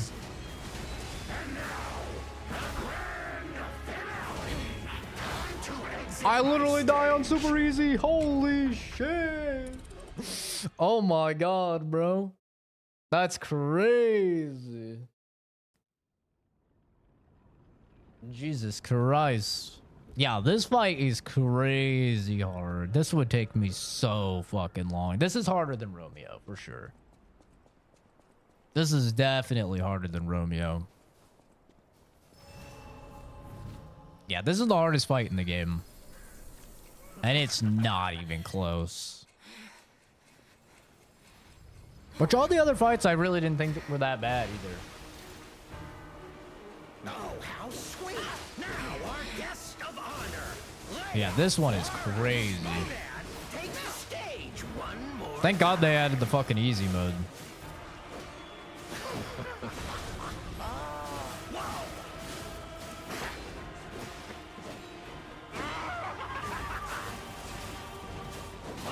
Oh. Oh, never fails. Humans are just so breakable. But even the legendary stalker fears the Reaper. Got a second? Nope. I swore I would never be late again. Oh, God damn it. Won't lose anyone else. Not Romeo. Not anyone.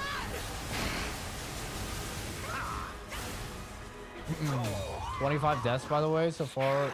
Is it 23? I don't know. I'm not keeping track of deaths. As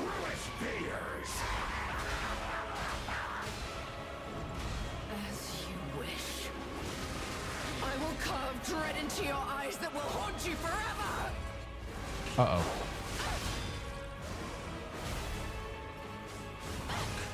Oh. God, that attack is still fucking terrifying, man. Oh.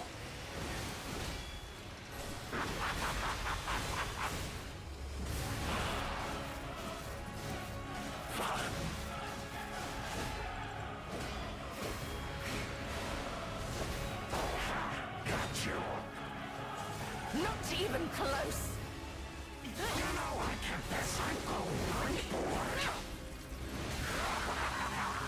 Leave her alone. Look at this fucking peak. Peak. Ooh, ooh, ooh, ooh. Peak. Peak, peak, peak, peak.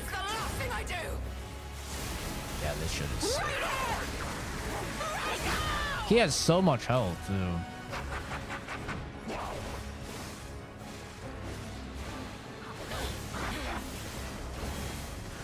Ow.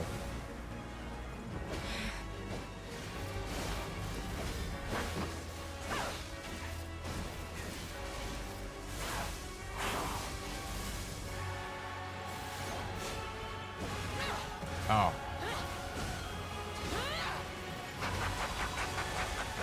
Oh, there goes my weapon.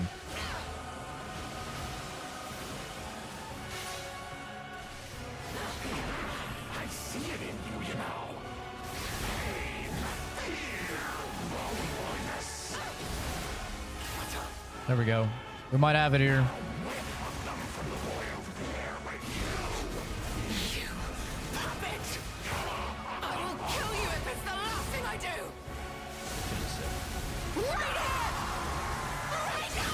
What's chat? I don't know. They're talking about Kingdom Hearts, apparently, which...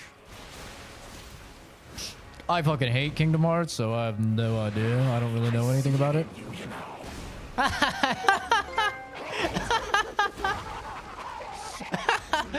Bro's floating up. Oh, just jar.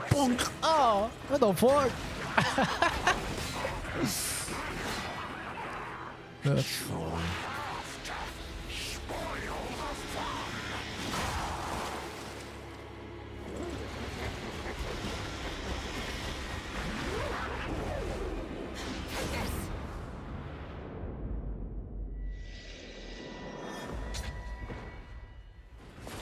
Ooh. Little bitch.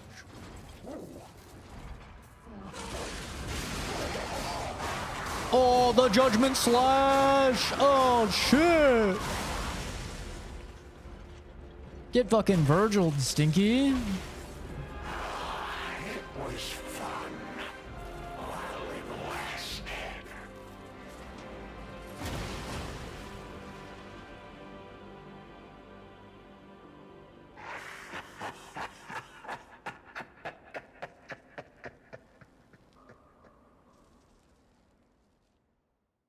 Really cool fight. Really fucking cool fight. Like, if you're into cock and ball torture, bro, that fight is really hard.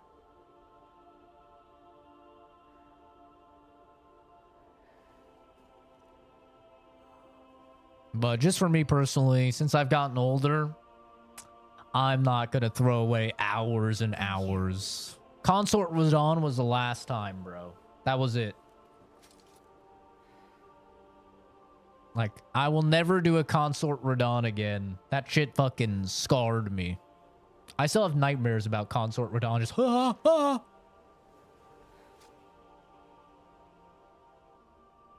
Never again. It's yours now. That was like fucking 160 deaths or something just on Consort Radon, bro. Oh my god. All this time, I wondered why you look so familiar. Now I know. This boss only took you 6 hours solo? Very cool, man. You're better than me at a video game. Good. Are you expecting like a round of applause or something? Okay. Very cool.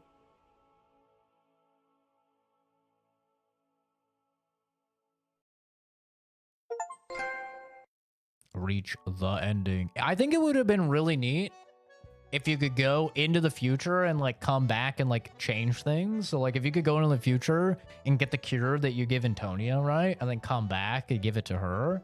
I think that would have been really neat.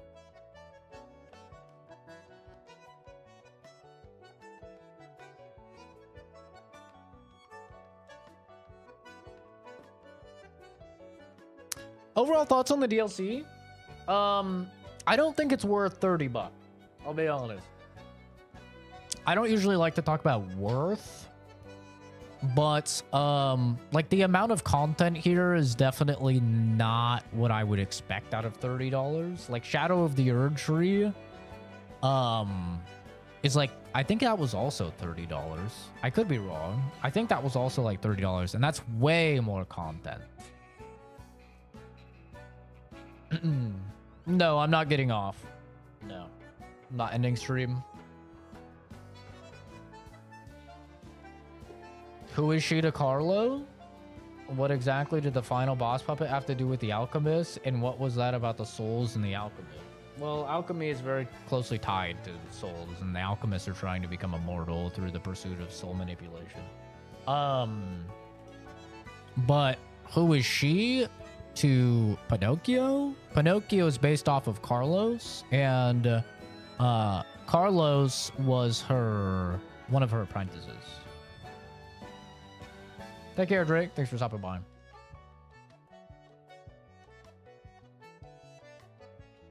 What did the final boss puppet have to do? He was a psycho. He was a serial killer that she went and she beat the shit out of, cut all his limbs off and stuff. But then he was on a ship that crashed, and then he basically like rebuilt himself off of the pieces.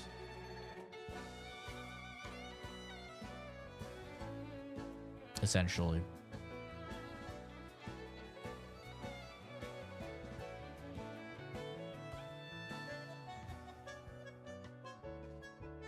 Wait, these pictures...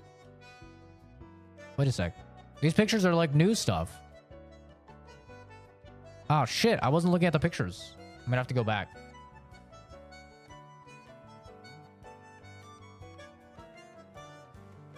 I didn't know the pictures would be new stuff.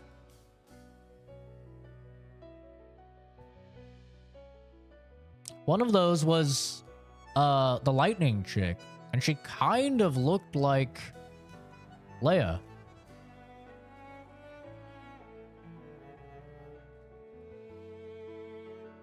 But there's no way Leia would have sided with the alchemists.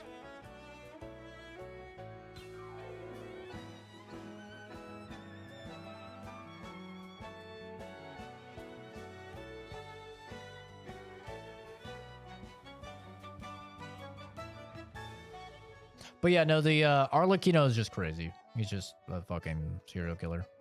Psycho. That had beef with her because she chopped him up.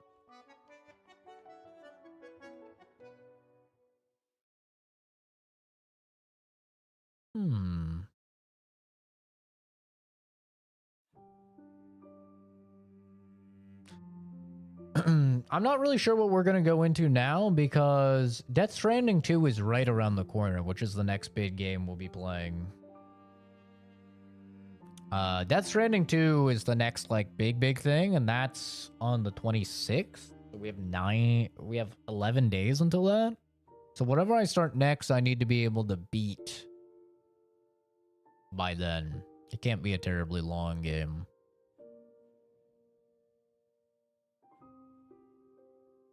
Which means Oblivion is kind of out the window. Oblivion will take too long. I'm waiting on Tainted Grail for them to update more. I'd say this DLC is probably a 7 out of 10. This DLC is good, but half of the boss fights are like pretty bad, I would say. Like the crocodile's really bad. The one when you're in the cave was pretty bad. The like tractor guy. He wasn't like an official boss, but like the bulldozer guy.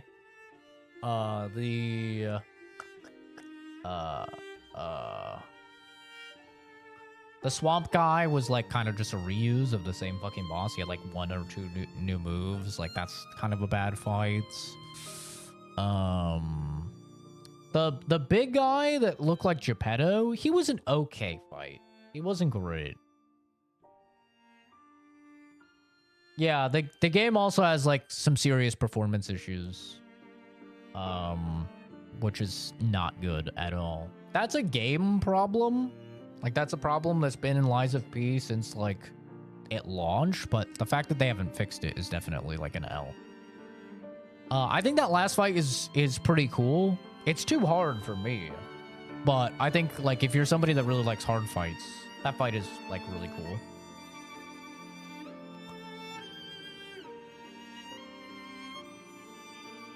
Momo Nishikawa. But yeah, I'd say it's like a 7. Like, it's good. A lot of the, like, new weapons that you get, though, most of the new weapons you get are technique and motivity. There was, like, 1 advanced weapon in the entire fucking DLC, which is unfortunate. And both of the Legion arms are also motivity and technique. So there's like almost nothing for advance. Which is kind of unfortunate to see. But I do like the story of it. The story is quite good. And there's a couple like they do some different stuff with it as well. No, in loving memory of Bomb Bomb. Rip Bomb Bomb, bro. But they did some cool like cinematic things with the story that I actually really liked. And I do like the time travel. I liked solving the mysteries as well. I think they could have like been a little more hands-off on the mysteries, but I still like the mysteries. Asterion was also like not a very good boss fight. Like I'm trying to go through the boss fights in my head. Asterion was like not a very good boss fight.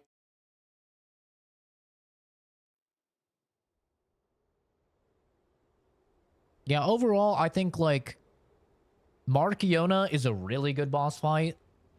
I think that's a perfect boss fight. Markiona. Like nice big size arena, very unique, like interesting gimmick. I really like Markiona as a boss fight.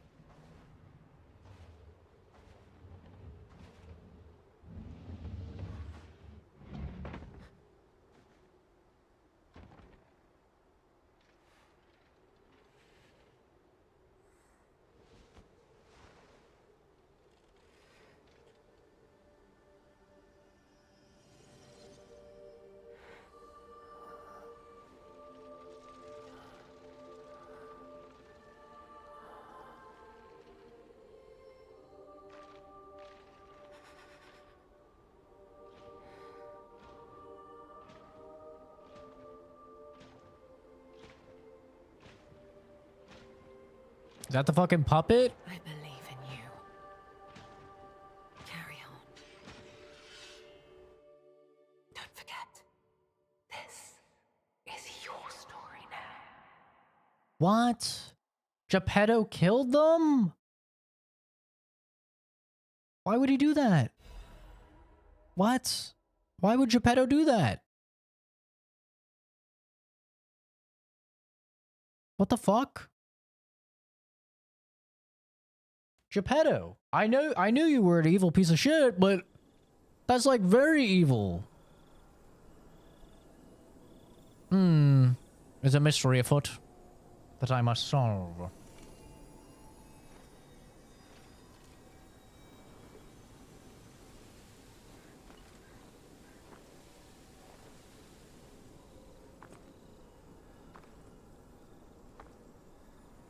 What the hell?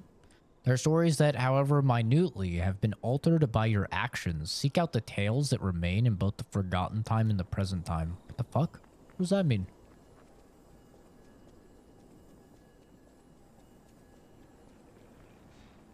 What does that mean?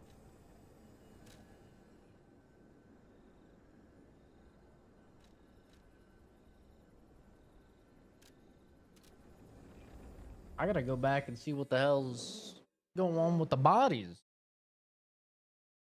Playing Little Hope with my bestie, we both got scared and laughed.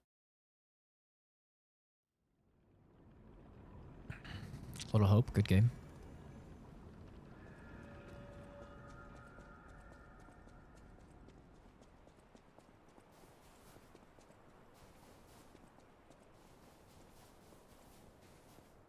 Hey, they're probably okay, right? Leia is the legendary stalker after all. Surely they made it out just fine.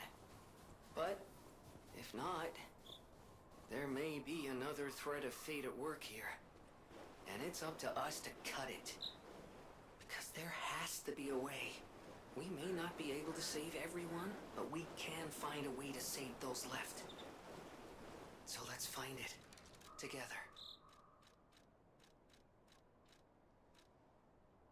Perhaps best technician, perhaps a single lens provided the genius a unique perspective. The world praised him as a trailblazer of the golden age of enlightenment. Little did anyone know he was wrapped inside a dark nightmare of his own creation.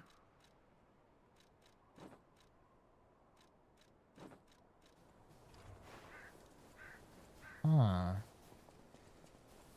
Feel like we'll get another DLC? You think? I think that it'd be better if they just moved on to the Wizard of Oz game. Personally. I feel like they've done a good amount with Pinocchio. I'm more interested in like the fucking Samuel L. Jackson guy with the blue hair or whatever. That seems to be like building a team, Avengers style.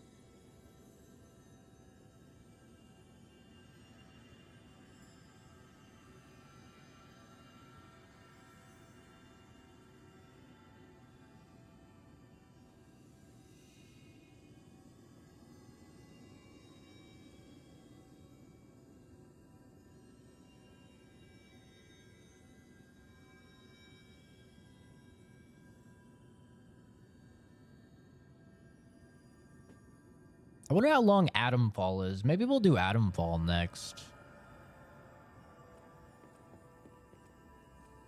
I was gonna do Stellar Blade, but I don't really feel like going into a fucking another hard game, you know? I'm kind of like thinking about going into something a little more chill.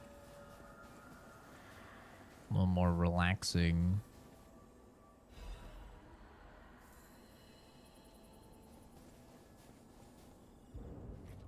The secret room key. Oh shit. What's over here?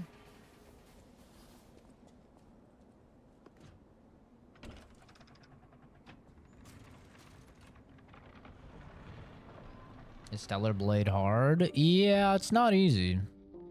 The painting. This must have It's got some Souls-like elements. Who knew her memories were so close?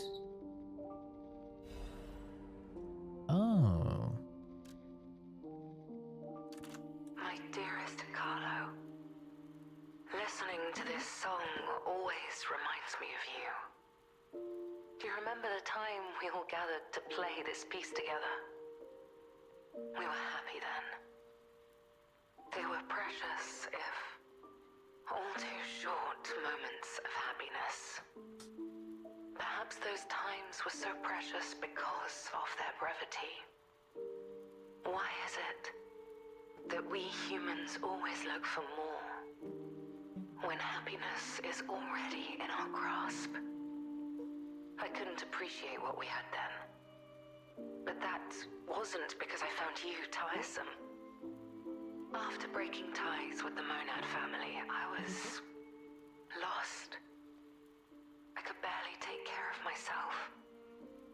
So taking responsibility for you and Romeo, it was more than I could bear at the time. But in the end, you two saved me. You washed away all the spite and hatred in my heart. Legendary Stalker. A worthless title. That cruel end should never have been your fate. It was only when I held your pale, cold face in my hands that I understood. That we should have stayed together. That I should never have left the two of you. But now you belong to the past. I shouldn't cry. It happens to us all. Yeah, I remember the parrots. Eventually, I will join you there as well. No one lives forever. So in time, we will meet again. And in that moment, my wish is that I get to sit with you as the light of the sunrise washes over us. And we share a love. Together. Your teacher. Leia. That's sweet. Listen to the Legend's last recording. Painting of a scene depicting a small concert. It is an image filled with cherished memories. Listen to the final song.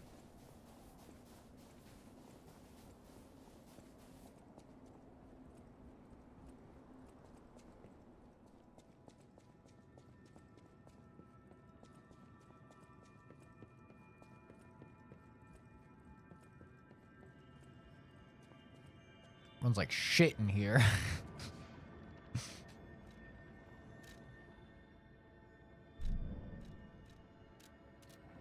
Oh yeah, let's go see the painting. Runs like goddamn shit with all these butterflies, bro. They're tanking the FPS.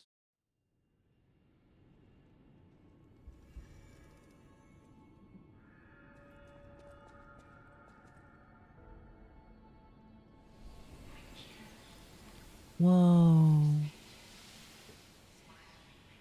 Wow.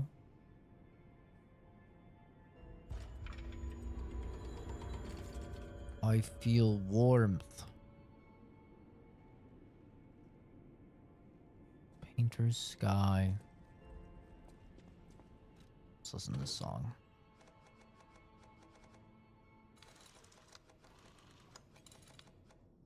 Oh, I have 2 survivors.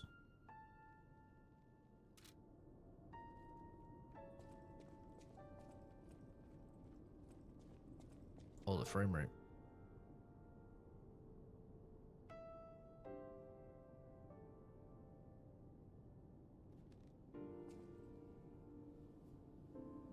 How close I'm leaning into the mic. Hey guys, we're gonna be playing the Eyes of P Overture DLC. We're listening to the Survivor song.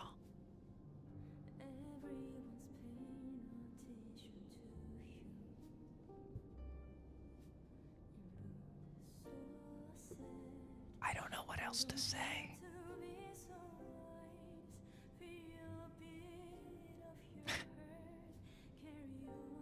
I'm drinking a Monster.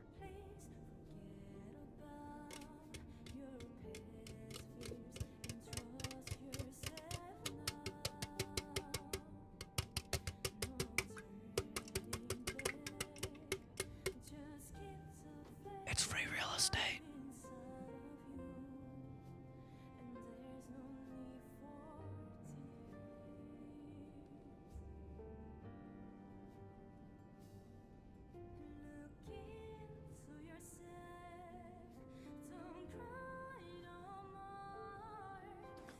Yes, this is the new DLC. Alright, enough of the bit. Oh shit, my mother called 3 hours ago.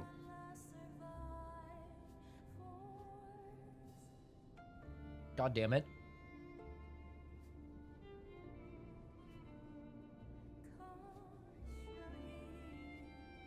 Shit.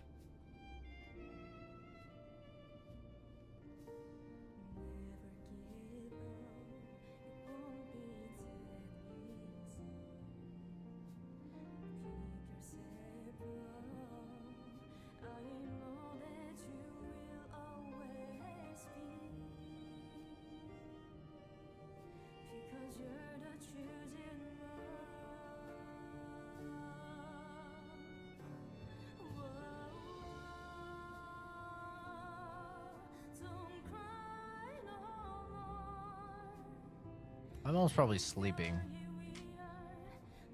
At 9? Extra.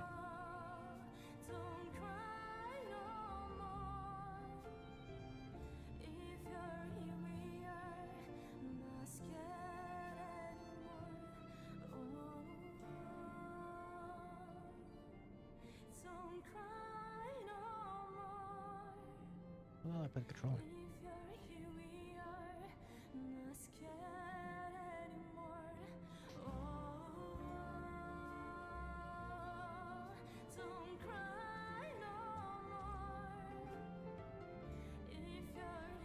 I'm not supposed to do the Mog face for free.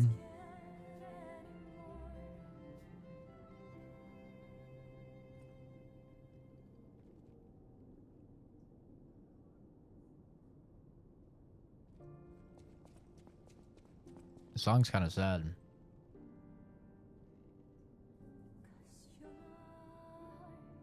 Yeah, she's not replying. I'm pretty sure she's asleep.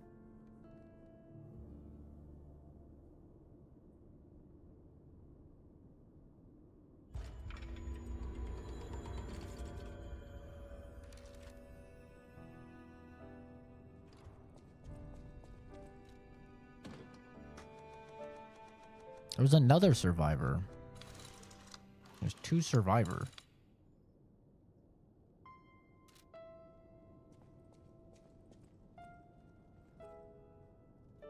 What exactly is Pixels? Why is the icon different? His icon is different because he's like a verified YouTube partner. Maybe you check, he has like over 1 million subscribers.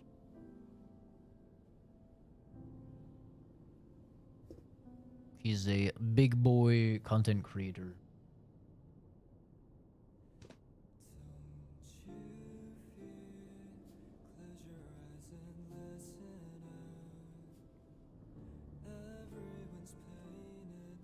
Oh, this is like the male version.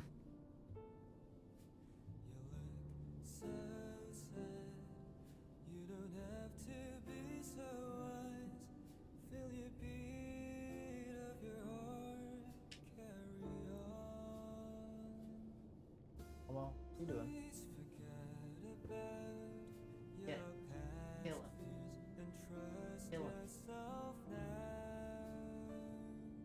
The bug.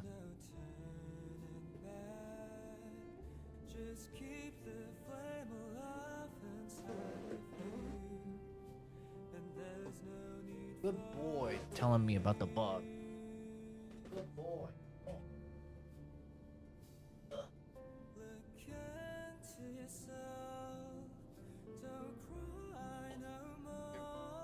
Good boy. Good boy.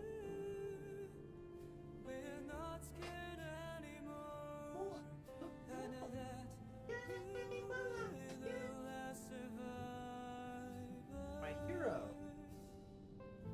You.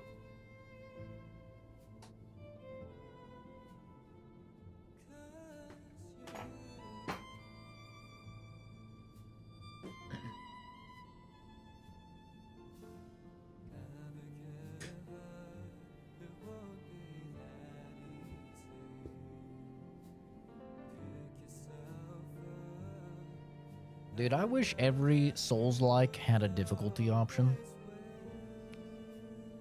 I can't even tell you how nice it is that, like, I'm like, man, this boss is gonna take me hours.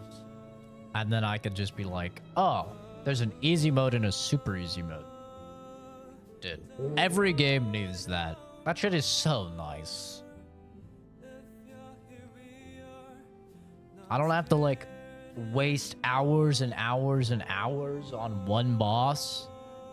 I can just fucking swap it to super easy, finish up the boss, and then boom. That's awesome, man. I love that. I wish all Souls-likes would do that, man. Cause like, I would have actually finished Wukong if Wukong had that. But I didn't do the secret ending for Wukong because of that. Because I was like just throwing myself against Erlang Shen, and I was like, this is way too fucking hard. And I just quit the game. You know, I got the normal ending, and then I just looked it up on YouTube and watched it.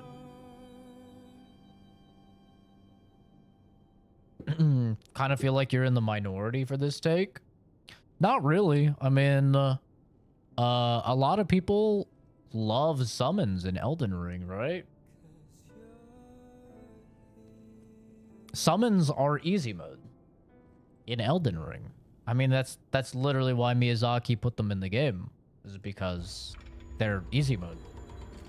Like, easy mode doesn't have to be a literal mode that you pick, but it can be something like running Mimic Summon, right? In Elden Ring. Or using magic in Elden Ring, right? Like these things that like make your game way easier. It could be something like co-op. Like in like Lords of the Fallen, right? Lords of the Fallen has like basically seamless co-op, so you can call somebody in and they can help you. Same with like all the Souls games. The Souls games have co-op as well. You can summon somebody in and they can help you with a boss. Like, I think all games should have more accessibility. It doesn't have to necessarily be like an easy mode and very easy mode. I mean, I appreciate it that it was on here, but like, Wukong has nothing. You know? Like Wukong is just like, all right, throw yourself into this boss fight. It doesn't have like any, there's no co-op. You can't summon someone. There's none of that. The only people who are against it are the people that are absolute fucking losers, that they think that it's impressive that they beat a video game boss with, you know, no summons or whatever. Like, people that are just absolute losers. Those are the only people that are, like, actually against it. Any normal person is like, yeah, more options is better. You know? It's awesome that, like, the whole reason Elden Ring is the most successful out of all the games, even though it's not their best game, is because of the accessibility. There's so many different, like, OP builds. There's so many summons that you can call in on. You can call in reinforcements with, you know, co-op. You could just go somewhere else entirely since it's open world and, like, boost your level, like, just grind a bunch of levels in another area and then come back, right? That's why Elden Ring does so well. I think that's really good for just the entire industry.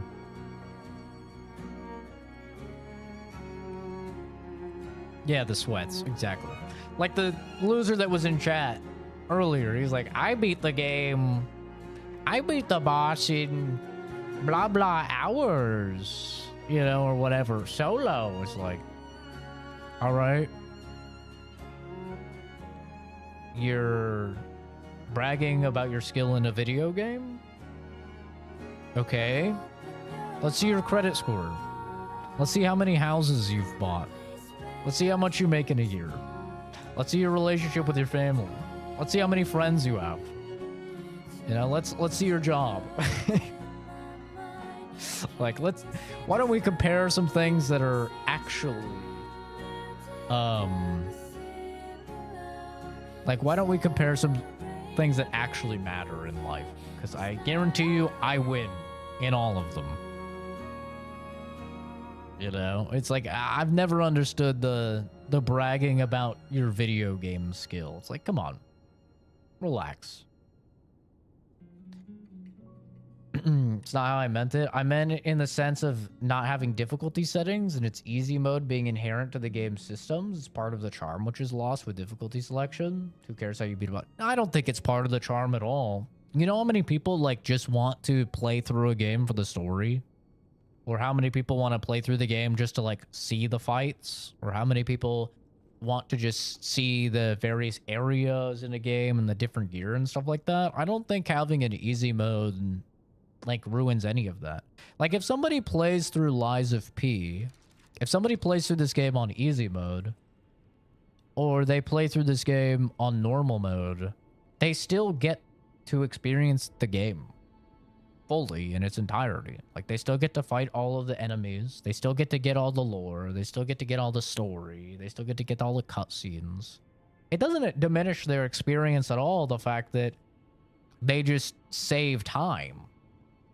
You know, because they're not bashing their head against a boss or whatever.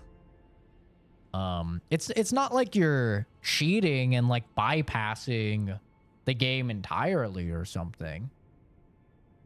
It's just alleviating time, which, you know, the older and older you get, it's like time gets more and more of a factor. And I know so many people in real life that have never finished a Souls game on their own because it's just like they'll get to a boss and it's just way hard and they don't want to just spend. They're like, I get 1 hour after I worked and after I put my kids to sleep and stuff. I get 1 hour to play and I don't want to have to spend each fucking hour fighting the same boss over and over and over. So with a difficulty selection, you can just bypass that, right? Or what my friends that experience that, what they've done in the past is they do co-op. And they have their friend that's fucking on New Game 8, fucking turbo leveled, come in and he just shits, you know, on the boss or whatever. Like that's what all my friends have always done, and that's how they've gotten through Souls games. So it's like, isn't it better to, like, just have the easy mode for the dude? it's the same thing. It's like you're getting the same result. Just one, you call in a dude and he fucking deletes the boss, or two, you change a difficulty option and you delete the boss, you know? It's like, it's the same thing, really. At the end of the day, all that matters is if you had fun in the game, and easy mode is way more fun. Unless you get tired of those types of games, then the unskippable challenge is what. Like, I like a challenge to an extent, right? Like, all the other bosses I fought on normal. I didn't lower the difficulty until the last one. Because, like, I know my limits, right? I've been gaming my entire life. It's like, I know my limits, man. I know when something is going to be a... like a probably 20-30 minute grind. I know when something's gonna be an hour grind. I know when something's gonna be a 10-hour like grind. You know what I mean? But ultimately, I think what matters is that the person buying the game, they bought the game. Let the person that bought the game play the game like how they want to.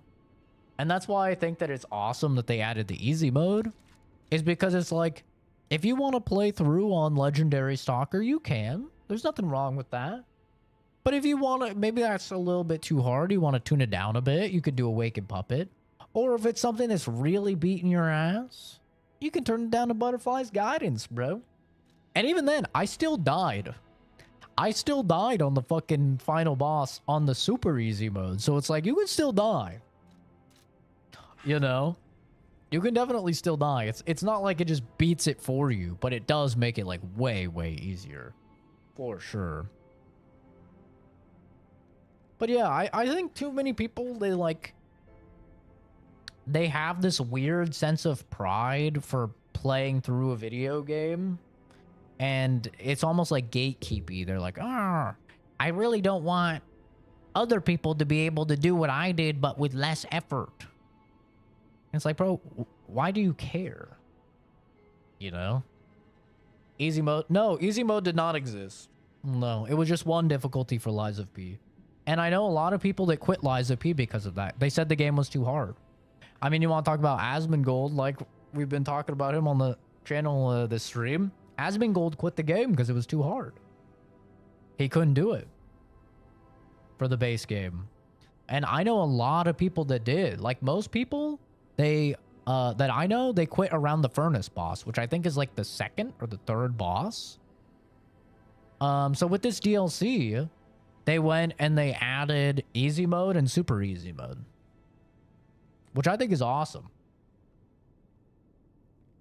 And that's like, I wish more Souls games would do that, because just games in general, like having a difficulty option. Because, like, I'm not one of these people that has, like, a lot of, you know, pride about your video game skill or something.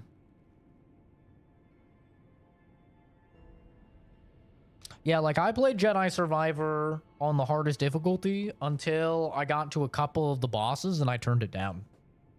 Like, when you have to fight the 2 frogs... Oh my god, bro.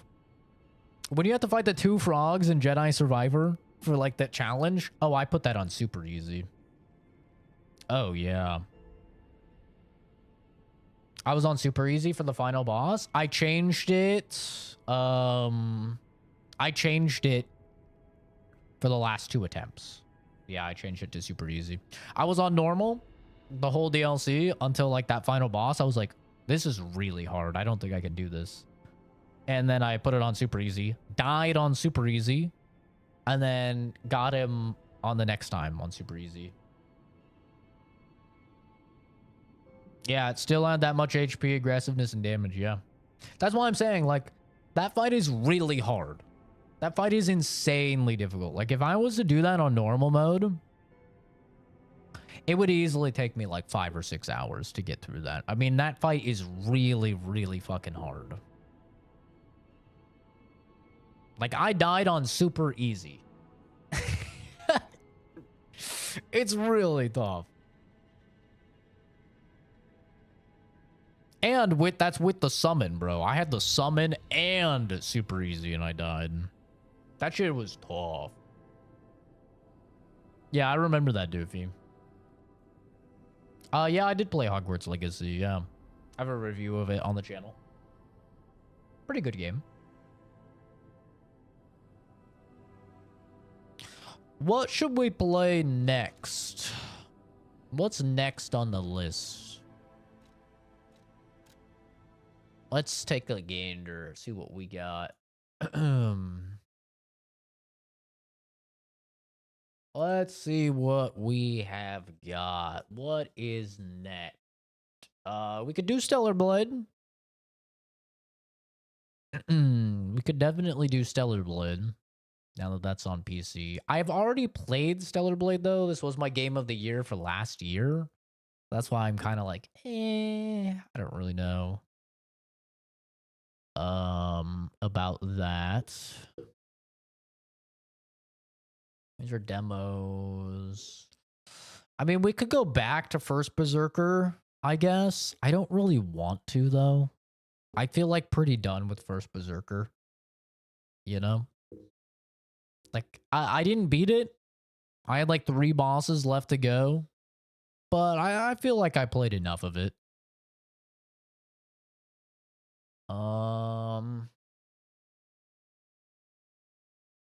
Let's not just look at stuff that's... What do we have?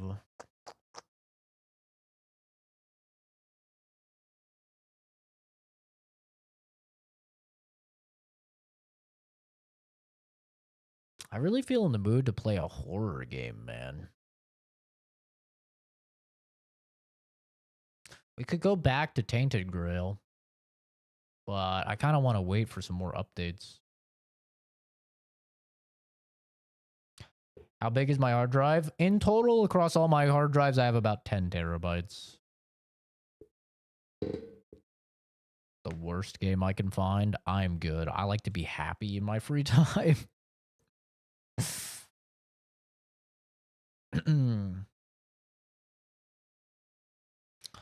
Look at the positive side. At least it's not DMC3, where if you die enough, you unlock easy mode, and it's a badge of shame there. So funny how streamers reacted to it. Dead Space Remake? I've already done Dead Space Remake.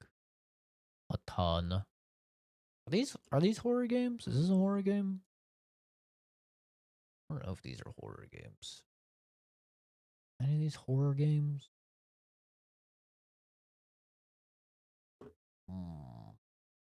I don't actually know. I wish there was a way to like adjust by horror. Oh wait, maybe a tag. Oh, horror.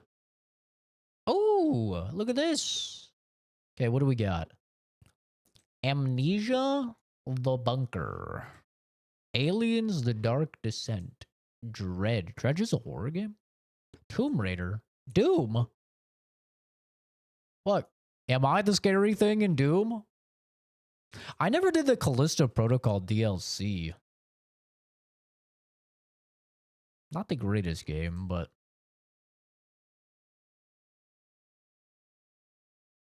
Path of Exile. How are these horror games? Do ready or not?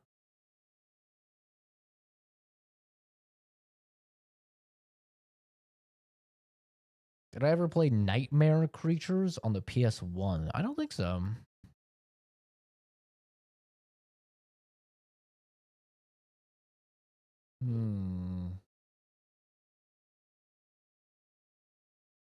I want some horror stuff just because of Resident Evil 9, man.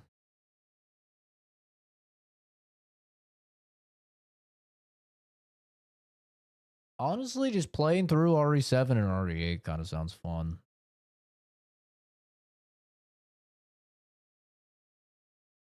I could fly through those games to get ready for RE9. Is that Metro VR game for sale? I never did play that. I thought it was going to be too scary. Oh, it is on sale. Maybe I should pick this up. Maybe I should crank out the VR. Play this game. This shit looks so scary, bro. VR spiders. Oh, God. VR spiders, man. Ugh.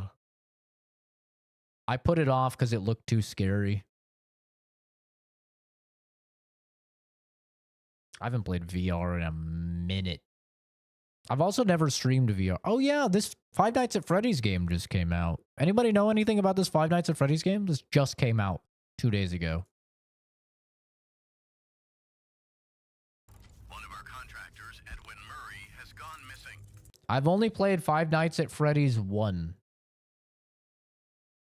That's all I've played, and I didn't really like it. Leaving our property abandoned in his I didn't find it scary, I just found it annoying. Your job is simple. Enter the warehouse and retrieve the technology that he was developing for us.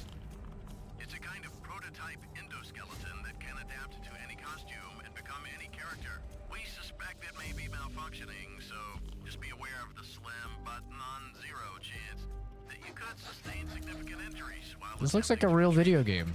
He's walking around. They're not just in a camera room. I thought Five Nights at Freddy's, you were just like in a camera room. He looks cute.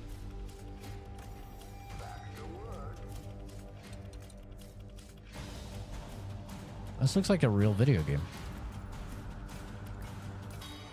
Doesn't look scary.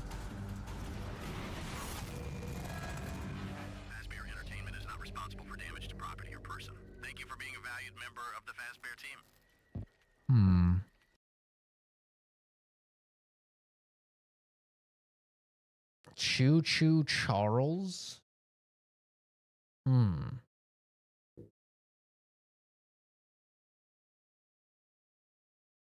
watching it for a bit and it's getting good. It's fun and it's random. They've changed it over the years. I wouldn't like it. Oh, I wouldn't like this game? Depends on what game you play. They have roaming now too. It's very positive. Giant spider train, Choo Choo Charles. Oh, I wouldn't like Choo Choo Charles, is what you're saying. Very fun game. I don't know why they advertise Jakey so much. I don't know what the fuck that is. They appear in one chase scene. I don't know. What is Jakey? After 3 full playthroughs. 3 whole playthroughs and he only has 14 hours? And this is a $40 game? I should play Soma. I have a full Let's Play on the channel of Soma. Soma is one of my favorite horror games of all time. Could be my favorite horror game of all time. If you don't count Resident Evil 4 Classic, then Soma is my favorite horror game of all time. Huh. Choo Choo Charles. It's like a game. What the fuck? What is this trailer?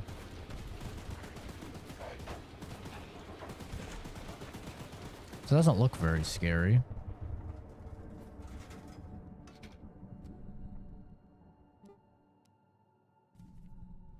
This cursor is confusing me.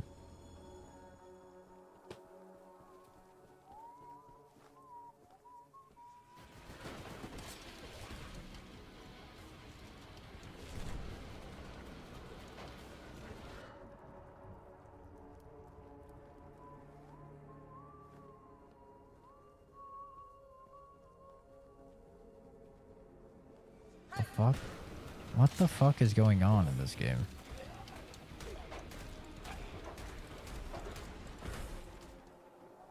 You know, if you actually want to win this fight, you'll need some serious firepower.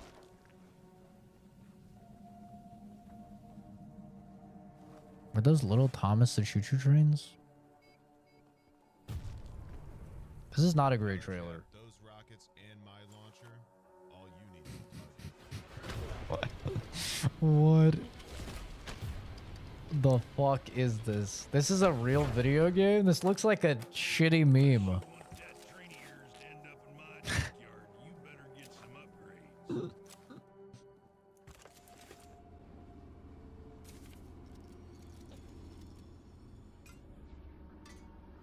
You upgrade the train. Take care, soul.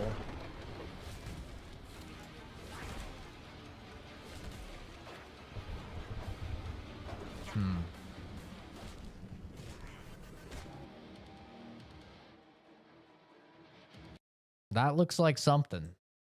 That definitely looks like a game that would appeal to children. Trains shouldn't do this sort of thing. They just shouldn't. Choo Choo Charles is a very bad train, but you have a machine gun.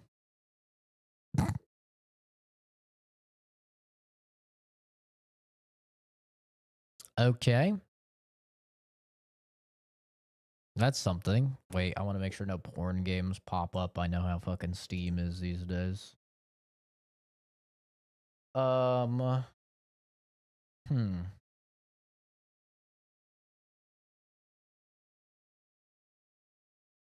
Can I browse by tags? Free to play. Where's horror? Horror. Gotta make sure there's no fucking pornography.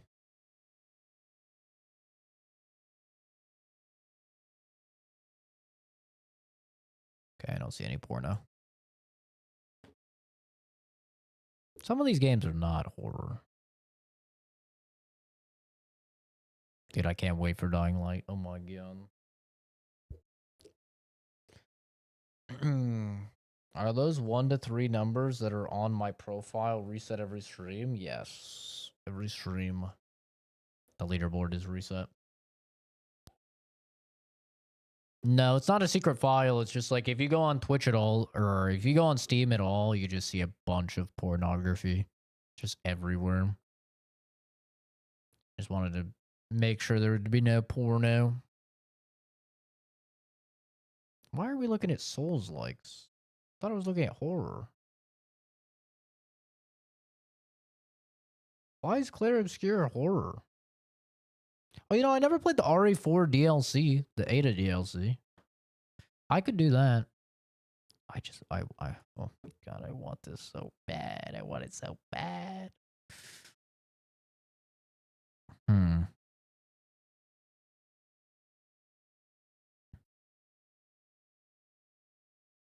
Didn't even know what Steam is? Yeah. I want to sleep, but this is interesting. What do you mean porn on Steam? Have you guys never been on Steam before? I can't show you. I can't show you for obvious reasons, but if you go on Steam, which is the #1 place where you download games on PC, this is like how you play any game on PC. If you go on Steam and you go on the main menu, the top games like that are always there are porno games. Always. Without a doubt. Like, it is the majority of shit. I also never did the DLC for RE8.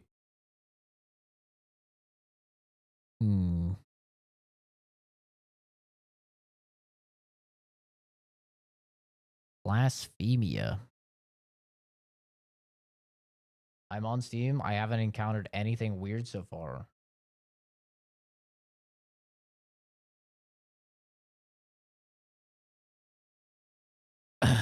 Okay, well, I'll show you the main Steam page. As long as I can make sure there's no images.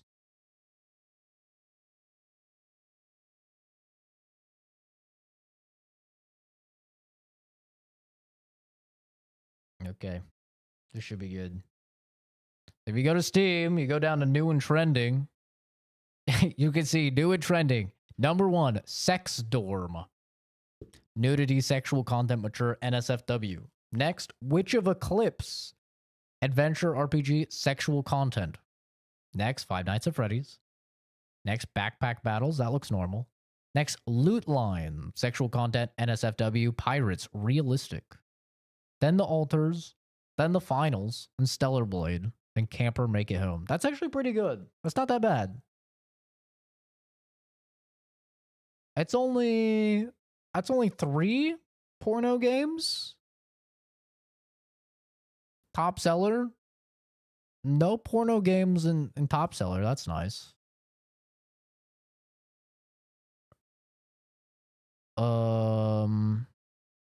Popular upcoming, honestly, not that bad.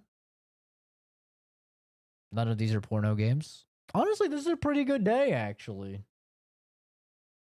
Like, it's only nude. Uh-oh. Oh, God. You can see some of the images there. Give you an idea. Thank God they didn't show anything too bad. Yeah, honestly, not that bad. Only 3 porno games out of 10, 30%. Normally, it's like 60% or 70% porno games. Like, it's pretty high on the porno game list. I'm not gonna lie, normally.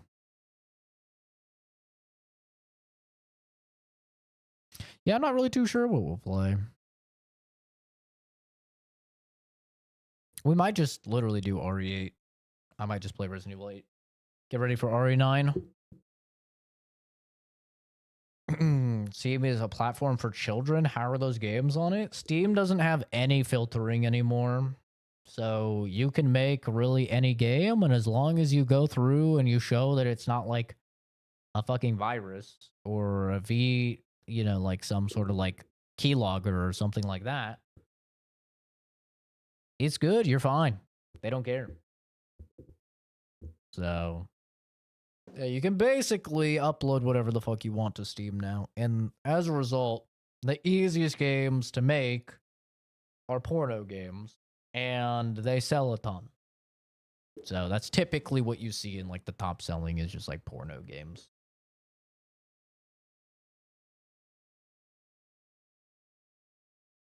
Yeah, we've been streaming for 9 hours, 43 minutes. Holy shit.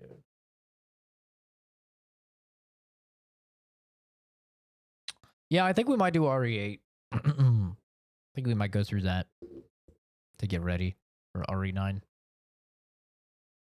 I'm very hype about it. I mean, realistically, I should. There was like a couple games on Game Pass I was supposed to play, right? What do we have on Game Pass? Oh, I didn't even know the Altars was on there.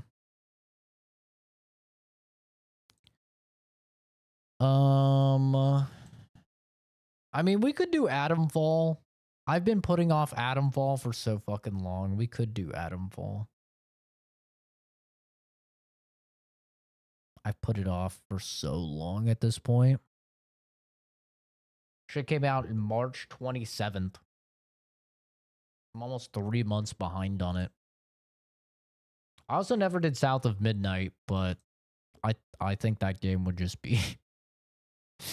I don't think people would be happy about that one. I feel like I would get a lot of the woke gamers on that one. Also never did Ninja Gaiden 2 Black, which the new Ninja Gaiden comes... Oh no, it got delayed. That's right. Thought that was supposed to be next month. I did play High on Life, yeah. I did.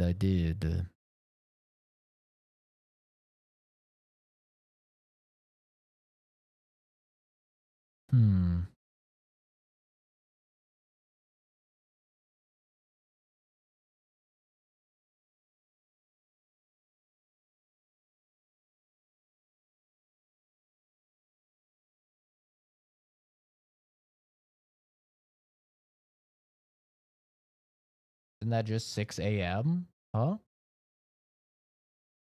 Oh, South of Midnight? Is that your joke? 9 Souls as well. Some dude donated for me to buy 9 Souls like months and months ago. I was like, yeah, dude, I'll play it. And I never played it. Maybe I should do 9 Souls.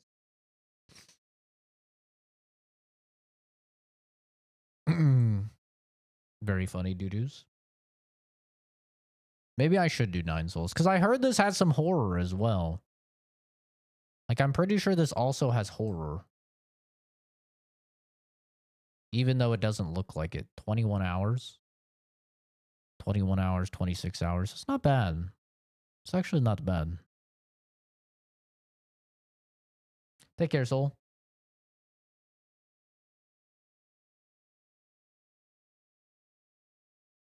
Sekiro Light Combat. Uh-oh. Wait, is this game hard?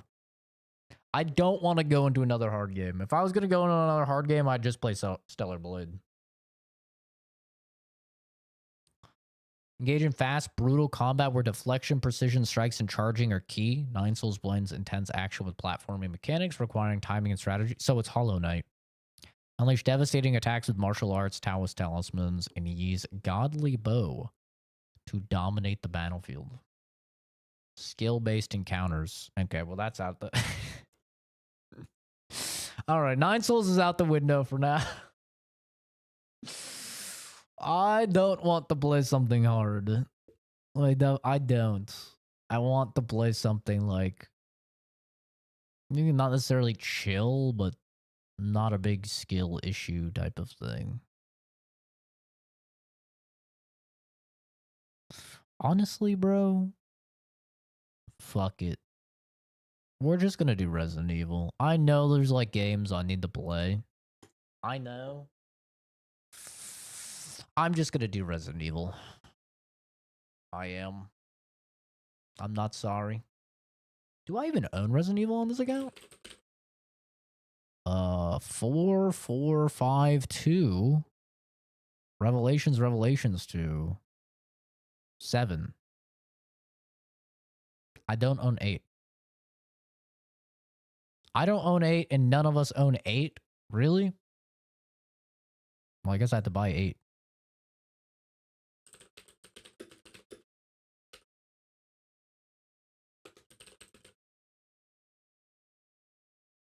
There's the one with the DLC. I never played the DLC either. $15? Wow.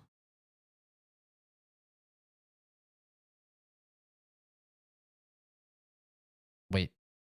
For $20, I can get 7 all DLC and 8 all DLC? How does that make sense?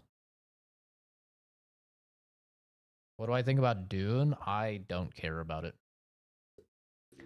I don't like MMOs and I don't like survival games. So survival MMO, not even remotely interested.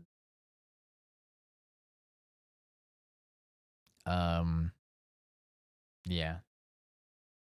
Let's play Rust? No. God, no. This adds third person, right?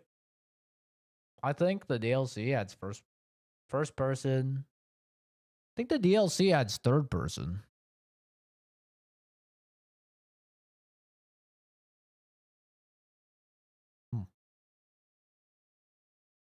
Yeah, no. I'm not a fan of those types of games, to be honest. Not a big fan. Alright, I'll have to buy this. I think we'll probably call it there for the stream. I'm not sleepy, but I don't want to stream 2 different games in one stream. I think Momo has to go out as well. If you guys are in the Discord, I'll probably chill in the voice chat a little bit in Discord. So feel free to stop in, hang out, shoot the shit. I'll probably just play some Cyberpunk or something. Stream it on there. A little Discord stream, just chill. But yeah, I'll go ahead and buy Resident Evil, and then we'll play Resident Evil 8 next time. I think is the plan. Just because we're kind of just in a limbo period. We're waiting for Death Stranding 2. So the next big game that we're playing is Death Stranding 2. Comes out on the 26th. We kind of just waiting right now. But yeah. Then we'll be delivering packages and talking to babies and shit. Why not just play the first one? I already played the first one. And that game is very long. That game is so long. Like, I don't think I could beat Death Stranding 1 by the time Death Stranding 2 comes out. That game took me like... I think that game took me like a month and a half to get through. That game was long, man. Those are long video games. I streamed some of it, but yeah. That game was very, very long. I'll probably stream all of the second one. We'll see what happens. Sadly, it's on console. Womp womp. But anyway, thanks for stopping by, everybody. Have a fantastic rest of your day. Thanks for watching me and get my ass kicked.